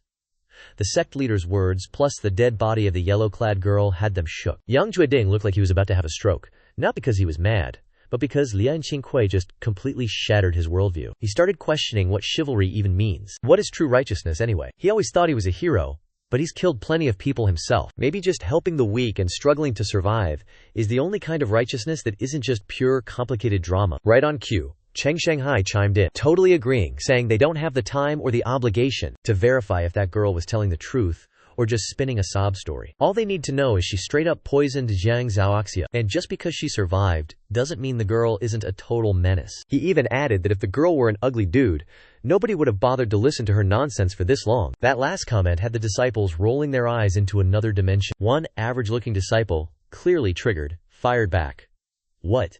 In a split second, the crowd's mood did a total 180, and everyone started dogpiling on Shanghai. Even the good guy disciples felt like he was dead set on disrespecting them. Meanwhile, Li Qingqiu headed back to his room, whipping out the rejuvenating ghost needles to patch up Jiang Zhaoxia. Honestly, he could have used those same needles to keep the yellow-clad chick breathing, but he decided to pass. Zhang Yuchun, Li Dongye, and Li Zifeng wandered in, hovering over the bed and looking worried sick about Jiang Zhaoxia. Li Zifeng started clapping, hyping him up like, "Big bro, you're an absolute legend. To be fair, I wanted that girl gone too, but I was way too weak. And just dragging third brother back here was already a massive struggle." He added that he was lucky he was busy munching on a pig trotter instead of drinking. Or he'd be 6 feet under from that poison too. Good thing third brother warned them in time. Plus, if it were anyone else, the Tiandao sect wouldn't even need to lift a finger. That deadly poison alone would have wiped them out. He figured the woman was a total snake, and the tavern owner was even worse for setting that trap from the jump. Zhang Yuchun nodded in agreement, pointing out that if they'd saved her, it would just lead to endless drama later. Because if she held a grudge against third junior brother and blamed the beef between him and the Tiandao sect for her brother's death, the consequences would be catastrophic. He'd always felt like the Qingqiu sect was missing something, and today, he finally realized it. They lacked a true code of conduct and core values. Like, what even is the Qingqiu sect's identity? And what are the actual rules for disciples? Nothing was ever set in stone. Li Qingqiu looked at Jiang Zhaoxia on the bed and whispered that, honestly, he was more afraid of that girl getting entangled with his third junior brother. She's all alone in the world, and they both share the same enemy, the Tiandao sect. If they end up going through life and death together, there's no way the kid is resisting a beautiful woman's charm, and he wasn't about to let his junior get backstabbed by the woman he loves. Li Dongye and Zhang Yuchun stared at him, shook, since they're at that age where they're starting to catch feelings themselves. Li Zifeng scratched his head, looking totally confused. Big bro only said one sentence to her, and that was before he even passed out. How could he possibly be in love? Li Qingqiu rolled his eyes and scoffed, telling him he's just a kid who doesn't understand how romance works. Li Zifeng shot back, "Oh, and I suppose you're an expert, big bro?" Li Qingqiu didn't miss a beat, obviously. Then he started capping about how he's been through multiple dream romances, soul-crushing stuff, heart-wrenching trauma, the kind where you wake up and swear off love forever. He was just making it up as he went, but Li Zifeng actually bought it, leaning in to ask how he could land a dream like that. Zhang Yuchun and Li Dongyue just looked at each other, speechless. Everyone just forced a bitter smile, feeling like the big brother is always like this, dropping a random, unserious joke right in the middle of a serious convo. A moment later, Li Qingqiu put away his needles, and Zhang Yuchun immediately asked how they should deal with the Heavenly Blade sect. Hearing that, Li Qingqiu's eyes turned cold, saying that if the enemy wants them dead, it's time to make them bleed. Li Zifeng immediately hyped it up, shouting that if they don't get revenge, all their cultivation training would be a total waste. Just thinking about the Heavenly Blade sect had him grinding his teeth in pure rage. Zhang Yuchun was worried, pointing out that the Heavenly Blade sect is everywhere, and they played dirty. Just look at how they schemed against their third junior brother. It's the classic, easy to dodge a spear, impossible to block an arrow scenario. Li Qingqiu was about to drop some wisdom when a hand suddenly grabbed his arm. He turned around to see Jiang Zhaoxia had finally opened his eyes. With a deathly pale complexion, Jiang Zhaoxia stared straight at Li Qingqiu, weakly whispering that they should put this matter on hold for now. Because he wants to handle this revenge himself, he absolutely has to do it himself. Zhang Yuchun and the others were thrilled to see Jiang Zhaoxia awake, especially Li Zifeng, who almost broke down in tears. This journey through the martial world sounds simple enough, but the struggle is real, and only they truly understand how hard it's been, especially during the time Jiang Zhaoxia was in a coma, where he was terrified, unable to get a good night's sleep for days. Li Qingqiu looked at Jiang Zhaoxia, sighed deeply, and gently patted the back of his hand, telling him that they'd do whatever the third junior brother wanted. Only then did Jiang Zhaoxia let go and close his eyes again. Li Qingqiu stood up, telling everyone they should clear out and let the man get some well-deserved rest. Zhang Yuchun and the others nodded and followed him out of the room. Li Qingqiu headed toward the back mountain, ready to get back on his cultivation grind, while Li Dongyu followed right behind him, whispering that he shouldn't rush things, since the third senior brother is still alive and kicking. Hearing that, Li Qingqiu tilted his head, smirked, and told her he wasn't rushing anything, so she should stop overthinking. Li Dongyu hesitated for a second, then gathered all her courage, saying his bloodlust has become way too intense, and she's worried that now that their master is gone, he's carrying way too much pressure on his shoulders. Li Qingqiu stopped in his tracks and countered, "So, are you actually scared of me now?" Li Dongye immediately tried to play it cool, claiming she wasn't scared of the senior brother, just worried about him. In her eyes, he didn't need to carry the weight of the world on his shoulders, because whatever drama comes their way, they can just tackle it as a squad. Even if they had to go to the grave together, he didn't have to be a martyr and carry the El solo. Li Dongye was being dead serious, her eyes full of resolve, zero fear detected. Li Qingqiu couldn't help but chuckle at her antics, reaching out to pat her head, annoyed, and saying he had no plans on dying today, then told her to go handle her own business and stop bothering him while he's grinding his levels. With that said, he kept walking forward. Li Dongyu just stood there, silently, watching his silhouette fade into the woods. Inside an ancient, dusty hall, the sect master of Heavenly Blade's sect, Lu Fuhu, was shirtless and chilling on his throne, while some seductive lady in purple was busy patching up his wounds. Lu Fuhu was built like a brick house, hair looking like a total mess, sporting a wild beard and eyes as mean as a predator's, and his chest was covered in gnarly scars, making him look like an absolute final boss. He growled that the sword aura from Jiang Zhaoxia was straight up toxic. It's been over a month, and the wound still won't close. Just hearing the name Jiang Zhaoxia made him grind his teeth in rage. The lady in purple curiously asked if it was true that this Jiang Zhaoxia from Qingqiu sect was really only 16. The rumors of the martial arts tournament in Zhao province were everywhere.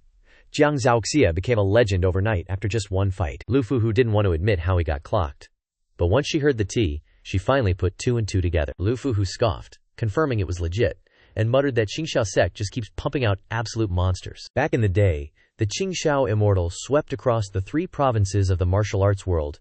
Nobody could touch him. His disciple, Lin Xunfeng, was also a menace in his prime, and he was even a year or 2 younger than Jiang Zhaoxia back then. He never expected Qingqiu sect to keep churning out these overpowered freaks, and Jiang Zhaoxia is apparently even more cracked than Lin Xunfeng was. The purple-clad lady worriedly asked if it was a good idea to scheme against such a broken sect, since it might bring total destruction to their door. Lu Fuhu just sneered, acting like Lin Xunfeng is irrelevant because he's retired and went into hiding. He thinks Qingqiu sect is just a group of toddlers now, with Jiang Zhaoxia being the only one worth talking about. In his eyes, that kid might have raw talent, but his street smarts are non-existent. He's confident that with Xiniang tailing him the whole, those kids are definitely going to trust her, maybe even to the point where she alone could single-handedly wipe out the entire Qingqiu sect. Feeling smug, he cracked a smile, but immediately triggered his injuries and winced in pure agony. The girl in purple sighed, saying that as the master of the Tiandao sect, he's acting like a total clown.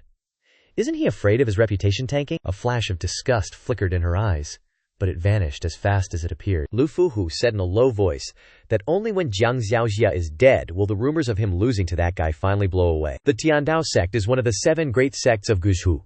They simply cannot let anyone walk all over them. If he just marched in and attacked the Qingqiu sect, the whole martial arts world would laugh at the Tiandao sect. So he had to resort to this dirty tactic. Not only that, he's dying to know what Jiang Zhaoxia is packing to be that OP, wondering if the legendary Qingqiu sage left behind some kind of cheat code cultivation manual. Just as the girl in purple was about to speak, some random guy rushed into the main hall like his life depended on it, sprinted right up to them, dropped to one knee, and reported that 2 people were outside the manor, with one of them claiming to be the martial champion Li Yang, looking to square up and challenge the Tiandao sect to a duel. Even though Jiang Zhaoxia returned injured, the Qingqiu sect disciples weren't shaking in their boots at all. That's because Li Zifeng had been going around hyping up his feats like a true fanboy, and soon everyone knew how he crushed the 5 alliance leaders of the Qi alliance in just 5 moves, defeated Xuandang Zhenren in 7, and bodied the holy monk of the Chandin temple in 23. He went 25 rounds with the enforcer elder of Tu Peak,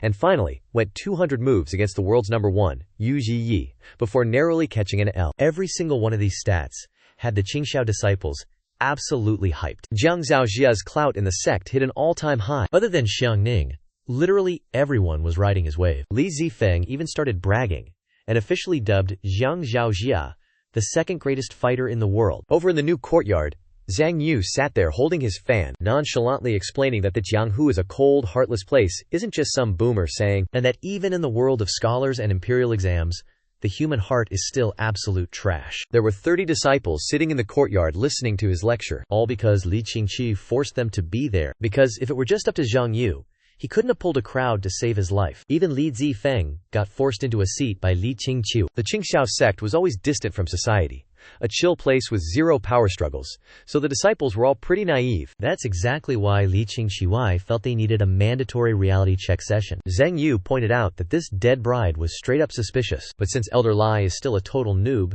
he missed all the obvious red flags. So now the squad has to sit down and actually analyze this mess. According to him, the first red flag is how a random inn manager was so confident she didn't poison the wrong target. Facing 2 top-tier martial arts masters, a first-time assassin should be sweating bullets.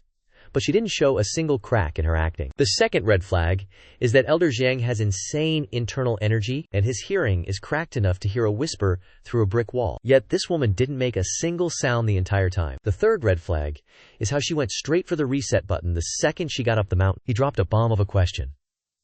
If she really wanted to end it, why didn't she just kick the bucket off-site instead of doing it right in front of the main characters? He's basically saying there's a high chance she knew they were protagonist-coded and would definitely try to save her. Zhang Yu kept dropping these truth bombs until even Elder Li Zifeng had to stop and actually start using his brain. The more he thought about it, the more he realized the bride was definitely sus. Then, Zhang Yu started dropping some legendary lore from the underworld. He recounted how countless top-tier experts got folded by cheap tricks, dying like chumps, to backstabbing cowards, while those who actually died in epic, fair fights were actually the minority. The higher your cultivation, the more your ego becomes a literal weakness. The disciples were listening like their lives depended on it. Because even a beast like the number 2 fighter, Jiang Zhaojia, almost caught a coffin, which was a massive reality check for the whole sect. Li Qingqiu swung by to check on the lecture, and after confirming Zhang Yu wasn't plotting anything shady, plus the fact that he was spitting straight facts, he left feeling pretty chill. The clout Jiang Zhaojia gained from the martial arts tournament was way more broken than Li Qingqiu even anticipated. Just 1 month after the duo returned, Zhang Yu Chun went down the mountain to recruit, and instantly pulled in 16 new recruits, all of whom were just clout chasing because of Jiang Zhaojia's name. Among them was one kid with actual god-tier talent, which Liao Qingqiu noticed immediately and put on his VIP watchlist. When it comes to teaching the Tai Ching Hunyuan Jing, Li Qingqiu only looks for 2 things: raw talent and actual contribution. But he's still a fair guy, so he gives the bottom feeders a chance too, because he's a firm believer that grinding hard can actually rewrite your trash tier destiny. By autumn, other sects were coming by just to network. 0 threats, 0 hidden agendas, just vibes. Li Qingqiu hosted them,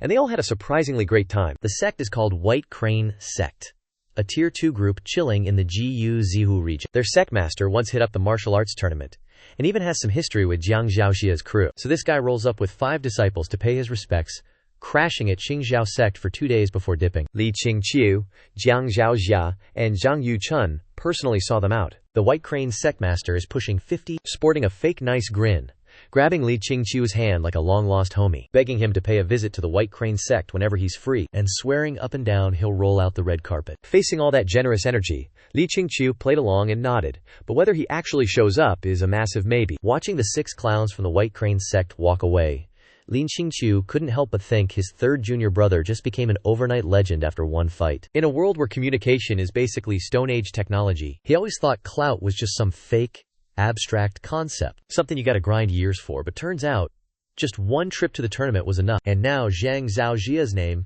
is trending faster than a viral meme. Jiang Zhaojia just kept his poker face on, low-key feeling like the tournament trip was a total L, mostly because he walked away with another heavy injury. Just thinking about it made his fists clench inside those long sleeves. Because getting played by the Tian Dao sect is a massive insult to his pride. Li Qingqiu patted his shoulder, hitting him with the "it's okay bro" speech, telling him not to overthink it since the martial world is straight up toxic. And no matter how much you try to 200 IQ the situation, you're always going to have to take some L's to actually level up your street smarts. Even a veteran legend like Yang Ju Ding, the dragon subduing hero, got hit by poison once. So for anyone in the martial arts, getting backstabbed by poison is just part of the job, and it's bound to happen to everyone eventually. Zhang Yu Chun chimed in with a smirk, saying that just surviving the trap set by the Tian Dao sect is already a flex that barely anyone in the entire Jiu Zhuhao region could pull off. With his seniors hyping him up, Jiang Zhaojia's mood finally shifted from triggered to slightly less triggered, but deep down he's already plotting his revenge arc. He's telling himself once he hits the mid-stage of the 4th layer of the origin realm,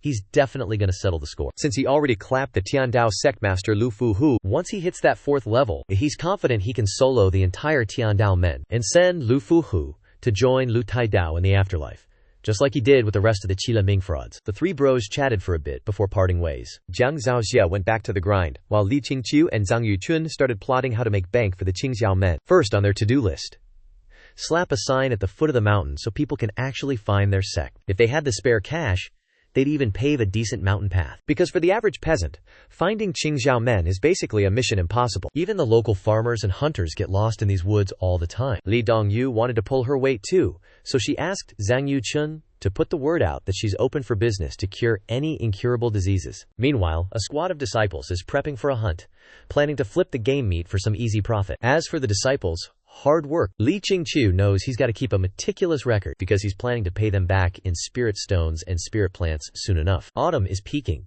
and we're already at the end of October. Xu Ning made the first move, breaking through to the mid-4th stage of the origin realm, becoming the second person in Qingqiu Men to reach this level of godhood. Down in the underground spirit lake, Qingqiu watched the whole rank up live. And since he's rocking that heavenly thunder spirit root himself, he knows exactly how cracked this build really is. Not only that, but Xu Ning's talent is straight up S tier, making her the highest potential prodigy in the entire Qingqiu Men lineup. Plus, she's a total homebody who stays locked in the dungeon training, so she's already lapped Zhang Zhaoji. Even though Qingqiu gets why she's ranking up so fast, he's still losing his mind. I mean, the girl is only 11 years old and already hitting the mid-4th stage. Compared to her, Li Zijin, Li Dongyu, and Yang Zhuding are still stuck at the mid-2nd stage, which just goes to show how massive the stat gap is between these players. After stabilizing her cultivation, Xu Ning stood up, zipped over to Qingqiu's side, bowed down, and flexed that she'd officially broken through to the 4th level. She tried to keep a straight face, but Qingqiu could tell she was low-key hyped. Qingqiu grabbed her wrist, pulled her close,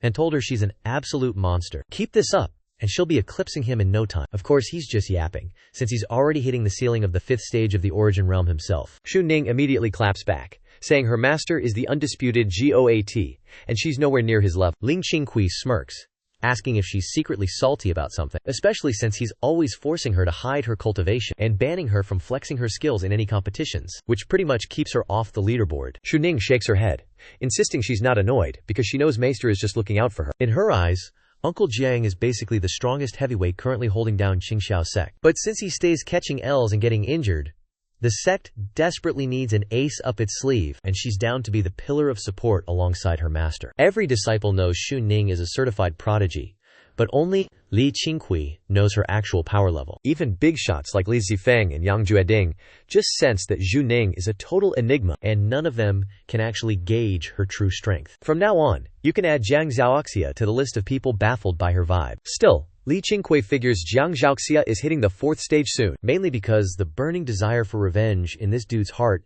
has been suppressed for way too long, and it's about to blow up. The more Qingqiu looks at Xu Ning, the more he realizes she's a total W. She might be young, but she's low-key mature and gets it, not letting her power trip turn her into a prideful brat and keeping her competitive edge strictly focused on self-improvement rather than drama. Plus, he's already done his homework on her background, confirming she doesn't have some crazy destined, chosen one backstory. Her dad was just a local hunter who passed away early, so she isn't lugging around some ancient blood feud. Looking across the whole Qingqiu sect, he realizes she's the only one who actually acts like a real cultivator, and the best candidate to stick by his side for the long haul. Afterward, Qingqiu drops the secret sauce, teaching her the 5th stage cultivation method from the Tai Ching Hunyuan scripture. This manual is absolutely cracked, with every minor stage requiring a completely different way to absorb spirit energy, so he keeps the leaks to a minimum by only teaching it one level at a time, even making Jiang Zhaoxia crawl back to him for the next chapter every time he levels up. The duo grinds until sunset before crawling out of the underground spirit lake, then deciding to race back to Qingqiu Peak to see who's actually faster. Also, make sure no disciples spot you while you're moving. As soon as a competition was on the table, Xu Ning got hyped, and the two vanished into the woods like they were speedrunning. Halfway up the mountain, Qin Ye was busy grinding his stick technique, the Van Quan Hangma Kan. His movements were lethal and fluid, creating a vibe where the man and the staff had basically become one. Every 100 reps he knocked out, he leveled up his understanding, and he's even started manifesting internal chi. The sheer power this staff technique gives him has boosted his confidence through the roof, making him feel like if he keeps this grind set up, he'll definitely be able to help Von Kebayon Godech get his revenge. He hasn't told a soul, but he's already planted the seed in his heart. He's going to take out that trash emperor. Suddenly, Qin Yi stopped, frowning as he scanned his surroundings, because he swore he just heard a rustling sound, like something just zipped past him at absolute light speed. With his current combat stats, he knew it wasn't just a hallucination. His first thought was that it had to be some wild beast, since he remembered Yuan Qi mentioning seeing a black panther in the mountains earlier, even if he wasn't sure if the guy was just seeing things. Just as Qin Ye was tripping, a dude in a straw hat with a long flute at his hip walked up out of nowhere. The guy looked up, revealing a weathered face.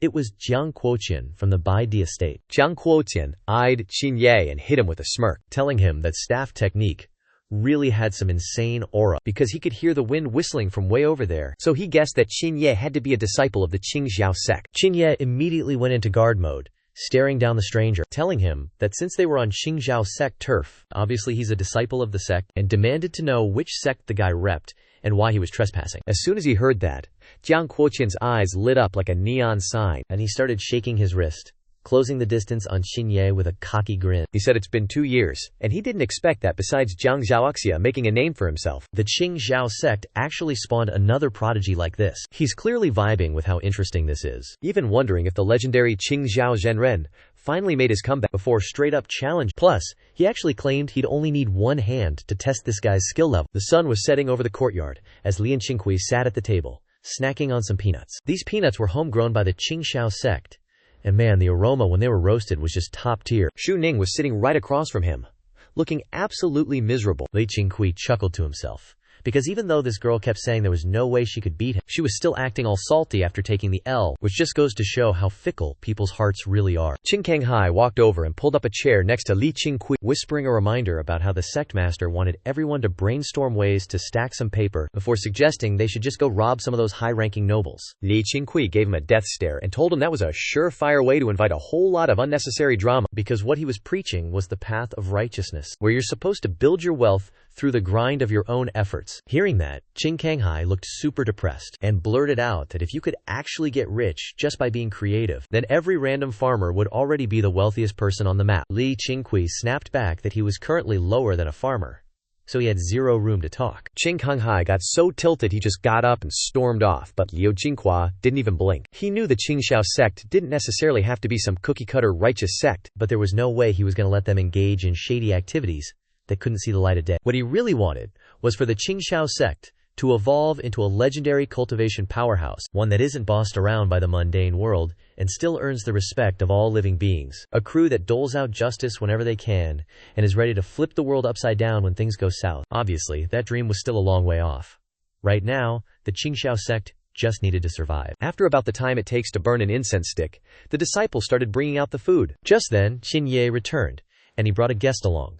Jiang Quoqian from the White Emperor Manor. Li Qingqiu and Xu Ning had actually passed those two on their way up the mountain. So when Jiang Quoqian finally showed his face, Li Qingqiu wasn't shocked at all, but he still put on his best, pleasant host face, stood up to greet him, called him Uncle Master, and invited him over for a chat. Xu Ning and the other disciples were all staring, totally shook that this guy was actually the sect master's uncle master. Jiang Quoqian's expression was kinda weird. He wasn't nearly as outgoing as last time, looking actually kinda awkward. He followed Qingqiu over to the table, forced a stiff smile, and asked, 2 years later, the Qingqiu sect has had a major glow-up. Could it be that Li Qingqiu's legendary master has finally returned? Before Li and Qingqiu could even drop a reply, Xu Ning popped off, clearly salty about this clown disrespecting her master. The rest of the disciples immediately started throwing death glares at Jiang Quoqian. It's not that they had beef with Qingqiu Zhenren, it's just that they're all young and tired of outsiders treating them like fodder. Even Li Qingqiu, the sect leader, is still just a young buck. In their eyes, Jiang Quoqian was straight up disrespecting the boss, and that's a red line they weren't going to let him cross. To them, mocking the sect leader is basically equivalent to trolling the entire Qingqiu sect, especially since the boss himself always says the sect's success is a total group effort from every single disciple. After getting snapped at by Xu Ning, Jiang Quoqian felt his ego take a hit. But he wasn't about to start a petty war with a little girl, so he just shot back, asking if Qingqiu Zhenren really hasn't shown his face yet. Li Qingqiu kept it chill, saying he hasn't seen the guy since day one, and his master is still nowhere to be found. As for the sect's current success, that's all thanks to the grind and hard work of everyone here. He wasn't even triggered, because honestly, Jiang Quoqian's salty attitude just proved how successful the Qingqiu sect's development really was, giving him a massive ego boost and a sense of achievement. He didn't want to make things awkward for the guy, so he invited him to sit down and chat like bros. Qingqiu didn't stick around. He just leaned his wooden staff against the wall and started chopping wood in silence, doing his usual NPC routine, quiet, low-key, and just focusing on the grind. After exchanging a few words with Jiang Quoqian, finally dropped the act and stopped being so tense. The guy's naturally a straight shooter, so he didn't try to hide his L from earlier, straight up admitting that Qingqiu is actually built different. He confessed that he was way too full of himself, trying to flex by using only one hand against Qingqiu, only to get clapped. So he curiously asked Li Qingqiu how he trained such a beast. Even though Jiang Quoqian is from the Baidi mansion, is not exactly top tier, And since Qin Ye has been grinding the 10,000 army subduing demon staff, Li Qingqiu wasn't even surprised that he took the W with just one hand. Of course, in a real life-or-death sweatfest, Qin Ye still wouldn't be able to hang with Jiang Quotian. The 10,000 army subduing demon staff is a high-level combat manual designed for pure damage, and with its unique internal cultivation technique to channel qi, it hits like a freight train. To the question, Li Qingqiu just shook his head, saying he isn't that cracked. It was actually some absolute legend who crashed at the mountain for a bit and coached Qin Ye personally. The moment Jiang Quotian heard Peerless Master, his eyes went wide as he demanded to know who it was. In his eyes, a Peerless Master is light years ahead of a top-tier warrior, let alone someone on his level. Once he realized that, his internal panic basically vanished. Everyone in the martial world knows those tropes where some lucky loser stumbles into a cave, gets mentored by a Peerless Master, and suddenly enters God mode. Li Qingqiu played it cool, saying the senior didn't want to reveal his identity, so they couldn't prod. He didn't even twitch. His poker face was absolute perfection. Jiang Quotian was eating it up, praising Qin Ye for having main character luck and being destined for greatness. Then he shifted the conversation to Jiang Zhaoxia, because he was honestly dying to know how a guy like that managed to build such a massive representative so quickly. Back when he visited Qingqiu Sect 2 years ago, he thought Jiang Zhaoxia was just an arrogant brat. But turns out the guy actually has the sauce. Li Qingqiu explained that their third brother is currently in deep cultivation, hasn't been seen for days. And then he casually asked why Jiang Quotian decided to drop by. He actually had a soft spot for this uncle, mostly because the guy hooked him up with a piece of gear back in the day. And even now, with his cultivation at mid-4th stage Jungian realm, he still can't break the seal on that item, proving it wasn't just some junk.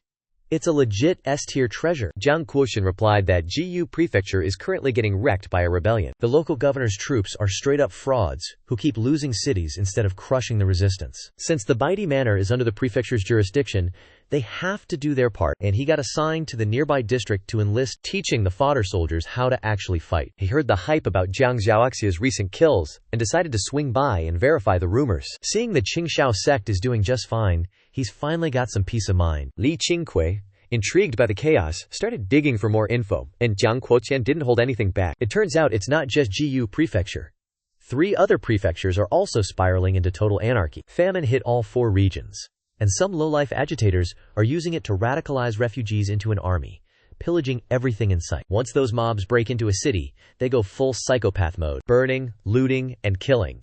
These guys are literal walking nightmares. They're even out there violating women right in the middle of the street, completely unchecked. It's been 2 years, and instead of dying down, the situation is just snowballing. The imperial court just dropped a massive bounty, calling on all the heroes in the world to hunt down bandits for some fat stacks of cash. Hearing this, Zhang Yuchun got hyped, leaned over to Li Qingqiu, and suggested that Qingqiu Sect should get in on the action. But before Li Qingqiu could even drop the no, Jiang Quotian slammed his hand on the table to stop them, saying the kids were too young and should just stick to their grind, because this chaotic world isn't gonna stay messy forever. According to this boomer, the emperor already knows what's up, and the whole mess will be cleared up in 6 months, tops. Just so you know, calling the emperor a saint is just what the peasants and suck-up officials do to keep their heads. Li Qingqiu really didn't want the disciples dragged into this drama. They're basically babies still. Getting involved in that political dumpster fire wouldn't be good for their mental health. Plus, who wants to deal with the government? Qingqiu Sect might head down the mountain to save the commoners later, but that's a mission for a much stronger version of themselves. Zhang Yuchun was shocked it would only take 6 months. But Jiang Quotian just scoffed, acting like it was common sense. He claimed the only reason things were bad was because of some corrupt slimeball blocking the emperor's vision, and now that guy is toast. The Great Li dynasty is only 30 years old. We aren't at peak stability yet, but just hang tight for a few more years and everyone will be chilling. Li Qingqiu didn't realize Jiang Quotian was such a massive simp for the current emperor. Qin Ye, who was chopping firewood nearby, couldn't help but glare at Jiang Quotian, his eyes full of rage, low-key regretting that he didn't beat the guy harder earlier. Maybe then he could have knocked some sense into that thick skull. As the food hit the table, Li Qingqiu invited Jiang Quotian to eat and asked him to drop some tea on the martial arts world. Because honestly, the disciples were way more interested in top-tier drama than whatever the government was doing. Jiang Quotian started yapping, getting more excited as he went, eventually name-dropping the martial champion, Li Yang. Word is, Lin Yang got cocky when challenging the Heavenblade sect and ended up getting clapped so hard he got majorly injured. That little stunt officially triggered the Linchuan Li family. Now the Heavenblade sect is getting bullied by everyone, and their mom, things are looking real rough for them. Jiang Quotian smugly concluded that after the Heaven-Blade sect got wrecked by Jiang Zhaoxia, their reputation was already in the gutter. And now that the Linchuan Lai family is leaning on them, it's looking like they're going to lose their spot as one of the top 7 sects. This gossip had the disciples buzzing with excitement. But since Lin Qingqiu had already told them to pipe down,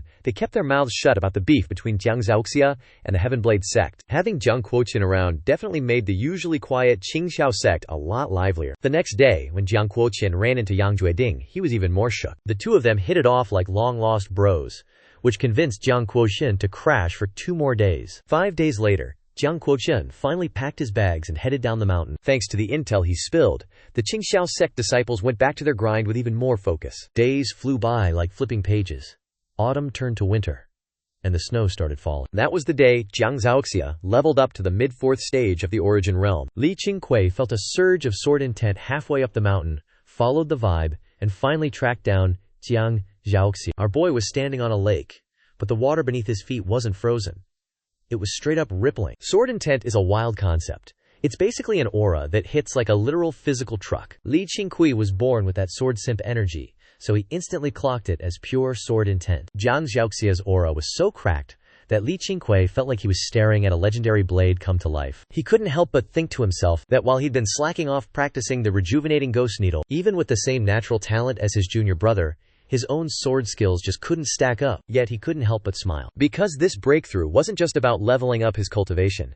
Jiang Zhaoxia had actually evolved his sword mastery. Imagine hitting that level of sword intent without any master holding your hand. Jiang Zhaoxia's raw talent for the blade is honestly just built different. Snow fell like flower petals.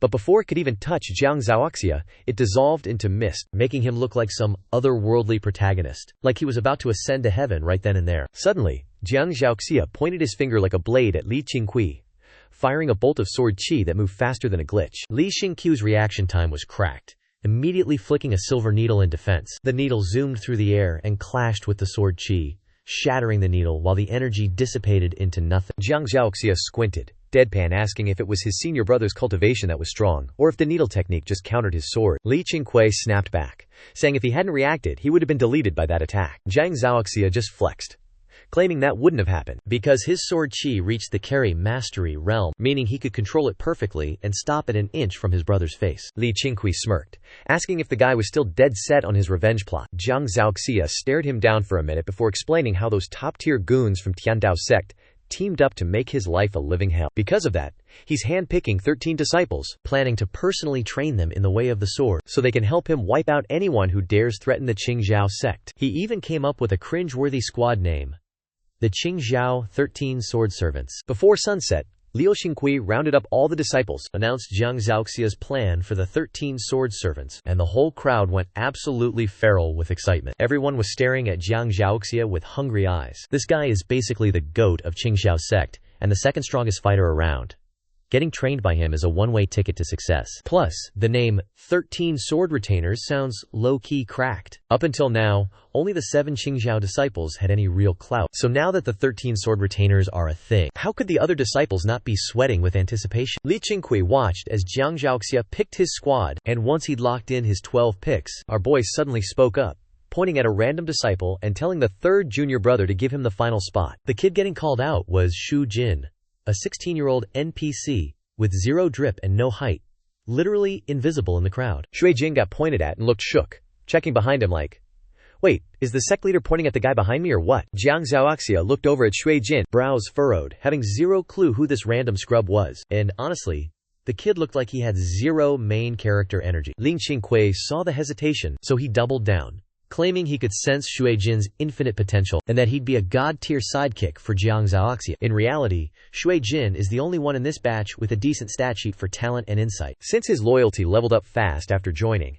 Li Qingqiu felt safe pushing him. Decent might sound like a downgrade compared to the cracked talents of Shu Ning or Jiang Zhaoxia, but in the Qingqiu sect, it's basically top-tier genius level. Truth be told, all 12 guys Jiang Zhaoxia picked are fodder compared to Shui Jin. Hearing that, Shui Jin was straight up vibrating with emotion, basically on the verge of tears. He never thought the big boss himself would actually notice a bottom feeder like him. Yang Jueding, Qing Kanghai, and Li Zifeng were all side-eyeing the kid, low-key curious now. It's rare for Li Qingqiu to hype up a disciple like that. And after the whole Zhu Ning situation, everyone started getting excited, thinking, Wait, is this random kid actually a hidden boss? Jiang Zhaoxia finally caved, saying he'd trust his senior brother on this one. He flicked his finger at Shu Jin, signaling him to step up, then bounced with his 13 sword retainers. The disciples who didn't get picked were mid, but they couldn't help but wonder how hard this new squad was going to pop off. Li Qingqiu waved his hand and told. At this moment, Li Zifeng crept up on him, grinning like a maniac as he said, "Second senior brother has the Qingqiu 7. Third senior brother has the 13 sword spirits. So can't I just make a cool squad name for myself?" Li Qingqiu side-eyed him and asked,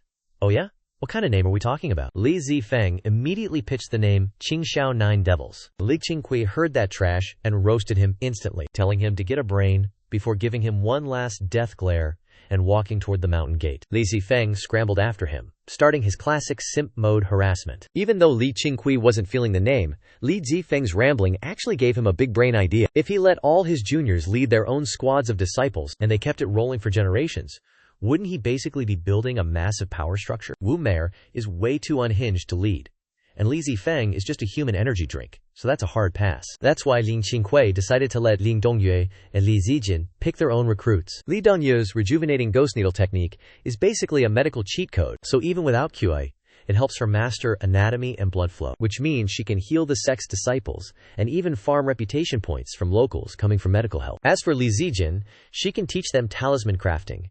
It's not exactly high-tier cultivation, but it's a total money printer. Think about it. The world is full of regular folks, just trying to stay safe.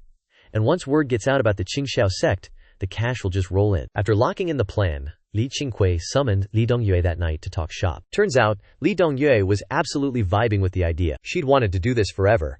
She was just terrified Li Qingqiu wouldn't let her share her secret techniques. Early the next morning, Li Dongyue went off to hunt for disciples. She wasn't as loud as Jiang Zhaoxia, but she definitely turned some heads and got the sect gossiping. She ended up recruiting 9 disciples, 7 girls and 2 boys. Li Zijin decided to stay chill and hold off for a couple of years before starting her own squad. Li Qingqiu was totally cool with it. As long as the little sis has a plan, he's 100% backing her. That same day, Zhang Yuchun headed down the mountain. He didn't just bring Huang Shan and Yu Lin, he dragged the Qingqiu 7 along for some real-world grinding. Li Qingqiu was still a bit paranoid, so he made Li Zifeng tag along as backup. Zhang Yuchun's combat stats aren't exactly top tier, and in this chaotic world, Li Qingqiu's worry was legit. 2 weeks later, Zhang Yuchun and his crew finally rolled back in. They brought back 23 new recruits, pushing the Qingqiu sect's headcount well over 80. Li Qingqiu personally vetted the fresh meat, hit them with some "I'm a great leader" pep talk, and sent them off to Li Dongyue to get settled. Over the past year, they've added a few more shacks to the new court.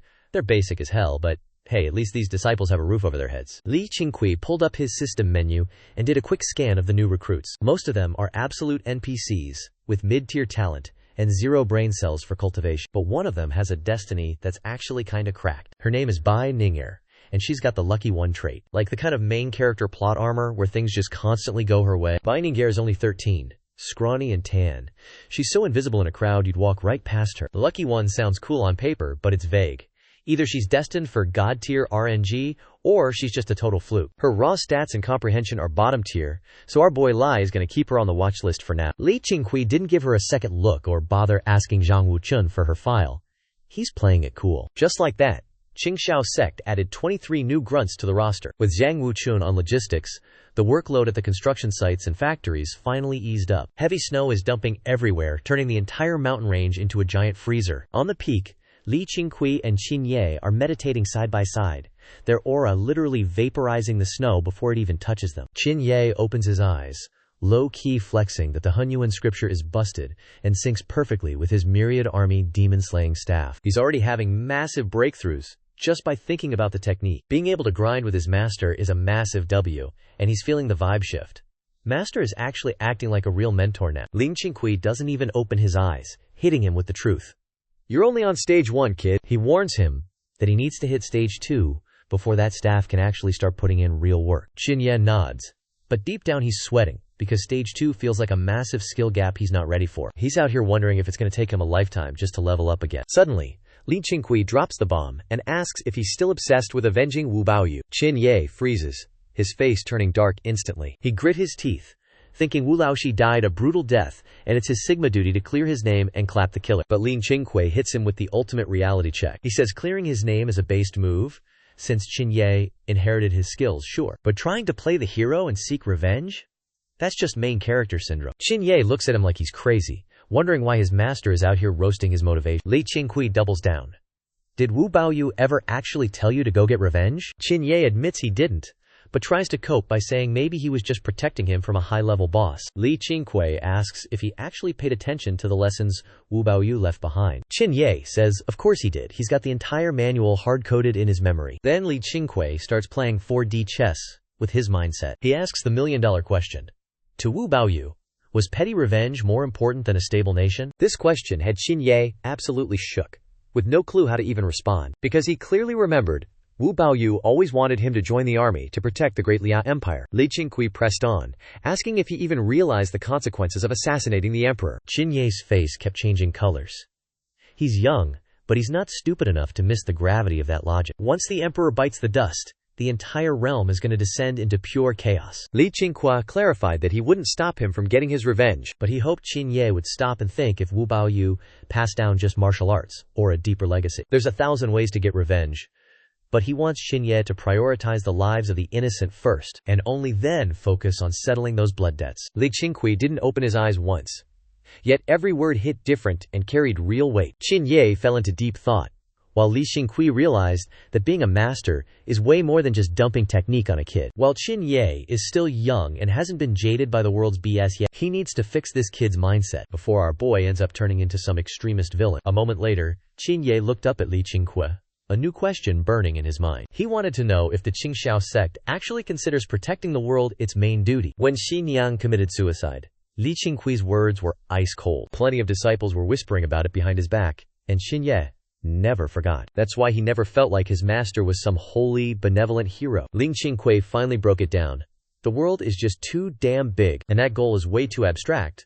But the Qingqiu sect will always protect the people who actually have their back, like the villagers living at the foot of the mountain. Those folks helped them build the sect, tilled the land, and brought them food, so yeah, they deserve the protection. The Qingqiu sect is only going to get stronger, which means more people will join their cause. If one day the entire world supports them, then sure, they can look after the whole world. These words finally made the light bulb go off for Qingye, and he suddenly felt like the path the Qingqiu sect was on finally made sense. It's about being self-reliant without throwing humanity out the window, valuing your own growth while never forgetting the people who helped you get there. The toxic grudge that had been eating at Qingye's heart finally started to fade. He realized how much of a clown he was being, blinded by hate instead of actually living up to Wu's legacy. Looking back, he realized how much he'd drifted away from the other. And let's not even talk about how he's vibing with the other disciples. Being the sect master's prize student, bro really shouldn't be acting like this. While Li Qingqiu was busy schooling Qingye, Jiang Zhaoxia was doing his own version of tough love. Jiang Zhaoxia wasn't just teaching sword styles. He was out here preaching the entire 13 sword rules gospel. He wanted the 13 sword rules to put Qingqiu sect's gains above all else, literally turning them into hitmen to erase any threat to the sect. That winter was absolutely brutal, colder than ever. But the Qingqiu disciples were fired up, literally brimming with that main character combat spirit. After the Lunar New Year celebrations, while the hype at Qingqiu sect was still peaking, Li Qingqiu got some spicy news. The dude officially hit a breakthrough to the mid-5th stage of the origin realm. But he kept that on the down low, didn't tell a single soul, because he's playing the long game and acting like a low-key NPC, waiting to drop the hammer only when the sect is actually in real trouble, leaving the strongest guy's spotlight for someone else to flex. Once he hit that 5th stage, his internal energy went absolutely God mode. He finally felt that overpowered main character energy that all the legends keep yapping about. Bro's so stacked now that when he casts spells, he doesn't even need to stress about mana conservation anymore. Post-New Year, Li Dongyue officially opened her clinic for business. A random merchant hauled his daughter up the mountain, desperate for a miracle. The girl had some weird-ass sickness that stumped every doctor in the realm. It kept flaring up like a glitchy game. He heard rumors that Qingqiu sect was basically a hospital for the hopeless, so he came to roll the dice. The whole doctoring thing had the disciples acting like nosy neighbors. Everyone knew the sect master and Elder Lai were S-tier healers, but this was the first time the sect was officially charging for the service. Naturally, everyone rushed to the new clinic just to catch the drama. Long story short, Li Dongyue whipped out her ghost immortal needles and cured the girl in 3 pokes, leaving the merchant absolutely shook. He immediately pulled a piece of jade out of his pocket as a thank you tip. He was flexing, claiming the rock was worth 1,000 gold pieces. Yang Jueding checked it out and confirmed the guy wasn't capping, that jade was a legit payday. The merchant's name was Liu Fanzhao, just a guy from out of town passing through for business. The dude was pretty chonky, and the hike up had him sweating bullets. Aside from his daughter, he brought 2 bodyguards strapped with blades just to carry his luggage. The daughter's mystery illness sounded dramatic, but honestly, it was just some clogged energy channels, nothing that was actually going to send her to the respawn screen. Once the ghost immortal needles cleared her chakras, she was basically good as new. His daughter felt her energy levels hitting max capacity and started dancing around the room, making Liu Fanzhao cry like a proud dad. Li Qingqiu rolled out the red carpet for this absolute whale of a client, making sure to keep things professional. Over a cup of tea, Liu Fanzhao started fanboying over the Qingqiu sect's vibe, eventually asking if they had any experts in anti-demon hacks. He's got a buddy dealing with some demonic haunting, and if the boys can fix it, the payout is gonna be insane. Plus, this dude is apparently even wealthier than he is. Talk about a flex. Zhang Yuchun was also sitting in on the meeting, just chilling. As soon as he heard filthy rich merchant, Zhang Yuchun's ears perked up instantly. He'd heard of Liu Fanzhao back when he was grinding on the mountain, and he knew this guy wasn't just some random corner store owner, but an absolute titan of industry. Hearing that the mysterious client was even richer than Liu Fanzhao, Zhang Yuchun couldn't help but ask exactly how many zeros that bank account has. Li Qingqiu gave him a death glare, thinking, "Bro, stop acting like such a peasant. You're embarrassing the sect." Liu Fanzhao just laughed it off, saying his own wealth isn't even 1% of that guy's net worth. But the guy's background is actually pretty wild, since he's a high-ranking government official. As soon as that dropped, Li Qingqiu and Zhang Yuchun realized it was a classic case of government privilege. I mean, in this economy, the bureaucrats are always the ones sitting on the fat stacks. Li Qingqiu decided to cut to the chase and get the tea on this demonic haunting. Being a cultivator, he wasn't scared at all. In fact, he was actually hyped for the XP grind. Liu Fanzhao stopped smiling, recalling how at midnight, the guy's manor turns into a total ghost-infested nightmare. Aside from humans, literally any living creature that steps foot inside doesn't make it to sunrise. The guy flipped his house upside down searching for the source, but found absolutely nothing. He even hired top-tier elites from the White Emperor Manor to pull guard duty, but they were useless. It didn't matter if you had a bodyguard standing right there. Any non-human creature inside would just drop dead without a single sound. Li Qingqiu immediately pressed him, asking if anyone was actually watching the animals when they kicked the bucket. Liu Fanzhao was like, "Obviously, bro." There were 4 top-tier martial artists assigned just to guard the chicken coop, but when the clock struck midnight, the whole flock just insta-died, and it scared the living daylights out of those guards. Just thinking about it made Liu Fanzhao shiver, and he started sweating buckets. Zhang Yuchun was absolutely shook, thinking this quest sounds way too cursed to touch, and his "nope, I'm out" alarm started going off immediately. He wasn't feeling the mission at all. Liu Fanzhao insisted the situation was sketch as hell, claiming it had to be some demonic haunting, since nothing else made sense. A bunch of heavy hitters already tried to handle it, and took the L, and since the manor belonged to Guanze, they couldn't just tear it down as long as no one was dead yet. So the guy was stuck living there, sweating bullets every single night. After hearing the tea, Li Qingqiu felt like this had 0 demon energy, because if it were actually haunted, that manor would have been uninhabitable ages ago. But this side quest wasn't big enough to make Li Qingqiu descend the mountain personally, and he was worried that sending his other disciples would just trigger some unforeseen drama. So, he decided to ghost the request. He made it clear that exorcism is high-level Xian magic, and while Qingqiu sect is aiming for that immortal path, they're currently still just grinding martial arts, so they definitely didn't have the build to fix it. Liu Fanzhao didn't even sweat the refusal, since he was just mentioning it in passing. It was someone else's problem anyway. He was still low-key obsessed with Qingqiu sect, since Li Dongyue healed his daughter with just 3 needles, which was straight-up hacks. So he asked if he could crash on the mountain for 3 days. Li Qingqiu didn't see any reason to say no. There were plenty of guest houses at the foot of the mountain built exactly for these kinds of NPCs. After a bit more small talk, Li Qingqiu dipped, leaving Zhang Yuchun to entertain Liu Fanzhao. Zhang Yuchun was a total fanboy for business, so he started grilling Liu Fanzhao for tips, and for the next 3 days, he was basically glued to the merchant's side. 3 days later, Liu Fanzhao's daughter, Liu Yan, was throwing a tantrum, refusing to leave, and demanding to be Li Dongyue's disciple. Liu Fanzhao had to beg Li Qingqiu, who finally gave in. Once Liu Yan officially joined the sect, Li Qingqiu pulled up the system, UI, to check her stats. RIP. Turns out her health was back to normal, but her talent was mid-tier, and her enlightenment was basically non-existent. But over time, Li Qingqiu started realizing that mid could actually be considered a genius, because when it comes to cultivation potential, most people just get a trash rating, and aren't even worth talking about. Liu Fanzhao was absolutely vibing now that his daughter got into the sect. He instantly wanted to head down the mountain, promising to send back a massive haul as a gift. Night falls, and Li Qingqiu pulls up to the underground spirit lake, all by his lonesome. Given his current stats, getting down here from the peak was basically a speedrun. He whips out the dagger, Jiang Quotian gifted him, and proceeds to dump his essence into the blade once again. Back when he was stuck at the 4th level of the Jungian realm, he failed. But he could tell the defensive seal on this thing wasn't exactly god tier. So he's betting that hitting the 5th level is the cheat code he needs to crack it. The underground lake is glowing, and the spirit stones embedded in the walls are sparkling like a starry night. There's a weird, eerie breeze down here that makes the whole vibe super sus. Li Qingqiu sits down cross-legged by the lake, robes fluttering, as he channels his essence into the blade, watching the spirit energy gather and swirl around him like a loading screen. A moment later, the blade starts giving off a sick, silver glow. He snaps his eyes open with a massive grin on his face, because he's finally shattered the seal inside the dagger and left his own signature essence mark all over it. He's now mentally linked to the weapon and getting a download of its stats. This thing is the Flying Fish Dagger. It's got a special passive that shreds spirit energy and stays razor sharp. Li Qingqiu is geeking out, thinking this is exactly why you need high-tier gear to really make it in the cultivation game. He's obsessed with the seals carved into this weapon, because these aren't just normal engravings. They're carved with pure essence, storing info and hiding mechanisms in a way that's honestly glitchy. It's way past the level of basic martial arts. This is straight up hacks. He's thinking if he can reverse engineer these seals, he could start mass producing his own gear. Like, if the Qingqiu sect wants to be legit, everyone needs an enchanted weapon, or else they're just cosplaying as cultivators. With that move in mind, Li Qingqiu starts labbing out the Flying Fish Dagger. Once the dagger accepts him as the boss, he's handling it like it's an extension of his own body.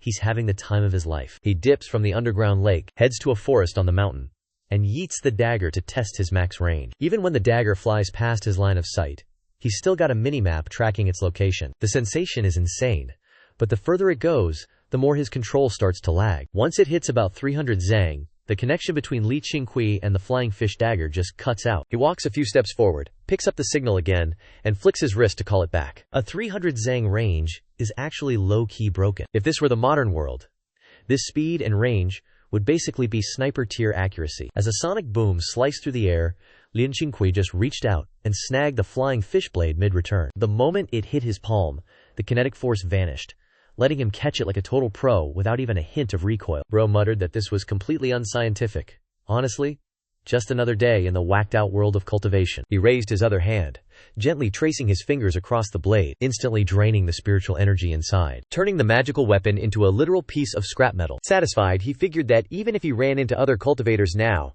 they'd never sniff out the hidden secrets of the flying fish blade. He started brainstorming a custom sheath to rock on his hip while he hiked up the mountain. He wasn't rushing.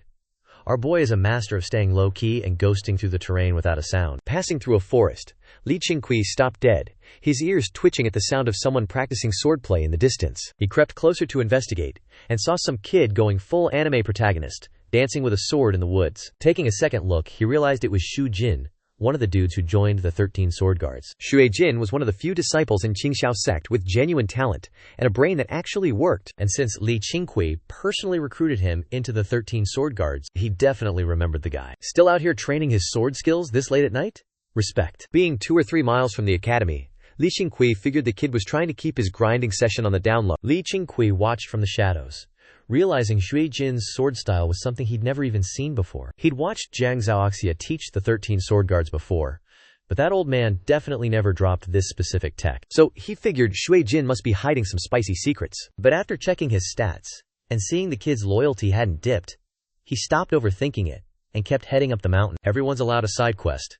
As long as it doesn't threaten the Qingqiu sect, who cares? The winter snows finally started to melt as the winds of spring rolled in. About a month after dipping, Liu Fanzhao rolled back up with a massive entourage, and this time, he brought a whole squad with him, a massive crew of 100 people, just swarming the place. Turns out, the guy decided to pave a road up the mountain for the Qingqiu sect, mostly because he thought the sect was top tier, but the climb up was a literal nightmare. Too rough for his fancy sedan chair, forcing him to walk like a commoner, which was way too much of a hassle for a big shot like him. Since his daughter joined the sect, he knew he'd be visiting a lot, so no road meant total suffering for his pampered self. Faced with such a generous offer, Li Qingqiu played it cool, dropping endless thanks, while happily taking the free upgrade. First, the Qingqiu sect actually needed the help, and second, since the guy brought so many people along, refusing would have meant taking an L that they couldn't recover from, or worse, turning a potential ally into an opposite. Liu Fanzhao even promised to be their hype man everywhere he went, saying he'd send more people up the mountain to seek medical help. Hearing this,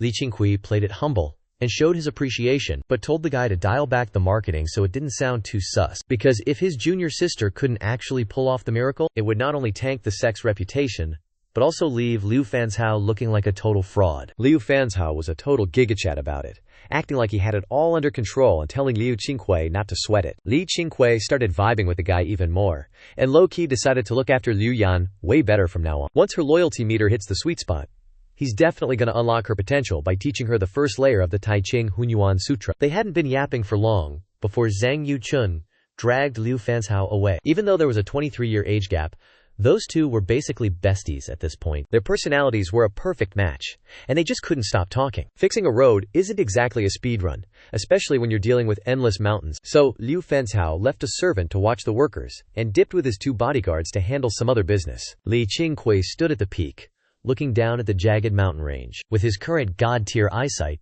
he could barely spot the tiny workers grinding away at the base of the mountain. He knew the drill. If you want to get rich, you gotta build the road first. And everything was finally starting to cook. The Shuangxin Hall was the first main meeting spot the Qingqiu sect built, sitting below the new courtyard and holding over 100 people. The sect definitely had plans to keep building more fancy structures downhill later. It took months to finish the hall, but it wasn't exactly a palace. It was honestly pretty mid. That's because they only had 12 actual craftsmen, so most of the heavy lifting fell on the disciples. Li Qingqiu didn't care about the drip. As long as it didn't collapse and kept the rain off their heads, he was good. After the Lunar New Year, Zhang Yuchun went back down the mountain to recruit another batch of fodder, bringing the total headcount of the sect to 93 people, including Li Qingqiu himself. Today was the first time Li Qingqiu gathered everyone in the hall, which was still looking pretty empty. Li Qingqiu, Zhang Yuchun, Jiang Zhaoxia, Wu Manher, Li Dongyue, Li Zufeng, and Li Zujin stood side by side on the steps, with Li Qingqiu taking center stage like a boss. Right at the front of the pack were Yang Jueding, Cheng Kenghai. The other disciples lined up in 6 rows, staring at the sect bigwigs up front with straight-up vibrating energy. Since it's their first time at a formal meeting like this, they're obviously catching some serious main character-in-the-making vibes. At the same time, they can feel Qingqiu sect actually starting to get its act together. Even the youngest rookie in the room can tell this place is leveling up. Li Qingqiu stands on the dais, looking down at every single disciple in the hall, taking in every face in the crowd. It's the first time he's looked at his squad like this, and he's feeling some kind of way he can't even name. After a second, he realizes he's basically feeling the weight of the leader tag. Before, he just saw Qingqiu sect as a stepping stone to grind his own stats. Sure, he was chill with his disciples, but if we're being real, he never actually bothered to ask what the homies wanted. Standing before the entire squad, he kicks off the first ever Qingqiu sect General Assembly. Flexes hard by saying, this day is definitely going down in the sect's history books, because Qingqiu sect is going to be here for 1,000 years, 10,000 years, maybe even longer. And who knows, maybe the people standing here today will become the legendary OGs that future generations look up to. His voice wasn't even loud, but every single disciple heard him loud and clear. Since they're all young and impressionable, instead of cringing, they're feeling that high-octane hype flowing through their veins. Even though the sect is still in its starter phase, Jiang Zhaoxia is already the second-ranked fighter in the world. They've also got high-tier elites, like the dragon-taming hero and the Dao King running around, plus Xiang Ning, Li Zifeng, Wu Mani, and the crew are all cracked. They just haven't flexed their full power to the public yet. How could the Qingqiu sect not have an S-tier future? Yang Juding just rolled his eyes, thinking, bro, 10,000 years? That's a massive cap. Li Qingqiu continues, announcing he's naming the main hall Shuangqi, hoping everyone stays true to their beginner roots, where Xuanmen represents the Taoist gate, and Xuanchaxin literally means the Taoist heart. He's also ordering Master Zhang Yu to draft up the sect rules and core teachings, so everyone better memorize that manual before they get kicked for being trash. Zhang Yu is the only one not inside the hall. Since he hasn't officially joined the Qingqiu sect fan club yet, he's just pacing around outside, feeling like a total outsider. Hearing that, the disciples all collectively shouted their agreement like true believers. After that, Li Qingqiu had Zhang Yuchun drop the numbers on the sect's assets and financial status. After 2 years of grinding, Qingqiu sect is now flexing 100 acres of prime farmland, 2 horse ranches with 102 steeds in the stable, plus 2 fish ponds packed with over 1,000 fingerlings. Zhang Yuchun started reciting the stats, and the disciples just stared at each other in total shock. Since everyone was busy grinding in their own separate departments and training until they passed out, they had no clue how much of a business empire the Qingqiu sect had actually become. They didn't realize it until the numbers dropped, and man, their jaws hit the floor. Once the shock wore off, the hype train officially left the station. Aside from the Qin family kids, Most of these disciples came from straight-up poverty. To them, having regular meals and clothes was a total luxury back in the day. But now, getting meat every single day is like living in the promised land. Yang Jueding, however, was having a total internal crisis. He vividly remembers just how absolutely broke and pathetic the Qingqiu sect was when he first climbed that mountain. Looking back at how far they've come, even he can't believe it's real. He couldn't help but lock eyes with Lin Qingqiu. Even though Zhang Yuchun did the busy work, Lin Qingqiu was the absolute mastermind, pulling the strings the whole time. He'll never forget that rainy night when Lin Qingqiu hunted down the disciples of the Seven Joy Alliance. Since that night, he realized the real pillar of Qingqiu sect is Lin Qingqiu, while Jiang Xiaoxia is just the blade they keep in the spotlight. Once Zhang Yuchun wrapped up, Lin Qingqiu laid out the roadmap and the main objectives for the sect for the coming year. First up was expansion, setting concrete construction goals for every single sector. Next was personal cultivation. No slackers allowed. He announced that by year-end, Elder Yang would be stress testing everyone's skills, and whoever stepped up their game while doing their chores would get access to the sect's S-tier manual, the Hunyuan Sutra. The second those words hit the air, the disciples went absolutely feral. Everyone knows the Hunyuan Sutra is the sect's ultimate cheat code, the key to breaking through and going full God mode. If you want to be a top-tier prodigy, learning the Hunyuan Sutra is the only way to the top. The disciples immediately bowed down, practically worshipping Lin Qingqiu. Lin Qingqiu didn't waste any more breath, just gave a wave of his sleeve and told them to beat it. Once the crowd cleared out of the Shuangxin Hall, Lin Qingqiu looked at Yang Jueding and dropped a heavy truth bomb, saying from now on, the Qingqiu sect is officially legit and rolling. Everything they do from here on out has to be on point and by the book. He acknowledged that the weight on Yang Jueding's shoulders is about to get real, so it's definitely going to be a grind for him. Yang Jueding caught the vibe immediately, cupping his hands in respect and swearing he'd go full sweat mode to get the job done. Lin Qingqiu gave a curt nod, and Yang Jueding took the hint and dipped,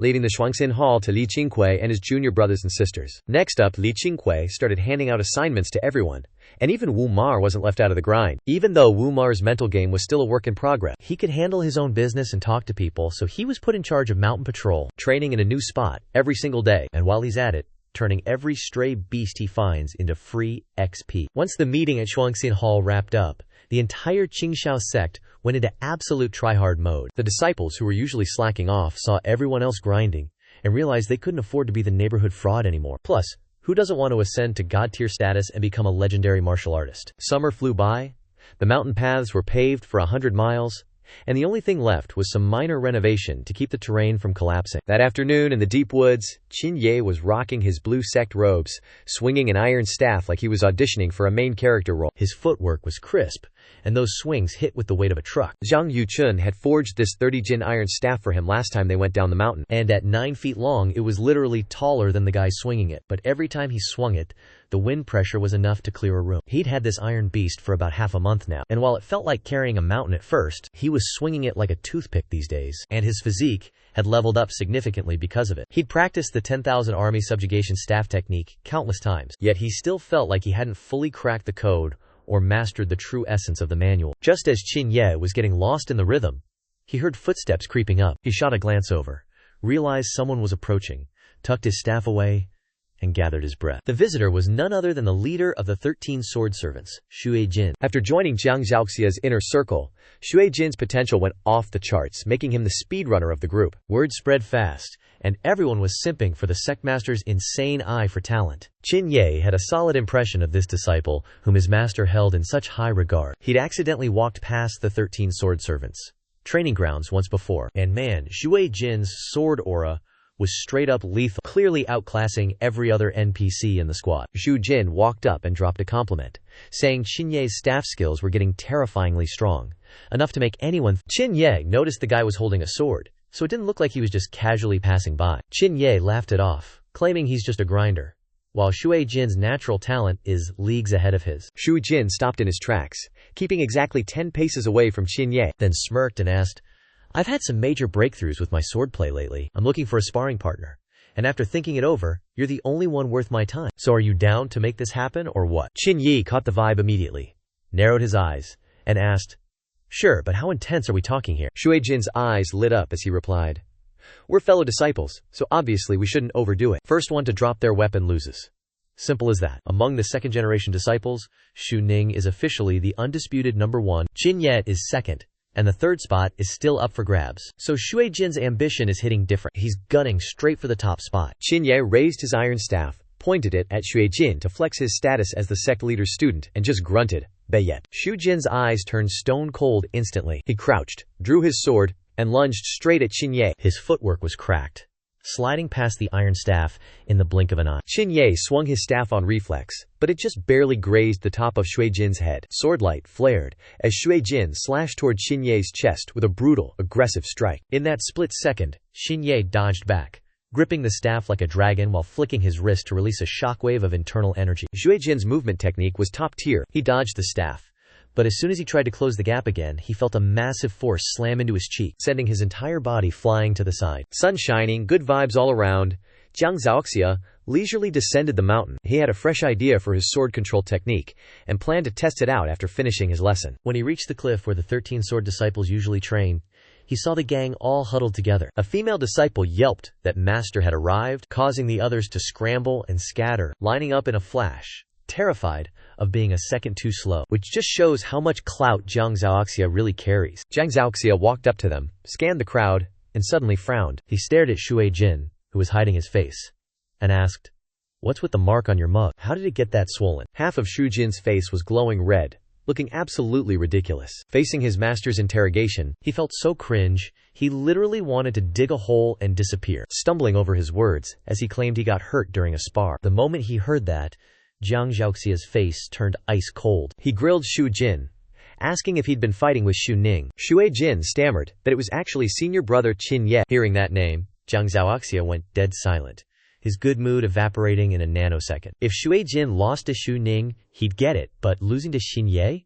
That was straight up unacceptable. In his eyes, Qingye might have been trained by a top-tier expert, but the guy's talent is mid at best. Back in the day, Li Qingqiu didn't even bother teaching him, so how could a scrub like that beat his prized disciple? Thinking about it, Jiang Zhaoxia's gaze toward Shui Jin became pure salt, making the kid too scared to even look up. Meanwhile, Qingye returned to the sect, found Li Qingqiu, dropped his iron staff, and took a knee. At the time, Li Qingqiu was busy lecturing Li Zifeng. 15-year-old Li Zifeng was stuck in timeout, so he peeked over, curious as to why Qingye was kneeling. Qingye lowered his voice and begged his master for punishment, pressing his forehead against the floor. Li Qingqiu, confused, asked why he even needed to be punished. Qingye admitted he'd accidentally messed up junior brother Shu Jin during a fight. Li Qingqiu furrowed his brows and told him to spill the tea on exactly what happened. Shu Jin wasn't just Jiang Zhaoxia's favorite pet.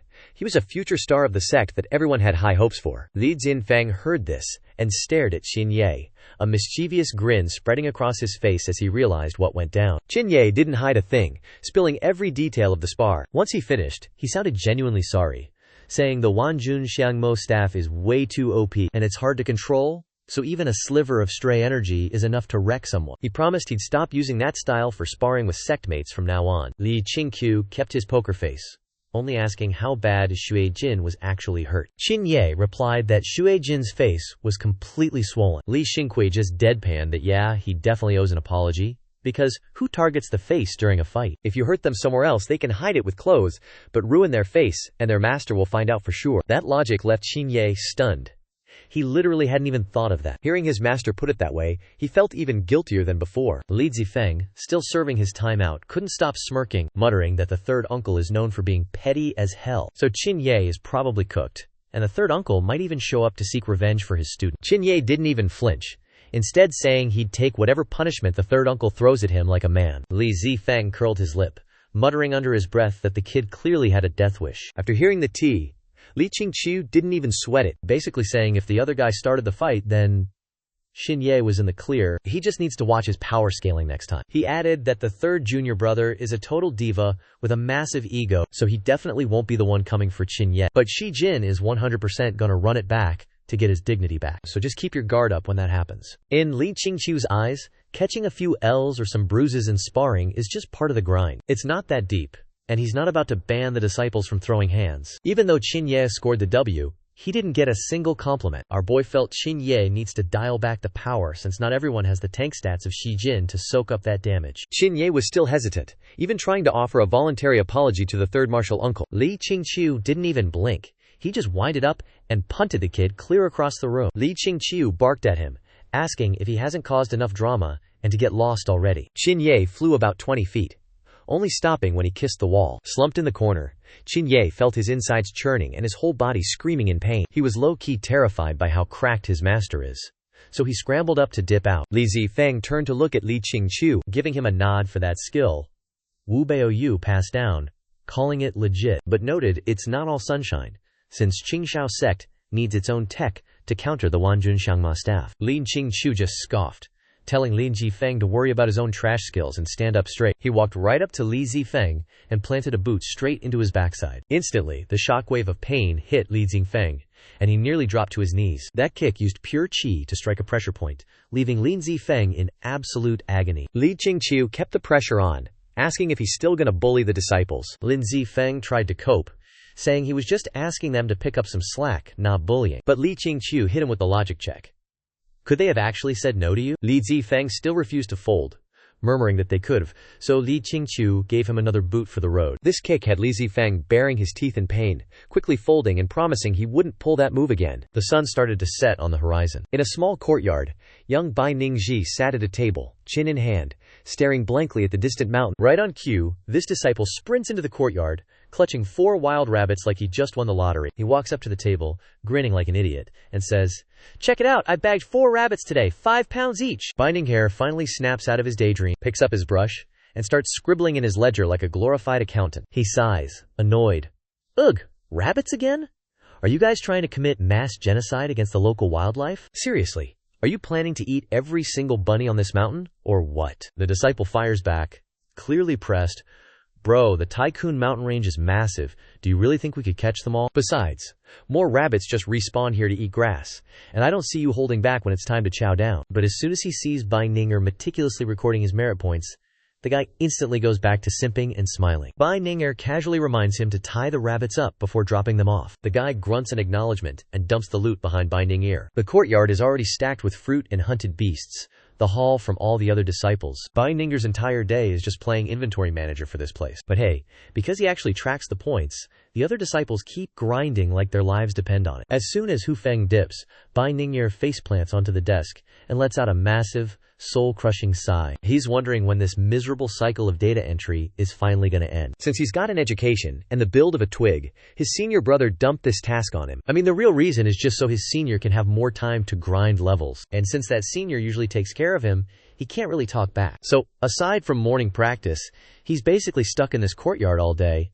It's peak boredom. Just as he's wallowing in self-pity, a smell so pungent it's practically toxic hits his nose, and he winces. He doesn't even have to look to know some wild hog just let it all out. He's still gotta wait for more disciples to haul this trash away and clean the courtyard before his shift is officially cooked. Like, sure, wild hog tastes great, but he absolutely hates the live ones. Filthy, stinky, and won't shut up with the snorting. Since the Qingqiu Sect is a martial arts powerhouse, the demand for protein is insane, so they've got an army of guys out hunting, and they're hauling in new loot every single day. Zhang Yuchun always grabs some jerky or cured meat whenever he heads down the mountain. The villagers at the base occasionally trade meat for other supplies too. Thanks to that, even if the Qingqiu disciples aren't feasting like royalty every meal, they're at least guaranteed a steady supply of meat every single day. When Bai Ninger first arrived, he was hyped about the food, but now that stuff doesn't hit the same anymore, because all he really wants is to stop playing secretary and start leveling up his cultivation. So he just sat there and started doom-scrolling through his own memories to kill time. It wasn't until dusk that 5 disciples finally rolled into the courtyard. As soon as he saw them, Bai Ningxi let out a cheer, shoved his books into his bag, and sprinted out of the yard. These 5 disciples were clearly used to this routine, immediately getting to work on the beast carcasses and supplies scattered around. Leaving the courtyard, Bai Ningxi skipped up the mountain path, humming a tune, having already decided that he was going to be a total couch potato tonight and just handle the backyard chores bright and early tomorrow. Doing this grind solo is absolute pain, so he figured he'd go find his senior brother and whine until he helped out. But just then, a girl's voice called out from behind, telling him to stop. Bai Ningxi whipped around and saw 2 women walking up the mountain trail. The girl in the lead was rocking a blue outfit with a petite frame that made her look like she was maybe 15 or 16, and her adorable pigtails were so cute that Bai Ningxi's eyes practically sparkled. The girl trailing behind wore a pristine white robe, veiled in thin silk, with a long wooden box strapped to her back, looking elegant and refined, with eyes that were honestly hypnotic. Just by her posture, it was obvious she was the boss, and the blue-clad girl was her sidekick. Bai Ningxi got curious, assuming they were just guests from down the mountain. Still, he wasn't even sweating it. I mean, one shout, and all the other disciples would come running to back him up. Besides, these two didn't look like villains at all. They looked like they couldn't even hurt a fly. Once they got closer, Bai Ningxi finally asked who they were. The girl in blue laughed and introduced herself as Su Jiling and said her mistress's surname was Zhu. They were sent by Liu Fan's house and were looking for the sect leader of Qingqiu sect to talk business. So she asked if Bai Ningxi could show them the way. Since Su Jiling was about his age, he didn't feel the need to keep his guard up. As soon as he heard Liu Fan's house name, Bai Ningxi agreed instantly, casually mentioning that big spender Liu was actually a pretty chill guy, even footing the bill to have these mountain roads fixed up. He told them to follow him, noting that since it was almost dinner time, the sect leader would be easy to track down. With that, he waved his hand and turned around to lead the way. Su Jiling and the girl in white followed right behind him. Along the way, Su Jiling seemed genuinely hyped to be exploring the Qingqiu sect. She kept drilling Bai Ningxi with questions.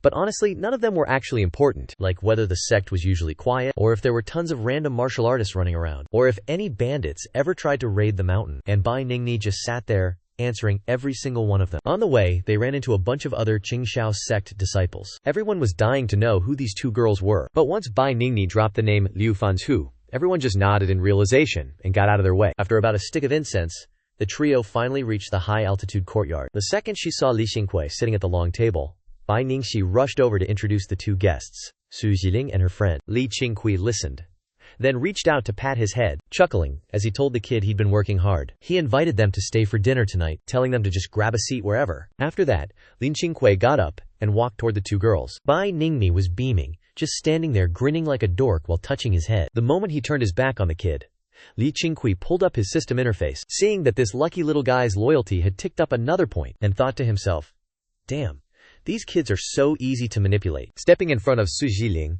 Li Qingqiu smiled and said, since Brother Liu sent you, let's head inside to chat. Su Jiling nodded, and together with the lady in white, followed Li Qingqiu into the newly built main hall. The door was left wide open, and as soon as they sat down, Su Jiling walked up to the table, pulled a brocade pouch from her sleeve, and plopped it down, opening it up to reveal a stash of gold and jewelry. She explained that her young mistress heard from Liu Fan's Hu that Qingqiu sect was some peaceful, secluded paradise, so they wanted to crash here for 2 years, and they weren't about to just freeload either. Her straight-up honesty made Li Qingqiu take a good look at the lady in white, who was just standing there with a wooden box on her back, staring at him, not saying a single word from start to finish. Li Qingqiu didn't jump to say yes, choosing instead to ask why they were Qingqiu sect might be a place for Zen vibes, but they seriously hate drama. Su Jiling explained that the imperial court is currently purging rebels, so nowhere is safe, except for Tycoon Ridge, which is chilling in peace. She also hyped up her mistress as the famous scholar Zhu Yuan, who supposedly hates fighting,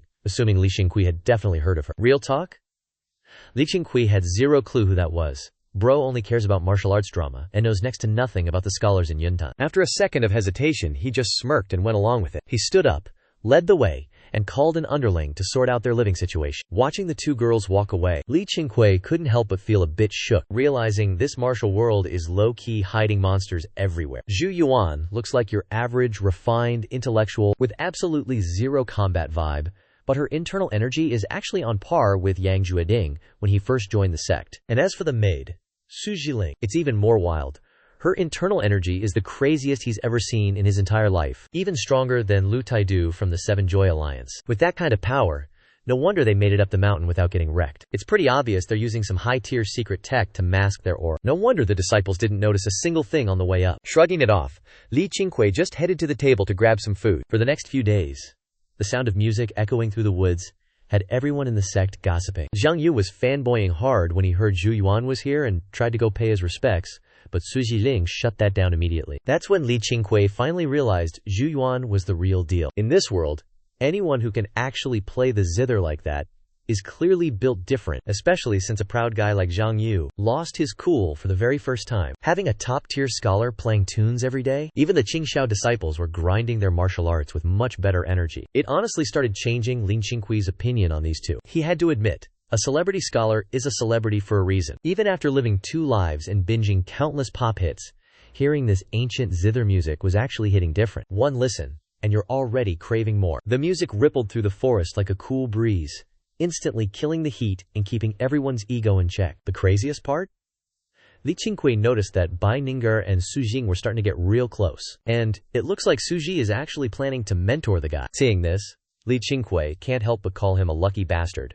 Talk about main character energy. Besides, having another VIP around doesn't hurt the growth of the Qingqiu sect one bit. Once the mountain path was basically finished, people started flooding in looking for a miracle cure. Li Dongyu is a total sweetheart, so she just charges the rich folks full price. But for the poor, she lets them pay whatever or just do some chores around the sect to settle the bill. In just a few short months, that strategy turned her into a local legend at the foot of the mountain. Come autumn, Xu Ning finally broke through to the 5th level of the Yuan realm. She immediately sprinted over to give Li Qingqiu the good news. He was chilling at home when he heard the update, and honestly, the man was hyped. The two were still talking when Zhang Yuchun showed up. Xu Ning saw the vibe shift and bounced after paying her respects. Zhang Yuchun came in hot, saying the incense business needs to start now, and the craftsmen are already on standby. This was something they had already plotted out earlier. Zhang Yuchun even went out of his way to pick the brain of Liu Fenzhao, thinking that since the Qingqiu sect has that big-shot Taoist energy, why not put up some statues? Bring in the pilgrims, collect that sweet incense money,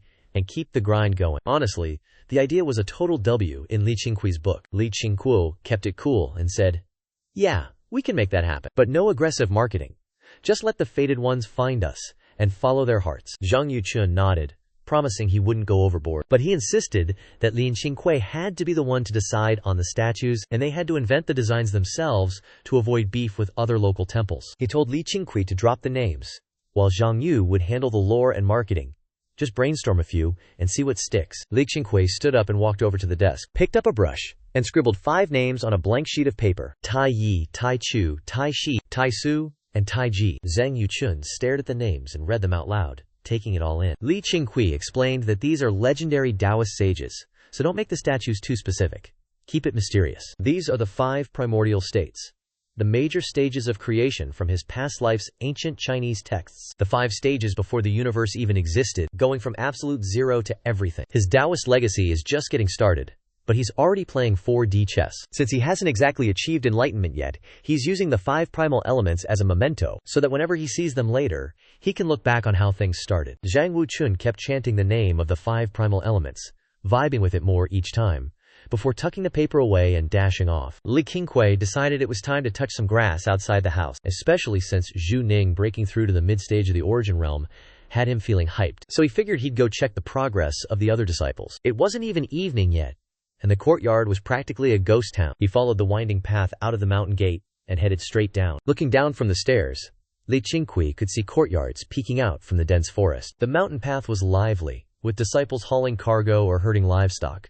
The whole vibe was so wholesome it actually made him smile. After passing 3 courtyards, he stopped dead in his tracks, locking eyes with a girl meditating under a tree nearby. It was Liu Yan, the daughter of Liu Fenzhao. Since her loyalty stat hit 90, Li Qingqiu had finally decided to drop the first layer of the Taiching Hunyuan Sutra on her. She'd been grinding for 10 days, but still hadn't hit the mid-stage of the first level of the origin realm. Li Qingqiu hesitated for a sec, before strolling over to where she was sitting. Even though Liu Fenzhao is a total unit with a face only a mother could love, his daughter Liu Yan is a total waiful, though her constant sickness makes her look frail. Honestly, she gives off major Lin Daiyu vibes from the classic novels. He walked right up to her, reached into his chest, and pulled out a thumb-sized blue spirit crystal. He told her to take it, which basically jump-scared the poor girl. She opened her eyes, realized who it was, and let out a sigh of relief. Then she gave him a playful, annoyed look, scrambled up to bow, and asked what the item was. Li Qingqiu played it cool, telling her it was a legendary treasure that would make her cultivation grind way easier. Even though it looked small,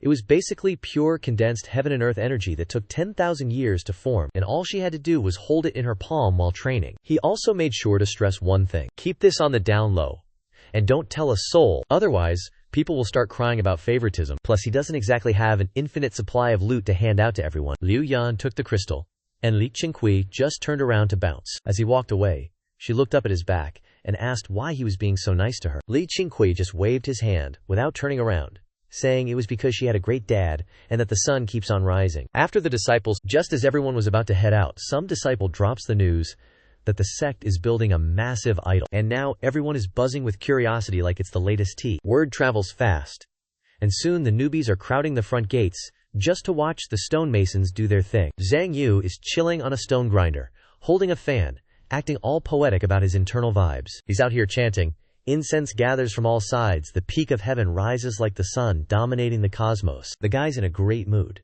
He helped design the statue himself, and is low-key flexing his massive ego. He's mid-vibe when he spots two people walking up, and he immediately straightens up, losing all that main character energy in a split second. Turns out, it's Zhu Yan and Su Jiling. Zhu Yan is still rocking the veil, looking all mysterious and ethereal, and Zhang Yu is basically down bad. Su Xinling pulls Bai Ningye over, who's tiptoeing to catch a glimpse, and asks which random deity Qingqiu sect is actually simping for. Bai Ningye turns around, smirks, and hits her with the "It's obviously the Xiantian Dao Zun, duh." Su Jiling just shakes her head, saying she's never heard of that guy, and betting the sect master just pulled the name out of thin air. Bai Ningye fires back instantly, saying their sect master is a total legend, who literally gets visions from immortals in his sleep. Su Jiling basically calls that a fairy tale for toddlers, and says only someone as naive as Bai Ningxi would buy it. Bai Ningxi just laughs it off, not even bothered to argue with a clown. Meanwhile, Zhu Yan's eyes cut through the crowd, and lock onto Li Qingqiu, who's hovering near the statue. At that exact moment, Li Qingqiu is giving the masons a masterclass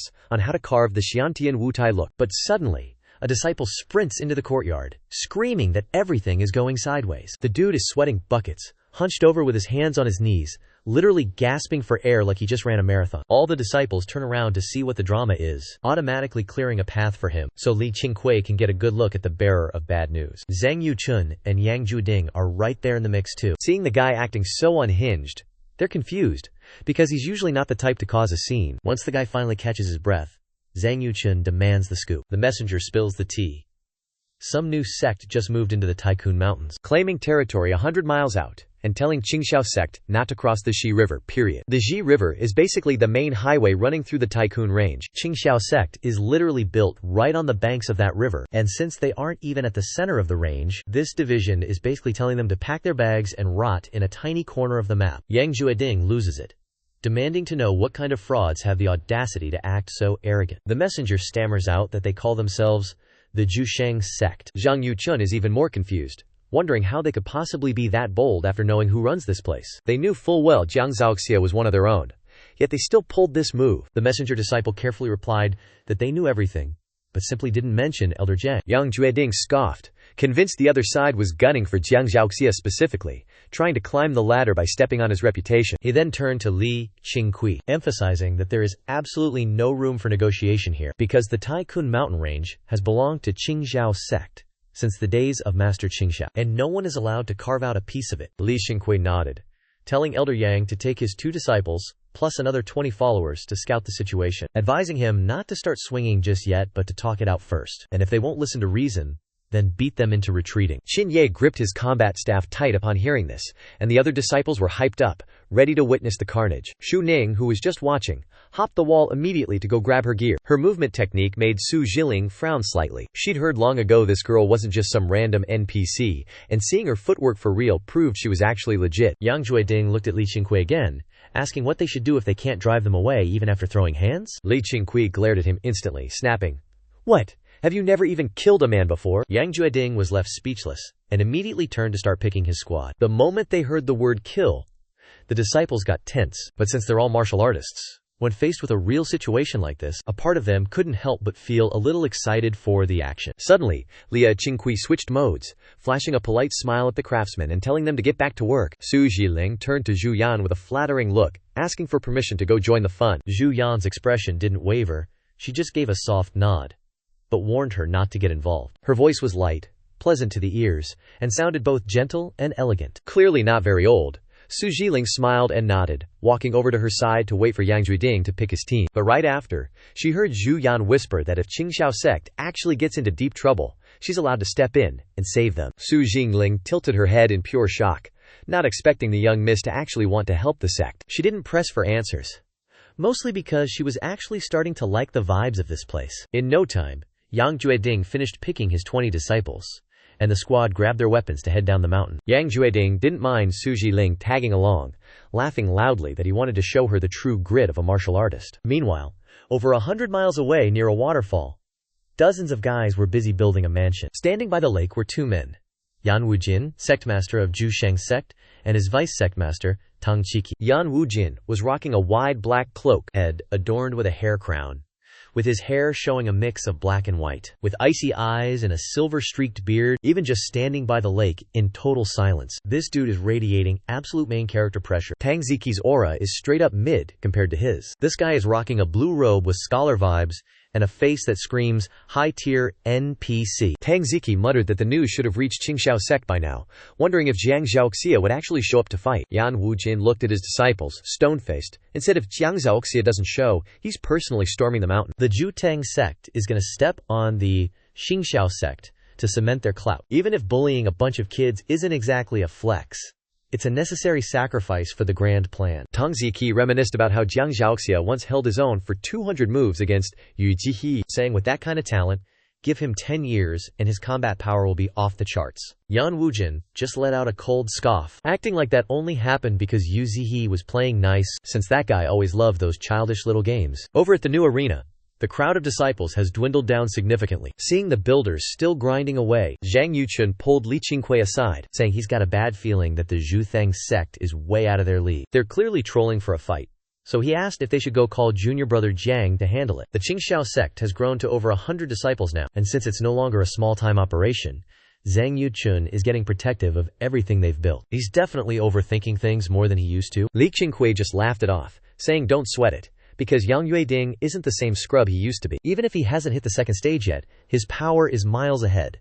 Plus, Zhu Ning is tagging along this time. Being at the 5th stage of the Origin Realm is a massive flex, and while Li Qingqiu won't claim he's the strongest in the world, dominating the local martial arts scene should be a total breeze. Besides, if they run into someone even Zhu Ning can't handle, Jiang Zhaoxia probably wouldn't win either, so they might as well let him keep his legendary reputation intact. Zhang Yuchun was still looking a bit stressed, but Li Qingqiu just patted him on the shoulder, cut the talk short.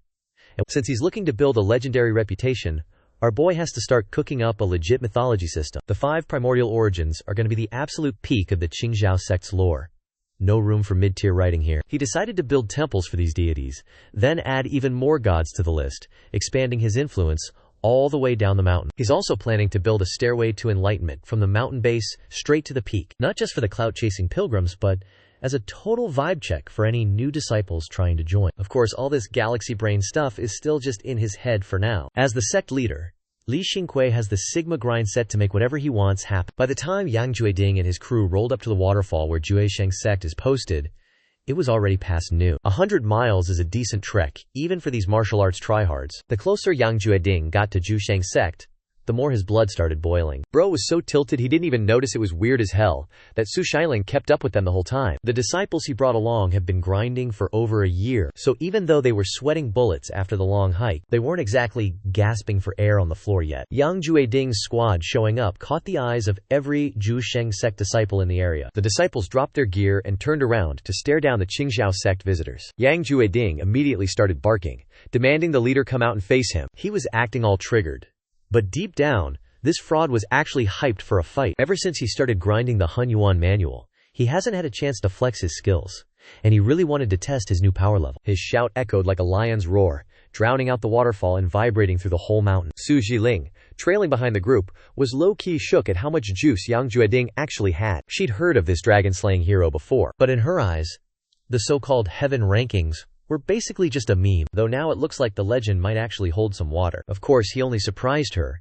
He wasn't enough to make her sweat yet. She could already feel a menacing aura creeping around the area, scanning left and right with her eyes. But she couldn't pinpoint where this hidden threat was lurking. Right then, a Juesheng sect disciple leaped down from the pavilion, pointed his blade at Yang Jueding, and asked if these guys were from Qingqiu sect, with his face twisted in total disrespect. The other Juesheng sect disciples were grinning like villains, looking at the Qingqiu sect group like they were just fresh meat. Yang Jueding barked back, asking if that was even a question. Then he demanded to know if this clown was the one running the show. With that, he stepped forward, cloaked, billowing like he's starring in a cologne commercial, radiating pure "I'm about to wreck you" energy. Suddenly, a booming voice echoed through the forest, asking if they were looking for the big boss himself. The Qingqiu sect losers immediately snapped their necks up to look. Aside from Yang Jueding, Zhu Ning, and Su Jiling, the rest of these NPCs had their eyes bulging out of their skulls. Their gaze locked onto the top of the massive waterfall, where Yan Wujin was just chilling on the peak, spray flying everywhere, looking down at the Qingqiu sect squad like they were literal trash. That waterfall is like 30 meters high, and right in front of the Qingqiu disciples, Yan Wujin dives off like a total main character, gracefully landing by the lake, not a single hair out of place. perfectly steady like a gigachat. Even just that light foot technique had the Qingqiu disciples shook to their core. Qin Ye gripped his iron staff, realizing instantly that this guy is definitely not some random fodder. Even Yang Juding's face went from cocky to, oh crap. He knew that if he tried a 30-meter jump without slowing down, his legs would be pulverized on impact. This guy's cultivation is clearly built different. Yan Wujin scanned the Qingqiu sect squad and immediately frowned, not impressed at all. Just then, Tang Ziqi walked out from the nearby woods, staring down Yang Juding, calling him by his Dragon Slayer title, noting that since his duel with the Sea Sword Saint, he'd vanished off the grid, and who would have thought he'd end up simping for the Qingqiu sect. Yang Juding glanced at Tang Ziqi, his brows furrowing even deeper. After a second, he finally clocked who it was. Tang Ziqi from the Lin Chuan Tang clan, and his heart skipped a beat. Tang Ziqi smirked, reminding him they met in Xuandu years ago, shocked that the legendary Yang actually remembered him. Yang Jueding wasn't vibing with this, he just got way more suspicious. He demanded to know why a posh clan kid like Tang Ziqi is hanging out with common martial artists, and what his actual rank is in the Zhusheng sect. The Qingqiu sect disciples felt Yang Jueding's hype fading, and started sweating bullets, because just the word clan carries enough pressure to crush these peasants. They're all from humble beginnings, raised to know that messing with a top-tier clan is a one-way ticket to the graveyard. If the Zhusheng sect actually has a clan backing them, the power dynamic just shifted into nightmare mode. The Qingqiu sect had a massive glow-up just because a washed-up family like the Qin clan helped them out. And the Qin clan isn't even in the same league as a real legacy clan. Tang Ziqi just flexed that he's the vice sect master of Zhusheng sect, and the guy next to him is the big boss, Yan Wujin. Yang Jueding muttered the name Yan Wujin under his breath, because he's been around the block long enough to know every name in the game, and this one was a ghost. Tang Ziqi just kept the banter going, saying it's totally standard for a guy like Yang Jupiding to have never heard of a legend like Yan Wujin, since Yan Wujin has been grinding since he was a kid, putting in 30 years of brutal training before finally launching the Zhusheng sect earlier this year. He even brought up Chu Wuliang, the master of the Scarlet Flame sect, who was literally the top dog in Qingqiu, until Yan Wujin folded him like a lawn chair, then clapped back, asking if Yang Juding really thinks he's built different compared to Chu Wuliang. The moment he heard the name Chu Wuliang, Yang Jueding's face went pale, and his eyes shifted to Yan Wujin with some serious, I'm in danger energy. Ever since Yan Wujin showed up, he'd been feeling a bad vibe, and hearing those stats only confirmed that our boy was in over his head. Even though everyone calls him the dragon-slaying hero, the streets only respect him for his good guy attitude, not his actual combat stats. Compared to a absolute chad like Chu Wuliang, he's basically just fodder. Seeing Yang Jueding get mentally checked, the Zhusheng sect disciples started smirking like they'd already won, while the Qingqiu sect disciples looked like they were staring down a boss fight. Su Jiling furrowed her brows, knowing Chu Wuliang wasn't some mid-tier NPC, and if he really got clapped by this guy, she couldn't help but feel a little pity for the Qingqiu sect. Right then, she saw someone step up to the front. She had a small frame, barely noticeable in the crowd of Qingqiu disciples. It was Zhu Ning. Xu Ning walked right past Yang Jueding, and seeing her seemed to snap him out of his trance. She marched straight toward Yan Wujin and Tang Ziqi, drawing her blade and pointing it toward the dirt with main character energy. The Qingqiu disciples were shook. Nobody expected Zhu Ning to be the one to tank the opening hit. Yan Wujin and Tang Ziqi were confused too, honestly surprised the little girl had the guts to pull steel on them. Xu Ning wasn't even 13 yet, but 3 years of cultivation had turned her into a total monster. As she stepped forward, her aura was sharp enough to cut air, like a legendary blade finally seeing the light of day. Tang Ziqi frowned and demanded to know who she was. Because back when Jiang Zhaoxia made a name for himself, wasn't it all because he was young and the whole world was stunned by his talent? Since the Qingqiu sect already had one prodigy in Jiang Zhaoxia, it wasn't impossible for them to be hiding another one. Xu Ning kept a stone-cold poker face, calmly stating that she was a disciple of Qingqiu from the Qing. Her voice sounds like a literal toddler, but that bloodlust she's radiating is absolutely terrifying. Yan Wujin and Tang Ziqi immediately realized, this kid has definitely caught a body before. Imagine a little girl like her daring to provoke him. Yan Wujin's gaze went straight up, ice cold, and he started stomping towards Xu Ning. As the sun began to set, Li Qingqiu was just chilling in the courtyard waiting for dinner. Li Dongyu walked over, with Yuan Li stumbling along behind her. Li Qingqiu looked back and saw Yuan Li, who's barely 2 years old, his eyes filled with absolute hype, secretly wishing this kid would just hurry up and grow into a beast, because he's literally losing his mind, waiting for it to happen. Yuan Li's undying overlord body hasn't even awakened yet, so there's nothing for our boy to copy for now. What this undying overlord body actually does is still a complete mystery, but while he waits, he might as well see if any other broken tier fates pop up in the meantime. Li Dongyu sat down next to Li Qingqiu and asked if he was low-key stressing about the others. Li Qingqiu just chuckled and said, "Relax, nothing's gonna happen." When she pressed him on whether he trusted Elder Yang or his own disciples more, he just shrugged and said he trusts everyone. I mean, it's not like the world is crawling with top-tier grandmasters. It's just a long trip, so they're probably just running late. In reality, he's nowhere near as chill as he's pretending to be. He lost count of how many times he checked the sect dashboard that day, just desperately verifying that his disciple count hadn't dropped so he could finally breathe. Li Dongyu kept muttering that she's got a bad feeling about the Juesheng sect, since for years, literally nobody has ever dared to pull up and challenge their turf. Just then, a notification screen popped up right in front of Li Qingqiu, stating that because the Qingqiu sect created its first mythical statue and successfully unlocked the path of incense inheritance, he was granted a massive buff of fate's favor. Li Qingqiu froze. He really thought Xu Ning triggered the reward, but it was the statue all along. He realized his current knowledge of the sect's foundations is basically bottom tier. After a quick moment of shock, he got hyped for what this fate's favor was going to drop. The first time he got this, he found an underground spirit well that sent his cultivation into God mode. So what kind of broken loot is this second reward going to deliver? Right at that moment, Zhang Yuchun speedran into the courtyard, walked straight up to him, and said with a grin, "The statue of the Taiyi Taoist is finished, boss. We can go check it out right after we finish eating." But Liao Qingqiu just shook his head and said, "No need. Just keep Zhang Wuchun on duty watching over everything, because if we're building this shrine, we can't afford to slack off. These 5 stone statues need to be babied and protected. Don't let them get rained on or bumped into. We'll move them inside once the temple is actually finished." Zhang Wuchun nods, then looks at Yuan Li, wondering why this kid still hasn't said a word. Hearing this, Li Dongyue sighs, looking pretty frustrated. She confirms that's the case. She's already checked him out. His meridians and acupoints are perfectly fine, so she's been debating whether to head down the mountain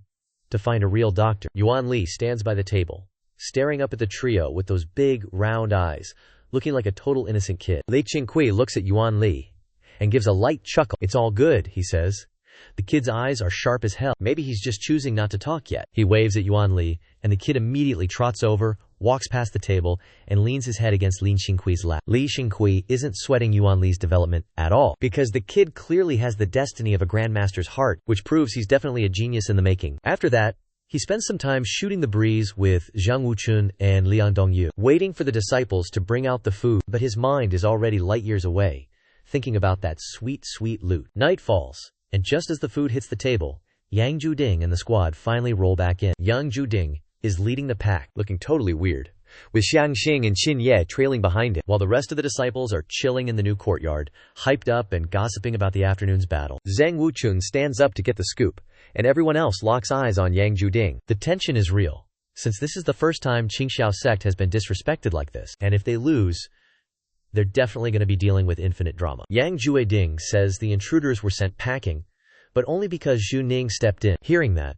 everyone in the courtyard finally exhales. Li Zifeng immediately catches the vibe, asking straight up if Yang Jueding couldn't handle the Juesheng sect losers. Yang Jueding looks super awkward, and after a forced cough, he admits that Juesheng sect is actually built different. They don't just have the Linchuantang clan backing them, but their sect master is a high-level Chad. Even Chu Wuliang, the #1 martial artist in Shangju, caught an L against that person, so this clown really stood no chance. As soon as the name Chu Wuliang dropped, Vang Kanghai's eyes went wide as saucers, his voice trembling, as he asked if they really meant the Red Flame Divine Elder, Chu Wuliang, staring at Xiang Ning like he'd just seen a ghost. Seeing his reaction, Yang Juding's face softened up, confirming that it was indeed the Red Flame Divine Elder, Chu Wuliang, and adding that the sect leader of the Juesheng sect goes by Yan Wujin. The guy was a complete nobody before, but he's about to shake up the entire martial arts world. Li Qingqiu couldn't care less, telling everyone to just sit down, eat, and spill the tea. The trio of Yang Jueding sat down,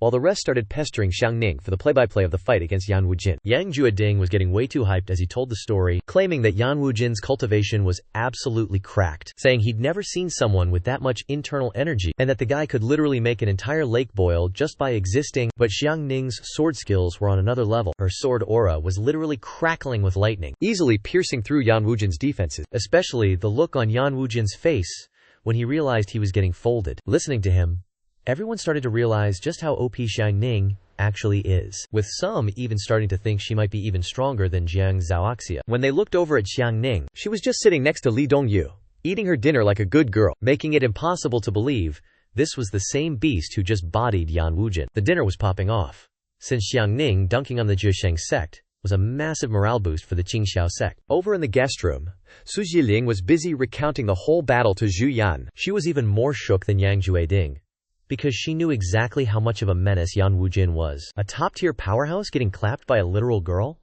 That sounds like absolute cap. The more she thought about it, the more she felt the Qingqiu sect must be blessed by the heavens. Because how do they have someone even scarier than Jiang Zhaoxia, and she's still this young?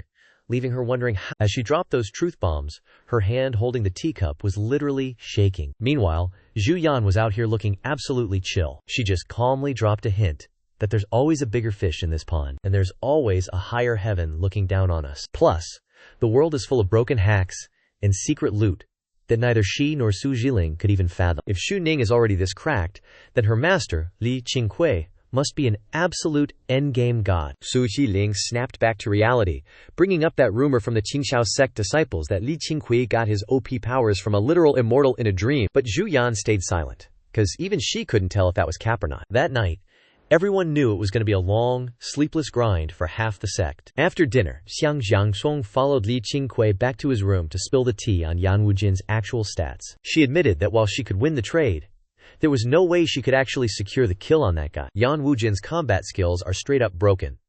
If Elder Yang tried to square up, he'd probably get folded in 3 moves or less. Xiangyang looked genuinely tilted while admitting this. After hitting the mid-5th stage of the Origin Realm, her confidence was at an all-time high. She reached a level that even Jiang Zhaoxia hasn't touched yet, and the power gap between her and the other fodder disciples is getting massive. Yet her first real fight after leveling up didn't end in a clean kill, and that's just not sitting right with her. Li Qingqiu watched her pouty, salty face from his chair and couldn't help but reach out to pinch her cheek, laughing it off by saying, "Girl, you're already cracked, give yourself a break." Even Zhu Ning admitted that Yan Wujin is a top-tier threat, and if she hadn't stepped in, Yan Wujin and his Zhuesheng sect would probably be running the entire Guizhou martial arts scene by now. So Yan Wujin is probably having a full mental breakdown as we speak. Xu Ning didn't pull away from her master's hand, just looked him dead in the eye to spit some facts. She feels like her talent for sword styles is kinda mid, but her internal energy affinity is giving her some galaxy brain ideas. So she wants to pivot and focus on min-maxing her own internal energy instead. Hearing that,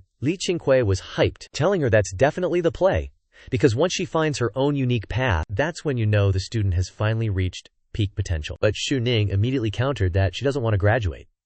She wants to stay at Qingqiu sect and serve her master forever. Li Qingqiu just let out a hearty laugh and said, if that's what she wants, he's obviously down for it. But if she ever finds a boyfriend and decides she wants to touch grass and leave the mountain, he won't stand in her way. Xianggong scoffed, looking offended, and insisted she's not some generic NPC who'd do something like that. Under the candlelight, the shadows of the master and disciple danced against the wall. Looking at Xu Ning, Li Qingqiu couldn't help but reminisce about how she looked when she first arrived on the mountain. Back then, she was a scrawny mess. But now she's had a total glow-up and is finally rocking that main character energy. He couldn't help but feel a little emotional at how fast time flies. The duo chatted for a bit longer before Li Qingqiu told Xu Ning to bounce. After she shut the door, he waited for 10 breaths before pulling up the system interface to crank that lucky draw. Notifications started popping off left and right, showing his loot rewards, opening the lucky draw, and locking in the stats, until finally, he hit the jackpot, discovering a heavenly treasure, and getting prompted to follow the system's breadcrumbs. Seeing the words heavenly treasure made Li Qingqiu's ears perk up, and he clicked accept without a second thought. Suddenly, his consciousness got yeeted into a dream state. In the dream, he was basically a spectator in his own body, forced to watch himself trek through the wilderness toward the middle of nowhere. The Tycoon mountain range is absolutely massive, located in the southeast corner of the Dali dynasty, with hundreds of miles of deep, unexplored peaks to the east, shrouded in toxic fog and completely devoid of human life. Rumor has it that if you cross those mountains, you'll hit the endless ocean, but nobody has ever actually made it through that death trap alive. Even Lin Xunfeng used to warn them to stay the hell away from the eastern side. He said if you run into thick fog, you turn around and retreat immediately. The mountain where Qingqiu sect sits is still dozens of miles away from that danger zone. For the average Joe, Qingqiu sect is already considered remote, but those endless mountains behind it are enough to make anyone's blood run cold just by looking at them. In the dream, Lin Qingqiu pushed through layers of fog, trekking who knows how far, until he spotted a legendary tree. That bad boy was over 100 zang tall, with branches and vines sprawling out everywhere, while the surrounding forest looked like it was bowing down to pay its respects. It was a shame the vision was still a bit blurry, so he couldn't get a clear look at the tree's true form. Once he woke up, he was still buzzing from what he saw.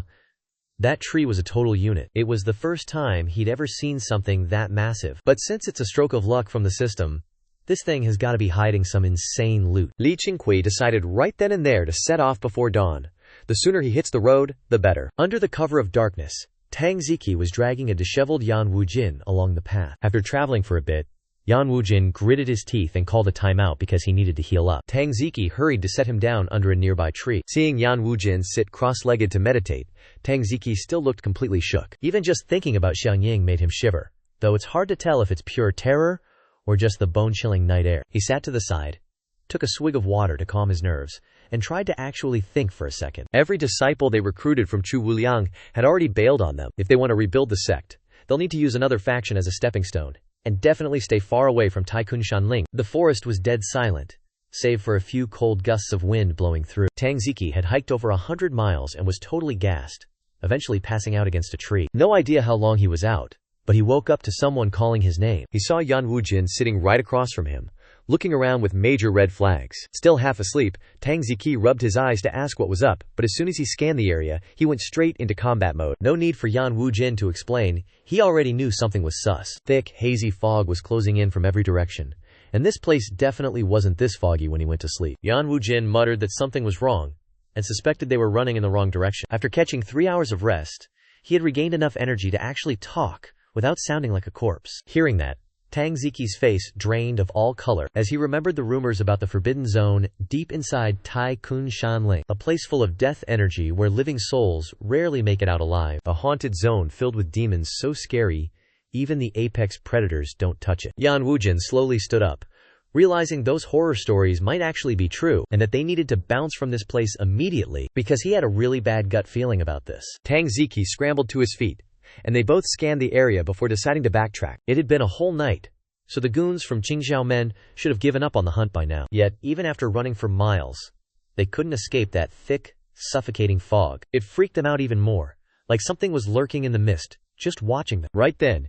Yan Wujin suddenly shouted for Tang Ziqi to hold up. Tang Ziqi froze, looking at him with pure tension. Yan Wujin looked disgusted, saying this was the exact same spot they rested at before. He pointed a shaky finger at a massive tree. Tang Ziqi looked closer and realized there was indeed. At this point, Tang Ziqi is full-blown panicking.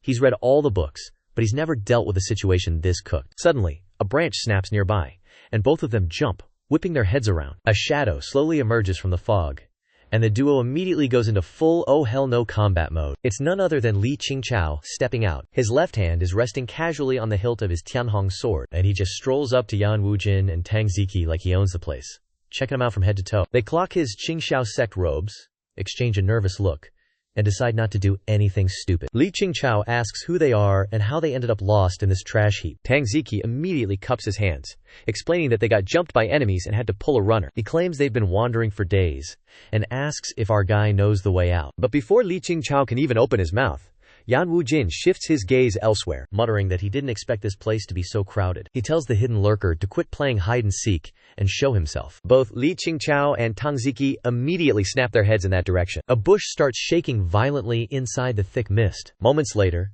some ragged, messy-looking old man stumbles out of the bushes. The guy's hair is a white, tangled mess, his clothes are literal rags, and he's clutching a gourd like a total drunkard. Li Qingqiu studies the scrubby old man, looking suspicious as hell. Tang Ziqi stays on high alert and demands to know who the hell this guy is. Because in a place like this, even a random boomer could be a hidden boss, so you can't drop your guard. Especially in the cultivation world, where those old-school internal art masters usually get scarier the older they get. The old drunkard stops, cracks one eye open to scan the trio, and fixes his gaze directly on Yan Wujin. He clocks that Yan Wujin is rocking the Great Sun Supreme Yang technique, and asks if he's got any beef or blood ties with Zhao Yan. As soon as that name drops, Yan Wujin and Tang Ziqi's faces go pale instantly. Li Qingqiu tries to place the name Zhao Yan, and it quickly hits him that it sounds like the legendary crown prince from back in the day, the older brother of the current emperor, and the very guy Wu Baoyu used to serve. Tang Ziqi coldly fires back, demanding to know who the hell he actually is, and how he even knows about the Great Sun Supreme Yang technique. The old man's face, looking like a piece of dried tree bark,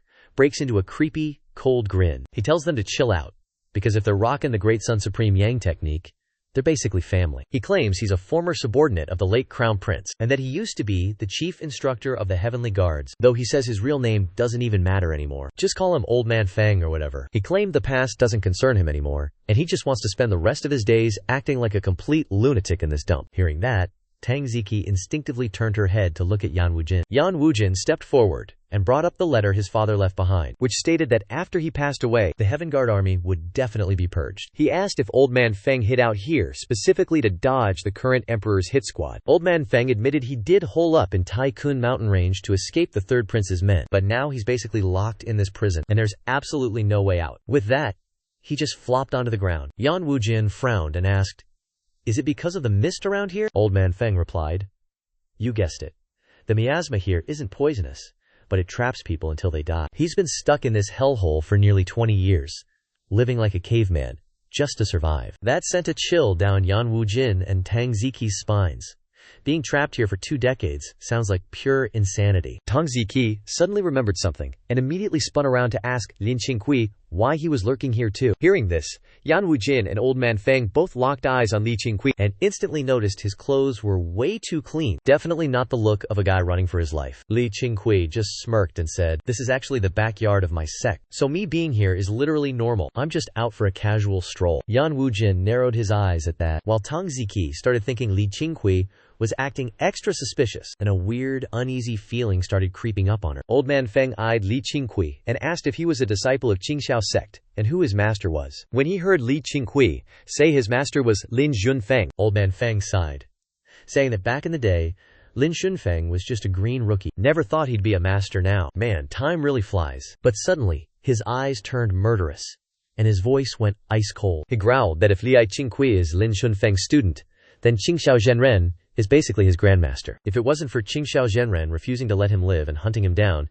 he wouldn't have been forced to rot in this place. Finally taking out Li Qingqiu settles the score for the old grudges. Without another word, Old Man Feng chucks his gourd, sending a nasty shockwave flying straight at Li Qingqiu. Yan Wujin scrambled to pull Tang Ziqi back, but our boy Li Qingqiu just caught that gourd like it was nothing and effortlessly neutralized the energy blasting out of it. His arm didn't even twitch. He stood there looking solid as a rock. Yan Wujin and Tang Ziqi's faces went pale, realizing this kid definitely isn't some low-level NPC. Old Man Feng squinted his eyes, saying for a kid his age, his power level is worth noting, and demanded Li Qingqiu tell him who he actually is. Li Qingqiu just crushed the gourd in his hand, laughing at how dirty this old fraud plays. With a flick of his wrist, he launched a steel needle that pierced straight through Old Man Feng's chest. Old Man Feng's eyes bulged as he dropped dead backward. Yan Wujin barely caught a glimpse of Li Qingqiu launching something, but once he saw the old man hit the ground, he was shook to his absolute core. He knew for a fact that Old Man Feng's cultivation wasn't any worse than his own, yet this guy got one tapped in a blink. A massive wave of panic hit him, wondering just how many other monsters the Qingqiu sect is hiding. Tang Ziqi finally snapped back to reality, but she was shaking like a leaf, staring at Li Qingqiu in pure terror. The sun wasn't up yet, and the thick forest fog made it impossible to see Li Qingqiu's expression clearly. But in his eyes, Li Qingqiu looked like a straight-up demon from hell. Yan Wujin was breaking out in cold sweats, because after seeing that last move, he realized there was zero chance of him getting out of this alive, especially since he's still not even recovered from his injuries. Tang Ziqi was too terrified to even move, and the whole forest went deadly, suffocatingly quiet. Li Qingqiu slowly turned his gaze toward Yan Wujin, not saying a single word, but the pressure alone was enough to crush him. Just then, Li Qingqiu drew the Tianhong sword, a flash of blade light sweeping right past Yan Wujin and Tang Ziqi. Almost instantly, Tang Ziqi collapsed to her knees, sobbing and begging for her life, saying that they couldn't die. Or more accurately, that Hearing that, Yan Wujin couldn't help but bow his head, his hands clenching inside his sleeves as pure rage built up inside him. Li Qingqiu asked why the hell they shouldn't just die right here. Tang Ziqi immediately scrambled forward a few paces, crawling in front of Yan Wujin like a total dog, pressing his body flat against the ground, forehead hitting the dirt, gritting his teeth as he spilled the tea. Yan Wujin is actually the son of Crown Prince Zhao Yan, the imperial grandson, personally chosen by the great ancestor himself, the one true son of heaven. He spilled the beans about how Yan Wujin's father was framed by corrupt officials, leaving our boy to drift through the world alone. The current emperor is a complete clown, listening to demonic charlatans and throwing the entire empire into chaos, leaving countless people displaced.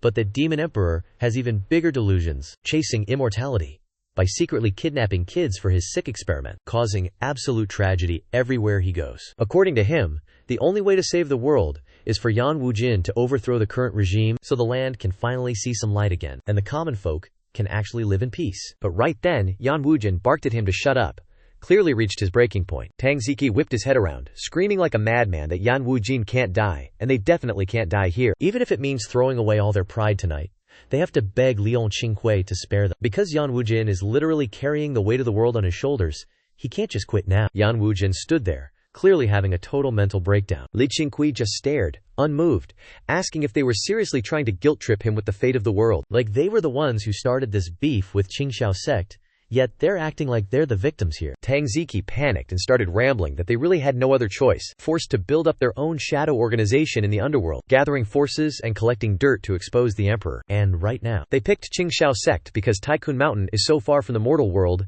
that the imperial court can't touch it. At first, they didn't even plan to go for the kill. They just wanted to merge with the sect. They only started dropping bodies because the sect fought back. Li Qingqiu didn't sheathe his blade or say a word, just sizing up the situation like a boss. Tang Ziqi kept groveling, saying they'd own up to their L's, and they'd pay whatever price it takes to make it right. Just begging Li Qingqiu to please let them live. They could definitely die, but bro, dying in a place like this?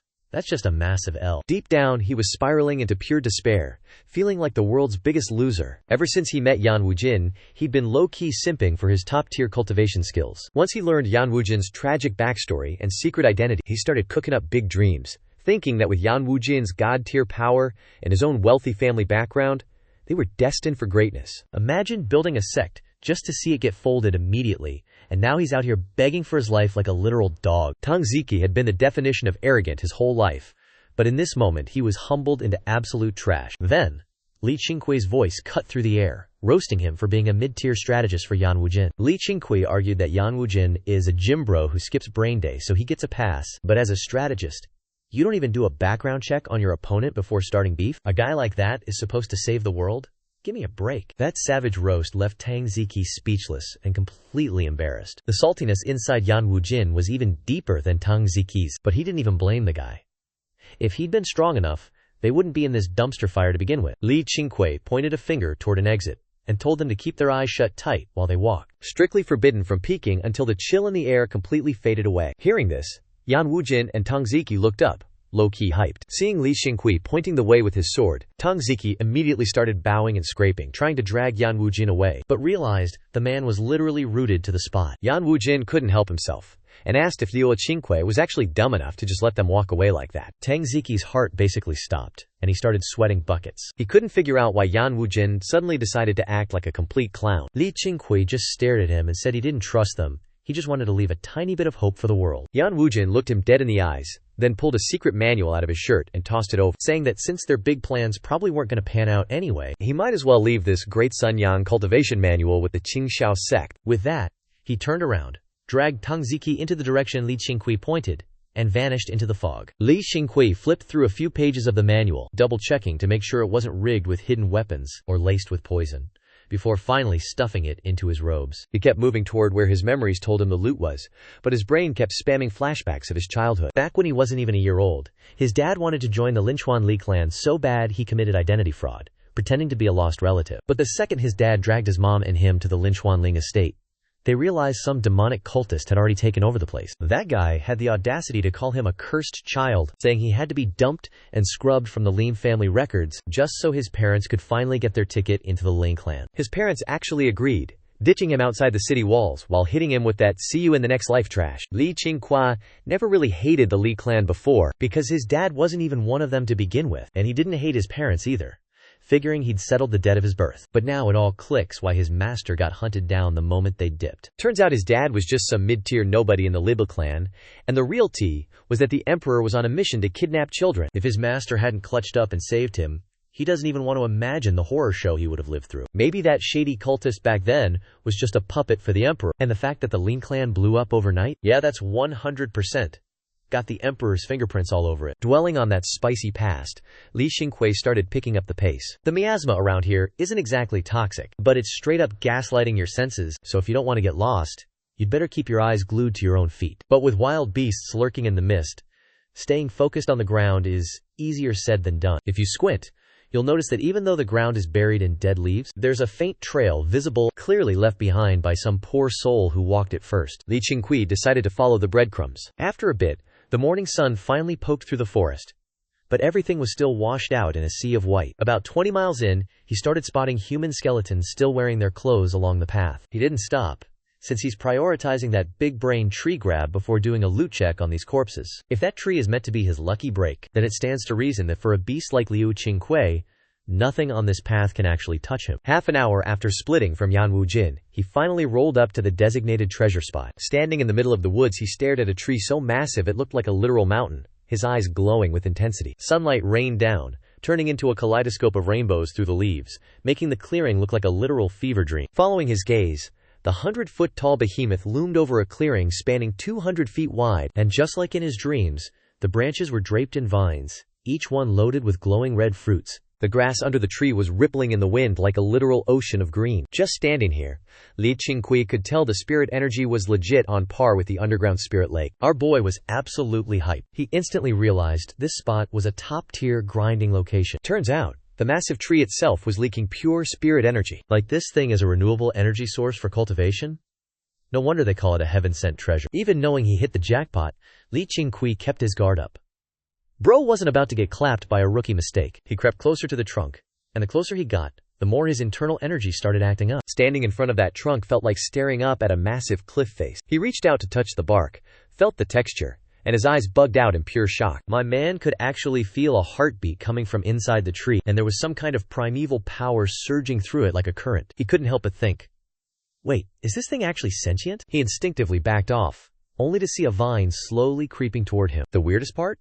It didn't feel hostile at all. It was a super confusing vibe, but felt totally legit. So he stopped, held out his hand, and let the vine touch his finger. Even though it was just a vine, it was thick as a man's waist. With the sun hitting his face, Li Qingqiu just smirked at the plant. By high noon, Li Qingqiu was just vibing as he walked back into the courtyard, catching Zhang Yuchun and Zhang Yu hanging out together. One was yapping, and the other was sweating, taking notes. He walked by, tossed a cultivation manual on the table, and told them, "Don't bother me for lunch, I'm busy." He didn't even slow down, just kept walking straight toward the forest behind the mountain. Zhang Yu checked the manual and realized it was the legendary Dai Ri Ji Yang Gong. Zhang Yuchun picked it up, flipped through a few pages, and asked where he even got this thing, but he just got hit with the "I just found it on the mountain" line. By the time the words left his mouth, Li Qingqiu had already vanished into the forest path. Zhang Yu felt like he'd heard that manual name somewhere before, but for the life of him, he couldn't remember where. Zhang Yuchun didn't really care either way, so he shoved the manual to the side and went back to tracking the food stats for the Qingqiu sect. Meanwhile, Li Qingqiu pulled up on Zhang Zhaoxia. Zhang Zhaoxia skipped the underground spirit lake today, and after finishing up with the 13 sword maidens,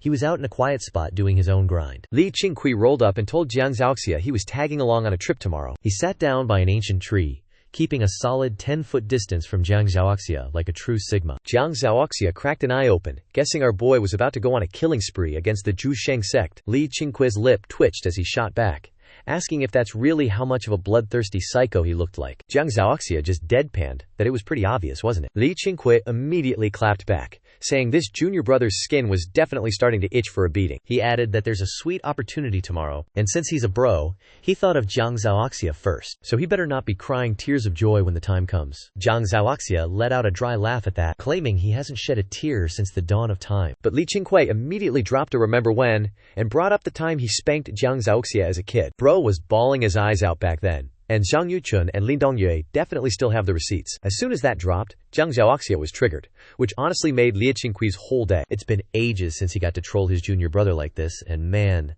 the nostalgia is real. Zhang Zhaoxia decided he was done with this conversation, asking straight up what this sweet opportunity actually was. But Li Qingqiu was acting like a total gatekeeper, and refused to spill the tea, leaving the poor guy with no choice but to take the L. The next morning, Li Qingqiu stepped out the door and saw Zhang Zhaoxia already waiting like an NPC on standby. Zhang Zhaoxia gave him the cold shoulder, complaining that he was slow and asking why a cultivator of his level still needed his beauty sleep. Li Qingqiu strolled over, patted his head, and reminded him to show some respect and call him sect master in front of the disciples. Zhang Zhaoxia just pouted, leaving the surrounding disciples shook, realizing their cold-hearted, emotionless senior brother only acts like a brat when he's around the boss. After that, Li Qingqiu led Zhang Zhaoxia down the mountain. An hour later, after trekking through the thick fog, They finally arrived at the foot of that massive tree. The moment he laid eyes on that gargantuan tree, Jiang Zhaoxia couldn't help but gawk. His too cool for school mask completely shattered. Jiang Zhaoxia was straight up stunned by what he was seeing, never imagining that tucked away in the deep woods behind Qingqiu Sect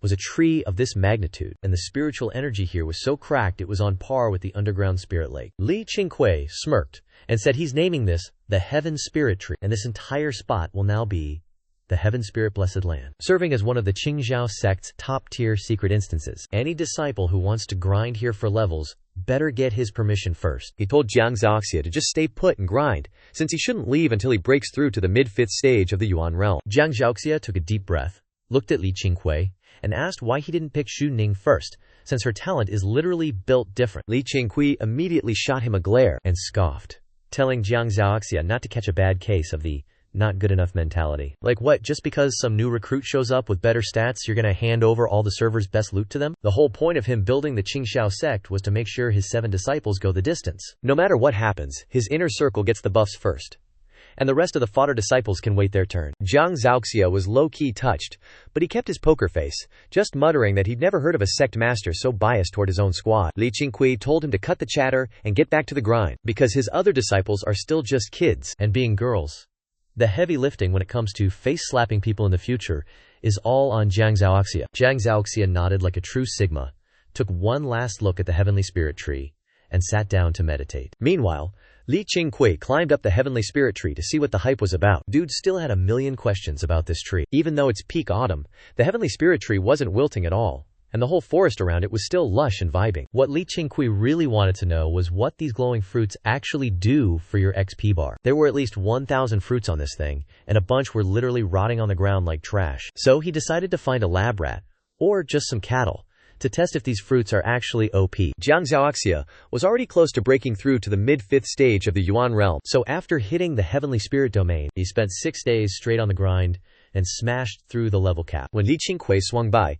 Jiang Zhaoxia dropped the good news, and our boy was absolutely hyped. But right after, Jiang Zhaoxia whipped out his sword and pointed it straight at Li Qingqiu. He smirked, challenging his master to a spar since it's been ages since they threw down. Old Li Qingqiu would have dodged this, but now he's feeling the itch to let loose and catch a body. He pulled his Tianhong sword, flashed a grin, and told his disciple not to go crying to his mommy when he gets folded. Jiang Zhaoxia shot back that he doesn't even know the definition of losing. Before the words even left his mouth, Jiang Zhaoxia lunged, and Li Qingqiu met him head-on. Their blades clashed, eyes locked in a death stare, sparks flying everywhere, both of them grinning like absolute maniacs. Then they both backflipped with insane momentum, and that single jump felt like it cleared the entire... The sky suddenly dumped a massive blizzard, burying the entire sacred cultivation ground in snow. The two of them clashed again, their bodies blurring as they traded sword strikes, neither willing to back down in this high-speed dance of blades. Ever since Jiang Zhaoxia broke through to the mid-5th level of the Yuan realm, these two have been grinding their sword skills here daily for the last 2 months. Lai Dongyu and Li Zijin were meditating under a tree nearby, but they both cracked their eyes open to watch the show. Li Zijin tried to cheer Jiang Zhaoxia on, but instead of a confidence boost, it just made our boy tilt hard. During the fight, he realized that no matter what move he threw, Li Qingqiu would just casually dismantle it, and even flexed on him by countering with his own signature moves. Bro genuinely felt like he was fighting a mirror image of himself. The feeling was absolutely cursed, but he knew the truth. He wasn't fighting himself. His senior brother's sword mastery was just straight up light years ahead of his. That's the only way someone could read him like a cheap comic book. If this were a month ago, he'd probably be spiraling in defeat. But now? That just awakened the inner grind set, and his fighting spirit went through the roof. In his mind, taking down his senior brother just became his new primary objective. Down below, Li Dongyu side-eyed Li Zijin, telling her to focus on the grind and stop acting like hitting level 2 means she can slack off. Real talk.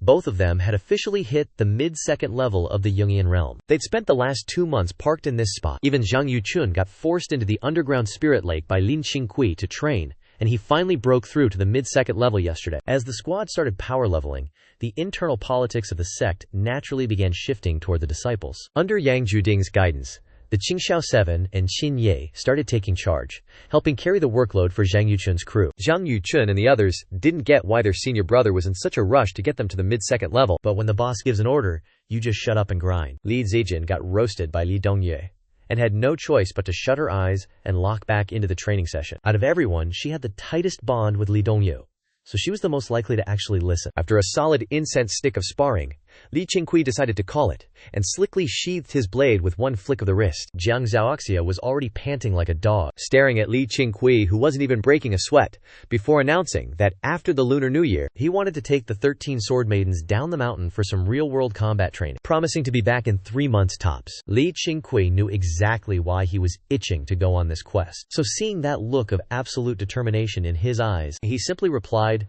that he had one condition: all 13 of these disciples must return in one piece, not a single one missing. Hearing this, Jiang Zhaoxia just smirked, saying that's obviously the plan, because they're all his own disciples after all, and he'd rather bite the dust himself than let any of them go down. Li Qingqiu shook his head, telling Jiang Zhaoxia to prioritize his own safety, because he's not letting him die either. As for Jiang Zhaoxia heading down the mountain to settle his grudge, Li Qingqiu wasn't actually worried at all, since back in the day, Jiang Zhaoxia was only mid-stage Yuan Realm level 3 when he wiped the floor with Lu Fuhu. So now that he's hit level 5, there's no way he's taking an L. Even crazier, one of the 13 sword servants already got a power-up from Li Qingqiu and broke into the mid-stage Yuan Realm level 1, and that's their leader, Shi Jin. Li Qingqiu used the excuse that he got embarrassed by Qin Ye to pull him aside and teach him the Hunyuan Sutra as a compensation. But honestly, that wasn't the real reason. It's because the kid's got genuine talent, and Li Qingqiu couldn't bear to see that potential go to waste. After a few more words, Jiang Zhaoxia went to the side to meditate and recover his energy,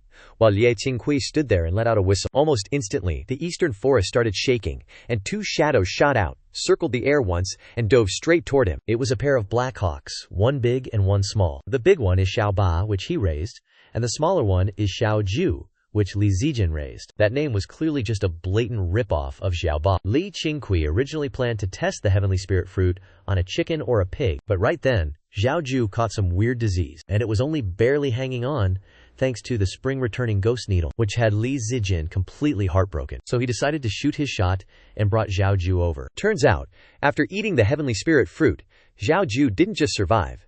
It became hyperactive. Based on Li Qingqiu's observations, its life force surged, and its constitution was leveling up rapidly. The heavenly spirit fruit is basically a holy tier healing item, and it's also a total buff for physical stats. He just doesn't know the cap on how many you can eat before it stops working. After chugging the fruit, Xiao Ju successfully followed in Xiao Ba's footsteps, getting way better at absorbing Li Zijin's primordial energy. Li Qingqiu previously told all his junior brothers and sisters to try and copy him by channeling their energy into beasts, but none of the others can generate their own origin energy like Xiao Ba can. This clearly proves that Xiao Ba's natural talent is absolutely cracked. The 2 black eagles landed right in front of Li Qingqiu. Xiao Ba stood tall with its wings spread, already almost as big as him, while Xiao Ju, though much smaller, was already tall enough to reach his waist. Xiao Ba affectionately rubbed its head against Li Qingqiu, while Xiao Ju kept flapping its wings, looking super hyped. These 2 little guys have already started developing spiritual intelligence, especially Xiao Ba, which is smart enough that Li Qingqiu feels like he's talking to a toddler. Li Qingqiu noticed some blood and gore stuck to Xiao Ba's beak, so he asked the bird what it had been snacking on. Xiao Ba immediately spread its massive wings, spanning nearly 10 meters, and let out a loud squawk. Even though it clearly wasn't human speech, Li Qingqiu could totally understand what it meant. Even he couldn't explain their telepathic vibe. Probably because Xiao Ba's body is literally powered by his own origin energy. Through their little chat, he learned that Xiao Ba just ate a snake, and it was a massive one at that. So he immediately told the 2 eagles to hunt down any snakes like that, and to absolutely keep them away from this area. After getting the guarantee from Xiao Ba, Li Qingqiu smiled in satisfaction and gave its head a good pat. Soon after, the 2 eagles flapped their wings and took off, creating a gust of wind that whipped his robes around. Li Qingqiu watched as they vanished into the dense, foggy mist. For now, he's leaving the eagles here to pull double duty, clearing out the beasts in the fog and guarding his secret hideout. Of course, every time he comes by, he has to check the heavenly spirit tree to make sure the birds aren't snacking on it. Luckily, whenever he's not around, the birds don't even dare to get close to the tree, mostly because the tree's vines have a serious touch me and you die policy. The weird part is that the heavenly spirit tree seems to have a soft spot only for Li Qingqiu, and it won't let anyone else get within a mile of its vines, probably because he's the OG who found it first. Outside in the thick mist, there are plenty of skeletons, but not a single person has ever made it this far. That fog bank is basically a raid challenge set by the tree, and Li Qingqiu is the first player to ever clear it. Vast white snow blankets the landscape for thousands of miles.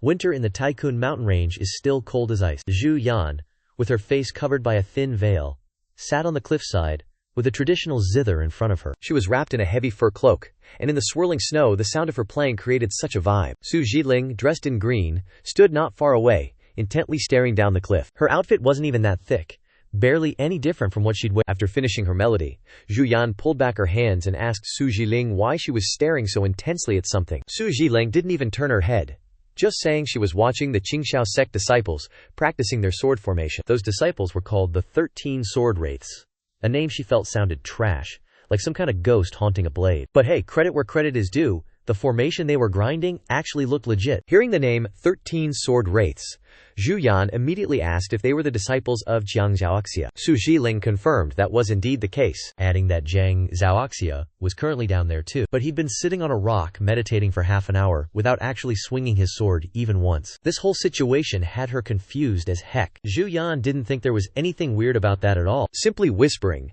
that a god-tiered genius like Jiang Zhaoxia was never meant to be understood by ordinary NPCs. Just like Xiang Ning, honestly.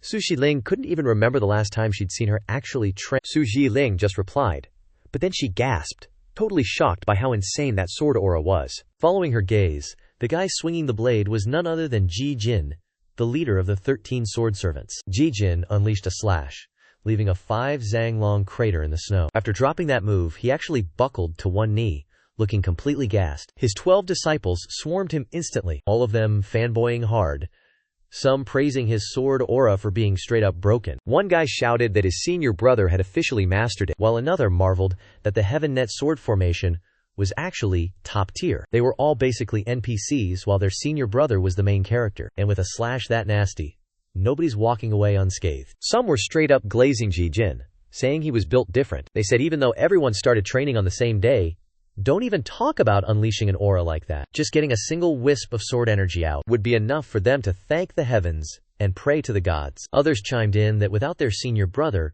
their entire sword formation would just be a total joke. The disciples wouldn't stop yapping. Hearing the praise, Ji Jin looked up with a wry smile, but deep down he was absolutely buzzing. That Hunyuan Sutra is honestly way too OP. Right now he was feeling major gratitude toward Li Qingqiu, because without that manual, his skill level wouldn't be any better than his fellow junior brothers, or his sister disciples. He struggled to stand, reminding everyone the clock is ticking.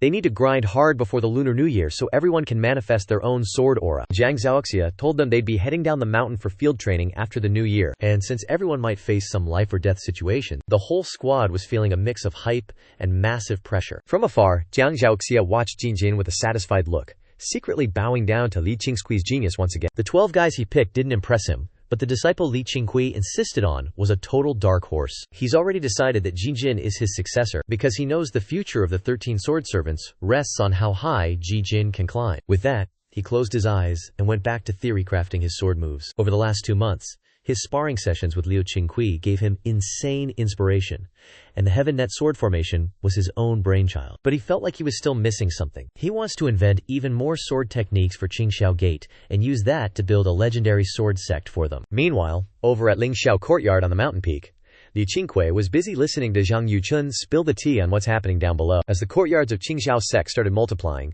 Ling Qingqiu named the original 3 the Lingxiao courts. Normal disciples aren't allowed to just waltz in.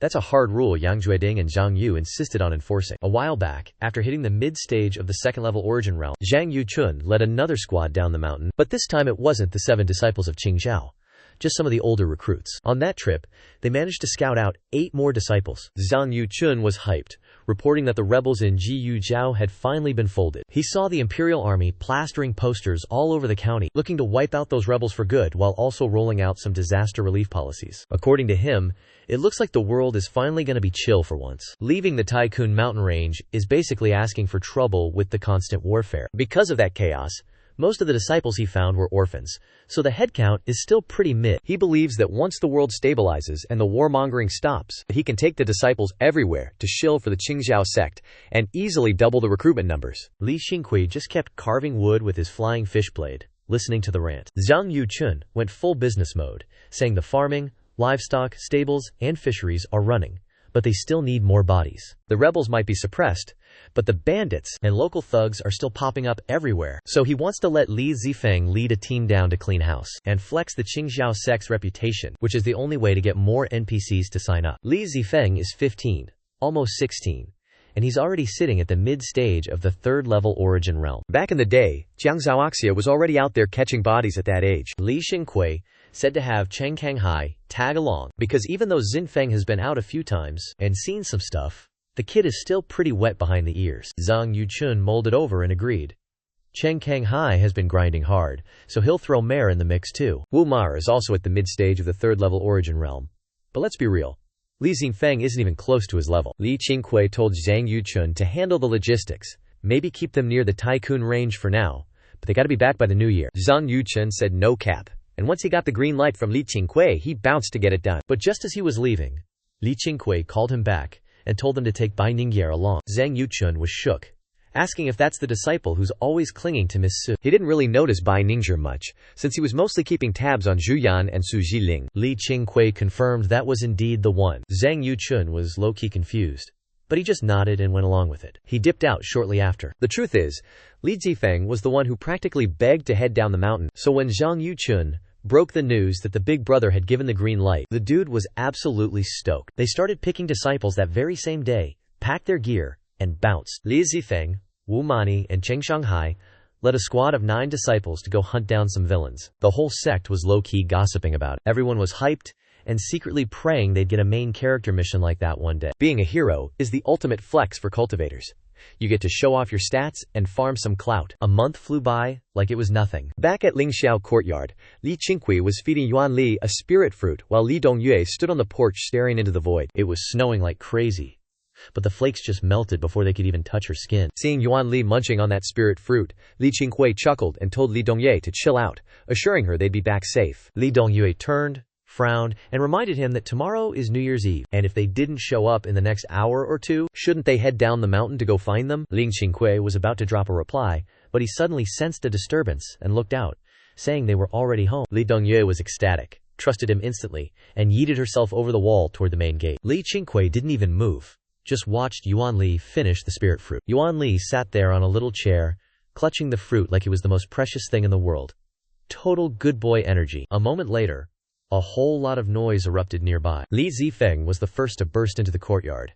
His robes were looking a bit ragged, but the man was buzzing with hype. He sprinted over to Lian Qingqiu, grabbed his arm, and flexed, telling his big brother to check out the loot they hauled back, claiming it was something he never saw coming. Hearing the word loot, Li Qingqiu immediately thought of Bai Ningye, wondering if that lucky little gremlin had struck gold again. He stood up to follow Li Zifeng, and Yuan Li trailed behind them, still clutching his fruit. On the way, Li Qingqiu told Li Zifeng to spill the tea on how the mission went. He noticed Li Zifeng had gotten way taller, basically reaching his ear now, which hit him with a weird sense of pride. Realizing the kid was finally becoming a real one, Li Tufeng is acting all chill and nonchalant again, claiming his little field trip was smooth sailing. Just out here handing out justice and farming some clout, clearing out some local bandits without running into a single actual threat. He says it wasn't as hype as that martial arts tournament from before, but since he was leading the squad this time, he's still feeling like a total boss. Suddenly, a group of disciples lugging massive chests strolls into the courtyard, forcing them to pause the main character energy. Cheng Shanghai walks in, looking hyped, and tells Li Qingqiu to hurry up and check out the loot. They brought in 3 giant chests, each needing 2 guys just to move, looking heavy as hell. Li Dongyu and Wu Mani follow behind, but while everyone is thirsty for the gold, Li Dongyu only cares if Wu Mani got hurt. Li Qingqiu raises an eyebrow, asking where this loot came from. And don't tell him the government gave it as a reward, because that's a hard cap. Li Tufeng steps up, pops open a chest, and smugly says, "This is just the side quest loot from the bandits." Turns out these NPCs were actually loaded. They were just too broke to spend it, because they were dodging the law. Li Qingqiu walks over to the giant chest, looks inside, and sees mountains of coins, gold, jewelry, and rare scrolls. All that high-tier loot, you can tell, is worth a fortune just by glancing at it. He checks the other 2 chests, and finds they're absolutely stacked with riches too. The disciples who tagged along with Li Tufeng are staring at Li Qingqiu like puppies, praying for some validation. Seeing Li Qingqiu's face stay completely neutral, Li Tufeng panics, thinking he messed up, and asks if something's wrong. Li Qingqiu drops the reality check, saying this wealth was all stolen from commoners and families. Basically, it's all tainted, cursed gold. The disciples' hype dies instantly, and Li Tufeng starts sweating bullets. He glares and says, "So what if the bandits were evil? That's not our problem." Terrified that his big bro is about to make them do a charity giveaway. Like they literally risked their necks for this, even if they were slicing through those bandits like they were made of paper. Li Qingqiu gives him a death stare and says, "Return it? To who? If we give it to the corrupt officials, they'll just pocket it anyway." He then tells them to get the second in command to audit the stash later, take 2/3 of the loot, and trickle it down the mountain as grain and fabric, giving it all to the locals around Tycoon mountain range to boost the sect's PR and clout. To him, that's the real payoff and the true reward for everyone's hard work. Plus, he lets every disciple pick one item from the loot as a personal bonus. Hearing that, the disciples instantly start simping for Qingqiu and bowing in thanks. Even though their sect leader spoke some hard truths, they aren't even mad. They're actually down to play the heroes for the sect, but you gotta pay the bills. Especially when that loot was basically grinded for with blood and tears. Qingqiu pulled an ancient bronze mirror out of one of the massive chests, then stepped aside, gesturing for the disciples to start picking their loot. Li Zifeng didn't bother fighting the juniors for scraps, walking over to Qingqiu instead to ask if handing out 2/3 of the haul wasn't a bit overkill. Qingqiu just shrugged, acting like it was no big deal, saying that 2/3 sounds like a lot, but split across the villages surrounding Tycoon Mountain, it's basically pocket change. You can't be a cheapskate if you want to pull off big moves. Plus, this whole haul was just a lucky bonus anyway, so it's only right to give back to the people. Qingqiu sect was never broke to begin with. They could easily cover their daily overhead and expansion plans. Besides, handing this out is basically a marketing campaign to keep a steady stream of new recruits flowing into the sect. It's a long-term play, not a loss. More disciples mean a higher chance of finding an actual prodigy. The new recruits over the last 6 months have been absolute mid-tier trash. So Qingqiu had to take Zhang Yuchun's advice, building up their clout to bait more people into joining the Qingqiu sect. Li Zifeng rolled his eyes, but once the head senior brother laid it out like that, he had to let it slide. Then Qingqiu leaned in, whispering into his ear, telling him to keep taking Bai Ning'er along whenever he heads down the mountain, because he thinks the kid has some serious potential, and he should mentor him properly whenever he's got the downtime. With that, Qingqiu patted Li Zifeng on the shoulder, picked up Yuan Li, and headed toward a long table nearby. Li Zifeng shot a weird look over at Bai Ning'er. Because the kid is so tiny, he was getting body checked by the other disciples and could barely be seen. Honestly, it looked hilarious. He didn't see anything special about the brat, but since the head senior brother specifically called him out, he'd have to keep a closer eye on him from now on. Qingqiu dropped off Yuan Li and headed back to his room alone. Li Zifeng's haul from this dungeon run was definitely massive, but the real prize wasn't any of that gold or treasure. It was that mirror Qingqiu had pocketed earlier. Back in his room, Qingqiu locked the door, sat at his desk, and whipped out the ancient bronze mirror. The mirror was leaking a faint, creepy ghost aura. If Qingqiu didn't know how to cast soul-snatching spells, he wouldn't have even felt it, let alone Li Zifeng, whose cultivation is way lower. The soul-snatching spell is no basic trick. Plus, Qingqiu only trains every once in a blue moon, so he still hasn't fully mastered the technique, but the benefit of grinding the soul-catching charm is that it makes his soul-sensing game way sharper. This dusty old bronze mirror looks like total trash. It's worn out and the reflection is basically non-existent. Instead of dumping his essence into it like a noob, he silently channels the soul-catching charm and stares deep into the glass. Suddenly, he catches a blurry glimpse of a woman in white, with wild, messy hair inside the mirror, lying barefoot in the darkness, which gave our boy a massive jump scare, and he immediately noped out and looked away. He's thinking, okay, ghosts are real?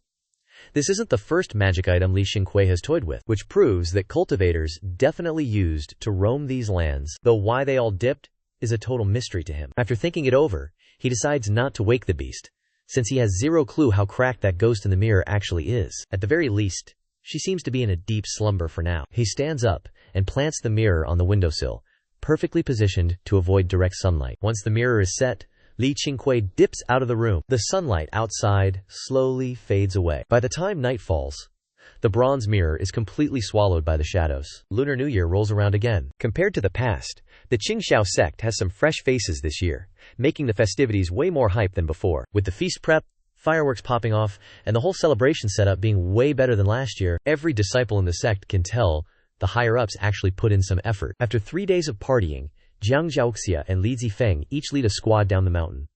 One group to settle scores, the other to play hero. Once they leave, the Qingqiu sect goes back to being dead silent. At high noon in a random forest, 9 disciples are lined up in front of Qingqiu, looking hyped and locked in. These are the 9 absolute grinders who leveled up the fastest this year, and Qingqiu is here to pay up on his promise, handing them the first level of the Hunyuan scripture. Qingqiu drops the truth bomb that the Hunyuan scripture is the top-tier secret tech of the Qingqiu sect, and whoever masters the first level gets promoted to a true core disciple. He isn't putting them on a speedrun clock, and even if it takes them 30 years to hit level 1, he'll still teach them the second level afterward. But there's one rule they better engrave into their brains.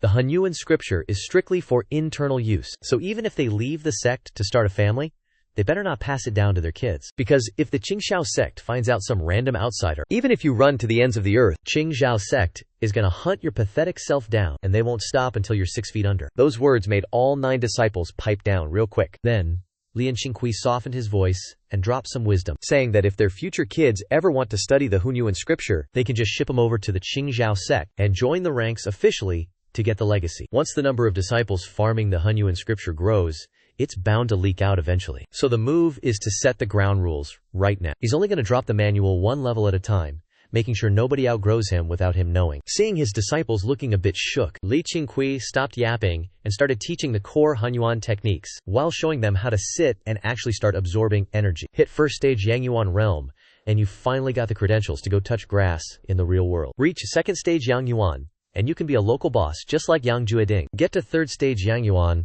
and you're basically flexing on everyone in the Guizhou martial arts scene. Li Qingqiu's new grind set is to pump out 100 first stage Yangyuan cultivators for the Qingqiu sect in 5 years. That's a tall order, since for most scrubs, first stage Yangyuan is an impossible wall to climb. Li Qingqiu coached them for 2 days, and then left the 9 disciples to figure it out themselves. Since all 9 of them have their own inner circles, they couldn't help but get grilled about the training. Even though they kept their mouths shut about the Hunyuan scripture, their progress was enough proof that the sect master wasn't capping, and that if you just finish your dailies and grind hard, you actually get a shot at the S-tier secret techniques. Ever since Li Jifeng led the squad down the mountain, Zhang Yuchun has been staying put in the sect. He started tightening the internal security and built his own management team, saving Li Qingqiu a ton of headaches. Once the snow finally melted, people started trekking up the mountain looking for medical help. The Qingqiu sect's hype was already spreading all over the Taikun mountain range. Today, that rich guy Liu Fanzhao, the one who paved the road for the sect,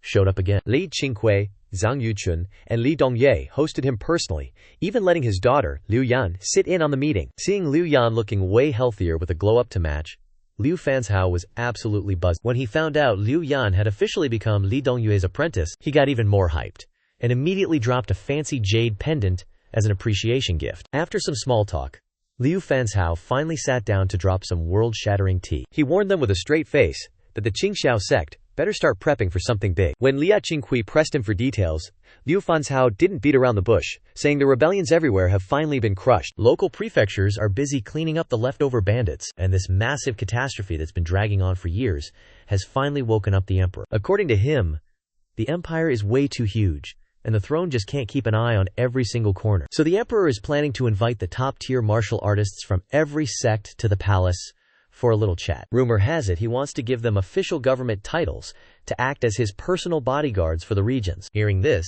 Zhang Yuchun immediately smelled a rat. Is this a peaceful invite or a total setup? Because of the whole Wu Baoyu situation, he's majorly sus of the emperor and definitely doesn't believe the guy has a kind bone in his body. In his eyes, the only reason the emperor even bothered stopping the chaos was because those riots were actually threatening his seat of power. Otherwise, why would he let the carnage go on for so many years? Li Qingqiu also felt like this whole situation stinks. Since Liu Fanzhao doesn't know the emperor is obsessively chasing immortality, Li Qingqiu just argued that if the emperor really wanted to bait the sects, he wouldn't need to go through all this extra effort. He could just send the military to wipe them out under the guise of bandit suppression. Every martial artist has blood on their hands. If you follow the law strictly, pretty much all of them are guilty. Plus, calling that many powerhouse killers into the palace? The emperor would literally be putting a target on his own back. Li Qingqiu and Zhang Yuchun traded looks, realizing they'd never be able to convince a naive guy like Liu Fanzhao. So Zhang Yuchun just kept digging, asking if this is a mandatory draft or an optional invite. Liu Fanzhao laughed, saying it's voluntary, because if it were forced, that would be a total red flag. Still, the imperial city is a long way away, so it's basically a race to see who gets the news first and gets on the road. Li Qingqiu nodded, thanking Liu Fanzhao for the heads up. Liu Fanzhao just waved it off, saying they're all family, no need for the formalities. Being a sharp guy, he noticed the cold shoulder they were giving him and decided to drop the topic. He shifted gears to some gossip and suddenly brought up the Zhusheng sect. He was hyped, talking about how Yan Wujin just stormed into Tu Peak like an absolute beast, wiping the floor with all 18 peak masters, making a name for himself in a single fight. Definitely one of the goats right now. Now, Yan Wujin has set up his own sect on the border of Guizhou, calling it the Zhuisheng sect, and to top it off, He's got the backing of the Tang clan from Linchuan. According to him, the Tang clan is one of the 4 big families in Linchuan. Even in the Central Heaven continent, they're top-tier royalty. With the Tang clan backing them up and Yan Wujin's skills, the 7 major sects in Guizhou are about to get a new player in the lobby. Liu Fanzhao is basically fanboying over Yan Wujin right now. Liu Yan sits there watching her dad, wanting to spill the tea, but hesitating because everyone knows the Zhuwedi sect already tried to pull up an attack. That sect leader got absolutely folded by Xu Ning, and that boss fight sent Xu Ning's clout rating in the sect straight to the moon, putting her on the same level as Jiang Zhaoxi. Now the disciples are constantly debating who would win in a 1v1.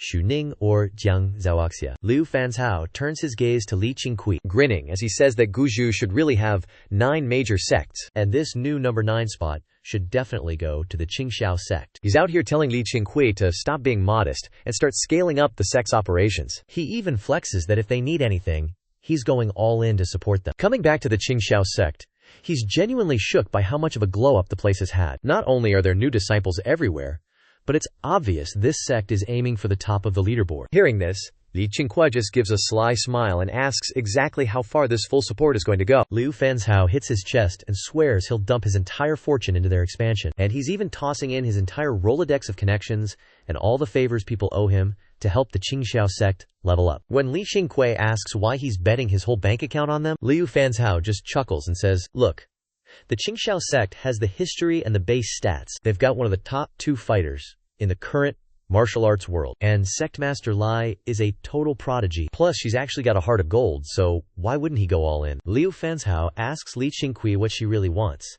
then answers his own question by saying they've already delivered exactly what he needed. The person he cares about most in this world is his daughter. Since Liu Yan has joined the Qingqiu sect, helping the sect is just helping his own kid. As he says this, his eyes shift to Liu Yan, and the pure dad energy is so wholesome that even Li Qingqiu can't help but respect the bond. After a while, Liu Fanzhao and Liu Yan head out to catch up and have some father-daughter bonding time. Li Qingqiu sips her tea and asks Zhang Yuchun what he thinks about the old man's pitch. Zhang Yuchun stays low-key, basically saying this is a trap and they shouldn't take the deal. According to him, they don't even know Liu Fanzhao's real background. And besides, the Qingqiu sect isn't exactly hurting for that little bit of pocket change anymore. They're a cultivation sect, so while money is nice, it's definitely not the main quest. The Qin family is the prime example of how that game is played. He mentioned that Qingqiu has been sliding into his DMs again, begging to shove even more Qin disciples into the sect. If he lets Liu Fanzhao get his grubby hands in the mix, it's gonna be nothing but headaches down the road. Hearing this, Li Qingqiu just laughed, admitting he thought Zhang Yuchun and Liu Fanzhao were besties, and that the merchant had already swayed him. Seeing Zhang Yuchun keeping his head on straight, he felt way more comfortable handing the big boss powers to this junior brother. Zhang Yuchun just shook his head, pointing out that Liu Fanzhao is, at the end of the day, a total merchant. He's always acting extra nice to anyone who can line his pockets. So yeah, he's definitely not buying into the brothers for life act. Li Qingqiu nodded, satisfied, while Li Dongyou couldn't hold back a giggle. Zhang Yuchun looked at her, confused as to why she was laughing. She cleared her throat, trying to hide her smirk, and said it just reminded her of the good old days. According to her, the big brother hasn't changed a bit, but the second brother is a totally different beast now. I mean, he definitely wasn't this much of a mastermind back then, and he used to get roasted by the big brother constantly, getting called out on his childhood trauma. Zhang Yuchun got flustered and started backpedaling hard. Watching this, Li Qingqiu realized his junior brother and sister had officially leveled up into actual adults. He's about to turn 20. Zhang Yuchun is hitting 19, and Li Dongyue is almost 18. They aren't just kids messing around anymore. They've got the skills to run their own show. For some reason, Li Qingqiu felt a sudden sense of dread. Time is really the ultimate final boss. If their cultivation doesn't break through to a higher spirit sense realm, these guys are only going to be around for another 10 to 20 years. Li Qingqiu is chasing immortality, and he wants his junior siblings to go the distance with him. But the techniques he's got right now just aren't going to cut it to change their fate. He's got to turbocharge the Qingqiu sect's growth so he can unlock the real god-tier spells and secret manuals. This time, Liu Fanzhao didn't ghost the sect immediately. He claimed he was tired of the merchant grind and wanted to chill for a few days. But in reality, he spent the whole time creeping around Zhu Yan's courtyard. Too bad for him. No matter how much he simped, Su Jiling wouldn't even let him in the door. Before he knew it, Liu Fanzhao had been camping out there for half a year. During those 6 months, Li Zifeng went on 2 side quests down the mountain. Aside from Cheng Shanghai and Bai Ningyer, he kept rotating his squad every time he returned. He took the disciples out for some XP grinding, and his reputation started popping off. He's not that little brat from the past anymore. He's now a legit elder that everyone looks up to. It wasn't just Li Zifeng. Li Dongguiet's squad of disciples was growing fast, finally giving Qingqiu sect some actual medical support. As for Li Zisin, she'd basically mastered her talisman manual and started teaching the newbies how to craft their own gear. They were farming spirit herbs, though the disciples were still clueless, thinking it was just the sect's way of making a quick buck. When autumn hit, Li Qingqiu stood at the peak, hands behind his back, looking down at the new courtyard below, where Zhang Yuchun was personally vetting the new recruits, begging to join the sect. Li Zifeng and the boys were out playing hero down the mountain, throwing their wealth around to help the commoners. In just 6 short months, Qingqiu sect's reputation for being absolute chads was spreading like wildfire. Finally, people were actually lining up to climb the mountain and ask for an apprenticeship. This was supposed to be a massive W.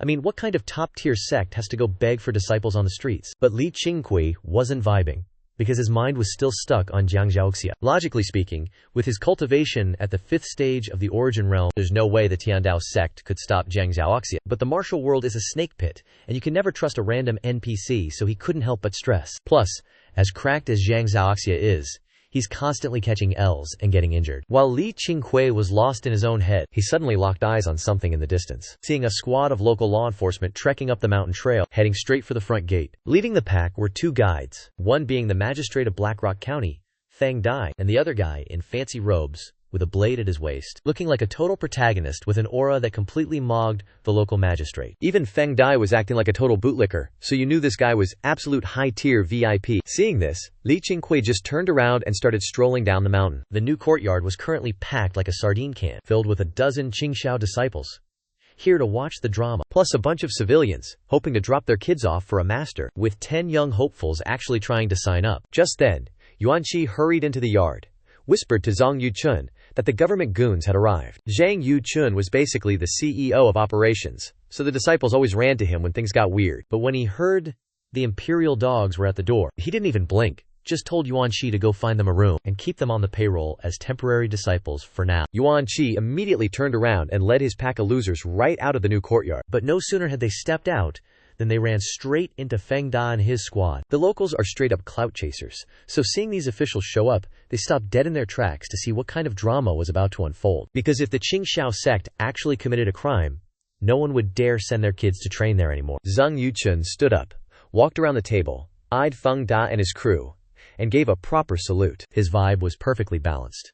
Not groveling, but definitely not acting like a prick. He introduced himself as the head elder of the Qingqiu sect and asked these big shots what they were doing here. Feng Da smiled and introduced the guy next to him as Officer Jia from the Imperial Capital's Heaven Guard, here to drop some imperial decree. Hearing imperial decree, Zhang Yuchun looked genuinely caught off guard, while the disciples in the courtyard started whispering like they'd just seen a ghost, because nobody could figure out why the emperor would care about their dusty little sect. The guy in the fancy brocade, Jia Yi, kept one hand on his blade, with the other hand behind his back, sizing up Zhang Yuchun like an NPC before demanding to know where the sect master was. Zhang Yuchun told him his senior brother was in deep cultivation, and even he didn't know where the guy was hiding. Jia Yi let out a cold scoff, thinking the Qingqiu sect was a total joke for letting some young pup like Zhang Yuchun run the show while the boss is AFK. He wasn't about to waste time talking, so he went straight to the emperor's invitation, announcing that the emperor is summoning every sect master in the realm to Zhongtian for an audience. Anyone who impresses the big guy gets fame and status, but the Qingqiu sect master better show his face at the capital before next spring. Feng Da saw him being too lazy to even pull out the scroll,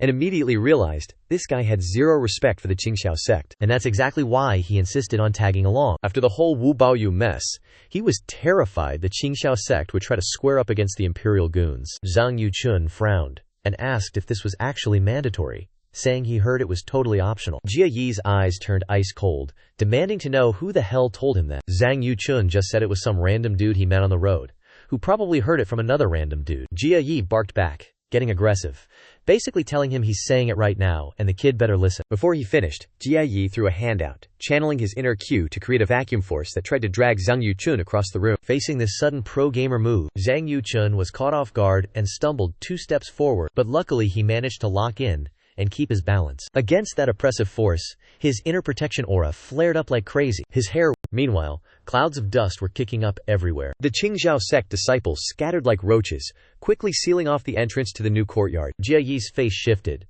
because he never expected Zhang Yuchun to actually tank his cursed zither technique. Jie Yi was born into a minor noble family in the central heavenly province, where his ancestors were once high-ranking officials before the new dynasty hit them with that poverty arc. Since he was a kid, he had top-tier talent, and the family poured all their resources into him, and to be fair, he didn't flop. By 16, he'd already passed the imperial trials to join the Heaven Guards, the emperor's own elite personal security detail. The Heaven Guards are ranked into 4 tiers: Jia, Yi, Bing, and Ding. Our boy here is a Yi ranker, which basically makes him a top-tier sweat in the cultivation world. That cursed zither technique?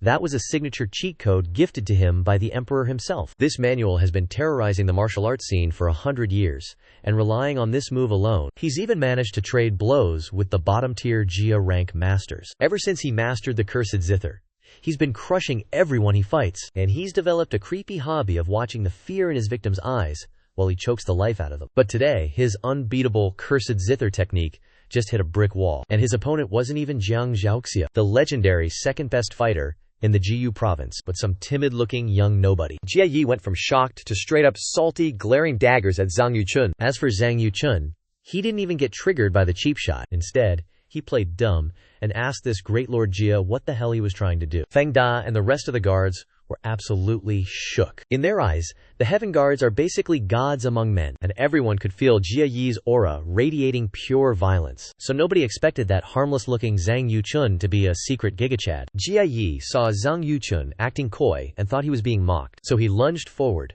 moving like a dragon, his right hand turning into a claw, aiming straight for Zhang Yuchun's throat. Zhang Yuchun didn't want to start a blood feud, but he wasn't about to be a punching bag, so he dashed backward. Thanks to his Gale technique, his reflexes were even faster than this fraud's. Jia Yi kept chasing him, and the two started playing tag all over the courtyard. Zhang Yuchun got backed into a wall, and with nowhere left to run, he finally unleashed a palm strike. As their palms collided, the inner energy and primal Qingqiu clashed, creating glowing shockwaves visible to the naked eye. Jia Yi couldn't even hold his ground for 2 seconds before getting sent flying across the room. Bro stumbled back 7 steps after landing, barely keeping his balance before staring at Zhang Yuchun in absolute shock. As for Zhang Yuchun, his aura instantly evaporated, and the guy looked visibly exhausted. Even though his energy was way stronger than Jia Yi's, the man didn't exactly have a deep mana pool, so after that little display of power, he was pretty much running on empty. The Qingqiu sect disciples weren't just going to watch their guy get clapped, so they swarmed the NPC. Seeing that, the guards immediately drew their blades. Just then, someone shouted for Zhang Yuchun to stop acting up, flexing that the other side was with the Heaven Guard. Feng Da gritted his teeth, eyeing Zhang Yuchun, praying he'd tell the Qingqiu disciples to chill out. Feng Dai's whole job today was to stop the drama, but he never expected that he was trying to protect the Qingqiu sect, only to end up having to bail out the fraud Jia Yi. Zhang Yuchun dusted off his robes and told everyone to stand down, insisting they show some respect to the Heaven Guard. But the Qingqiu disciples were fuming, with one guy shouting about how these officials just love to go for the kill whenever they get triggered. The rest of them glared at Jia Yi like a pack of wolves ready to tear him apart. Zhang Yuchun basically runs the show at Qingqiu sect. He's never bullied a junior, and he's chill with everyone. So he's got that main character, charisma, and all the disciples would genuinely throw hands to protect him. Suddenly, a roar echoed through the yard, demanding to know who was causing trouble in the Qingqiu sect. Next thing you know, Yang Juding shows up with his squad of disciples. The crowd of NPCs watching the spectacle immediately scrambled out of the way. They were honestly stunned and hyped by Zhang Yuchun's sick moves. They had no idea the soft-spoken guy was actually a high-level combatant, proving the Qingqiu sect really isn't just for show. Yang Juding charged in like a pissed-off lion, radiating pure, suffocating pressure. Behind him were Qin Ye, the 7 sages, and all the elite disciples, making the courtyard look like a full-blown raid party. Xu Ning hopped onto the courtyard wall, staring down Jia Yi with zero expression. Seeing Xu Ning show up made Zhang Yuchun even more nervous than Jia Yi, so he quickly told Elder Yang that Master Jia was just joking around with him, adding that since the Heaven Guard were here, they should probably break out the tea. He pointed at a disciple to get the tea service going, finally cooling down the tense atmosphere. The second Jia Yi locked eyes with Yang Juding, he knew he was way out of his league. Yang Juding was the kind of killer with a blade-like aura, the type of guy he'd only seen among the top-tier Heaven Guard officers. Jia Yi forced himself to stay cool, took a deep breath, and scoffed, dropping his combat stance entirely. Seeing the opening, Feng Dai immediately put on a fake smile and started sweet-talking Zhang Yuchun. Yang Juding already knew who Jia Yi was from his disciples, so he decided not to lose his cool anymore. Having spent ages roaming the martial world, he had earned the title dragon tamer hero. Beyond just being a righteous Chad, he dealt with government officials constantly, so he knew the martial arts world was basically a joke to the imperial court. Behind almost every big sect, there's some high-ranking official pulling the strings. If you don't have a backer, the imperial army will wipe you off the map in a heartbeat, because no matter how cracked your martial arts are, you ain't winning against an entire battalion. So he had no choice but to follow Zhang Yuchun and Feng Dai's lead and lower his aura. Feng Dai then spun around and yelled at the crowd to stop being nosy and scram. He glared at the peasants peeking into the courtyard until they got the hint and scattered. Even though the Qingqiu sect disciples were still triggered, they ultimately listened to Zhang Yuchun. Just like that, a potential bloodbath was dodged. Still salty about the whole thing, Jie Yi downed a cup of tea and demanded to head down the mountain. Zhang Yuchun couldn't really force him to stay, so he just walked them to the mountain path. Watching Jie Yi and his crew walk away, a weird glint flashed in Zhang Yuchun's eyes. He knew this clown was definitely plotting revenge against the Qingqiu sect, but his hands were tied. The clout of the Hushan Guard is just too massive. Trying to off Jie Yi or lock him up would just bring nothing but heat. Thinking about it, he couldn't help but chuckle to himself, wondering how different things would be if his third and sixth brothers were here. That guy wouldn't have made it off the mountain alive. The Qingqiu sect isn't what it used to be. All his junior brothers and sisters have become absolute units, and if things ever go south, they could just bounce and start a new sect elsewhere. For Zhang Yuchun, wherever his brothers are, that's where the real Qingqiu sect lives. Deep in the woods, once they were far from the sect, Jie Yi's expression turned straight up demonic. Feng Dai and the rest of his cronies followed behind, keeping their mouths shut, because they knew this guy was one tantrum away from snapping. Feng Dai had a sinking feeling this wasn't over yet, and he couldn't help but let out a long sigh. He rested a hand on his blade hilt and signaled his guards behind his back. The guards' faces went stone cold instantly. Everyone knew exactly what he was about to pull, but not a single soul looked scared. Instead, with eyes locked in, he wasn't playing around anymore. Jie Yi gritted his teeth, letting out a low, feral growl. He swore it wasn't over, saying that in a year, or even less, within 6 months, he'd turn Qingqiu sect into absolute dust. Right on cue, he heard the sharp click of a blade clearing its sheath. He instinctually spun around, but Feng Dai was already there, slicing a deep gash across his chest. Blood sprayed everywhere like a fountain. Jie Yi stood there in complete shock, because he never expected this side character to actually pull a move on him. Even though he was pissed and stunned, his muscle memory kicked in. He launched a palm strike infused with some nasty demonic arts. The raw internal energy sent Feng Dai flying like a ragdoll. It even wiped out the entire squad of lackeys following him, scattering them across the mountain path like garbage. Feng Dai slammed into the ground, struggling to even breathe. He coughed up a massive mouthful of blood, the world spinning in his vision. His organs felt like they were doing gymnastics, and total despair started to sink in. He finally realized just how massive the skill gap actually was. He only dared to attack because he'd watched Zhang Yuchun and Jie Yi go at it earlier, and wrongly assumed Jie Yi wasn't that cracked after all. He figured the guy had to be running on empty after that last fight. But reality check. A pleb relying on pure physical attacks is never touching an internal energy chat. As for Jie Yi, after that massive counter hit, he was panting like a dog, that rage-fueled blast burning through half his stamina. His eyes were bloodshot and filled with pure malice. Getting tagged by a scrub like Feng Dai made him feel humiliated. Jie Yi felt like this was a personal insult to his ego, a stain on the honor of the Hushan Guard. So he snarled, ready to close the gap and delete everyone in sight. He stalked toward Feng Dai, blood dripping from his chest onto the dirt. He looked like an absolute nightmare, but he froze after 3 steps, spotting someone walking down from the mountain. The newcomer's robes were different from the Qingqiu sect, but they clearly came from the same vibe. The guy stepping into the frame was Qingqiu. Qingqiu strolled down, his eyes locked onto the Tianhong sword at Jie Yi's hip, making him feel the pressure immediately. Jie Yi is pressed and starts questioning his identity, pulling out his long blade like a total loser. The flash of the blade cuts through the forest, hitting Feng Dai's face and finally waking him up to reality. Feng Dai turns around, spots Qingqiu, and just hangs his head in absolute shame. Bro wants to crawl into a hole and die, finally realizing if Jie Yi is this strong, how cracked must Vombaon Goech have been back in the day. He realizes it wasn't him sparing Vombaon Goech back then.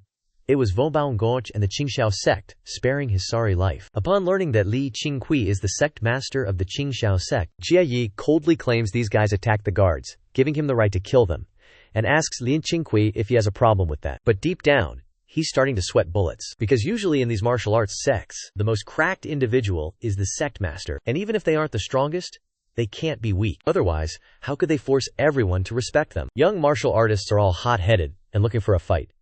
You can't just talk your way into running a sect. Contrary to Jie Yi's defensive posturing, Qingqiu just calmly replies that he has no opinion, but he intends to kill him and wants to know if he has an opinion on that. Jia Yi's face goes pale, shocked that this guy is actually this arrogant. He immediately grabs Feng Dai and uses him as a human shield, pressing the blade against Feng Dai's neck like a cornered rat, radiating pure malice, trying to leverage Feng Dai to threaten Li Qingqiu. But suddenly, a piercing sound splits the air.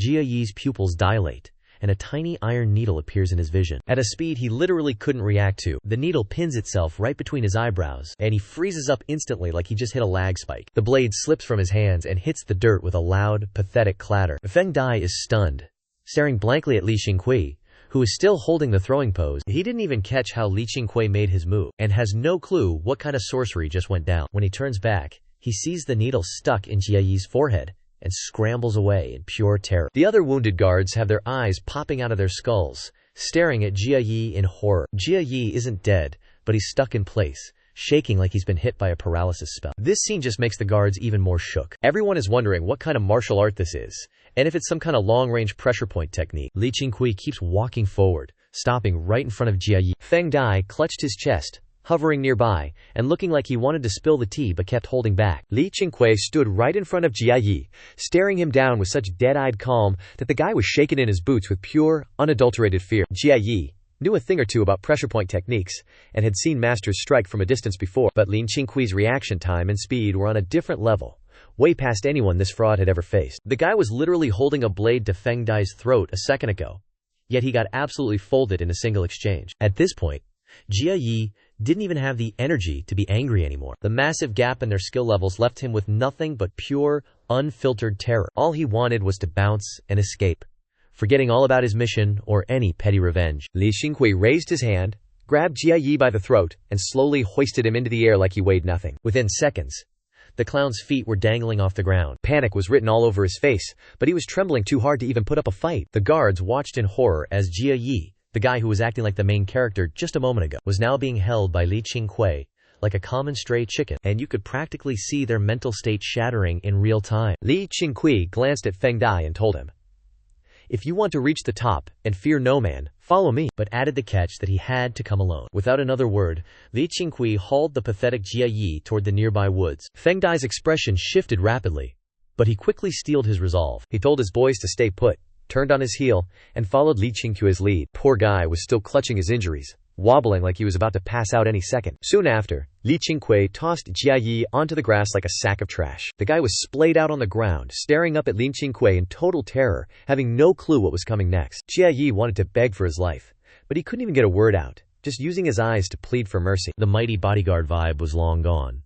Now it was just a desperate, pathetic scramble for survival. Li Qingqiu stared him down, raised 2 fingers to his chest, and began chanting something under his breath. Jia Yi's pupils dilated, his heart started hammering, and his breathing went haywire. He had no idea what kind of sorcery this was, but as a bodyguard who'd investigated endless bizarre cases across Zhongtian continent, he'd seen his fair share of weird, supernatural crap, and to him, Li Qingqiu looked exactly like those freakish, god-tier entities he usually tried to avoid. The emperor even had a few of those freaks under his command, the very same people Bro thought he was just acting out, but after seeing some unexplainable stuff, he finally started catching the vibe of true fear. Li Qingqiu totally ignored Jia Yi's stare, and started casting the soul-snatching curse. This was literally his first time pulling off this sketchy move. The learning curve for this curse is absolutely cracked, and even though he hasn't mastered the tech yet, it's more than enough to turn Jia Yi's brain into scrambled eggs. As Li Qingqiu started chanting, his eyes looked like they were swirling with some dark, cursed energy, looking super creepy,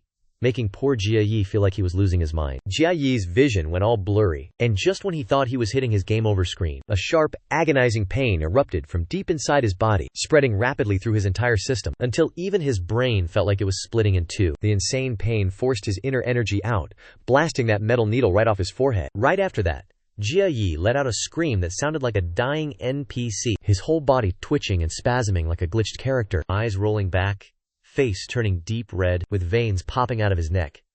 Honestly, bro looked possessed. Feng Da, who was already struggling, got scared stiff just watching this train wreck. He couldn't believe Li Qingqiu hadn't even touched Jia Yi yet, just hitting some edgy pose and chanting, and the guy is already folding, making him think Li Qingqiu might actually be running some god-tier cultivation hacks, sending shivers down Feng Da's spine as he panicked, not knowing what to do. With absolutely no one for miles around, Li Qingqiu let Jia Yi scream his lungs out, because he needed to break this clown down before moving on to the next phase of his plan. The soul-snatching curse is a pretty toxic move that targets your actual soul. During the casting, it builds a forced connection between both players, giving one side absolute dominance over the other's soul, which is basically the ultimate control freak move. Even though Li Qingqiu wasn't ready to snatch Jia Yi's soul to make him a permanent sidekick, throughout the entire casting process, linking their souls together, our boy caught a glimpse of the recent memories inside this clown's head, discovering that this fraud didn't just bring an imperial decree to Qingqiu Sect, but had some shady side quests too. A moment later, seeing Jia Yi was about to pass out from the pain, Li Qingqiu finally deactivated the technique. He flicked 2 iron needles into the guy, who was now limp like a sack of potatoes on the floor, partially to ease the pain, but mostly to leave behind some special tracking software. Seeing Jia Yi stop shaking, Feng Da let out a sigh of relief, since he was genuinely worried Li Qingqiu would torture the dude into oblivion. It's not like Jia Yi's movements were a secret. At least in Heishi County, plenty of people knew he was heading to Qingqiu Sect. If this guy suddenly goes missing, the Imperial Court is definitely going to spam summon their guardian guards to investigate. Feng Da originally considered just unaliving Jia Yi and scrubbing the crime scene, because he didn't want a righteous sect like Qingqiu to get framed by some low-tier villain. Over the past year, he'd heard nothing but good things about what Qingqiu Sect has been doing. And that's exactly why he gets why they'd have the guts to take in Wu Baoyu. In his heart, Feng Da was ready to throw his life away if it meant protecting Qingqiu Sect. He once dreamed that he could change the world all by himself, clearing Wu Baoyu's name, but in reality, a guy with zero connections like him couldn't even make it out of Heishi County, let alone fulfill some grand ambition. Qingqiu Sect is different. They actually churn out absolute monsters who have way more potential than he ever will. Feng Da gritted his teeth, ready to spill his guts. But before he could get a word out, Li Qingqiu turned around, perfectly framing the eerie purple glow in his eyes, leaving Feng Da stunned and completely speechless. It was just a leftover flicker from the soul-locking spell, and as soon as Li Qingqiu turned, the purple tint vanished. Li Qingqiu then hit Feng Da with the question, did he want to go to the Imperial City? Feng Da snapped back to reality. Obviously he wanted to, but he had no clue what he'd even do once he got there. Li Qingqiu mentioned that with his connections to the Guardian Guards, getting Feng Da a spot in the Imperial City would be light work, though he couldn't promise how high the guy would climb the social ladder. Li Qingqiu's plan was simple. He'd drop Feng Da off at the Imperial City, and then every 6 months, Feng Da just needs to send a letter, keeping him updated on all the major drama in the capital. And if some real chaos breaks out, he should send a letter ASAP. He didn't need Feng Da to play hero. He just needed a pair of eyes and ears on the ground. Li Qingqiu's tone remained chill as ever, but Feng Da could feel the crushing pressure radiating off him. Feng Da knew being a pair of eyes and ears in the royal capital wouldn't be a walk in the park with all that security. Plus, he knew exactly what kind of intel Li Qingqiu was hunting for. This trip was about to flip his whole life upside down. Thinking back to his boring, low-tier life in Blackrock County, Feng Da realized this was his ticket to the big leagues. He had no clue how Li Qingqiu planned to cook Jia Yi, but he was willing to bet it all.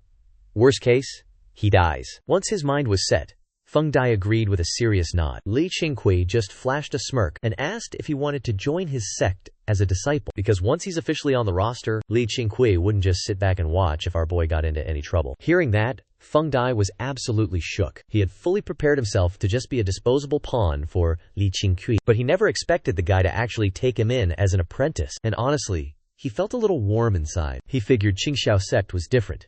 Even when playing 4D chess, they still looked out for their own pieces. Feng Da finally decided to put his trust in Li Qingqiu. Even if he wasn't 100% sure, the man could deliver on his promises, and officially bowed down as a disciple to the sect master. Feng Da dropped to one knee, cupping his fists in a proper salute. Li Qingqiu quietly pulled up the system interface, checked the disciple tab, and found Feng Da's profile picture. It clearly listed his name as Feng Da, gender male, age 30, with a 75 loyalty rating to the sect master and 86 to the sect, plus mid-tier cultivation potential, mid-tier comprehension, and 2 special traits, late bloomer and enemy of evil. The late bloomer trait meant that from age 60 his comprehension would start hitting god-tier levels as he aged, and enemy of evil meant he was built different. Born with a sense of justice, he'd square up against anyone, even dying for his principles. Li Qingqiu was actually low-key surprised, since he didn't expect Feng Da to have such rare hidden stats, and that late bloomer trait was definitely not something to sleep on. He briefly thought about keeping him at Qingqiu Sect, but quickly brushed the thought aside, since he still needed to see how those traits actually panned out in the real world. After that, Li Qingqiu told Feng Da to get up, Feng Dai isn't sure if he's tripping, but he swears Li Qingqiu actually looks happy after taking him in. Li Qingqiu immediately drops 3 needles into Feng Dai to patch him up, then pivots his gaze toward Jia Yi. After the Ghost Immortal needle treatment, Jia Yi isn't out cold, but he's still basically lagging in real life. The soul-shattering pain has him drifting, feeling like he's already been sent to the afterlife. Li Qingqiu looms over him, his voice ice cold. With zero expression, he drops the bomb that he's hit Jia Yi with a curse, and literally nobody can break it. Every 3 years, Jia Yi has to crawl back to him for the reset, or else his head is going to feel like it's being split by a warhammer, and within 7 days he'll be screaming in agony until he hits 0 HP. Jia Yi looks up at Li Qingqiu, shaking like a leaf. That level of torture is a hard pass, so he stammers out that he hears him loud and clear. Li Qingqiu keeps the pressure on, mentioning that while casting the spell, he basically scrolled through Jia Yi's entire browser history of memories. So every dirty secret between Jia Yi and the Qing cult is now an open book. Before pulling any moves, Jia Yi better think twice, because serving Li Qingqiu might actually keep him alive for a century. But acting out means not just agony, but getting his entire bloodline wiped out by the emperor. Jia Yi's eyes widen in absolute horror as he stares at Li Qingqiu. He knows there's no way this guy is bluffing, because as soon as Li Qingqiu dropped the name of the Qing cult, he knew for a fact his brain had been fully scanned. He, trembling, begs, "Please, immortal master, have mercy. I won't dare go against you." Li Qingqiu then decides that from now on, Jia Yi is officially joining the Qingqiu sect, acting as an undercover asset for the sect, working hard to earn his redemption. Jia Yi knows better than to bark back, only whimpering that he'll do whatever the immortal master commands. Satisfied, Li Qingqiu opens his Taoist system panel, and sure enough he finds Jia Yi's profile, proof that this guy is officially shook to the core. The panel shows Jia Yi's name, gender, age 32, loyalty to the sect leader at 89, but loyalty to the cult at a pathetic 2. His talent is mid-tier at best, and his enlightenment is basically non-existent. Plus, he has 2 traits, sycophantic weasel and forefather of the immortal emperor. The sleazy scumbag destiny trait proves this clown is just pure, greedy, selfish trash who would betray his own mother for a nickel. But the immortal emperor ancestor trait? That means some descendant of his is going to hit max level and ascend to godhood, leaving all these mortals in the dust. When he saw that sleazy scumbag trait, Li Qingqiu thought it fit Jia Yi like a glove, but seeing that immortal emperor ancestor tag literally had him shook. He couldn't wrap his head around how such a bottom feeder could spawn an immortal emperor.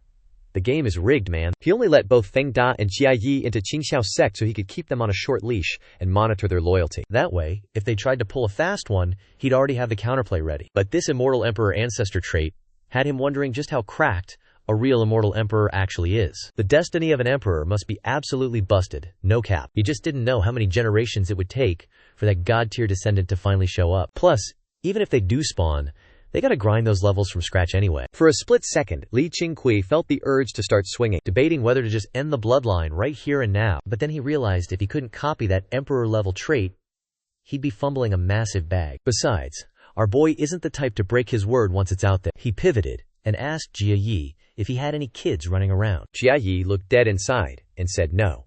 But Li Qingqiu wasn't buying that load of crap. Checking Jia Yi's memories, he already knew that back in the days at Heishi County, this guy had some one-night stand energy with 3 different ladies. And let's be real, having the clout of a royal guard makes it way too easy to pick up girls. So he hit him with the, "You're a total player? You really expect me to believe that? Ain't no way." Jia Yi could only sweat and say, if you put it like that, even he isn't 100% sure. But at least up until now, no angry moms have come knocking on his door. Saying this, he didn't even dare to look Li Qingqiu in the eyes, even though he knew the big boss wasn't going to off him today. Li Qingqiu pressed on, telling him if he ever does have a kid, send them straight to Qingqiu sect, because if Jia Yi's spawn shows any actual talent, they might get his top-tier tutelage. Hearing that, Jia Yi was shaking like a leaf and scrambled to agree. He couldn't tell if Li Qingqiu was just trying to get more dirt on him or actually wanted to mentor a kid. Probably a little bit of both, honestly. But thinking about Li Qingqiu's broken techniques, his heart started racing. That's definitely peak Xuan heritage right there. If his kid could actually learn that stuff, then this whole mess might just be a blessing in disguise. Finally, Li Qingqiu warned Jia Yi that he had to take Feng Dai under his wing and find a way for Feng Dai to establish a foothold in the imperial capital so the 2 of them could rely on each other from here on out. He also dropped a cold ultimatum. If Feng Dai ends up dead, Jia Yi is the first one catching these hands. He doesn't care what excuse this clown makes. If a top-tier imperial guard can't even protect one person, he doesn't deserve to keep his head. Li Qingqiu's voice went straight into ice mode, leaving Jia Yi shaking in his boots and speechless. Seeing this, Li Qingqiu just pivoted, gave Feng Dai a subtle nod, and walked toward the mountain without another word. After taking those 3 needles from Li Qingqiu, Feng Dai's wounds were already healing, or at least the pain stopped screaming. Watching Li Qingqiu vanish, he immediately bowed toward the back of his departing mentor. Once he and Jia Yi were left alone in the woods, he started feeling pretty anxious. Before heading up the mountain, he never imagined things would snowball into this mess. He looked at Jia Yi, who was still slumped on the ground, and just couldn't find the words. On the way back to the sect, Li Qingqiu's head was still spinning, struggling to calm down. The whole First Emperor's ancestry vibe was a massive shock, and Feng Dai's late bloomer destiny actually looks like it has infinite potential. If these two hadn't run into him, that fate of theirs probably would have gone to waste. Look at Feng Dai in the Dali dynasty. Surviving past 60 is already a challenge, especially with his hot-headed personality constantly inviting trouble. If he kicks the bucket before 60, that late bloomer destiny is just a fever dream that never happened. And Jia Yi's First Emperor ancestry is even more abstract. Even if the First Emperor is as broken and overpowered as people claim, he can't just resurrect his entire bloodline on command. That all depends on how close the blood connection actually is. Anyway, he's hitting the pause button on this. No need to let the drama escalate further. Li Qingqiu forced himself to stop overthinking, refusing to let hypothetical scenarios dominate his grind. Putting in the work to get stronger, that's the only real key to the game. The reason he's been jumping through all these hoops is purely because, compared to the absolute behemoth that is the Dali dynasty, the Qingqiu sect currently lacks the raw power to defend itself. It's not just about him getting strong. The whole Qingqiu sect needs to hit that next level. In the days that followed, the Qingqiu sect remained completely unbothered by the drama with the imperial guards. Parents, after seeing Zhang Yuchun flex his god-tier skills, actually went down the mountain and started doing the marketing for them, sending the reputation of the Qingqiu sect through the roof. Right now, to the outside world, the Qingqiu sect is officially seen as Jiang Zhaoxia's reputation as the second best fighter in the world still hadn't gone viral among the commoners. If you're going to train, you better study under a real pro. The more high-tier cultivators Qingqiu sect has, the more clout chasers are going to swarm to the gates. Half a month later, Jiang Zhaoxia and the 13 sword disciples finally rolled back in, though only a few insiders knew what they'd actually been up to. Li Qingqiu saw that the 13 sword disciples were all in one piece, and finally let out a massive sigh of relief. These 13 sword disciples are basically the elite squad for his grand plan, the real movers and shakers who are going to put Qingqiu sect on the map, so he'd prefer it if none of them got deleted. Everyone in the 13 sword disciples had their aura and look changed up. That's the result of some top-tier grinding. Once Jiang Zhaoxia brought the disciples to meet Li Qingqiu, he let them go get some shut-eye. Zhang Yuchun caught wind that Jiang Zhaoxia was back and sprinted over immediately. The three talked shop, and Jiang Zhaoxia spilled that he'd already reduced Lu Fuhu to a total loser. He was originally planning to finish the job, but that fraud was busy licking the boots of the governor, so he never found a clean window to end him. Hearing this, Zhang Yuchun frowned and asked if this stunt was going to put them on the governor's bad side. Jiang Zhaoxia explained that as far as the governor is concerned, Lu Fuhu and the Tiandao sect are basically just tools to be used. If a tool breaks, and there's a shinier one available, he's only going to be stoked about the upgrade. The governor already saw how cracked he is, so he was actually super thirsty to recruit him. In reality, the governor has been looking for an excuse to dump Lu Fuhu, because Lu Fuhu messed with the Linchuan Li family, and the governor doesn't want that kind of smoke with the Li family. It's just that Lu Fuhu was acting like a total leech. For the last 10 years, the governor had taken way too many bribes from Lu Fuhu to just ghost him. He told Jiang Zhaoxia to leave the guy alive, just so he could settle the debt he owed the loser. Jiang Zhaoxia kept his voice totally flat, like he was just talking about someone's lunch order. Zhang Yuchun's eyebrows finally relaxed after hearing that, reflecting on how the third junior brother had finally grown up, his moves are getting mature, and he handled this whole situation like an absolute Chad. Jiang Zhaoxia added that to keep the governor feeling secure, he had no choice but to start rubbing elbows with him, promising that if the old man ever needs a favor later on, as long as it doesn't break the Qingqiu sect's moral code, he's down. He's going to go all out and show no mercy. Li Qingqiu nodded, realizing that if Qingqiu sect wants to play the game, dealing with the bureaucrats is just part of the grind. Networking with these types is a double-edged sword. It's all about how you play the cards. This connection was initiated by Jiang Zhaoxia, so he's going to be the one running point on it from now on. He can't micromanage every single relationship in the Qingqiu sect, and he actually wants his juniors to start building their own circles. That way, even if some OP prodigy or a main character wannabe pops up later, nobody can shake their foundation. The bigger the sect, the more headaches you got to deal with. Li Qingqiu's got to keep the Qingqiu sect growing in the right direction, so he can keep farming that system board and reach god-tier power. Jiang Zhaoxia replied that this 6-month grinding session off the mountain gave him some serious enlightenment. He's not acting like a stiff NPC anymore, and he's finally learned how to play the game with a bit of actual strategy. Jiang Zhaoxia reminisced, praising this kid Xi Jin for having that cold-blooded killer instinct while still being a total bro to his friends. During that trip, they actually ran into some sweaties from the Qing cult. Jiang Zhaoxia wasn't even there, so they got ganked by a bunch of high-level Qing cult tryhards. Shi Jin could have just dipped and saved his own skin, but he chose to stay and protect his juniors instead. By the time Jiang Zhaoxia arrived, Shi Jin was basically hanging on by a thread. Li Qingqiu had been checking Shi Jin's loyalty stats on the down low for a while. After that trip, his loyalty didn't drop.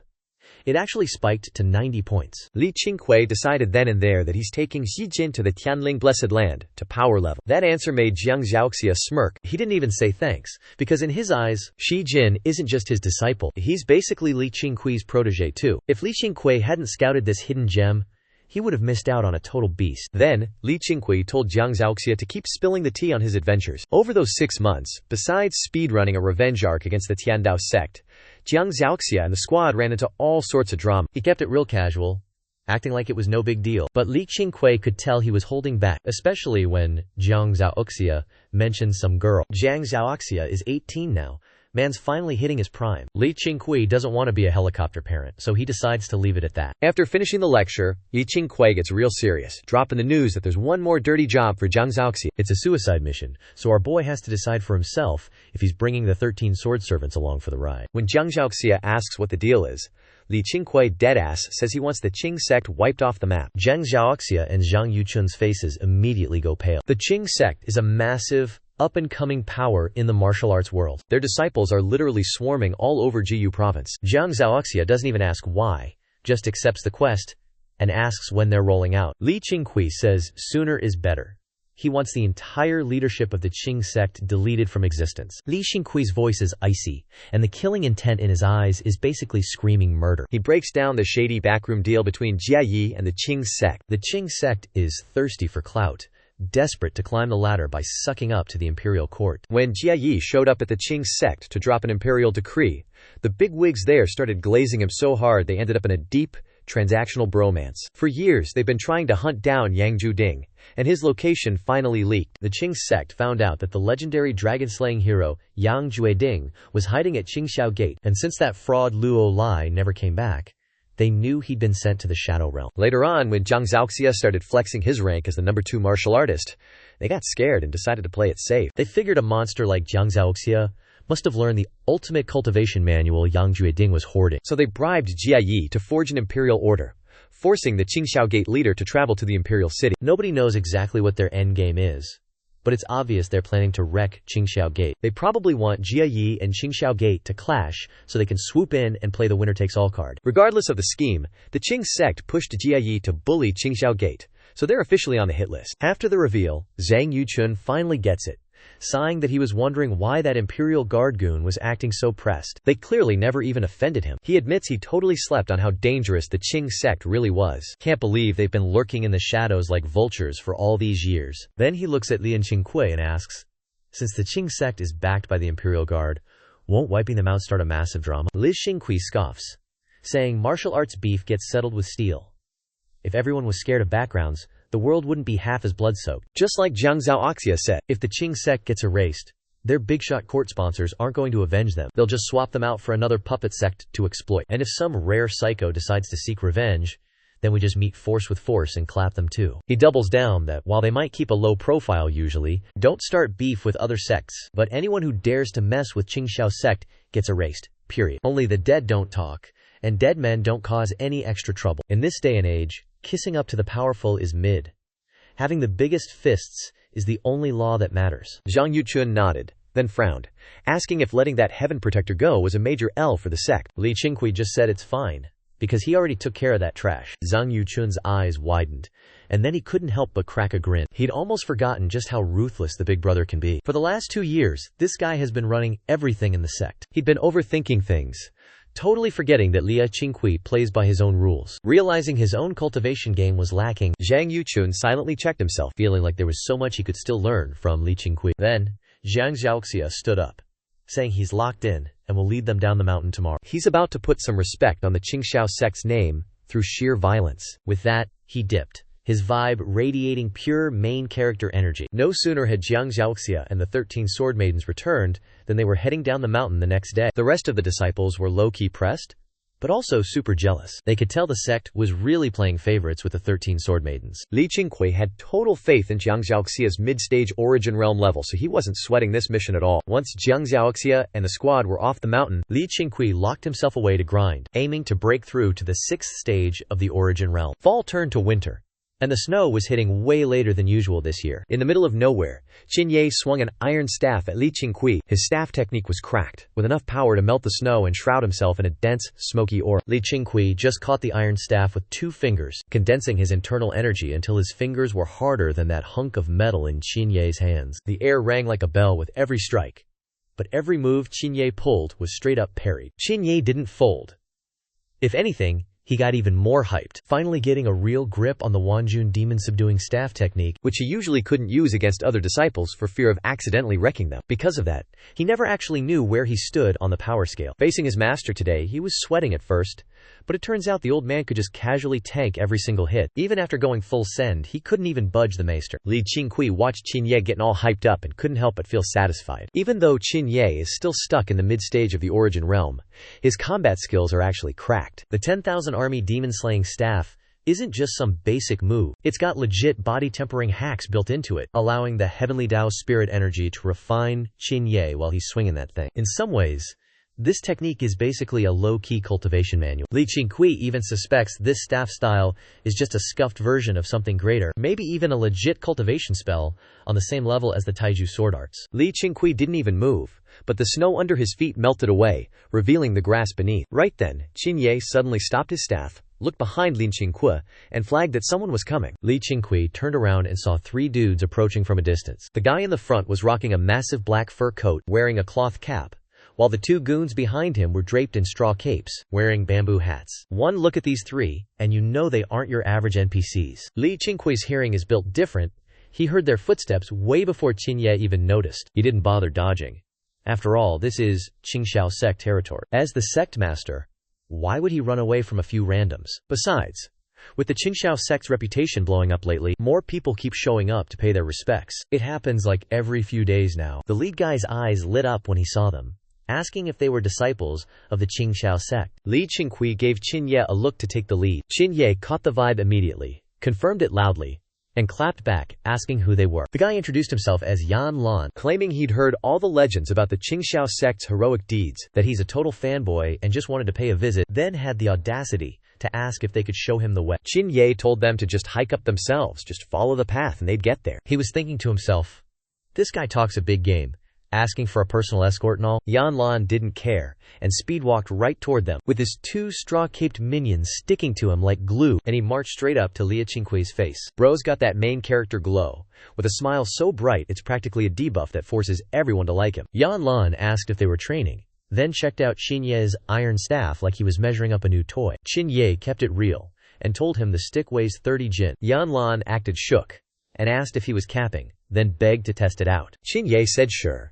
With Li Qingqiu backing him up, he wasn't worried about any funny business and just handed the weapon over. Yan Lan tried to catch it, but his whole frame immediately buckled under the weight. He had to jam the staff into the ground to stay upright, then asked if the 30 jin count was actually legit. He tried to lift it, and while he technically got it off the ground, he was struggling for his life just to hold it steady, looking redder than a beet. Qingye looked at him, confused, and asked why he was making such a big production out of it. I mean, it's only 30 jin, not 300, bro. Yan Lan leaned on the staff to catch his breath, then laughed it off, admitting he's been a weakling since he was a kid. He said he's tried everything under the sun to fix his body, but it's a lost cause, telling them not to laugh at his struggle. Li Qingqiu cut in and asked, if his stats were that low, why the hell was he hiking up a mountain? They still had another hour and a half of trekking just to hit the Qingqiu gate. He could tell Yan Lan's Q and blood were trash, but those 2 dudes in straw capes behind him?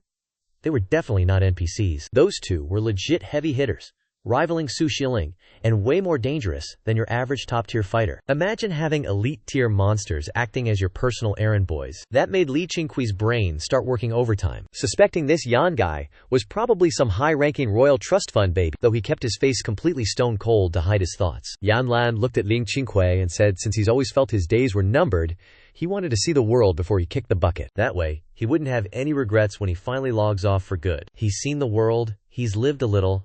That's enough for him. That Chad-like mindset actually caught Qingye off guard, leaving him low-key impressed. As a pure martial artist, he couldn't relate to Yan Lan's fragility. But anyone hearing that would feel a hit of sadness. Li Qingqiu gave him props, saying that with that kind of mindset, he'd probably outlive all the other losers in this world. Yan Lan replied that he wasn't trying to dream that big, then curiously asked if they were going to keep grinding their skills. If so, he'd love to just park himself to the side and watch, maybe catch a breather while he's at it. Hearing that, Qingqiu frowned, thinking if what Yan Lan said was true, he'd Bro clearly doesn't know how the world works. Yan Lan pulls a manual called the Zither Demon Art out of his robe and casually hands it to Qingqiu with a smirk. Qingqiu hears the name and thinks the guy is just trolling him. He's low-key wondering if this manual is actually goated or just some mid-tier trash. As soon as Li Qingqiu sees the words Zither Demon Art on the cover, he's convinced Yan Lan is definitely royalty. This is the top-tier secret technique the Jia family flexes about. Yet here it is being handed out like a free sample. It's actually hilarious. A single Zither Demon Art manual could help the Jia family ascend to the heavens or stage a massive comeback. And they aren't even commoners. A legendary technique like this isn't even worth a penny in the hands of some royal heir. As expected, class inequality exists in every world, and the gap between the haves and have-nots is straight up astronomical. Yan Lan claims this is obviously a godly martial art, and he only got his hands on it because of pure luck. Too bad he already tried training it, but he's basically a bottom-tier talent for martial arts. The moment he saw Qingqiu, he vibed with him, so he decided to just pass it on. With that, Yan Lan just tosses the Zither Demon Art Manual directly at Qingqiu. Qingqiu catches it, feeling totally awkward, and looks over at Li Qingqiu for guidance. Li Qingqiu just laughs and tells him that if the guy wants to network, he should just take the gift. Qingqiu nods and gives Yan Lan a polite salute to show some respect. Yan Lan waves him off and takes a seat, while his two hooded goons follow silently behind him, not saying a single word. Li Qingqiu tells Qingqiu to keep grinding, saying he's going to take a quick break. He wanders off under a massive tree, sits cross-legged, and pulls a flask from his hip to start hitting the sauce. Qingqiu looks around, hesitates for a second, and starts practicing the 10,000 army demon-slaying staff. Wu Baoyu once told him to use this staff technique to pay back the dynasty. That implies this staff style wasn't exclusive to Wu Baoyu, or maybe when he tried to assassinate the leader, the emperor was actually using a completely different staff technique. If Qingqiu starts whipping out the 10,000 army demon-slaying staff and gets flagged for being associated with Wu Baoyu, how is he supposed to serve the dynasty? There's no way Wu Baoyu didn't account for that. Li Qingqiu already coached him to say some mysterious old man taught it to him if anyone asks, claiming he doesn't know the guy personally. Stories like that are a dime a dozen in the martial arts world anyway. Qingqiu is actually starting to FW Yan Lan. Since the guy is being real with him, he doesn't really want to keep secrets from him either. As he starts the staff moves, his aura shifts instantly, and he's radiating some serious bloodlust. Qingqiu barely makes it 7 moves in, before one of the goons behind Yan Lan realizes it's the 10,000 army demon-slaying staff. Yan Lan's expression doesn't budge. He's just watching Qingqiu with the eyes of someone watching a show. The other hooded guy looks totally unimpressed, not even flinching at the technique. Li Qingqiu isn't stopping Qingqiu from using the staff because he's gambling on a future for the kid. These three definitely aren't here for a scrap, and honestly, Yan Lan's condition is way too messed up to be an act. If things go sideways, Li Qingqiu wouldn't mind casting that soul-snatching spell again. Consider it a little warm-up session. Once Qingqiu finishes flexing his 10,000 army demon-subduing staff technique, he turns to Yan Lan, straight up asking if this staff art can even compete with the Zither demon arts. Yan Lan just flashes a smile, confirming that the demon-subduing staff is absolutely on par with the Zither demon arts. And actually, if you combine these two S-tier techniques, they create some kind of cracked, miraculous synergy. He thinks it's a crazy coincidence to run into a successor of the 10,000 army demon-subduing staff out here in the wild. He's already handed out 7 copies of the Zither demon arts, and today he's seeing a legendary collab. Demon-subduing meets Zither demon. Qingqiu is shook, wondering how on earth Yan Lan knows the history of his secret tech. Yan Lan keeps spilling the tea, saying this staff art was the ultimate cheat code used by Great Li's general Liu Chenhai to dominate the world. It's just that commoners have no clue what it's actually called. This staff style basically built the entire foundation of the Great Lim dynasty. The general didn't hand the technique down to his own brats. He was hunting for someone actually worthy of the legacy. The founding emperor promised him that anyone who mastered the staff, no matter their background, could instantly get a general tier promotion. The general dipped from court 30 years ago, so nobody even knows if the old man is still kicking. Yan Lan casually adds that if Qingqiu wants to sign up for the army, he's got the connections to make it happen. Hearing that, Qingqiu is completely stunned. In that moment, the gears finally turn, and he understands why Wu Baoyu passed this technique down to him, and realizes exactly what kind of chaotic path he's just stepped onto. Once he recovers, Qingqiu looks at Yan Lan and awkwardly asks who the heck this guy actually is. Suddenly, One of the cloaked dudes behind Yan Lan steps up, flexing that his master is none other than the current crown prince, and demands that Qin Ye get on his knees and show some respect. Qin Ye is hit with a wave of dread. He's not honored at all. He's actually straight up fuming. Imagine being the son of that scumbag emperor. A flicker of pure rage crosses his face, but he catches himself.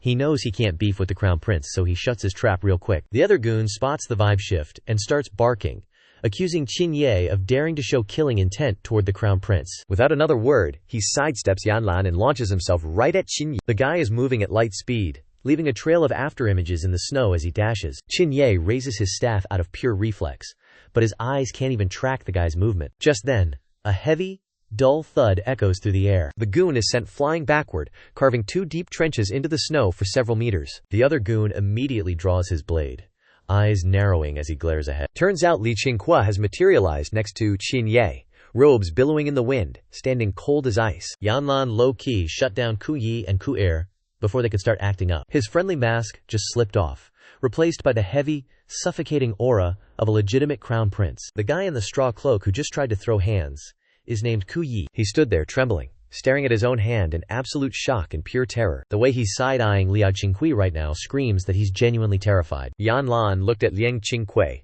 his royal aura vanishing instantly, switching back to that fake, bright, friendly smile. He started yapping about how Ku Yi and Ku Er aren't just some random mobs. Before they became his lackeys, they were the top 2 ranked killers in the Imperial Guard. The so-called top experts of the provinces wouldn't even last 5 seconds against these guys. Yet, Li Qingqiu just sent one of them packing with a single move, proving that this dude's martial arts are on a whole different level of crack, making Yan Lan wonder if he's actually the legendary Jiang Zhaoxia. He's heard the hype surrounding Jiang Zhaoxia, a teenage prodigy who instantly snagged the title of Second Martial Arts Master of the Continent, and whose reputation is already eclipsing the #1 guy, Yu Ziyi. Yu Ziyi is a total has-been, an old-timer who's past his prime and not worth the hype anymore. Jiang Zhaoxia is different. The kid is young, and his performance is so insane that everyone knows if he just doesn't die early, he's destined to mop the floor with Yu Ziyi. But in Yan Lan's eyes, even a genius like Jiang Zhaoxia is just mid. Sitting at the top of the empire, he's seen a million geniuses groveling at his feet trying to get noticed. But meeting Li Qingqiu, who he thinks is Jiang Zhaoxia, actually caught him off guard. This is literally the first time he's seen Kun Yi get sent flying in one hit. Li Qingqiu just chilled out and dropped his identity as the sect leader of Qingqiu sect. Zero hesitation. Since it's his territory, why would a sect leader ever need to hide behind his disciples like a coward? Yan Lan remarked that Li Qingqiu is surprisingly young, then chuckled, saying, "Maybe those rumors floating around the streets are actually true. You guys definitely got your hands on the legendary martial arts manual left by the great hero Hang Long." Li Qingqiu wasn't having it, and asked who started that trash rumor. Yan Lan just shook his head, claiming he doesn't know, just that every loser in the streets is gossiping about it. Li Qingqiu could smell the setup from a mile away.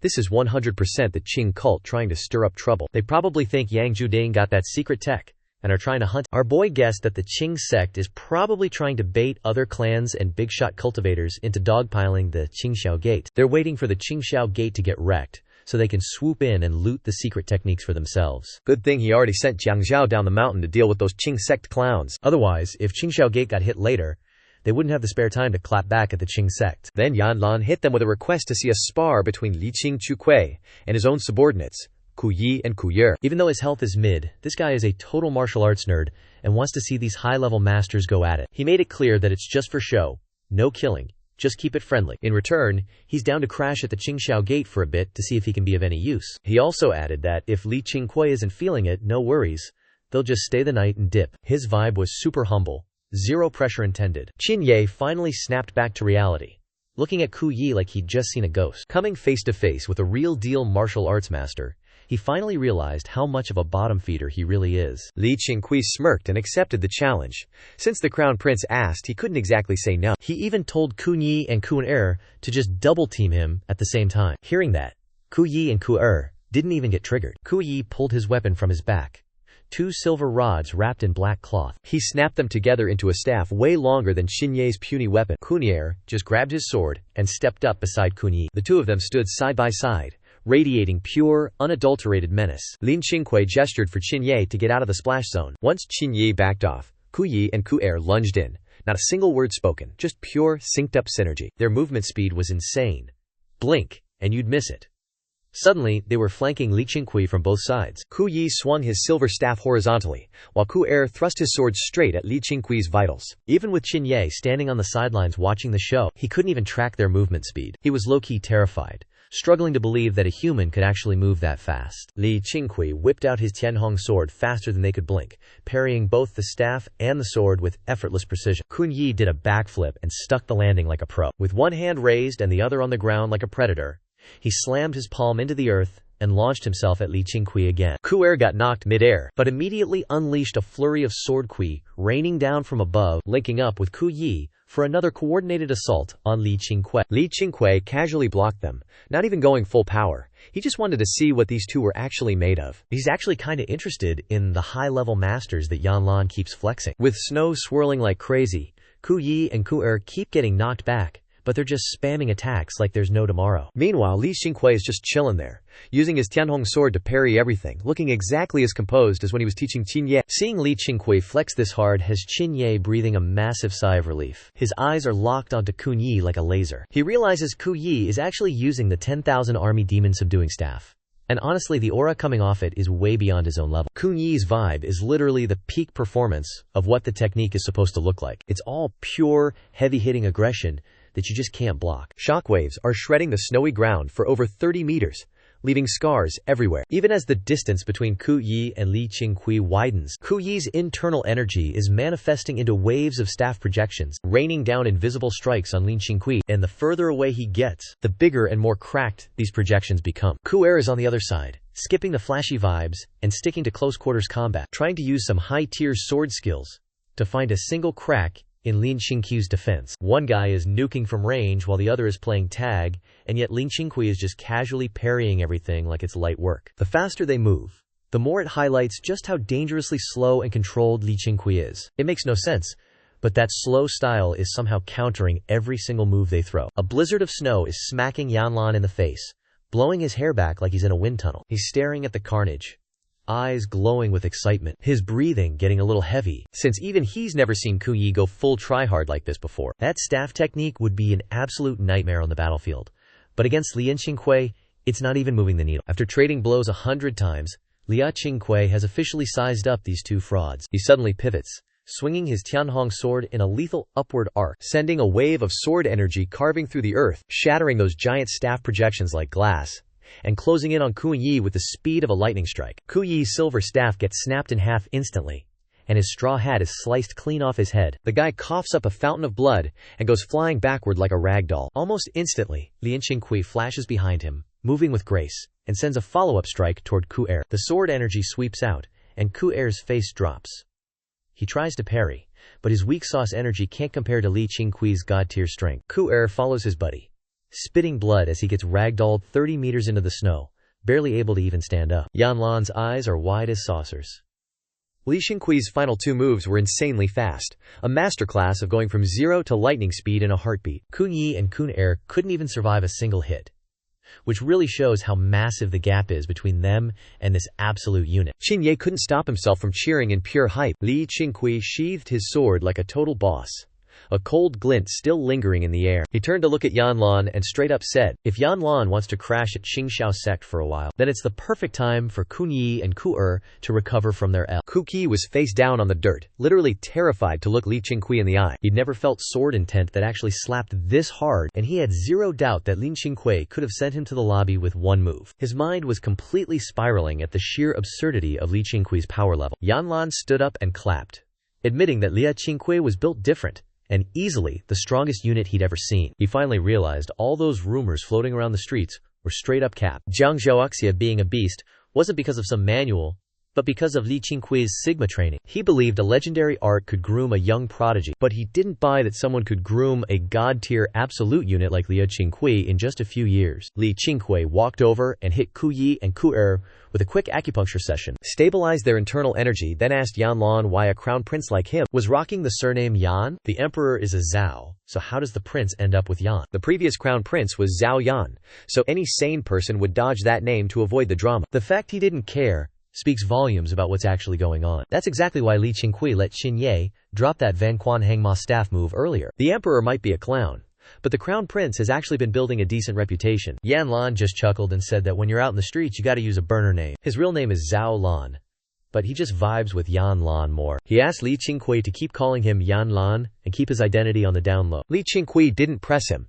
He'd already put the pieces together in his head. They started vibing, while waiting for Kunyi and Ku to stop being fodder so they could head up the mountain. On the way, Yan Lan whispered that this whole legendary manual drama is definitely a setup by someone behind the scenes, and Qingqiu Sect is about to get hit with some serious trouble. He can't fix the sect's personal beefs, but he can definitely get the government off their backs. Ling Qingqiu walked beside him, gave him a side eye, and asked why. Is it all because of the Wanjun Hangma staff? Yan Lan shook his head, saying that in this world, Qin Ye and Ku Yi aren't the only ones who know the Wanjun Hangma staff. He helps the Qingqiu Sect purely because he respects how they operate. The Qingqiu Sect might be small, but they actually save commoners, handing out free medicine, money, and food. Even if that cash came from rebels or bandits, their heroic actions are the real deal. Looking across the entire martial arts world, barely any sect does that. He's always believed real martial arts isn't just about ego-tripping and winning.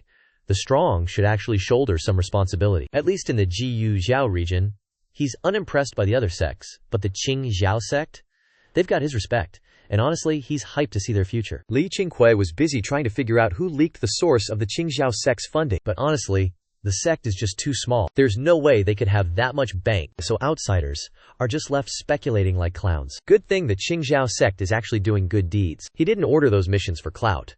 Deep down, he really wanted to do something for the common folk. He doesn't want the future Qingqiu Sect to be one of those trash sects that grows by leeching off the local population, but rather a path that scouted talent from the commoners to pursue the Tao together. Yan Lan's perspective on the Qingqiu Sect actually made Liu Qingqiu respect the guy. This crown prince really lives up to the rumors. He actually cares about the people. Over at the guest house, Li Zifeng, Wu Manher, Cheng Shanghai, and 8 disciples were chilling at 2 tables, hitting the booze and food. After a year of grinding, 16-year-old Li Zifeng's aura is straight up different. He's looking handsome with that untamed, rebellious energy, basically radiating the vibe of a legendary young hero. They weren't talking much. They'd been traveling for half a day and everyone was low-key exhausted. Just then, the main door swung open, snow whipped inside, and a mob of random martial arts NPCs flooded in. The middle-aged big guy leading them was hyped, shouting that this time the siege on the Qingqiu Sect is being led by the 3 big sects. And even though their Qingqiu Sect isn't exactly top tier, they aren't about to miss out on such a massive payday. If they time it right, they can snag some serious fame and top-tier manuals. The rest of the mob started cheering and hyping each other up like they'd already won. Hearing the news about the Qingqiu Sect, Li Zifeng and Cheng Shanghai just locked eyes, keeping their cool without even flinching. The other disciples were low-key terrified, but they didn't show it, just waiting for the signal from Li Zifeng and Cheng Shanghai. Wu Manner didn't even look up. She was too busy destroying her food. Cheng Shanghai turned around with a smirk and asked them why exactly they were so desperate to siege the Qingqiu Sect. The local goons just grabbed a table, and one of them turned back, laughing. What else would we be here for? Obviously, we're here for that legendary secret tech. Master Hang Long hauled that god-tier manual from a legendary martial arts myth all the way to Qingqiu Sect. And look at Zhang Zhaoxia, the guy literally dubbed the second strongest in the entire world. He's only that cracked because he actually mastered that legendary technique. Li Zianfeng turned around, curious as hell, asking who this legendary myth was and what the technique even does. Another goon from the Shi Ji faction let out a loud laugh, explaining that this legendary figure lived 100 years ago, though honestly none of these NPCs even know what the manual actually is. But hey, Master Hang Long definitely hit up Fuyang Lake. Turns out there's an entire palace at the bottom of the lake, built by that very same legendary hero. The Qing sect's top dogs saw him grab the manual with their own eyes, but they were too scared of Hang Long's reputation to try anything. Now the 3 major sects, Qing Sect, Qile Alliance, and Taiyu Peak, are dragging dozens of smaller fodder-tier gangs toward Qingqiu Sect. These Shi Ji faction losers aren't part of the big 3, but they're still trying to jump on the hype train. A burly middle-aged dude walked into the inn, eyed Lin Xinfeng's group, and coldly demanded to know which sect they crawled out of. His eyes immediately locked onto Wu Mangreier. Because let's be real, she's built different and impossible to ignore. Cheng Hai stepped up to bat immediately, claiming they're just a low-tier, irrelevant sect. A bunch of nobodies that these guys would have never heard of, just here for the bounty money from the local government, heading out to clear some bandits. A massive guy with a thick beard laughed, asking how much change you can even make hunting bandits. In the streets, power is everything, bro. If you've got the skills, the money follows. He even told them they should just pull up to Qingqiu Sect and gamble on the big score instead. Forget the legendary manual. They might even snatch the secret arts of the Qingqiu Saint while they're at it. The waiter walked by, acting like he didn't hear a word, just focused on the menu and wiping down the table. Li Zifeng looked at him, still curious, asking why nobody dared to mess with Qingqiu Sect before Lin Shunfeng retired. A one-eyed old geezer from the Shijiyu faction snorted, explaining that back then, it was just Lin Shunfeng chilling by himself. The sect was broke and had zero legendary martial arts to offer. I mean, who wouldn't want to be as broken as Zhang Zhaoxia? The other fighters jumped in, and the conversation stayed glued to that legendary myth, with the losers starting to trade rumors and tall tales about him. Li Zifeng stopped asking questions and just went back to slamming his drink. They're still a few hundred miles from Qingqiu Sect, but the Qijiyu sect somehow thinks they can just walk in and take over. These delusional clowns are all daydreaming about picking up some easy loot. They think they're gonna snatch a god-tier manual and restore their pathetic sect to glory. Chang Shanghai just shook his head. Imagine thinking the cultivation world is that easy. These guys are a walking joke. A moment later, Li Zifeng slammed his wine bowl down, looked at his Qingqiu disciple, and asked if he'd had enough to eat. The disciple nodded, looking absolutely disgusted, because those Qijiyu guys were running their mouths with some serious trash talk, acting like the Qingqiu sect was just a bunch of sheep waiting to be slaughtered, even going as far as to disrespect the female disciples of Qingqiu, saying things that were straight up foul. Seeing this, Li Zifeng gave the order to lock the doors. As soon as the words left his lips, the disciples' eyes lit up with excitement. The disciple across from him stood up to shut the tavern doors, while Yan Lan and her crew stayed back at the Qingqiu sect. Li Qingqiu and Qin Yi kept their identities low-key, letting them stay as regular guests. Qin Ye was still paranoid, constantly stalking over to Yan Lan's courtyard to check on them. Li Qingqiu had Xiang Ning secretly tail the three of them, while he went to find Jiang Yuchun, Li Dongyue, and Yang Jueding to spill the tea about these sects plotting against Qingqiu sect. Yang Jueding kept it a buck and said this reeks of the Qing cult's involvement. Now that the news is spreading like wildfire, they're about to have a line of haters at the front door. The pull of a legendary martial arts manual is just too tempting. Hell, anyone would want a piece of that action. So he planned to lead a squad of disciples to the foot of the mountain first, just to make sure they aren't caught with their pants down if things go south. Li Qingqiu just laughed and told them to stop sweating it. There's no reason to be stressed. The Qingqiu sect isn't the same pushover it used to be. And while they can't go toe-to-toe with the entire dynasty just yet, they definitely aren't a sect that any random passerby can bully around anymore. They all know exactly how busted the Hunyuanjing manual is. Even with Yan Lan bringing it up, Li Qingqiu wasn't feeling an ounce of pressure. With Xiang Ning at the mid-fifth stage of the origin realm, plus Zhang Yuchun and Li Dongyue backing them up, and Li Zijin holding it down at the mid-second stage of the plus, having Yang Jueding, Qin Ye, and Liu Yan at the mid-yuan realm level 1 is already enough to steamroll every top-tier expert in Jiyu Zhao. Not to mention Li Xingqi is here too, and he's about to hit the mid-yuan realm level 6. If he heads to the Qilaming right now, he's confident that once he steps foot inside, he's not leaving until the job is done, and he can make every single one of those losers kneel and beg for their lives. Once he hits that mid-yuan level 6, his power level is going to be absolutely cracked. It's not just him either. Zhao Ba and Zhao Jiu are legit combat assets now. These two Black Eagles have entered the demon realm. Honestly, they're enough to give any standard sect a massive headache. Zhang Yuchun and Li Dongyue were a bit tense, but they weren't exactly wetting their pants in fear. This whole Jianghu scene, no matter how strong, is just a bunch of low-level civilian cliques that can't even step to the big leagues. Not when compared to a real, disciplined army. After Yang Jueding dipped, Li Qingqiu kept plotting with Zhang Yuchun about leveling up their sect's infrastructure. With the way things are trending, their student body is going to explode next year, and the sect's brand is already looking fire. Zhang Yuchun wants to build some massive, luxury pavilions, including a scripture library to archive their martial arts manuals, which should give the disciples some extra motivation to grind. Li Qingqiu listened to the plan, dropped a few small suggestions, and gave it the green light with his full support. Early the next morning, Zhang Yuchun hand-picked a group of veteran disciples and put them on mountain patrol duty. Meanwhile, Li Qingqiu took Yuan Qi and Yuan Li down the mountain. In the middle of the forest, 12-year-old Yuan Qi kept a tight grip on his 4-year-old brother Yuan Li, looking at Li Qingqiu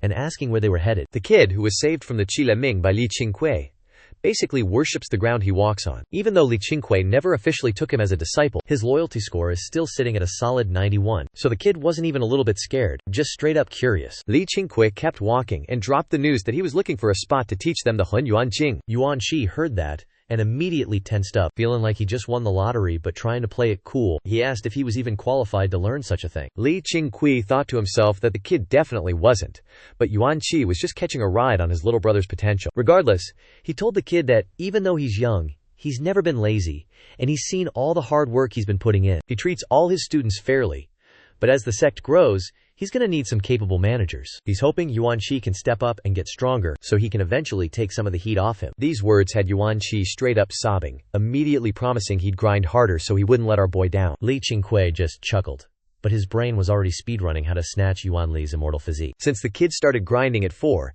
he wondered if he could force awaken that physique early. If that's a bust, he'll just copy Feng Da's late bloomer destiny instead. Something about that destiny feels low-key broken, and our boy wants in on it. By the end of the year, Li Qingqiu finally hit the mid-stage of the origin realm while chilling in the underground spirit lake. Moving from stage 5 to 6, his origin energy surged, and his body got a massive buff. But the real glow-up was in the energy itself. He could feel his power getting denser, packing way more armor-piercing potential. His heavenly lightning root meant his origin energy was literally crackling with electricity, and every time he leveled up, the traits of that lightning root got even more cracked. Though our boy keeps that hidden because he's modest like that. Scoring a breakthrough put Li Qingqiu in a great mood, especially since he had the whole lake to himself. After stabilizing his gains, he dipped to touch grass and check on the disciples grinding away. Qingqiu Sect is officially up to 126 disciples now. Even with Zheng Zhaoxia and Li Zifeng leading squads down the mountain, the place is still buzzing with activity. It's almost noon, and even with all that snow, the sun is hitting just right. Li Qingqiu wandered into a forest and spotted Huang Shan, the leader of the 7 disciples, mid-meditation under a tree. One glance, and our MC already clocked him at the first stage of the origin realm. Bro was genuinely shook. Years ago, he gave the 7 disciples the Chaos Origin Manual, but their talent was so mid, it was practically non-existent. So they gave up on cultivation and switched to basic martial arts. He thought the 7 disciples had basically retired from the grind. But turns out Huang Shan was a secret sweatlord. Li Qingqiu was vibing hard at the news. Every time a new disciple hits that first stage, the Qingqiu Sect gets a certified top-tier Chad. Having Origin Realm energy plus martial arts skills is basically a cheat code to smoke any normal martial artist. That's just the skill gap between a cultivator and a regular gym bro. Most martial artists spend their whole lives trying to hit that level, and most still fail. Li Qingqiu smirked, feeling like it was a total W of a day. He didn't want to ruin Huang Shan's flow, so he just ghosted and headed further up the mountain. While walking, he caught a bunch of disciples low-key, grinding their cultivation and martial arts in secret, including 2 dudes who were actually his direct disciples this year. This year, Li Qingqiu dropped the Hunyuan manual on his 9 best disciples. 3 of them already unlocked their internal energy and became official elite disciples. This absolute Sigma grind set boosted morale, so now literally no one is slacking off. Li Qingqiu decided that from next year, the elite disciples will start getting spirit stones and get exclusive access to grind in the Tianling Blessed Land. He's low-key pivoting the sect from a basic martial arts club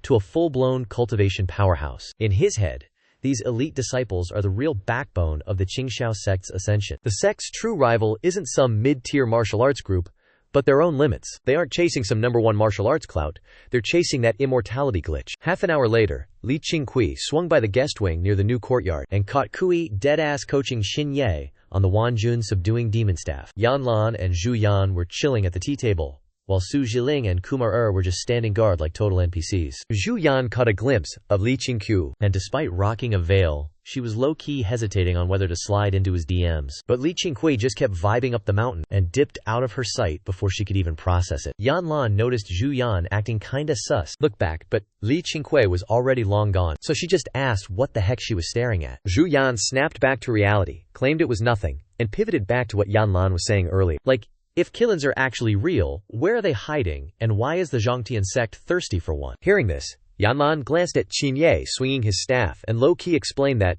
since ancient times, whenever the world is about to faceplant into disaster, a legendary creature spawns to drop a warning. This Qilin appeared in the Dongling region once, but straight up ghosted everyone after. The big shot clans in Zhongxian are hunting it because they're obsessed with its blood buff potential. According to him, the Qilin is a top-tier auspicious beast, but also the only one that gets hunted for loot. Consuming its flesh and blood can basically power level a martial artist's stat, giving them a total body overhaul.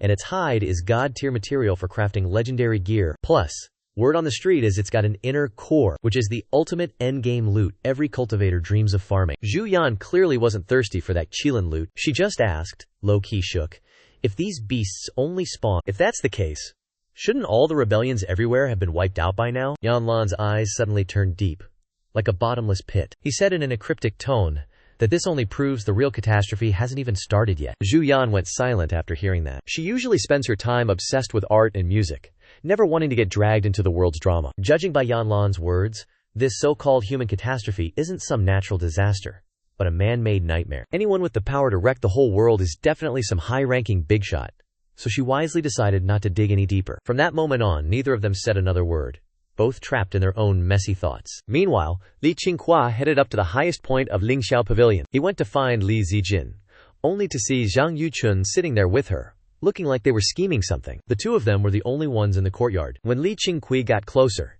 Zhang Yuchun looked up and told him his timing was perfect because he had something to discuss. Li Qingqiu sat down and immediately noticed Li Zijin looking annoyed, so he laughed and asked if the two of them had just been beefing. Li Zijin glared at him and told him to go control his own second senior brother. She wants to promote her disciple to true disciple status, but this clown Zhang Yuchun is dead set against it. She's already taken 7 disciples in the past to study talismans and agricultural arts. Later on, she even took one of those girls as her personal disciple. Li Qingqiu had already greenlit this, even passing down the first level of the Hunyuan Sutra to the girl. Hearing that, Lin Qingqiu asked if the disciple had already hit the mid-stage of the first qi refining realm yet. The system board lets him track his disciples' talent, their comprehension, destiny, and loyalty, but it doesn't show their actual cultivation level. He doesn't even mind that though. If anything, it just makes him more hyped to see what they can do. He's always waiting to see what kind of plot twists his disciples can pull off. Li Zijin shouted back immediately that she's already reached that level. She shot Zhang Yuchun a death stare right after saying it. Zhang Yuchun just gave an awkward shrug, then looked at Li Qingqiu and argued that the bar for being a true disciple needs to be raised. In his view, hitting the mid-stage of qi refining isn't that hard.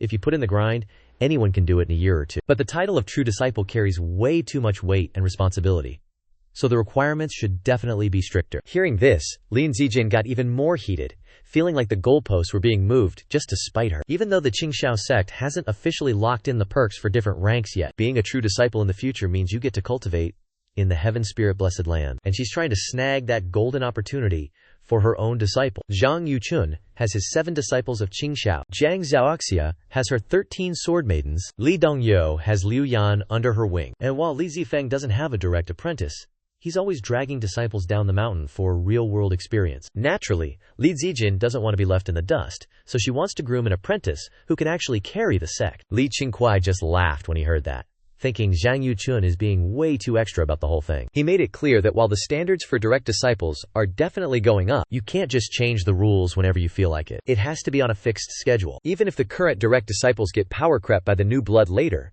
they still prove that the sect actually cares about loyalty and isn't just obsessed with raw talent. Besides, direct disciple won't even be the highest rank for much longer. He's already got a roadmap in his head to expand the hierarchy both up and down. Plus, he realized Zhang Yuchun is sleeping on his own stats, thinking he's some kind of bottom-tier loser. He thinks that if he can hit mid-stage origin realm level 2, then anyone can. But he's clearly delusional, because his talent is actually top-tier compared to the average NPC. He's just surrounded by monsters for junior brothers and sisters. Hearing that Li Qingqiu already had a plan locked and loaded, Zhang Yuchun nodded, giving the green light for San Feng to become a direct disciple and promising to add her name to the list. Li Zijin let out a squeal of joy, darted around the desk, and tackled Li Qingqiu in a hug. Zhang Yuchun just watched them with a smile. And as for Li Zijin's display of affection, he wasn't even mad, because deep down, no matter how important the sect's growth is, nothing beats their bond as fellow siblings. Li Zijin didn't stick around long, since she was dying to go tell her disciple the good news. Once she bounced, Li Qingqiu dropped his plan for the spirit stones. Zhang Yuchun's face went straight into serious mode. He pointed out that while the underground spirit lake looks like an infinite supply, once they start handing them out to the disciples, the consumption rate is going to hit like a truck and burn through their reserves. So, they need to standardize the cut size for the stones to keep things fair and avoid wasting a single crystal. Li Qingqiu agreed, and the two started theory crafting the perfect size for the shards. Right in the middle of their chat, a notification popped up in front of Li Qingqiu, because the Qingqiu sect hit a massive milestone in auspicious luck. He just stumbled into some legendary inheritance reward. This news had Li Qingqiu shook to his core. His mind immediately went to that unicorn Yanlan mentioned, wondering who the hell managed to snag that auspicious beast, and whether it was some random outsider or a sect disciple. The mystery of the creature was already living rent-free in his head, so he wrapped up the spirit stone talk with Zhang Yuchun and dipped. A massive blizzard hit, burying the mountain ranges in so much white you couldn't see a single blade of grass.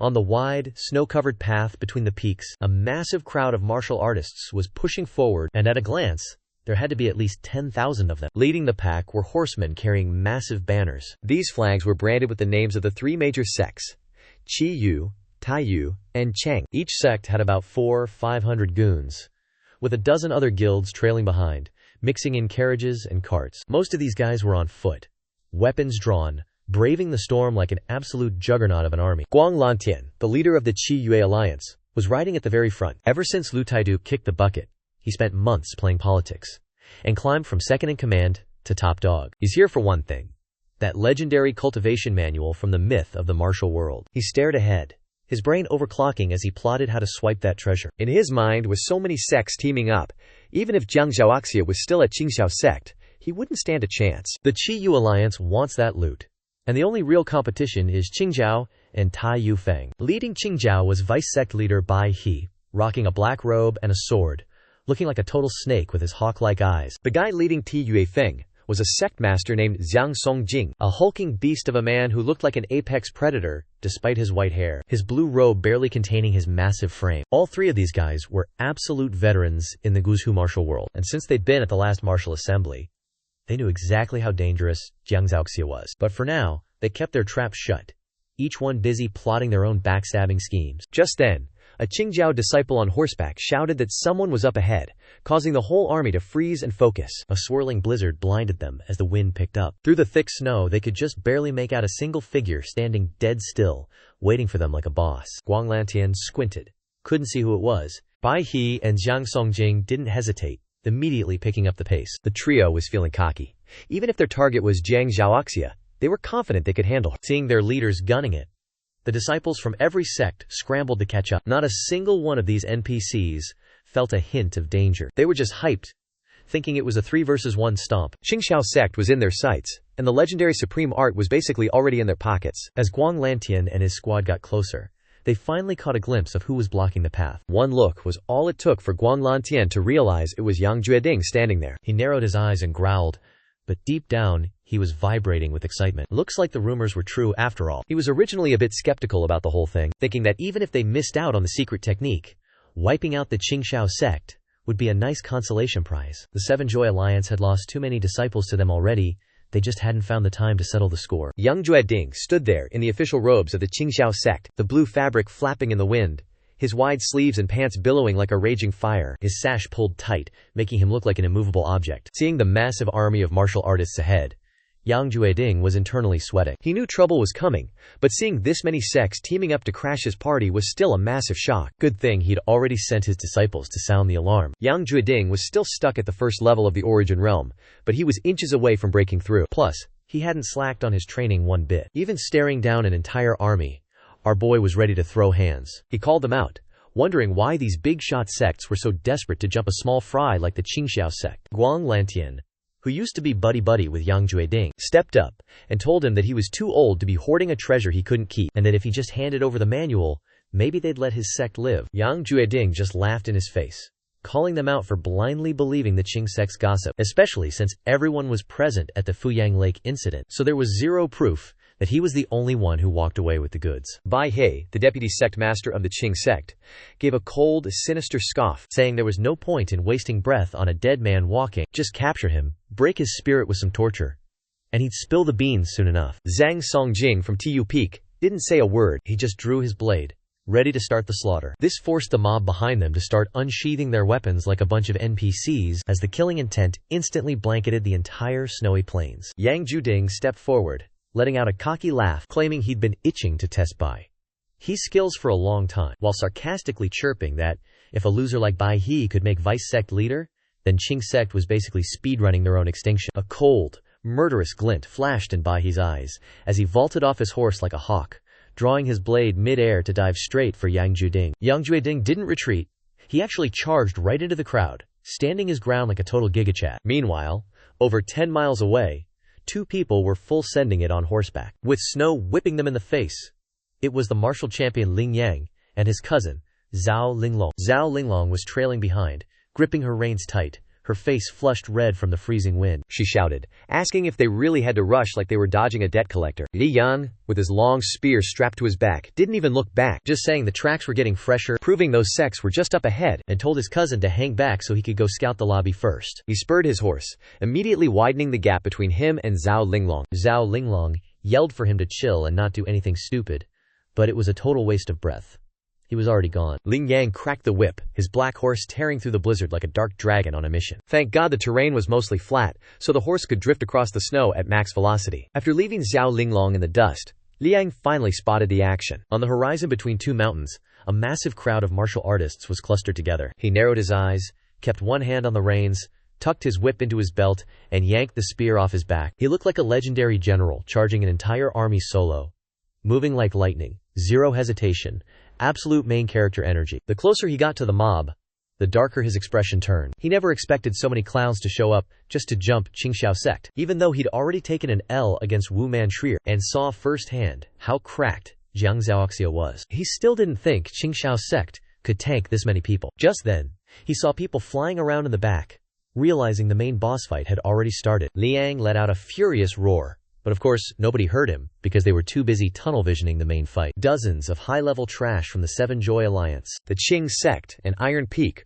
were all ganging up on Yang Juding, while everyone else stood around like spectators, mostly because they were too scared to actually join the server. Yang Juding dodged an attack from Bai He, while Guang Lantian and Zhang Tongjing charged in with their palm strikes. He unleashed the Nine Heavens God Palm, the shockwave blasting away the snow like a massive dragon, sending those local experts flying. The way he carried himself was absolute main character energy, straight up overpowered. The various sects were buzzing, with some shouting that the dragon-subduing hero truly lived up to the hype. No wonder the Zihu Prefecture ranked him in the top 10 of the Heaven tier list. Some even argued that if he'd actually shown up to the last martial arts tournament, the title of world's #1 might not have gone to Yu Zihe. Some people were suspicious that he actually snagged the legendary secret technique of the martial arts myth. Others could feel the sheer pressure of his palm force from way across the battlefield. People were finally realizing why the three great sects brought such a massive army, because Yang Juding alone is already a menace, and when you throw Jiang Zhaoxia into the mix, these guys are practically impossible to fold. Some onlookers even noticed the vice sect leader of the Qing sect was about to get deleted by him. The sects kept yapping, some were just puppets of the three great sects. Others, like the Tiegu sect, were just clout chasing, waiting for the chaos to kick off so they could yoink the secret manual. They didn't actually bring all these troops to raid the Qingqiu sect, they were just there to backstab everyone else for that sweet loot. Right now, Bai.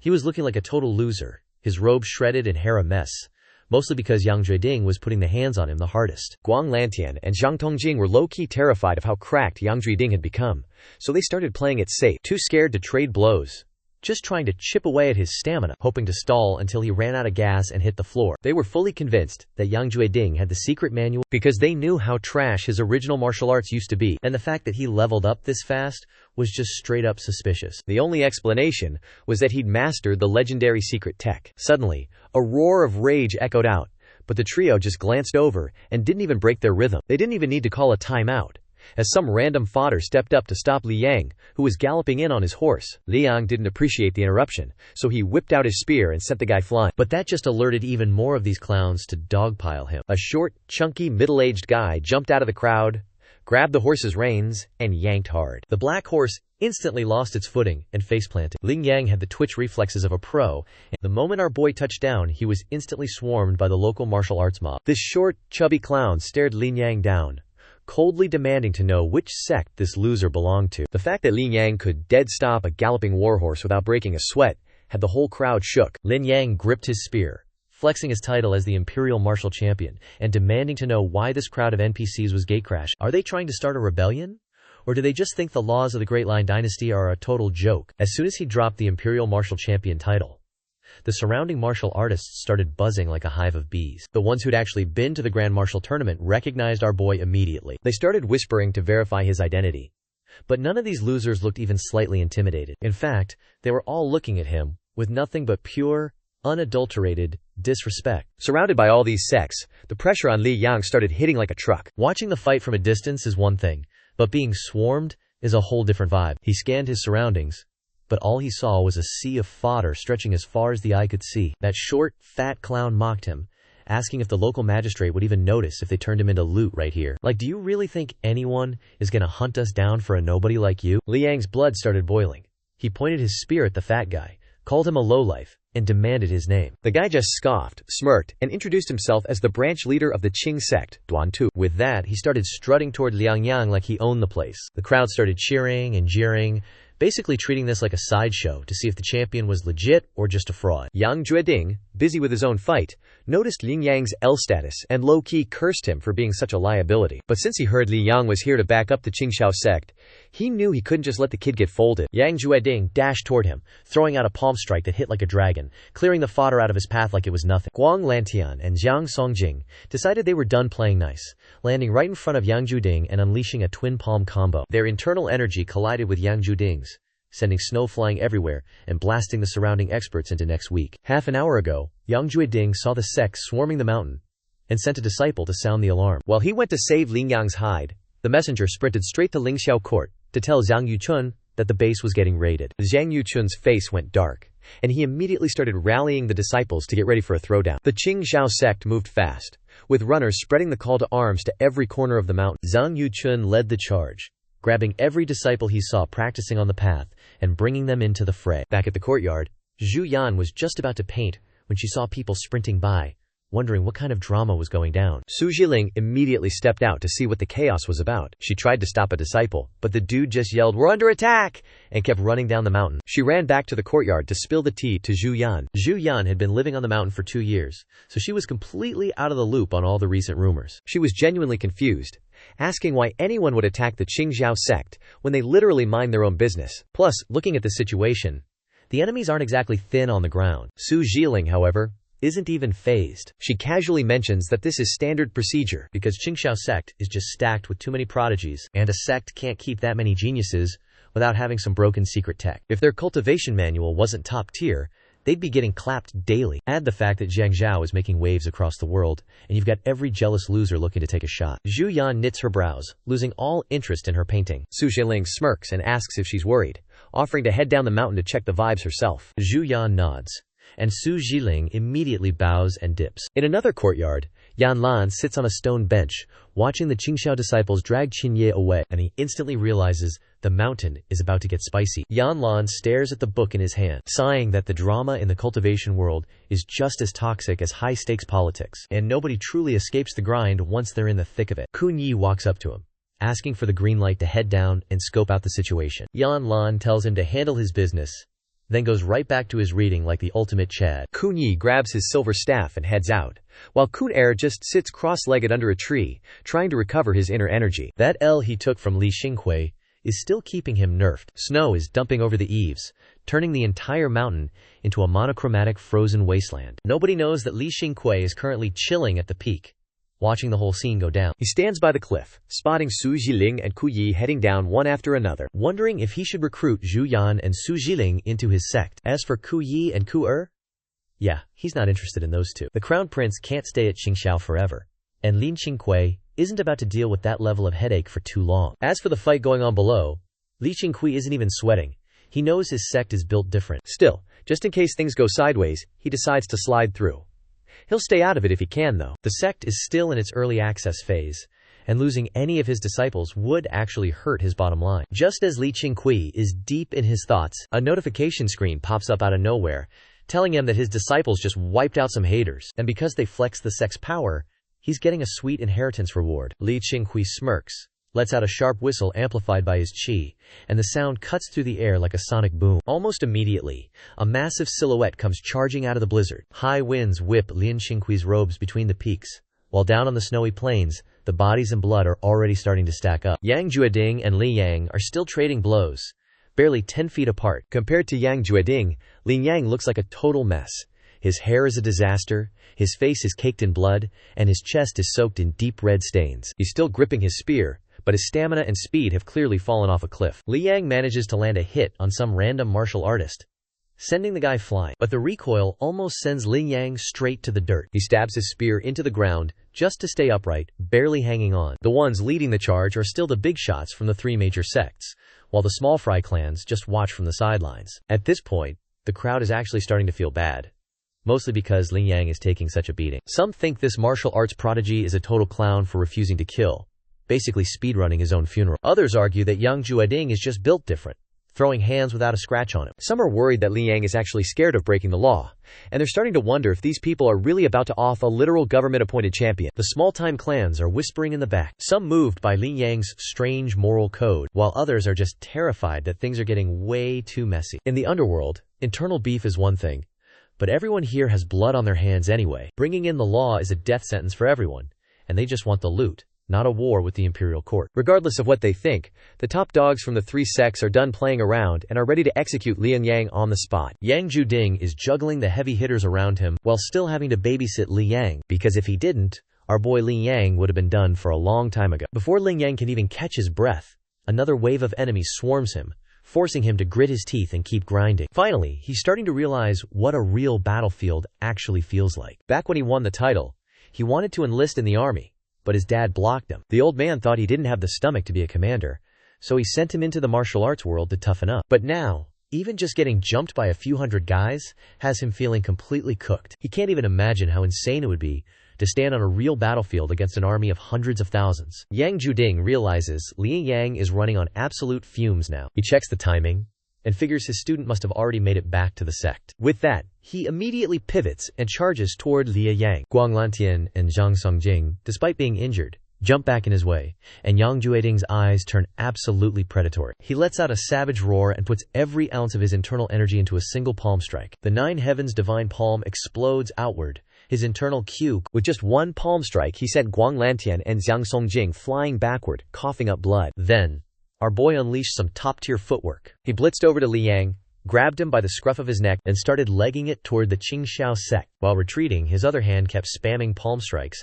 blasting away every NPC trying to block his path. Guang Lantian crashed into the snow, unable to stop himself from puking up another mouthful of blood. He looked back, his eyes filled with pure terror as he stared at Yang Jueding. He couldn't wrap his head around why Yang Jueding had become such an absolute monster. A few years ago, when Yang Jueding first showed up at the Qingqiu League, he was still mid-tier trash. Yet now, he could effortlessly wreck him. All he could wonder was, is the martial legend's secret tech actually that broken? Yang Jueding dragged Li Yang along and broke through the encirclement. The elites from the 3 sects swarmed after them, while the gatekeepers who were just there to watch the drama hesitated, then decided to join the hunt. After that intense scrap, Yang Jueding was basically running on fumes. That last palm strike used to flatten those 2 clowns, drained every last drop of his energy. Honestly, he had no choice, or he wouldn't have been able to deal that much damage. But the Qing sects, Xie Yuefeng, and the Qile League still had plenty of hitters left. A bunch of high-level experts flanked him, spamming attacks from every direction. Yang Jueding ducked mid-sprint to dodge a lethal roundhouse kick, then instantly launched himself over a massive blade, swinging horizontally mid-air. In that same motion, he palm-struck the sword wielder straight in the chest,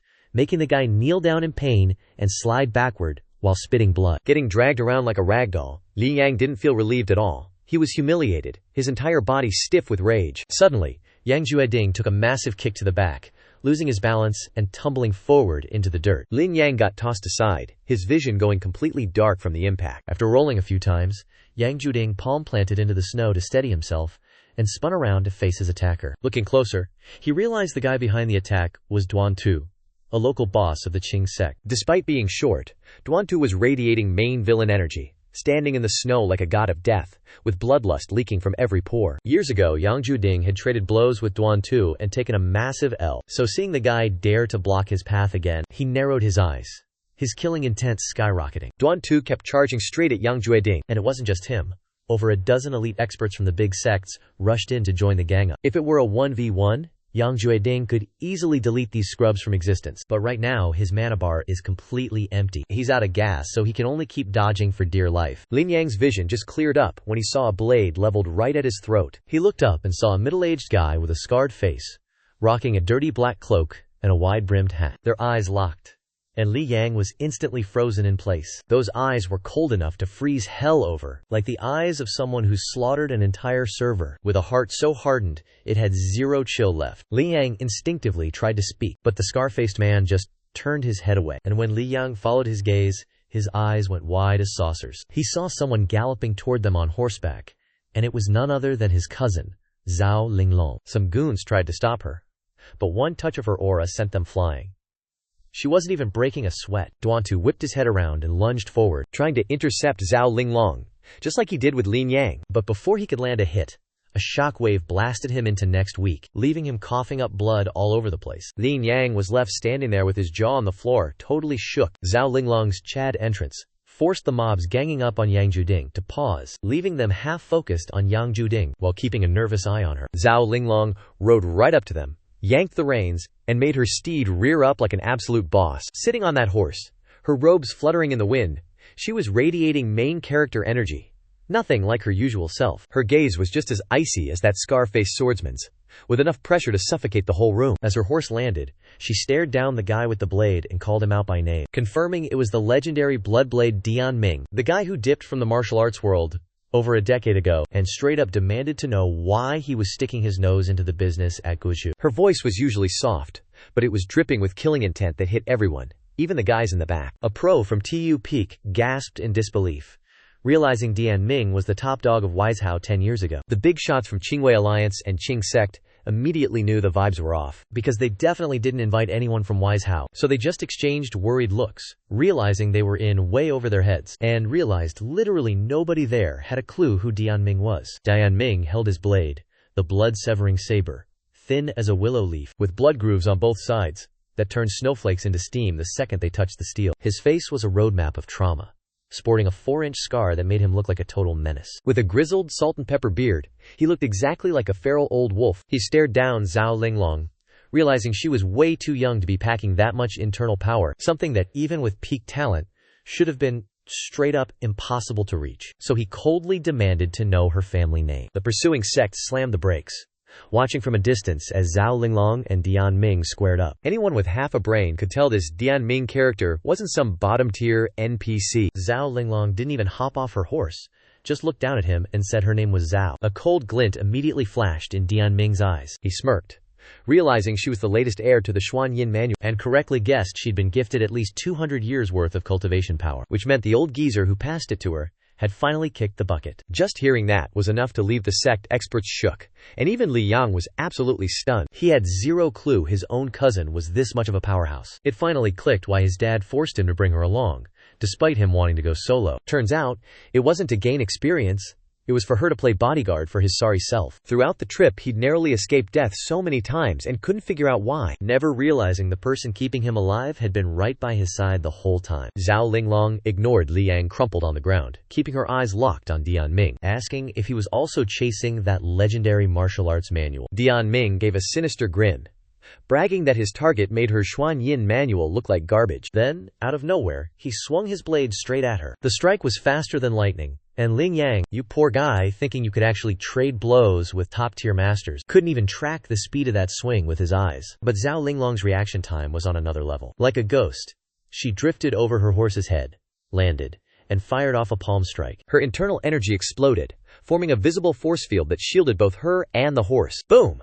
Dian Ming's single swing unleashed 3 waves of blade energy that sliced past her. That slash of raw blade aura just sliced through the heavy snow like it was nothing. 4 top-tier fighters didn't even have time to dodge before they were turned into literal ground meat. Their remains splattered across the snow, scaring the rest of these frauds into backing off. Zhao Linglong side-eyed the situation, then launched herself straight at Dian Ming. Their movements were so blurred and frantic that even Yang Jueding couldn't believe his eyes. To everyone else, they were just fading after images, spamming lethal moves that nobody could track. The blade aura and energy shockwaves were so intense they melted the snow right under their feet. Looking down from above, a patch of brown earth was rapidly spreading across the white snowy landscape. Guang Lantian stumbled to his feet, staring at Zhao Linglong and Dian Ming with pure, unadulterated terror. He couldn't wrap his head around the fact that someone could reach this level of power. He even felt that the mysterious intruder from the Qiliming headquarters last night wasn't even on their level. Bai He, the vice leader of the Qing cult, zoomed past the crowd like a literal demon. He watched the massive clash ahead, his face a mangled mess of blood and his eyes popping out of his skull. He didn't even dare to step into the fray. Right in the heat of combat, Zhao Linglong's calm voice cut through, asking Yang Juding to carry her cousin up the mountain. Yang Jueding snapped out of it, skirted around the boss fight, grabbed Li Yang, and booked it toward the Qingqiu sect. The goons from the Qing cult, Qi Ming, and Taiyu Peak tried to give chase, but Zhao Linglong swiped her hand, unleashing a palm blast. The shockwave tore through the ground, creating a literal barrier in front of them. It scared the living daylights out of them, and they all dead stopped. Her cultivation is straight up cracked, and Dianming wasn't even going for Liang anymore, staying locked in a duel with her. These two are absolute beasts, evenly matched and going blow for blow. Yang Jueding was hauling Li Yang like a sack of potatoes while thinking, man, this girl is actually built different. And what the hell is the deal with the Xuanyin art that lets you pass on 200 years of cultivation? That's some legendary, never before heard of stuff. Ling Yang finally came to his senses and sighed, admitting even he didn't know she was this much of a powerhouse. As for the Xuanyin art, he only heard it was a secret technique of the Li Yin sect. They're one of the 3 founding sects with a 1,000-year history. They can technically pass their cultivation to someone else. But the catch is, the person giving it away is basically guaranteed to kick the bucket. He never imagined someone could actually dump 200 years of power into a successor. Yang Jueding kept asking questions while moving forward, but his pace slowed down as he started to gas out. After a few miles, Yang Jueding finally spotted some figures up ahead. He squinted and realized it was Zhang Yuchun bringing a squad of disciples, which made him breathe a massive sigh of relief. After grinding out the Hunyuan scripture, he finally understood exactly how broken the nourishing Jungian realm really is. Zhang Yuchun is a stage 2 essence nourishment expert, and if he's here, then Xu Ning must be rolling up any second. The second Zhang Yuchun laid eyes on the Yang Jueding duo, he popped his movement skill and dashed over to meet them. All the disciples trailing behind him were just low-level fodder grinding at the foot of the mountain, picked up along the way, while the rest of the pack was still struggling to catch up. Once he reached Yang Jueding, he grabbed Lin Yang, started backpedaling, and demanded the tea on what was happening. Yang Jueding quickly spilled the beans, saying Lin Yang's cousin was holding off the enemies for them, and warned that the situation had gone full chaotic because a top-tier boss, once known as the strongest in Weishao, had entered the chat. Zhang Yuchun frowned, but suddenly felt a disturbance in the force and shoved Liang Yang and Yang Jueding out of the way. A sonic boom shrieked through the air as a throwing knife zipped right between him and Lin Yang, then flew straight for the Qingqiu sect disciples trailing behind. Right on cue, a figure vaulted over the disciples like a graceful phantom, slicing the flying blade in half mid-air with one strike. It was Xu Ning, the main girl herself. After the slash, she sheathed her sword with a vibe check that screamed, Li Qingqiu energy. Seeing Xu Ning show up, Yang Jueding let out a sigh of relief, but then his brows knitted together as he glanced behind her. Through the thick, swirling snow, 7 figures were steadily marching toward them. Yang Jueding had never seen these dudes before, but every single one of them gave off a massive red flag of danger, as if they were all top-tier monsters on par with Dianming. That was the moment he realized the situation had gone completely south. Even if the Qing sect was cracked, there was no way they could pull this many high-tier mercenaries. He started suspecting some massive, hidden organization was pulling the strings behind the curtain. Over by the cliffside, Ku Yi looked down at the snowy field below, watching the Qingqiu sect mob surrounding Yang Jueding's group before shifting his gaze further ahead. When he saw those 7 silhouettes walking through the blizzard toward the sect members, his face went pale. He recognized them instantly, knew the situation was a total disaster, and didn't hesitate to book it up the mountain. At the same time, Xu Ning led the Qingqiu sect disciples toward the Yang Jueding trio. And she didn't just lead. She moved faster than everyone else, taking the lead. At the very front, Zhang Yuchun sidled up to her, whispering that these 7 weren't your average NPCs. Xu Ning just gave a short reply.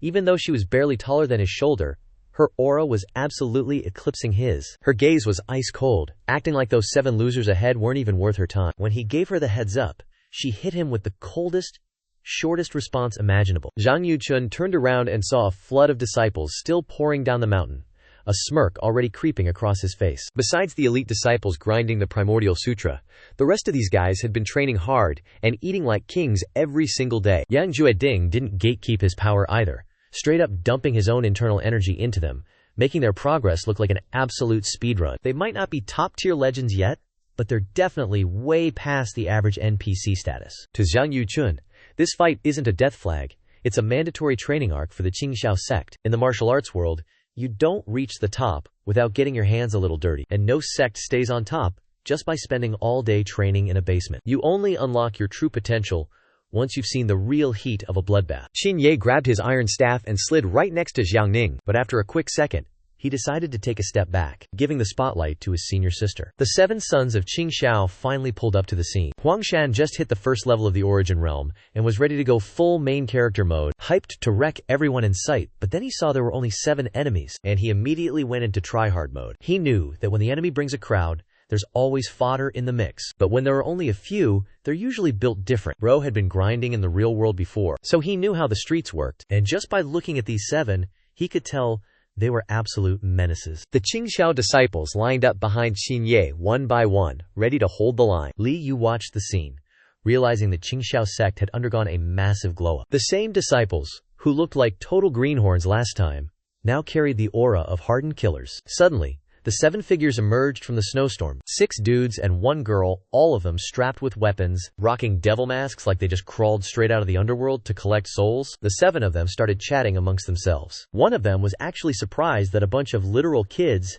had the guts to block their path. Another warned them not to sleep on Xiangning, since she swatted away that flying blade like it was nothing. Even if the energy on the blade had faded, it still proved her skills were top tier. Someone else mentioned that if the legendary martial arts manual was actually here, today would be a massive W. Another one brought up the Crown Prince, acting like the guy is just but in reality, every move they make is calculated for their own agenda, so you definitely shouldn't sleep on these guys. Everything they said just proved they don't give a single damn about anyone from the Qingqiu sect. Yang Jueding kept his eyes glued to the 7 of them, scrambling his brain to figure out where the hell they crawled out from. And suddenly his face went pale as he muttered that these guys might actually be the legendary 7 killers from the demon sect. Lin Yang turned his head, looking shook, and asked if he really recognized them. Yang Jueding muttered that the demon sect's 7 killers are rumored to be 6 dudes and 1 girl, all rocking different weapons, each of them packing enough heat to rival the top boss of the entire martial arts alliance, with one of them even holding the title of the strongest fighter in the entire region. Ever since the imperial court wiped out the demon sect,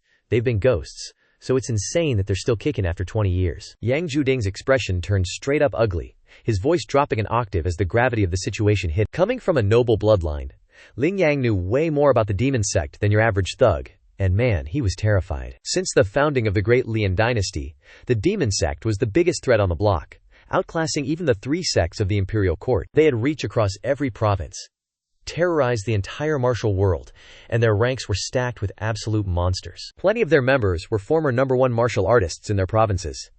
They were basically untouchable. The wild part is that they weren't taken out by some righteous sect heroes, but by the emperor's literal army going scorched earth on them. Rumor has it that even the army took some massive L's just to bring them down. It's no exaggeration to say that the only real legends in the martial arts world were the demon sect, but the imperial court banned all talk about them, and even burned every single record they could find. That's why the younger generation has literally zero clue who these guys are. Lin Yang whispered that the 7 killers were the top-tier elites of the demon sect, basically on par with the 4 great guardians, and there was no way they could take them head-on. Yang Jueding stared down the 7 killers, and realized that if they tried to run now, they'd just die even faster. His gaze instinctively shifted towards Zhu Ning standing at the front. Zhu Ning had always given him the vibe that she was hiding some serious god-tier power, but now that they were facing the 7 killers, he couldn't stop his nerves from acting up. He grit his teeth and stepped forward, ready to go shoulder to shoulder with Zhu Ning. The 7 killers stopped 5 paces away from Zhu Ning, checking her out with mocking smirks on their faces. The only woman in the group let out a chilling, seductive laugh, started yapping, trying to recruit Zhu Ning into their pathetic sect, promising that if she just signed up, she'd have access to every top-tier cheat code in the world. They even threw in infinite rare elixirs, claiming she'd be a top-tier godslayer in under 5 years. Zhu Ning didn't even blink, just drew her blade and pointed it right at the 7 devils, making her vibe check loud and clear. These 7 clowns were all wearing tacky demon masks, so nobody could see how ugly they actually were. But the way they were gripping their weapons, you could tell Zhu Ning just bruised their fragile little egos. Just as Yang Jueding pulled up next to Zhu Ning, a loud screech echoed across the peaks, making him look up in confusion. He recognized that sound immediately. And to be fair, every disciple of Qingqiu sect knew exactly what it was. So everyone collectively looked up, and even Zhu Ning couldn't help but peek. The axe-wielder from the 7 devils let out a cold laugh, mocking them for trying to pray to the heavens for a miracle. This guy was built like a literal fridge, and even though they heard the eagle screech, they didn't think much of it. In their tiny, smooth brains, how could the Qingqiu sect possibly use a bird to clap them? But suddenly, a massive gust of wind slammed down from the sky, instantly nuking the snow and fog covering the area. The 7 devils looked up in shock, and immediately scrambled into a defensive stance, because they were terrified. A massive shadow blotted out the sun, plunging the whole squad into darkness. Through their demon mask eye holes you could see their pupils dilating with pure, unadulterated fear. A gargantuan black eagle with a 50-foot wingspan was just hovering there, menacingly, flapping those wings hard, talons dangling in the air like death traps, with claws sharper than the pathetic blades held by the 7 devils, reflecting a cold, murderous glint. These 7 devils have been roaming the martial world for decades, thinking they were the absolute main characters. But looking at this absolute unit of a black eagle, they were shook. immediately backing off to keep some distance. Sunlight pierced through the snow, hitting the giant eagle, Forcing the seven devils to squint and get a better look, where they were horrified to see a guy standing tall on the eagle's back, and not just any guy but some ridiculously handsome young lad. The Qingqiu sect disciples were totally blindsided by Xiaoba's sudden entrance, But the moment they saw Li Qingqiu's silhouette, they all collectively lost their minds with hype. Yang Juding let out a massive sigh of relief, because the pressure from the seven devils was legit crushing. He was glad Li Qingqiu finally arrived.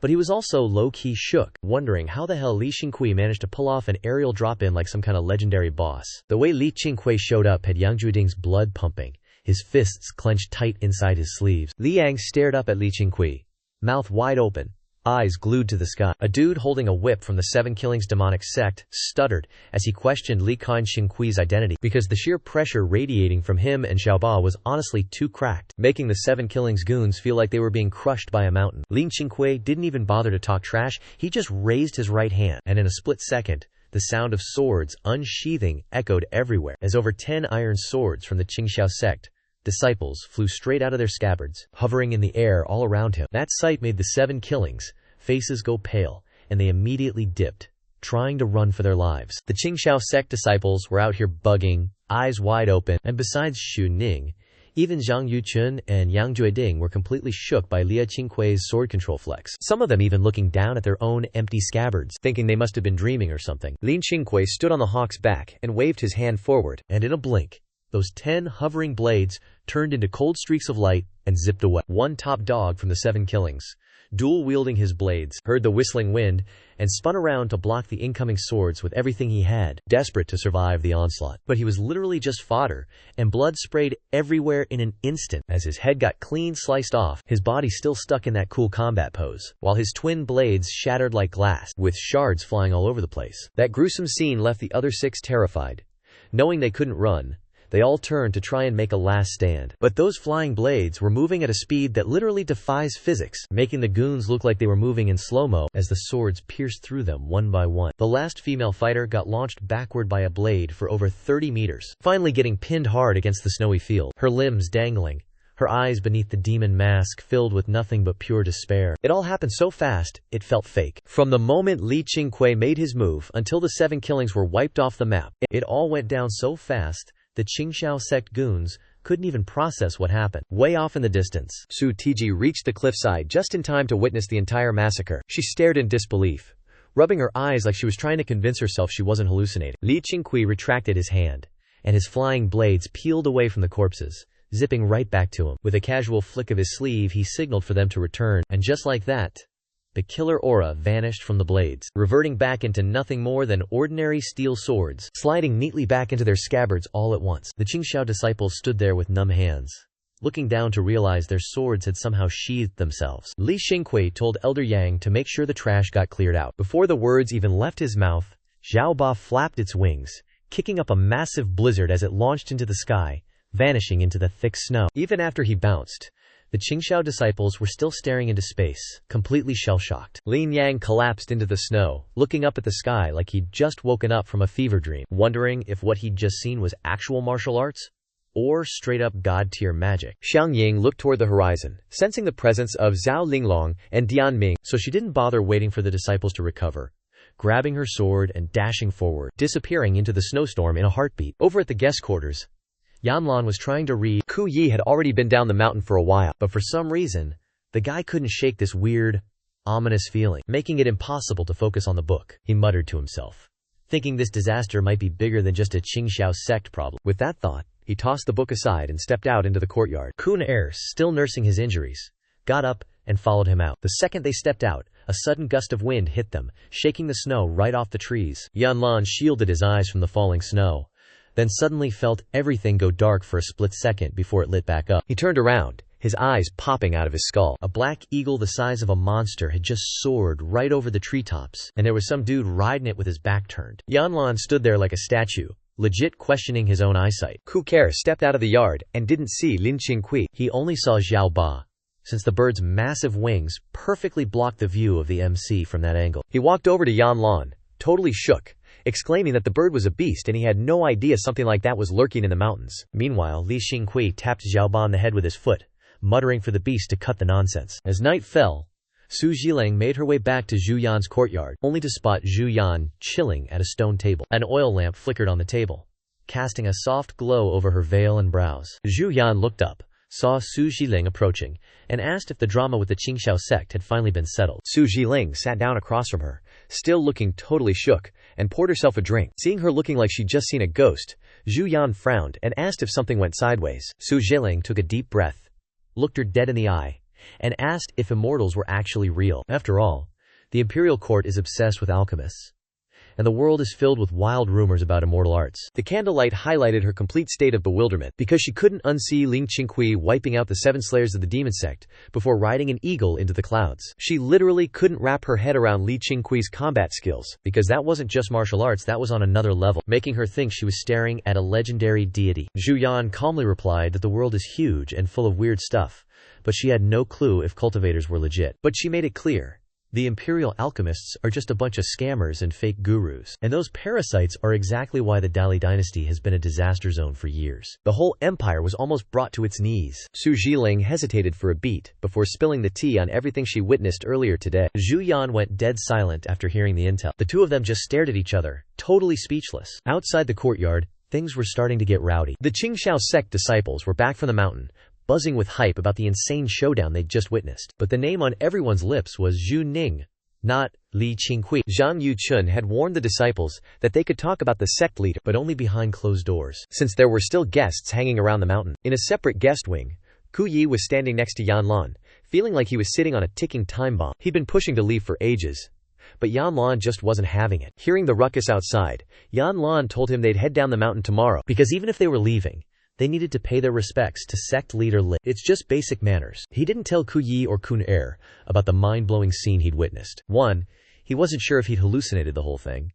And 2, he knew this secret needed to stay buried. If Li Qingqiu is actually some hidden immortal, once the news hits the imperial court, a whole army of people is going to show up to hunt him down, especially his own dear old dad. Ku Yi heard the whispers in the courtyard and frowned, clearly pressed and confused. He can't wrap his head around how the 7-kill demonic sect showed up only for the Qingqiu sect to pull off a flawless W. He ain't taking any chances. He's sweating that the demons might have infiltrated the sect, so he's got to lock down the perimeter tonight. Back at Lingxiao Pavilion, Li Qingqiu stepped out, humming a little tune, feeling absolutely cracked and in a great mood, and he couldn't resist pulling up his system menu to admire his W's once more. The board clearly showed the Qingqiu sect survived a life-or-death calamity with 0 casualties, earning our boy a lucky chance. Plus, he had 2 inheritance chances sitting in the bank from when his disciples found the auspicious sign, and Jiang Jixia wrecked the Qing sect. He's planning to pop them all tomorrow, and see if the rewards are actually drippy, or just mid. He sat down at the long table in the yard,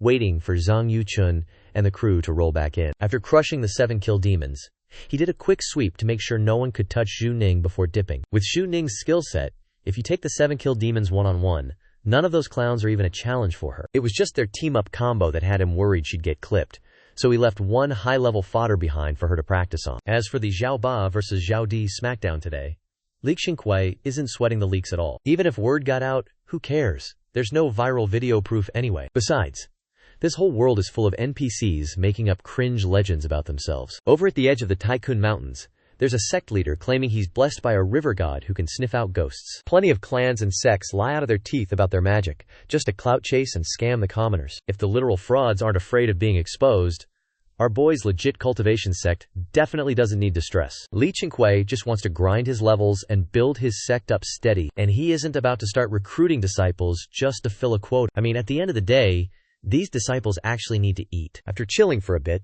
Li Dongyue and Li Zijin speed-walked in and made a beeline for Li Qingqiu. Li Dongyue pulled up and whispered that the drama down the mountain was handled. The second senior brother is currently disposing of the trash, and Xu Ning is hanging out with Elder Yang. Li Zijin, on the other hand, was way more chaotic. She lunged behind him and started shaking his shoulders like a maniac. She was pressed to know if his move today was the third senior brother's sword technique or the legendary Taiju sword art, and she kept bugging him about how he stood on Xiaoba, demanding he teach her so she can turn Xiao Ji. Li Qingqiu brushed her off, annoyed, and said, "Xiao Jiao isn't as big as Xiaoba. Are you trying to get yourself killed falling off?" Li Dongyue just smiled, deciding not to interrupt their bickering, and headed to the kitchen instead. She started prepping meals for Zhang Yuchun and the squad to drop off later tonight. The path from Qingqiu Gate down to the foot of the mountain used to be absolute trash. But since they renovated it, the disciples are zooming up and down. So even running food down in the dead of night isn't a struggle anymore.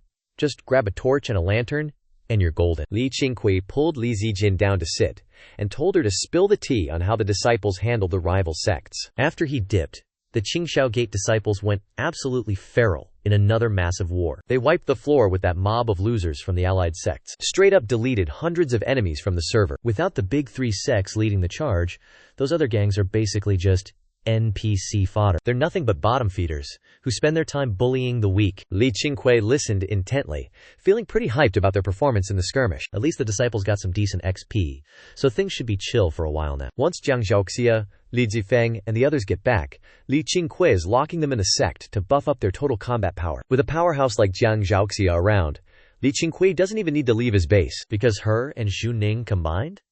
They'd make the 7-kill demon sect wish they'd never been born. Then there's Wu Mangrier, whose cultivation level isn't exactly popping off. But her raw combat talent is cracked, and sitting at the 3rd layer of the origin realm. If you put her one-on-one against any of the 7-kill demon sect's elites, none of them are touching her. Thinking about it, Li Qingqiu felt like Qingqiu Gate had officially moved past the weak sect phase. Next up, he's got to focus on grooming the 2nd-gen disciples. Besides Zhu Ning, he needs a few more successors who can hold their own when things get real. Qin Ye and Shui Jin aren't quite ready yet, and it's a shame Yuan Li is still such a toddler. Plus, figuring out how to awaken the undying tyrant body is still a massive headache. After Li Zijin headed off to help Li Dongyu, Li Qingqiu sat there sipping his drink alone, feeling sentimental, hoping the heavens would drop another genius on his lap to match Ningjier's level. That night, the courtyards of Qingqiu Gate were glowing.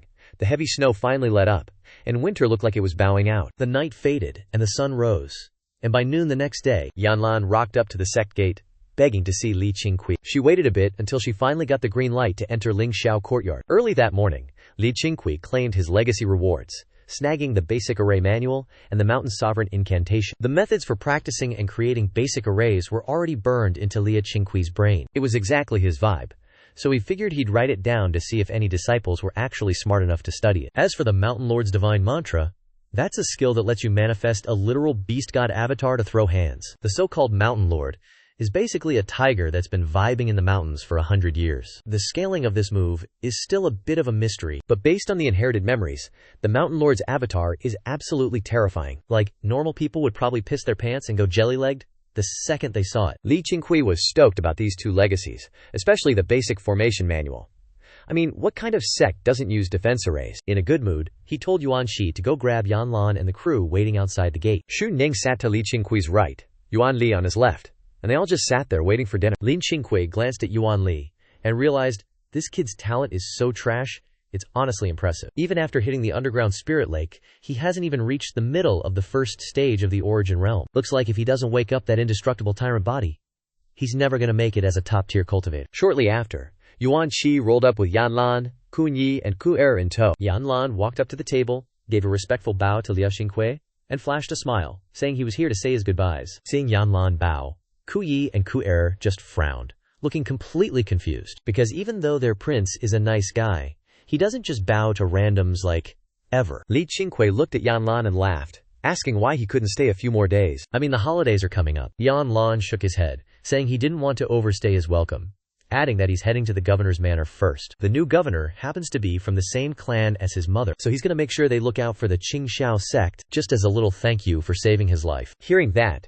Xu Ning looked a bit shook, wondering if the 7-kill demonic sect was actually gunning for Yan Lan. I mean, the power levels of the 7-kill sect and the absolute bloodsaber Dian Ming are way higher than the other local chumps, and they're definitely not on the same team. Plus, all those other martial arts masters already got scared off by Dian Ming's sheer aura. Li Qingqiu knew what Yan Lan was getting at, so he replied that it wasn't really a life-saving mission. They just stepped foot on Qingqiu sect territory and tried to mess with his disciples, which is a big no-no. Li Qingqiu wasn't trying to cling to Yan Lan or anything. He barely even hung out with the guy on a normal day. So even though he accidentally saved his life, he didn't really have any strings attached. Of course, if Yan Lan was dead set on paying him back, he wasn't going to say no to the loot. In the Guzhou region, having a governor is basically like having a local king. If he can get on the good side of the governor, things are going to be a whole lot easier for Qingqiu Yan down the line. He's going to need disciples for all the dirty work later, and without any cultivation, those guys are just walking targets for trouble. Yan Lan basically said that without Li Qingqiu stepping in, he would have been toasted a long time ago. On top of that,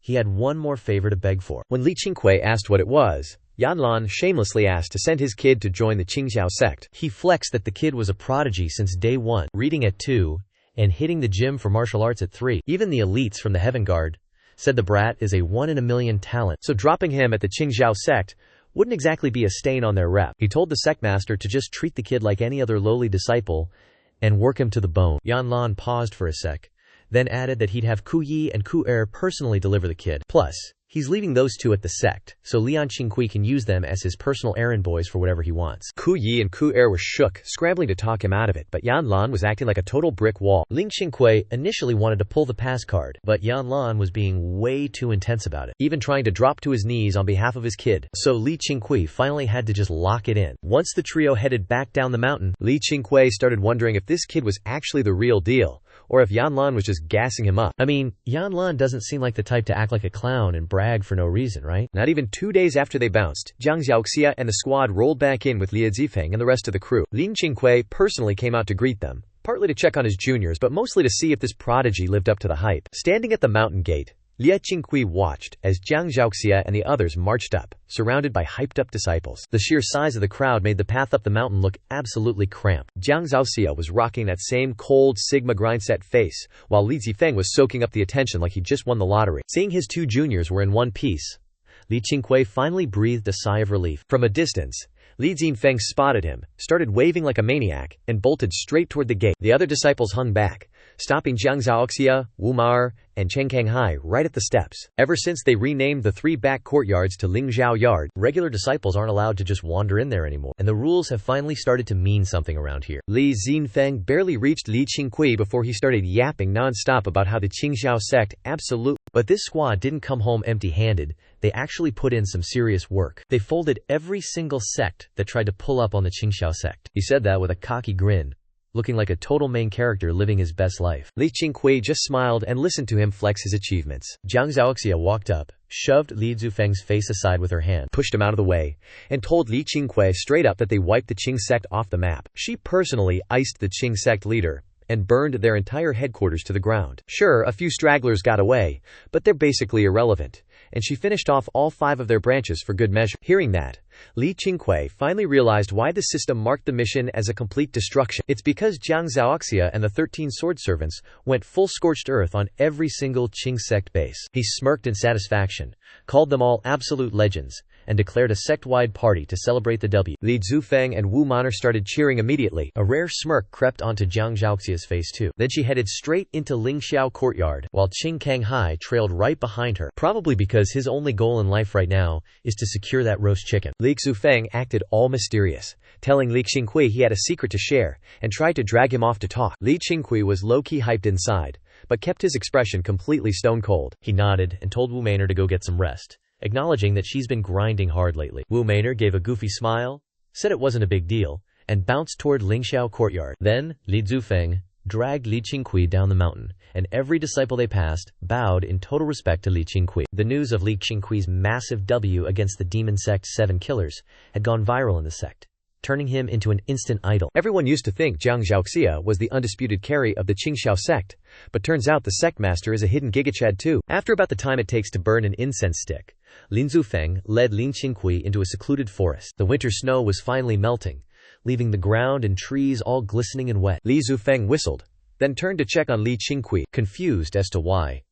During the entire trip, the boss didn't even drop a single question, which honestly kind of ruined his vibe. Like he really wanted to catch Li Qingqiu off guard with a jump scare. Li Qingqiu just kept up the act, looking all mysterious and enlightened. Li Qingqiu said he clocked that thing the second it stepped foot on Qingqiu Mountain. He then grilled Li Zifeng on how exactly he ran into the creature. Li Zifeng didn't suspect a thing, because ever since Li Nyuan Sutri dropped the Hunyuan Sutra on them, in his heart, Li Qingqiu was already the absolute GOAT, someone even the 3rd senior brother couldn't hold a candle to. He spilled the tea. On the way back, the squad was passing through a forest, and while he was busy taking a leak, he heard Bai Ningzhi let out a blood-curdling scream. He didn't even have time to zip up his pants before rushing over to help, only to find that thing looking absolutely wrecked and bleeding out. But after he patched it up, the critter just wouldn't leave his side. Hearing that, Li Qingqiu was certain that Li Jifeng's main character luck was peaking again. He started liking Bai Ningye even more, Because back when the beast first followed Li Zifeng down the mountain, it literally dug up a high-tier artifact for him, and now it's found another rare beast.